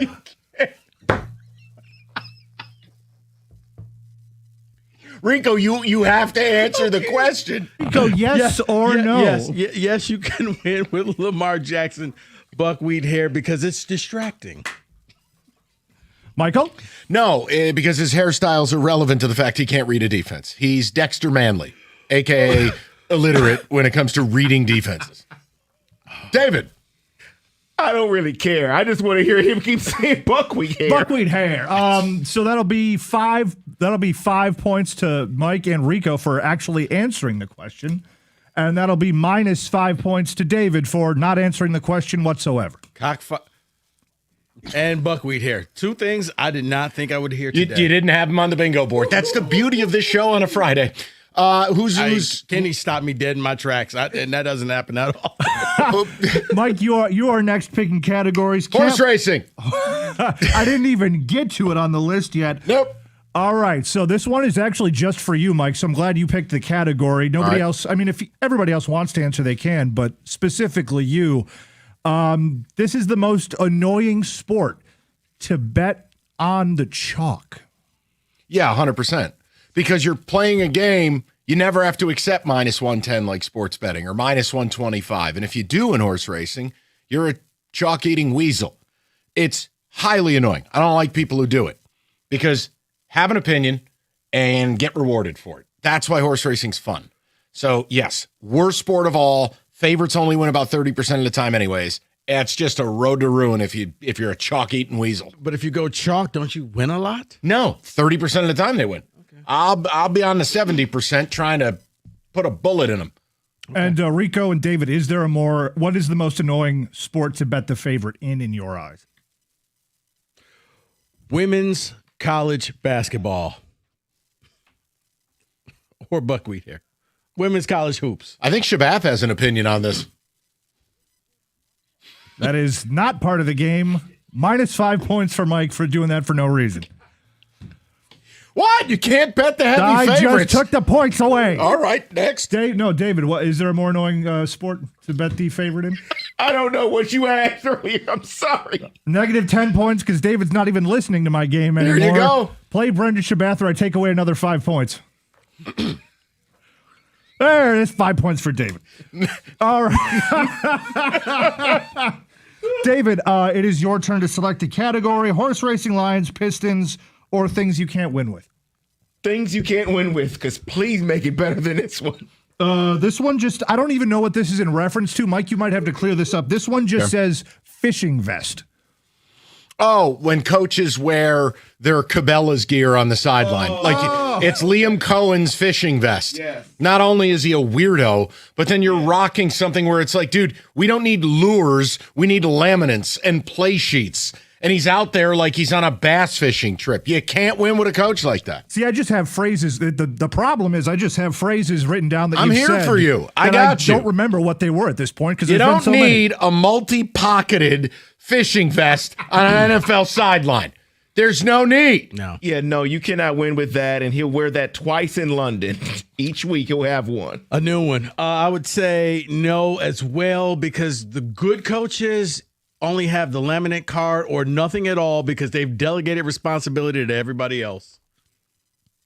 So that'll be a point to David, a point to Rico, and minus 5 points for Mike because I don't understand half of the things on this list anymore because there's too many of them. Got it.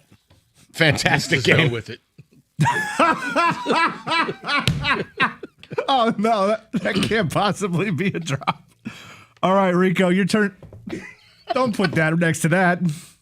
Rico. Oh, boy. All right, what are the categories again? It's Pistons, it's Lions, it's horse racing, it's things you can't win with. He goes Lions. Here's the question. We were just done talking about the Lions schedule conversation, and we were talking about how many wins that you could assign them and how the whole thing is a ridiculous exercise and nonsense. If I gave you a piece of paper right now and said you get 9 wins guaranteed, no questions asked, do you sign the paper now, yes or no? I'm going to say no because you look at what this coaching staff has done with a lot less, and I think that's selling them short. I'm going to say no. That's a bitch move. Like, if it's sub 10 wins, it doesn't guarantee the playoffs. I'm not signing a sheet of paper that doesn't guarantee I get in. You say 10 wins, I'd say yes. 9, no. So 9 is your line in the sand. It is. 9 is just not enough. I'll risk it for the biscuit. David? Yeah, if you're not saying playoffs, you're not guaranteeing playoffs, and I can never sign that. So no. Fair enough. That'll be 10 points to all of you because I also agree. I just wanted to see where your lines in the sand was. Let's go over to Pistons. We haven't touched them yet. It means stop sign. It means stop sign. Pistons fans would rather win ugly, low-scoring defensive games than modern whiz-bang-pow, high offensive skill-based basketball. 1,000%. Because this town is brain dead when it comes to basketball. It's always the stuff that isn't about basketball. Belts, songs, intros, mean mugging people, toughness, dogs, gestures, and it's never about let's just be really good at things. I'm going to say exactly what Mike said, yes, because that way they could say we're like the bad boys, we're like the going to work Pistons. If it ain't rough, it ain't right. It's gritty, it's all of that. So, yes, it fits the narrative. Well, I'm going to speak for myself, and I'm going to say no. I wanted the stars. I wanted Wemby and Cade together. I didn't want it the difficult way where Cade has no help. No. That'll be 11 and 2/3 points to David, because I think his answer speaks for my fandom as well. Good. And to the two of you, I take away 10 and 2/3 points because I hate your answer and I hate everything you just said, even though you're probably right. Couldn't you just take away 9 points? Next, we'll do horse racing next because Preakness is coming up, guys. Thank you, David. Yes. Why does he enunciate so much? He does the Luke Sloan. It is. thing. I'm Luke Sloan. No, nobody does the Luke Sloan. WWJ.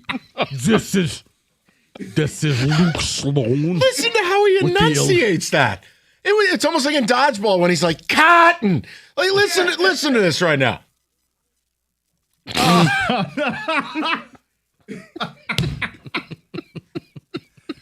Since we already did a kind of a more serious horse racing one, this one's going to be ridiculous.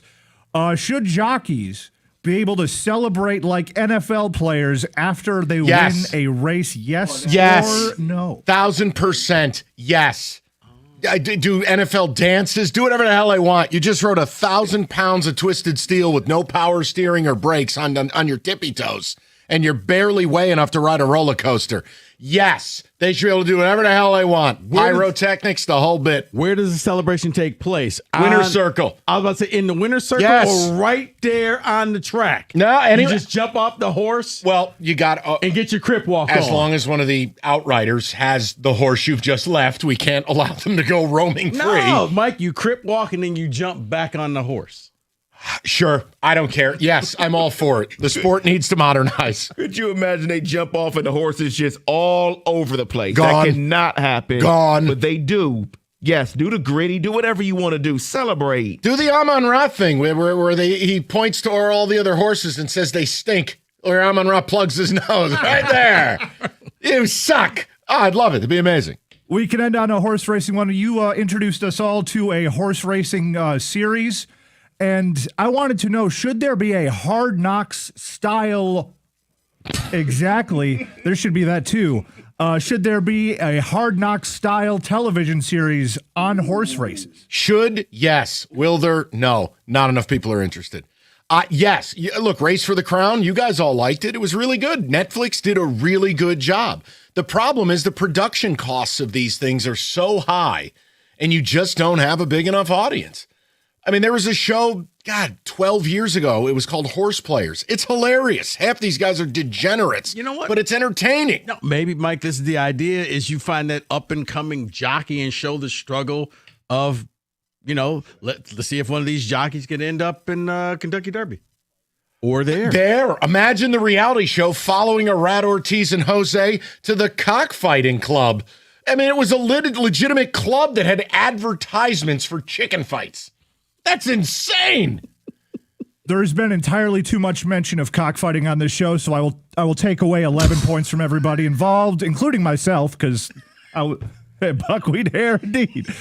All right, so I'm tallying up the final points here, and last week for the reparations thing, I would give them to David and Rico, but Mike has actually allowed this segment to continue, so I take David and Rico's points away and give them to Mike. Yes. They never deserve the points. Kenny, all I got to say about that is, take. Oh, my God. Oh, no. Yes. No. Beautiful. No. And for better or for worse, this has been yes or no. 97-1. You're all locked in for the MLB season. Fanatic Sportsbook is all you need to be. They're giving you profit just boosts. happened, Rico? I don't know. They're giving you profit boosts every single day. Use them on any hit, any run, or strikeout. So every at-bat and inning means a little bit more. And new this season, they got the long ball jackpot. Every MLB game day, you pick a player to hit a home run. If they hit the longest one of the day, you're taking home a share of the $5,000 in fan cash. Track your player on the daily leaderboard, see total entries, and watch the estimated payouts in real time. And with Fanatic Sportsbook, you're getting 10% back fan cash on your bet. So you can use that fan cash on more profit boosts, more bets, and exchange them for merch, collectibles, tickets to events, so much more.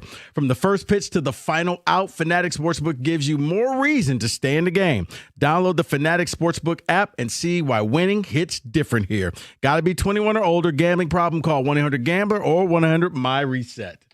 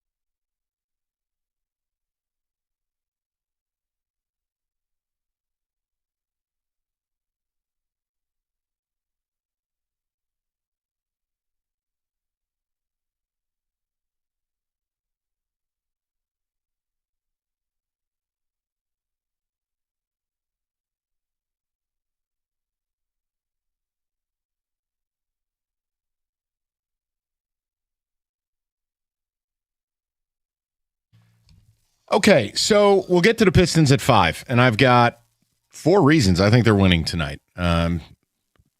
Just like I told you in the Orlando series, like, this isn't fanboy stuff. I don't even like this team. I sure as hell hate the way they play. But guess what? I just call like I see it, and I do. I have some reasons to believe they're going to win. We'll get to that at 5. I wanted to just bring this to you, Rico. There were a couple of interesting college football notes, but I do have bad news. Okay. We've had our idea taken from us. And the only thing we were missing was the $3 billion in funding. We had everything else lined up. But Rico and I had a real plan here, David. We were all set to retire, as we were going to do what they have in Iowa. We want to build one of these youth sports complexes. Well, it's coming. And this is wild. I don't, because David, you're a youth sports guy, and so many of our listeners are, my brother-in-law. The Romulus Sports Complex, have you seen this? Rico brought this pre-show, $3 billion.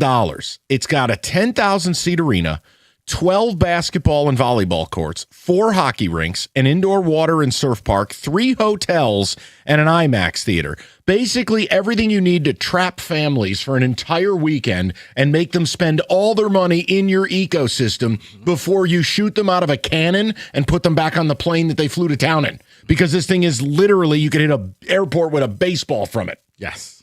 This is the most brilliant thing I've ever heard. This was... Rico and I had everything except the $3 billion. We had this whole concept. This was our retirement plan. plan. Where are our royalties? Right. This was the retirement plan because as soon as you get off the plane, you're flying in from California, you're playing in a 707 tournament, boom, cost you less than $10 to catch an Uber to the complex. 20, like I said, over, I think, 2,000 rooms.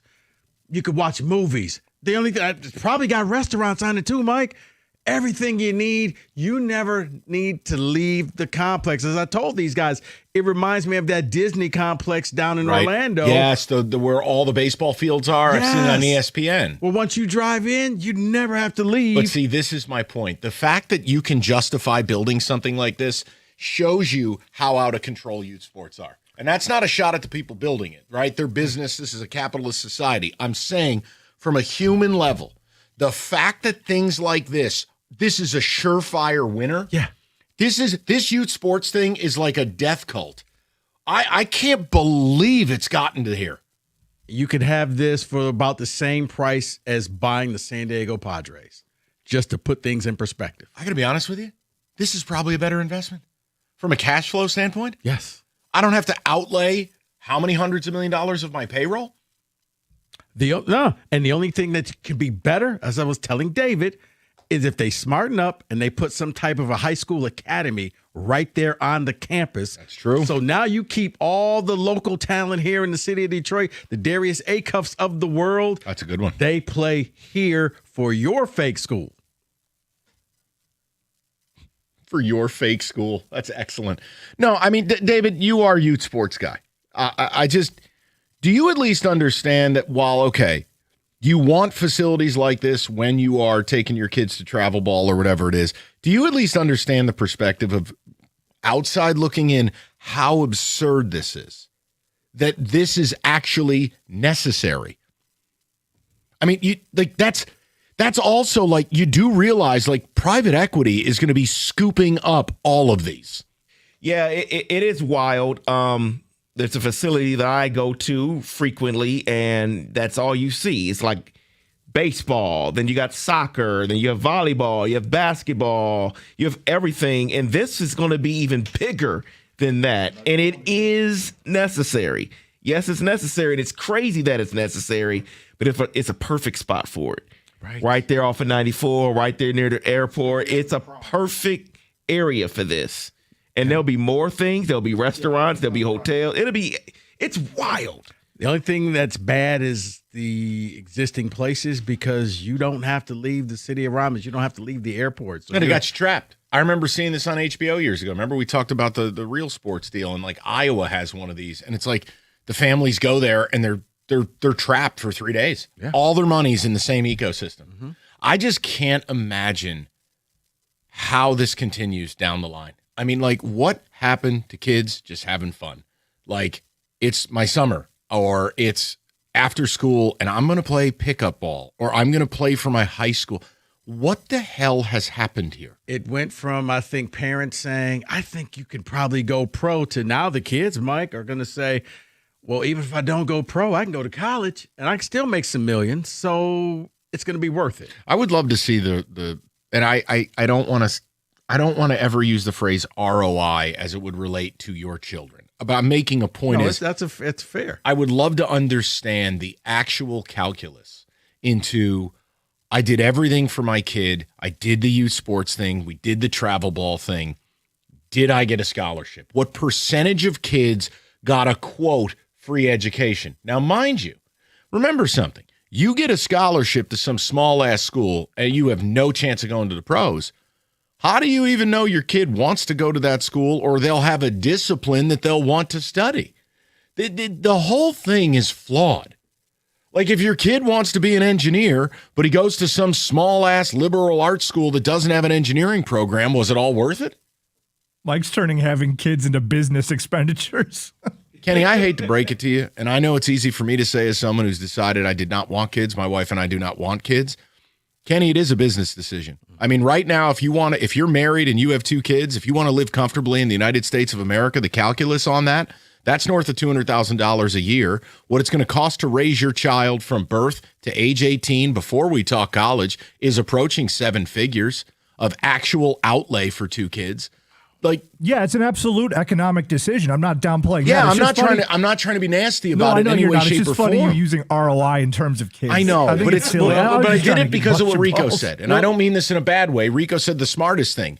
This is about parents trying to bet on their kid to somehow take the burden away. I don't think this is even about what kids want to do anymore. You want the recreational level, or you want competitive travel level of how much you would spend per year or over 10 years? Competitive travel, because that's the only thing that's going to get you the scholarships. Okay. At least that's what they promise you. Then you're looking at a range between $30,000 to $100,000. Oh, my God. Depending on the sport, the training, and the travel. No, so your median is north of 50, south of 70. Right. And they say roughly 70% of the kids quit by 13 due to the time You're and exactly the financial right. pressures on the family, where the kids are saying, I don't want to do this no more. Dad, I haven't seen you in 3 years except every Saturday at my game. How about you quit that third job and come be my dad? No, we were looked at as crazy when we decided to do high school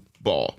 Because that's looked at as, oh, you're good and you're going to get nowhere. Right. It You had were looked nothing at to as a do- bad parent. You were Right. slumming it, and you weren't giving your kids a Correct. chance to And it had instead of nothing to do with level of play here for him. It just was, that's just better for him. It's high school. You You're practice a building couple days a week. You relationships go in to high school. You school. play with your friends and have a good Yes. time.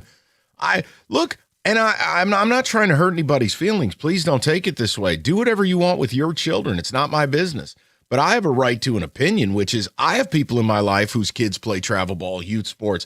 No, I don't think it makes a lot of sense for the wife to be in Buffalo and the husband to be in Fort Wayne at youth sports events. I mean, that's the opposite of the family unit. That's the opposite of anything I'd ever want if I had kids. Now, if I didn't go to Mexico and start a new life. The whole point is I don't understand this. And I guess if your kid then goes to a Power 4 school and gets a scholarship and NIL package, then you consider yourself either breaking even or you start making money back. But Mike, I know people who played at Power 4 schools and father and mother flew to every game. It's crazy. And maybe has racked so many miles, can fly for free, right? Because they're in the medallion club or whatever. If your called. kid has been blessed to play at that level in the NIL era, the calculus now is totally different for families, and whatever money you spent, I guess it's back. Right. But this just and now okay. Let me explain it this way, and then you can take it to 6. I really feel like the lie we sold the American public about college is the same lie we're selling them about youth sports. Mm-hmm. We told everybody you have to go to college. The reality is about half of the kids who go to college end up finishing college. Everyone's not supposed to go to college. Mm-hmm. And that's how we have no one in the trades now. Right. Like we don't have people we need. And it's going to be a great opportunity for the next generation of you can basically go into the trades, bust your ass, start your own business, and you're going to be okay and not incur $250,000 of debt. But we sold this lie, how everyone needed to go to school, and they took the same game plan, and they're doing it with youth sports. Everyone needs to do this, or you're not a good parent, and your kid won't be successful. It just doesn't add up to me. No, it doesn't, Mike. But I think now when that child tries to quit at 13, the parents are going to be like, or you keep going and you go to a school and you'll make a ton of money. And I think the kid is going to be like, wait, how much? Wait, this guy was a third string center and he made how much? Yeah. And again, but you're right. If but you're what smart, are the percentages on that, man? No, if you're when you really think about this, Rico, let's say you've got, I'm spitballing, forgive me, but roster size, let's say you got 10,000 kids playing D1 football. Make it 15,000. What percentage of those kids are actually making money? Probably half of those. Now, of those, which ones are actually making real money? Probably 10%. Right. So it's really no different than making the NFL. Oh, no, that's The best way to describe making the NFL, Mike, is if you took everybody, you filled up Ford Field, and you randomly selected one person. That's how many make the NFL. He wins the day. I'm going home. That done. You've just visually put that to people. And it's like, and yet, $3 billion complex going up. Wild. Spring's in full swing. Time to make sure your car can handle all the heat coming up. Mastercraft Heating, Cooling, Plumbing, Electrical. Here to ensure you stay cool. A $79 AC tune-up. Free on check when you tell them you heard it here. And if you're looking for a complete upgrade, now is the time. You buy a new furnace or AC, you get half off that installation. Experts at Mastercraft, they know the deal 24/7. Are you okay over there? I'm telling people about Mastercraft. Hey, things happen. Listen, 5-year warranty. They offer flexible options to fit your budget. Call the pros. Mastercraft today. Plumbing, electrical, generator needs. For every power failure and seasonal shift, Mastercraft has you covered. Visit mastercraftheating.com.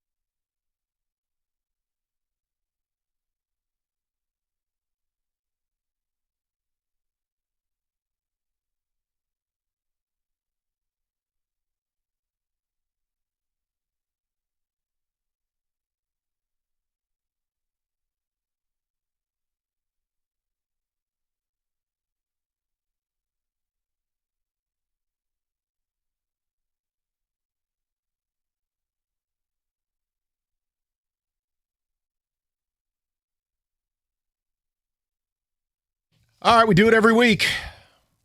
And I don't know, David's probably going to bludgeon us this week. It is time for Who Said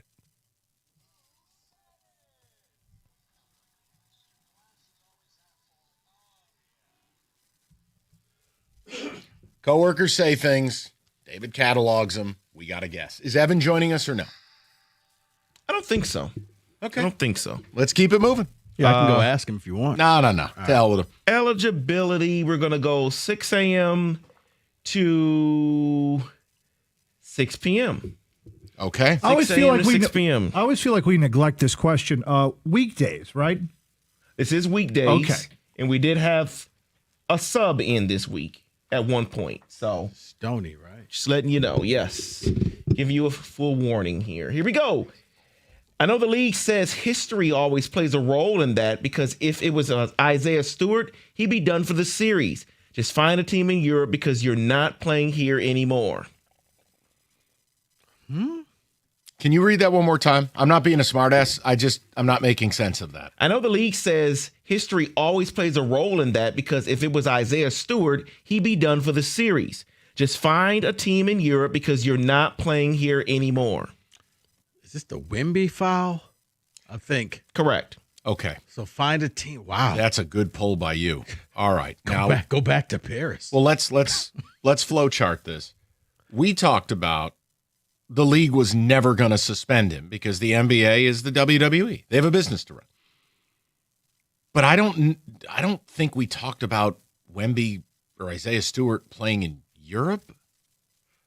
Boy, I got to tell you, Kenny and Rico, I'm leaning on you too. I am totally vexed. That's got to be morning show because maybe I missed it. I don't think middays. I could be wrong. I know I said something similar, but again, I don't think I would say it that way. Could it have been Stoney?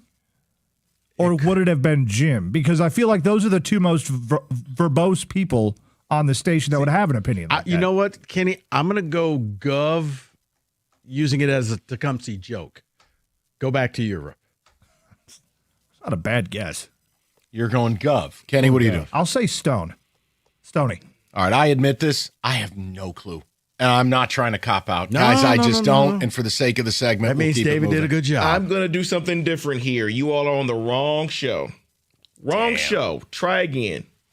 So I'll read it one more time.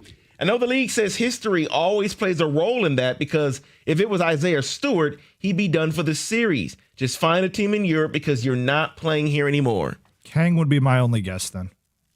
I'm going to say Doug. I don't deserve to serve food. John Taffer. I got nothing, David. Go ahead. All right. There you go. It's outstanding work. Outstanding. You could have given me 5 more guesses. I never think of Kang. It's like a blind spot for me. I'm always focused on the hosts, and I never think about in the middays he's there, Brian Windhorst. Mm-hmm. Okay, next. Cade passed up a wide open 3 to try to do a no-look pass to JD, and JD wasn't ready for it. And I think it's on both of them. That's a terrible take. Good heavens. Guy was wide open for a dunk, and you're the big cutting to the hoop. What were you looking at? The popcorn vendor? Who would have said that? I'm going to guess Gator. And I didn't hear it, so I'm not going to use the Jenkins rule, but I'm going to guess Stoney. Okay, for a moment, who would cape up for Duren on that play? We all know that was Duren's fault, not Cade's. It was a brilliant pass. That's an easy 2 points. It's brilliant. Mm-hmm. Who would cape up for Duren there? See, I'm going to say Stoney because he kind of played both guys and said, shaking both hands. Kay could have done this, but he did that. So, they're both at fault, and I love them both. Okay. Gator did a lot of sticking up for Duren. I don't know if he used those words. I don't remember him saying that specifically. I'll go Gator because he's been one of the preeminent JD defenders. My question is, does he use JD as his name instead of Duren or Jalen Duren? Like, does he call him JD? See, that would be a tell, and I don't have that. I can go with this. Well, I'll go Gator. David, who said it?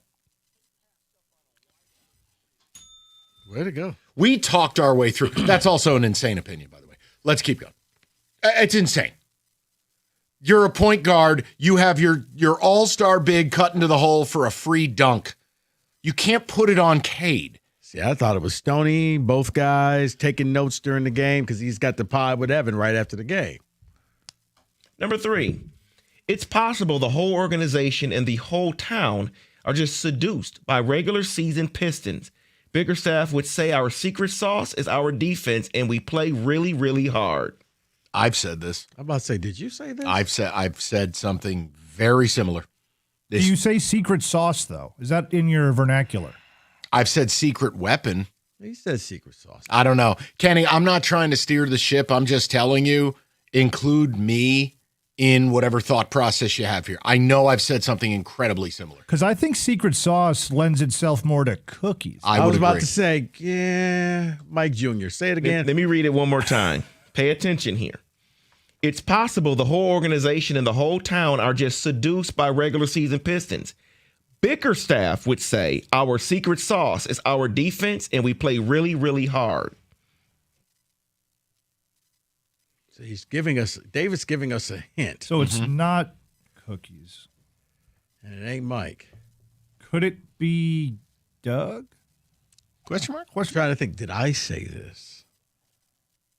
I'm going to guess Doug because David's steering us away from cookies. Yeah, but David's dishonest. I mean, that is true who also. are we kidding? I'll stick with, I'll say cookies. I don't think I said it that way. I know I said something close. I'll say cookies. And you guys can probably be right, and I'll just be the idiot. That's fine. I was going to say you, but he's making it seem like it's not you. Stick to your guns. Don't change because he's trying to screw with you. Okay. Guy's dressed like Tom Selleck. Look at Magnum PI over there in his Hawaiian shirt. I'm gonna say Mike. Okay, there you go. Kenny? I'll go Doug with a question mark. David, who said it? Ah, come on. Ah, damn it. Damn it. All right, quickly. We got about a minute, correct? Let's try to do one more. Is that okay? I think trouble's way too strong of a word here. I'm leaning Cavs win the series. Trouble is too strong of a word. But if trouble's too strong of a word, then how is the Cavs winning the series not trouble?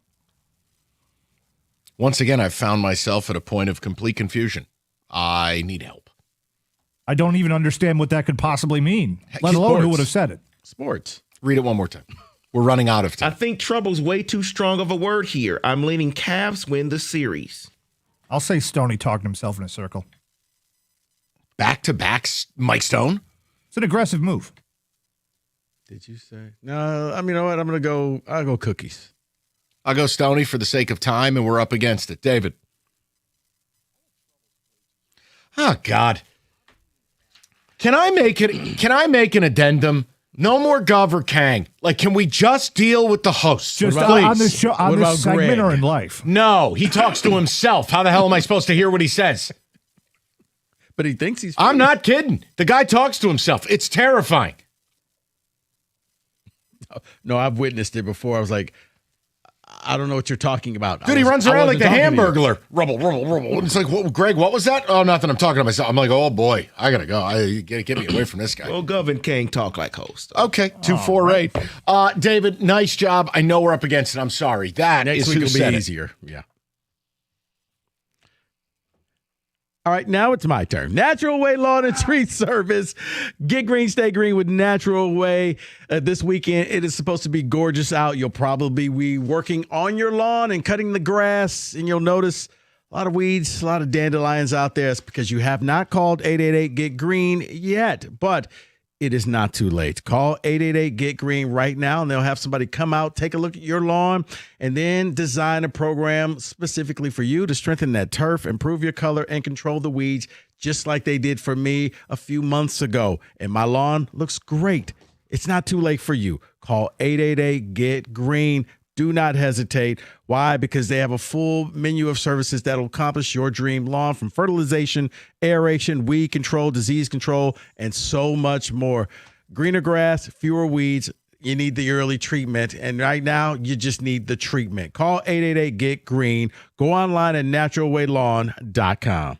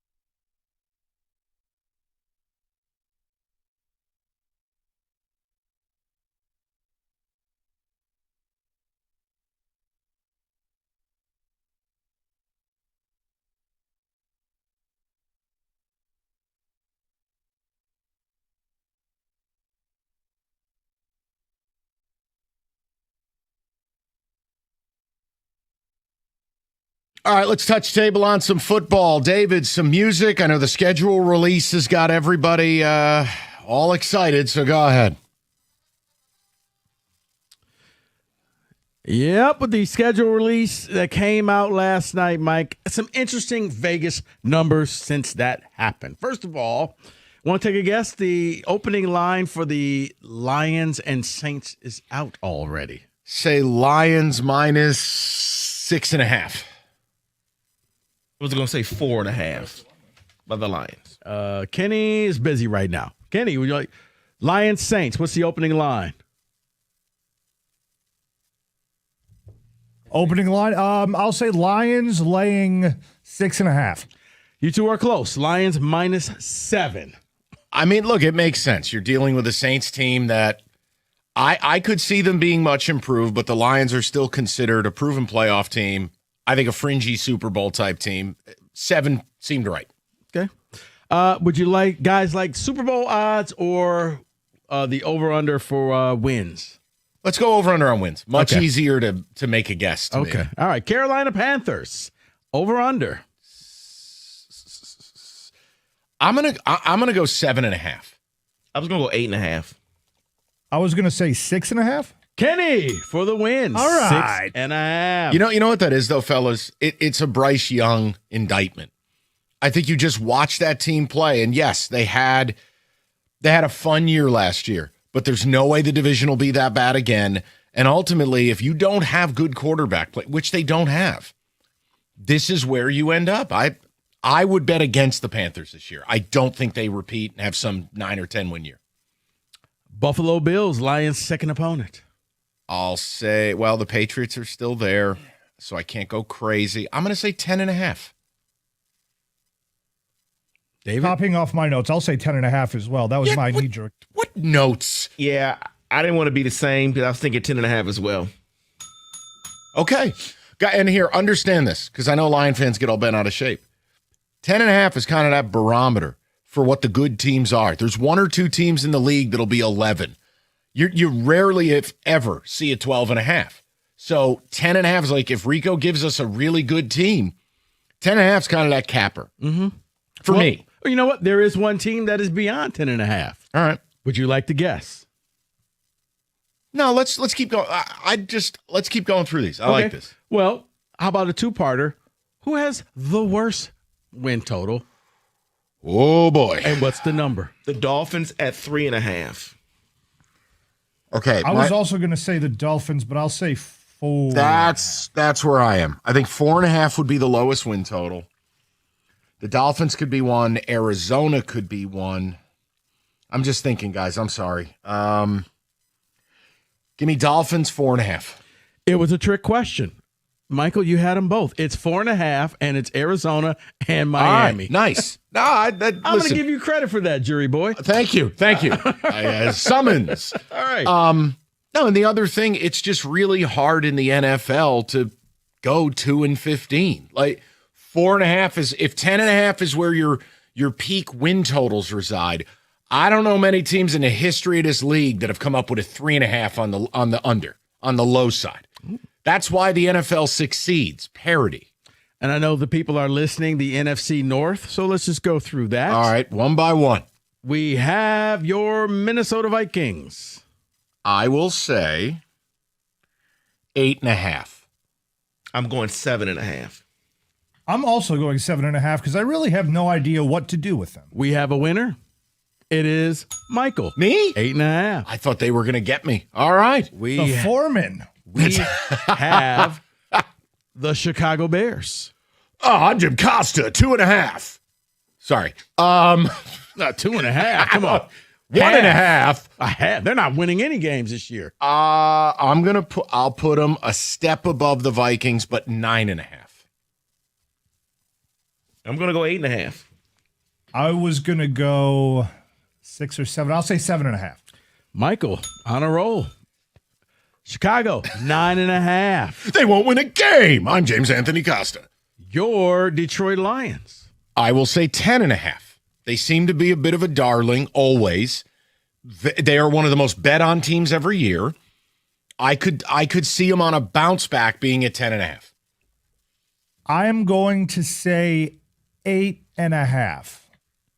I'm going to say 14.5. Oh, I'm John 14.5, Jansen. 8.5. And who do you have? What do you have, Mike? 10.5. Mike's right at 10.5. And Let's finally, go. The Green Bay Packers. I found my calling in life. Green Bay has to be 9.5. I didn't like their offseason, but I'll go with David. 9.5. Lions are probably your favorite to win it. Bears, Pack 9.5. Vikings 8.5. Tightly squeezed division. Yeah, 9.5. Kenny? I think they want you to fight amongst the division and amongst the Lions specifically, so I will say the same as I said for the Lions, 8.5. No, you're all wrong. It's 10.5. They're tied with the Lions. That's not possible. Jordan Love's terrible. I'm Jim Costa. That's your NFL post-schedule blitz, 97.1.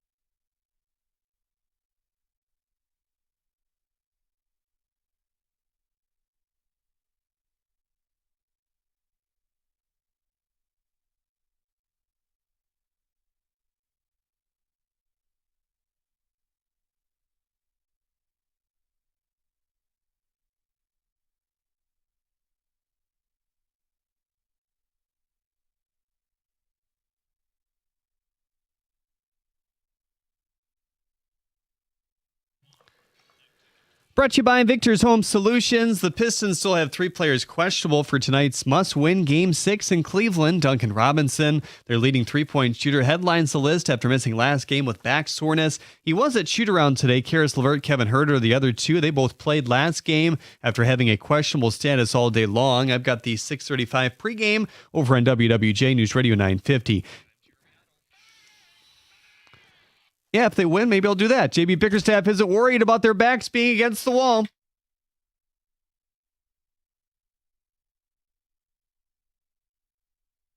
All right, let's touch table on some football. David, some music. I know the schedule release has got everybody all excited, so go ahead.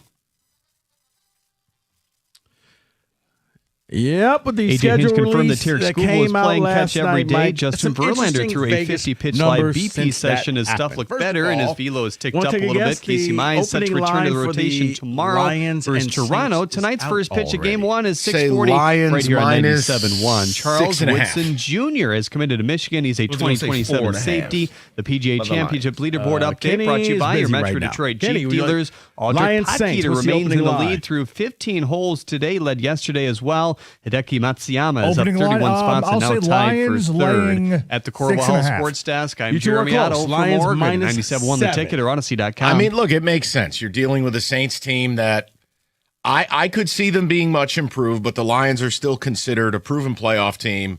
I think a fringy Super Bowl type team. 7 seemed right. 5 o'clock, good to have Would you. you like and I'm guys glad like Jeremy Super Otto Bowl played odds that or, audio because the over-under for I'm going to do wins? the same thing I Let's did. go over-under on wins. Much Okay. easier We're down to 3-1 to to make a Magic. guess to Okay. me. All right, Carolina I understand Panthers. This won't be a popular Over-under. opinion. Maybe some of you will ride with me on it. Maybe not. I'm All gonna go I can do is 7.5. offer you the things that I'm I gonna go view as 8.5. real. That I'm I was not gonna say as 6.5. angry as I am at this Kenny Pistons for the team, win. or All as right. angry as I am. You know what that is, though, crying about fellas. the officiating. It's a Bryce Young. Let me just tell indictment. you. I think you just and a watched lot of it that has to team do with play, what and JB yes, said they in the had audio. they had a I'm fun year not last year. saying the But there's series no is way the over, and division I'm will not be writing that this bad team again. off, And I do ultimately, believe if you don't if they have win good tonight, they'll quarterbacks, absolutely which win they Game don't 7. have, and I do think they're winning. This is tonight. where you end up Because they just won't go away. I would bet against the And Panthers. that's basically what I JB don't is think saying. they This repeat, team's hard have to kill. some 9 or 10. And that's always the case. You get them down. I mean, we saw it in the Orlando series, down by a zillion. They didn't quit. They don't quit. They're hard to bury. So let me give you 4 reasons I think they're going to win tonight. And I'll lead with, this was in my notes before I even heard the JB sound. All I wrote was, the Pistons thrive on spite. They're hard to kill. Okay. They've heard all the noise. And they know they're written off. And they thrive on that. 2, I think revenge is a real angle you can play. And you can laugh at this. And I know a lot of times it's hyperbole in sports when you talk about, revenge game and things of that nature. But no, revenge is real in this case because, look, in that locker room, it's okay for them to feel like they got screwed. I don't think it's okay for fans. But if you're a player, that hits different. Mm-hmm. So the league hates us. Everybody against us. Good place for a team that already is back against the wall, already is hard to kill. Good spot to be in. So that's 2. The third one you may not like. That's totally legit. And if you want to hit me with a frying pan, I respect it. Okay. The NBA is the WWE. They want a Game 7. Who are we kidding? Ooh, are we still there? We I'm still doing there. this? This league is fake as hell. I mean, why was Wemby not suspended or fined? WWE. And again, they weren't going to decide a game on that foul. Do I think the Pistons have a chance to get a friendly whistle tonight? Force a Game 7 on national TV? The only drama left in this thing? Yeah, I think that plays. And the last piece, I just don't believe James Harden is closing anyone out. Or as Jim Rome calls him, James Larden. I don't believe in James Harden in big closeout spots. And he wasn't, at the end of that game, you saw him crack at the free throw line. Mm-hmm. Donovan Mitchell was not good in that game. And I understand going home, they've been great. They haven't lost at home. But Rico, I don't believe in these 2. They're not killers. So the 4 things, you can attack any or all. I don't expect you to agree. Pistons thrive on spite. They're hard to kill. I agree. Revenge is real. I agree. The league is WWE entertainment product. I thought we moved past that. And James Harden is a cat enthusiast. So I think the Pistons are going to go to war tonight. Can I split the difference on James Harden? You do whatever you like, man. I think James Harden Game 6 and James Harden Game 7 will be two different people, just like we've seen two different James Harden in this series. And like it or not, Mike, he missed those free throws, but they don't win these last 3 games without him stepping up the way that he has. You're right. I mean, Would you agree a closeout spot is different? Yeah, and that's why I said Game 6 James Harden may be different than Game 7 because tonight there's no pressure. If you play on Sunday, there's a ton of pressure. There's immense pressure tonight. And I think they know if they lose, they're dead coming back up here. The thing that I don't like, I agree with what you say. The thing that I don't like is Mitchell played a C+ game and they still won. He's going to go home and he's going to sit there and realize that my teammates carried me in this game and I need to do a lot better. I expect him to drop 30+ points tonight. And their others will step up because just like Pistons others stepped up and Dennis Jenkins, if you do the prop bets, Mike, always bet on Dennis to have a good game now, I will when say you this. play at LCA. If they're without Duncan Robinson tonight, that takes some starch, and we haven't gotten official word yet, but that would take some starch out of my opinion. They need Duncan Robinson. They do. They're just woefully short on shooting. But I'd love to hear I want to hear from David. I want to hear from Piston fans. But the James Harden thing, it kind of reminded me of Tobias when he was heating up. I was like, yeah, can Tobias keep this thing going? So far, James has been not playing like playoff James. He's actually been playing well. Yeah, he missed a couple free throws, but man, whether he's making ethical shots or unethical shots, he's getting the job done. We got to lose that whole ethical I know. thing. I can't stand it. Look, bottom line, the game has evolved. I can't tell you I'm in love with how guys get rewarded, but this is what the game is. And you either conform and join the party or Reggie Miller's been doing this from back in the day. Yeah, well, that's another great example. And it's like, dude, come on, man. You got to get over yourself with the whole ethical, unethical thing, okay? Like, enough. Just stop, please. I beg of you. 248-539-9797. David, you can agree, disagree. My feelings will not be hurt. I think this Piston team is very tough to kill. If you want to sell me that they had their guts ripped out and they're tired, do I think they're getting worn down? Yes. Not only were they gym class heroes all regular season long, when most teams take 17 nights off. They had a brutal 7-game set on the Open, and now you've had a war of a series here. You're down a piece in Duncan Robinson. You could sell me on that, but I want your opinion. And if you think I'm crazy, say it. But I think this team, as flawed as they are, as much as I do not enjoy watching them play, I'll never disrespect their compete level. They will compete. I don't think they're going down there and going to get thrown out of the building. I think they're winning. Cade will compete. Thompson will compete. Harris will probably compete. I don't know what the rest of the roster is going to be. That Duncan Robinson injury and being out last game concerned me for this game. And I know he's not some star. I know that. But he's another body that they were able to use, and he can shoot a little bit. He was struggling somewhat, but having Sasser in that game scared me. And if that continues tonight, that almost seems like a loss to me because you just can't depend on that. You can't depend on Karis LeVert. You can't depend on Ron Holland that people like to talk about and say he needs to play more. Why you can't depend on that. Why does Ron Holland have to play? He doesn't have to play. Not in my you. mind. I'm saying like when I almost feel like this happens. People spin a wheel and they see a guy not playing and they never think for a second why he's not playing. And they just go, we'll throw him out there.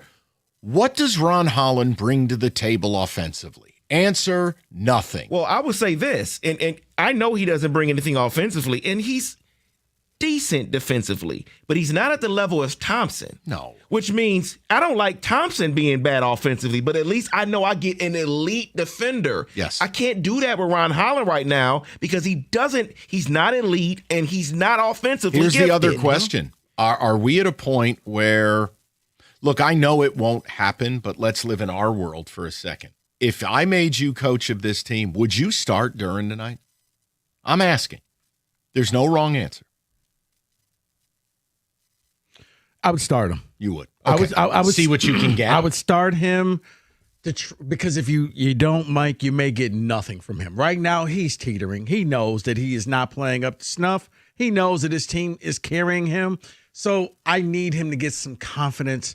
Now, am I going to end the game with him? That's a different question. But I'm going to give you the opportunity because you've earned it. Can we agree that this should be open mic night at the Apollo, Sandman style? That if this dude gets off to a slow start, I'm not doing this in the second quarter. Yes. Like, I'm going to be – like, here's the one thing that bothers me. There's two. I get bothered at the hero worship in this town for somebody like a B-ball Paul. It's the most Detroit thing ever. But I get equally frustrated that J.B. Bickerstaff basically has the Paul Reed rules. Quote, I can only play him when we're behind, unquote. Like, what is that? Evolve with the series. It's almost like, well, we're not losing, so I can't break glass in case of B-ball Paul. Right. Why? Play the guy if he's the effective option. Yeah. What if you're up 5 and you bring him in the game and you know he's instant offense? We're simpatico. 100%. I don't get it. We're so far past the rules. It's you have to survive. Here's the thing. Bickerstaff did evolve because in the fourth quarter and the final 17 of 18 minutes, he just said, hey, Paul, go out there, do your thing. I'm leaning on you to help us get this victory at the LCA. Mm-hmm. They didn't get it, but we always talk about how coaches are so stubborn and they just won't change. I'll give JB credit.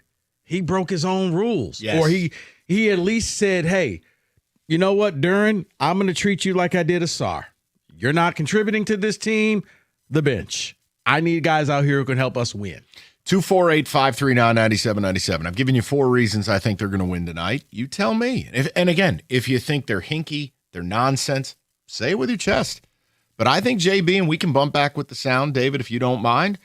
Look, that is something I have said about this team. I mean, I can feel all types of ways about the roster construction, the way they play, the whole, the theatrics and all the BS. I'll never doubt they are tough to kill. They're tough to put away.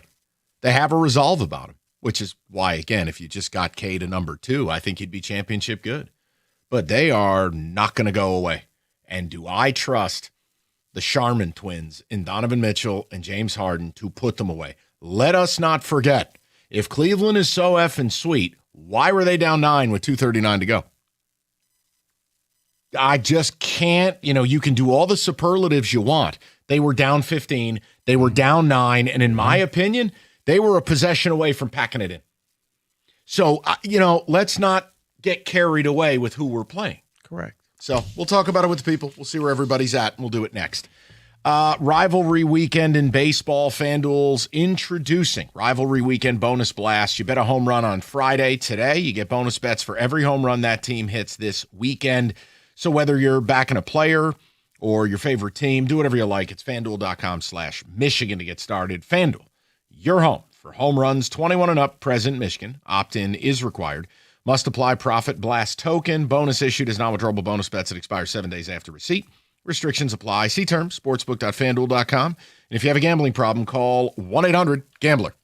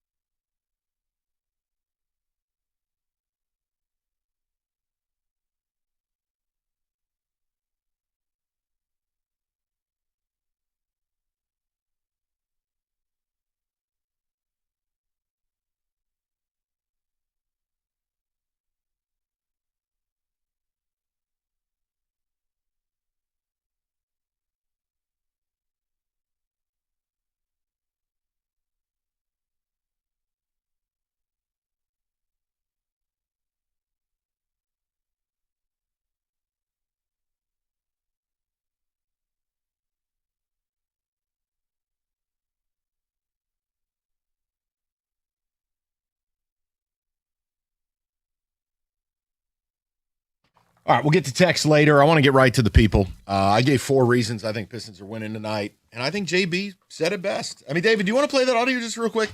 Because, look, I may not particularly enjoy the haughtiness of JB Bickerstaff, but he's not wrong when he talks about his team, and they do have the compete level. They are tough to kill. Take a listen to this.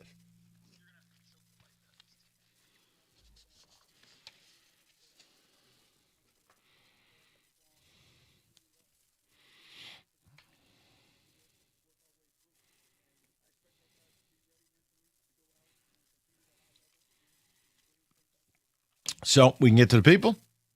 David, are you trying to tell me something, or okay? You're speaking to. I didn't. It looked like he was landing a plane. I'm like, what? Let's go to Jim 97.1. Jim, how you doing, buddy? Hey, Mike, how you doing? Good. I'll just go with the Pistons for tonight, as long as they can put some bodies on Harden. I mean, he pushes off every single possession. And they're going to get a call. They're going to get a foul. Make him earn it. Let him know, and maybe put him to the ground. Talk to a couple of the bad boy Pistons, see how they handle that.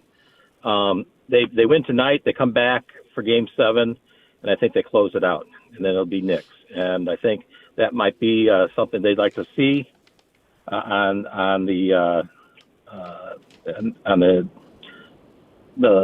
next level. So I originally called also because I agree with you totally on your return on investment for these kids sports and these travel teams. It's ridiculous. And when you start talking about it, I looked up on my Fidelity account. I put about $8,000 in my son's travel. I put $2,000 into a couple stocks at the same time. Those stocks now are worth about $90,000. Man, what that $8,000 would have done? What that $8,000 would have done? I know. Wow. No, but I mean, Jim, when I brought it up too, just for the 5 o'clock audience, there's a new youth sports complex, $3 billion going in near the airport, and it's just this cottage industry. And I'm going, what? People are chasing something that it's almost unattainable. No, your kid is the meal ticket, and that's where people see where someone's playing. Like, look at guys are sitting on the bench tonight, and they're making millions a year, and you're thinking, man, if my kid could just make a team, the family is set up for life, So they buy into it early, and they scrounge and scrap and get every dollar put into, to getting a career, and if anything, maybe a degree out of it and a job, but. Not many people make it. The percentage is very low. No, and Jim, that was my entire point is we had this phase where, I think that all of us, I was lied to. Rico, you get lied to is this idea of everyone has to go to college. No, everyone doesn't have to go to college. And that doesn't mean you do this whole, like the new hotness for kids is to be an entrepreneur. And it's like, okay, take it easy. But the idea of go to college, get yourself in a ton of debt, and you'll get a paying job and it'll all make sense. That's a lie. That doesn't work for young people right now. And it's the same thing with the youth sports. Now you're just being told, if you don't put your kid in travel sports, if you don't spend all this money, you're a bad parent, your kid's going to be a bum. And that's also not true. But I'm telling you, Rico and I had our retirement idea stolen. We were ready to build a sports complex. We were just missing the $3 billion. No. Mike, when I first saw it, I was just like, hey, we need to pool our money together and get a fraction of this at least. Let's try to get 25%. Oh, $3 billion. Ooh. Oh, boy. Let's go to Drew 97. We need to bet on a lot of harness racing. Could you imagine? Drew 97.1. How you doing, buddy? What's going, guys? What's good, Drew? Before I get to my comment about the Pistons, I got 2 things. First of all, I don't think the Pistons lost 4 games in a row all season long. Am I right on that? That's a good point. Drew, that could be the 5th reason. I like searching for that. I like it. And secondly, I'm sorry, I didn't mean to cut you off, but secondly is, Rico, you're my age, and I know we Detroit fans sometimes we act like jilted lovers, where we just can't get behind our home teams. It just seems like you're so glass half empty with this team. I know that they haven't shown you much, and our stars kind of taking a rest this series, and the first series hasn't really come to fruit, but gosh, man, I just wish I would have some more enthusiasm from Rico, man. He's a Detroiter. I got a Celtic fan believing in the Pistons over you, bro. What's up? He just came up with the list. Drew, I had the Pistons winning Game 5. How'd that work out for me? I know. Me too, buddy. Listen, tonight it comes down to this, man.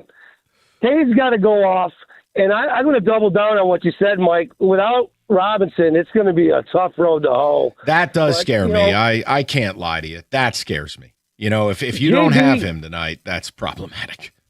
JB needs to have a coach's all-star. He has to come out of his shell tonight and pull the plug quickly on JD. If he's fumbling the ball, dribbling off his foot, he's got the softest hands I've ever seen when he's in a crowd with a big man. I can't understand it, how he gets the ball knocked out of his hands so easily. If he's not having it, you got to pull the plug quick. I understand he's your guy. You're standing behind him. You don't want to kill his confidence, but you're trying to win a game. You're trying to survive. You're trying to move on to Game 7. You can't let this guy be the reason why we lose tonight. No, I don't have time for feelings anymore. Yeah. And I mean, the idea that they can't play Paul Reed unless they're behind, come on, man. This is it. Hey, look, I'll give JB credit for this. He broke out of his shell, and he put Duren in the bathroom. He stuck him in the bathroom and said, don't come out of here. You're done. Lock the door. 17 of the last 18 minutes, fourth quarter and overtime, he didn't play. I think you got to have more of that approach that if Duren early is not giving you what you expect, I mean, I'm not saying you sit him totally, but I'm done promising minutes to anyone. Yeah. I'll give Beef Stew his 7 to 10 because that seems just like what he can give you at this point. He gave you a couple of 3-pointers. He was impactful. But B-Ball Paul probably needs 20 minutes tonight. What do you have to lose at this point? Nothing. You don't. I mean, you got to put the best players out on the court at the best time. That's why I'm okay with starting Duren to start the game. Get him a couple early baskets, Mike. Maybe he gets into the flow of things and you see a different Duren. But if you sit him on the bench to start, I mean, now he's just got nothing but time to sit there and sulk. So, no, I want you out there. I want you active. I want you feeling like you're a part of this team. 248-539-9797. Go to Jacob 97.1. Jake, how you doing, buddy? Hey, how's it going, guys? I just want to say a couple things. I agree with you with the WWE. I do think that they might like a Game 7. They like their storylines. I want to say that I don't think it matters how well Cleveland plays tonight. If we play our game, we're going to win. And I feel like we've had those games to win, and we did certain things and we lost. So as long as we play our right and don't turn over the ball, we can win the game. I also want to say that I think they should play Ron Holland, even if we don't see it in the stats. He brings a certain energy that other people thrive off of, and that's important as well. I can agree with that, but Jacob, meet me in the middle on this. Let's just see if we can find some common ground. That has to be lineup dependent. There's no scenario you can have Holland out there with Ausar Thompson and or Duren. Can't happen. I don't disagree with you. Okay, so lineup dependent, right. Maybe a B-ball Paul energy blitz, 4 or 5 minutes, see how it goes. I can do that. But you know what I know. If they throw that lineup out there and Ausar's out there and Duren's out there and you put Ron Holland out there, I'm going to put a bullet in my television. I can't watch that. That's criminal. You can't do that. Yep, I agree. Also want to ask, have we played Duren and Paul Reed or two bigs at the same time yet? In limited fashion. Look, the problem is always going to be you have to have Tobias on the floor at the 4. Because again, and Jacob, look, I'm really hoping this summer we don't ever have to have these discussions again. They are so deeply flawed from a roster standpoint to play winning championship basketball. You need more offense. And Jacob, every time I bring up players, oh, well, that guy doesn't guard enough. That guy doesn't play D enough. The NBA is different. You're not going to win 73-67. Like Jacob, I get worn out by it. Like we need bucket getters. We need scoring bad. All right, cool. Appreciate it. Yeah, you got it, Jake. And again, he can try whatever he wants tonight. I'm going to find it very hard unless it is a very specific lineup, and you're going to throw Ron Holland out there. But again, all of these options put you at a 4 or 3-on-5 deal. I wouldn't be able to do that as head coach. Except if you put Reed out there, he just doesn't play great defense, but at least he can score. And that's my point. You can help him. You can help. Okay. Maybe I'm flawed. I think you can help someone who's not a great defender on the defensive end. I can't help you if you don't have arms on the offensive end. No. Like, what am I supposed to do to help you there? No, you're right. Because you look at a sewer, and the only thing you can do is point to the basket and say, no, not to me, to the basket. Don't give me the ball. We don't need a shot clock violation. Oh, dear. Shoot it. You became shoot the puck guy. I did. Let's go to Steve, 97.1. Stevie, how you doing, buddy? Hey, guys, enjoy the show. Thank you. You know, I think I'm going to take a different approach here, and it's something we got to kind of look at moving forward. Sure. I don't know if Bickerstaff could be the long-term coach of the future for the following reasons. The guy's 359 and 350 career win record. If he can't put a combination tonight on the floor that wins, then I will start to challenge his thought process because, you know, we don't have the luckiness to having a Chuck Daly or some of the other great NBA coaches, but how did those guys manipulate the attitudes and the energy and the players to play their best? You know, I mean, well, I just don't like the moves. I don't like what he's doing. Let me give you an answer. For one, the best coaches have the best players. Mm-hmm. All right, there's no faking it in the NBA. You got to have the best players. You saw what Phil Jackson looked like when he didn't have, Kobe and Shaq, or he didn't have Michael and Scottie. Right, Steve Kerr. Same deal. If Steve Kerr coached the Bucks, he'd be out of the playoffs too. The second thing, I'm tabling all JB Bickerstaff might not be a good, playoff coach here. Like before we turn him into Rick Carlisle, I'm giving him next year. Like they did win a playoff series. They did rise from the abyss. They were credible last season. I know they should. Now look, should they have lost round one? Yes. But Wagner died and they didn't. I can't change that. I can't hold that against JB. Do I view it though that they probably should be home? Yeah. But I also could see it where, look, they did win a playoff series. They're on the verge of getting to a game 7 here. I know he's 15-22 for a career in the playoffs, but he's 9-11 as a Pistons head coach. Mm-hmm. And he doesn't have this uber talented roster. I'm trying to show him some grace. While, yes, there have been certain things he's done that I don't love. Is that fair? No, it's fair. It's quite fair. 248-539-9797. We'll get more of the people, some of the texts. We got a blitz to get to as well, 97.1.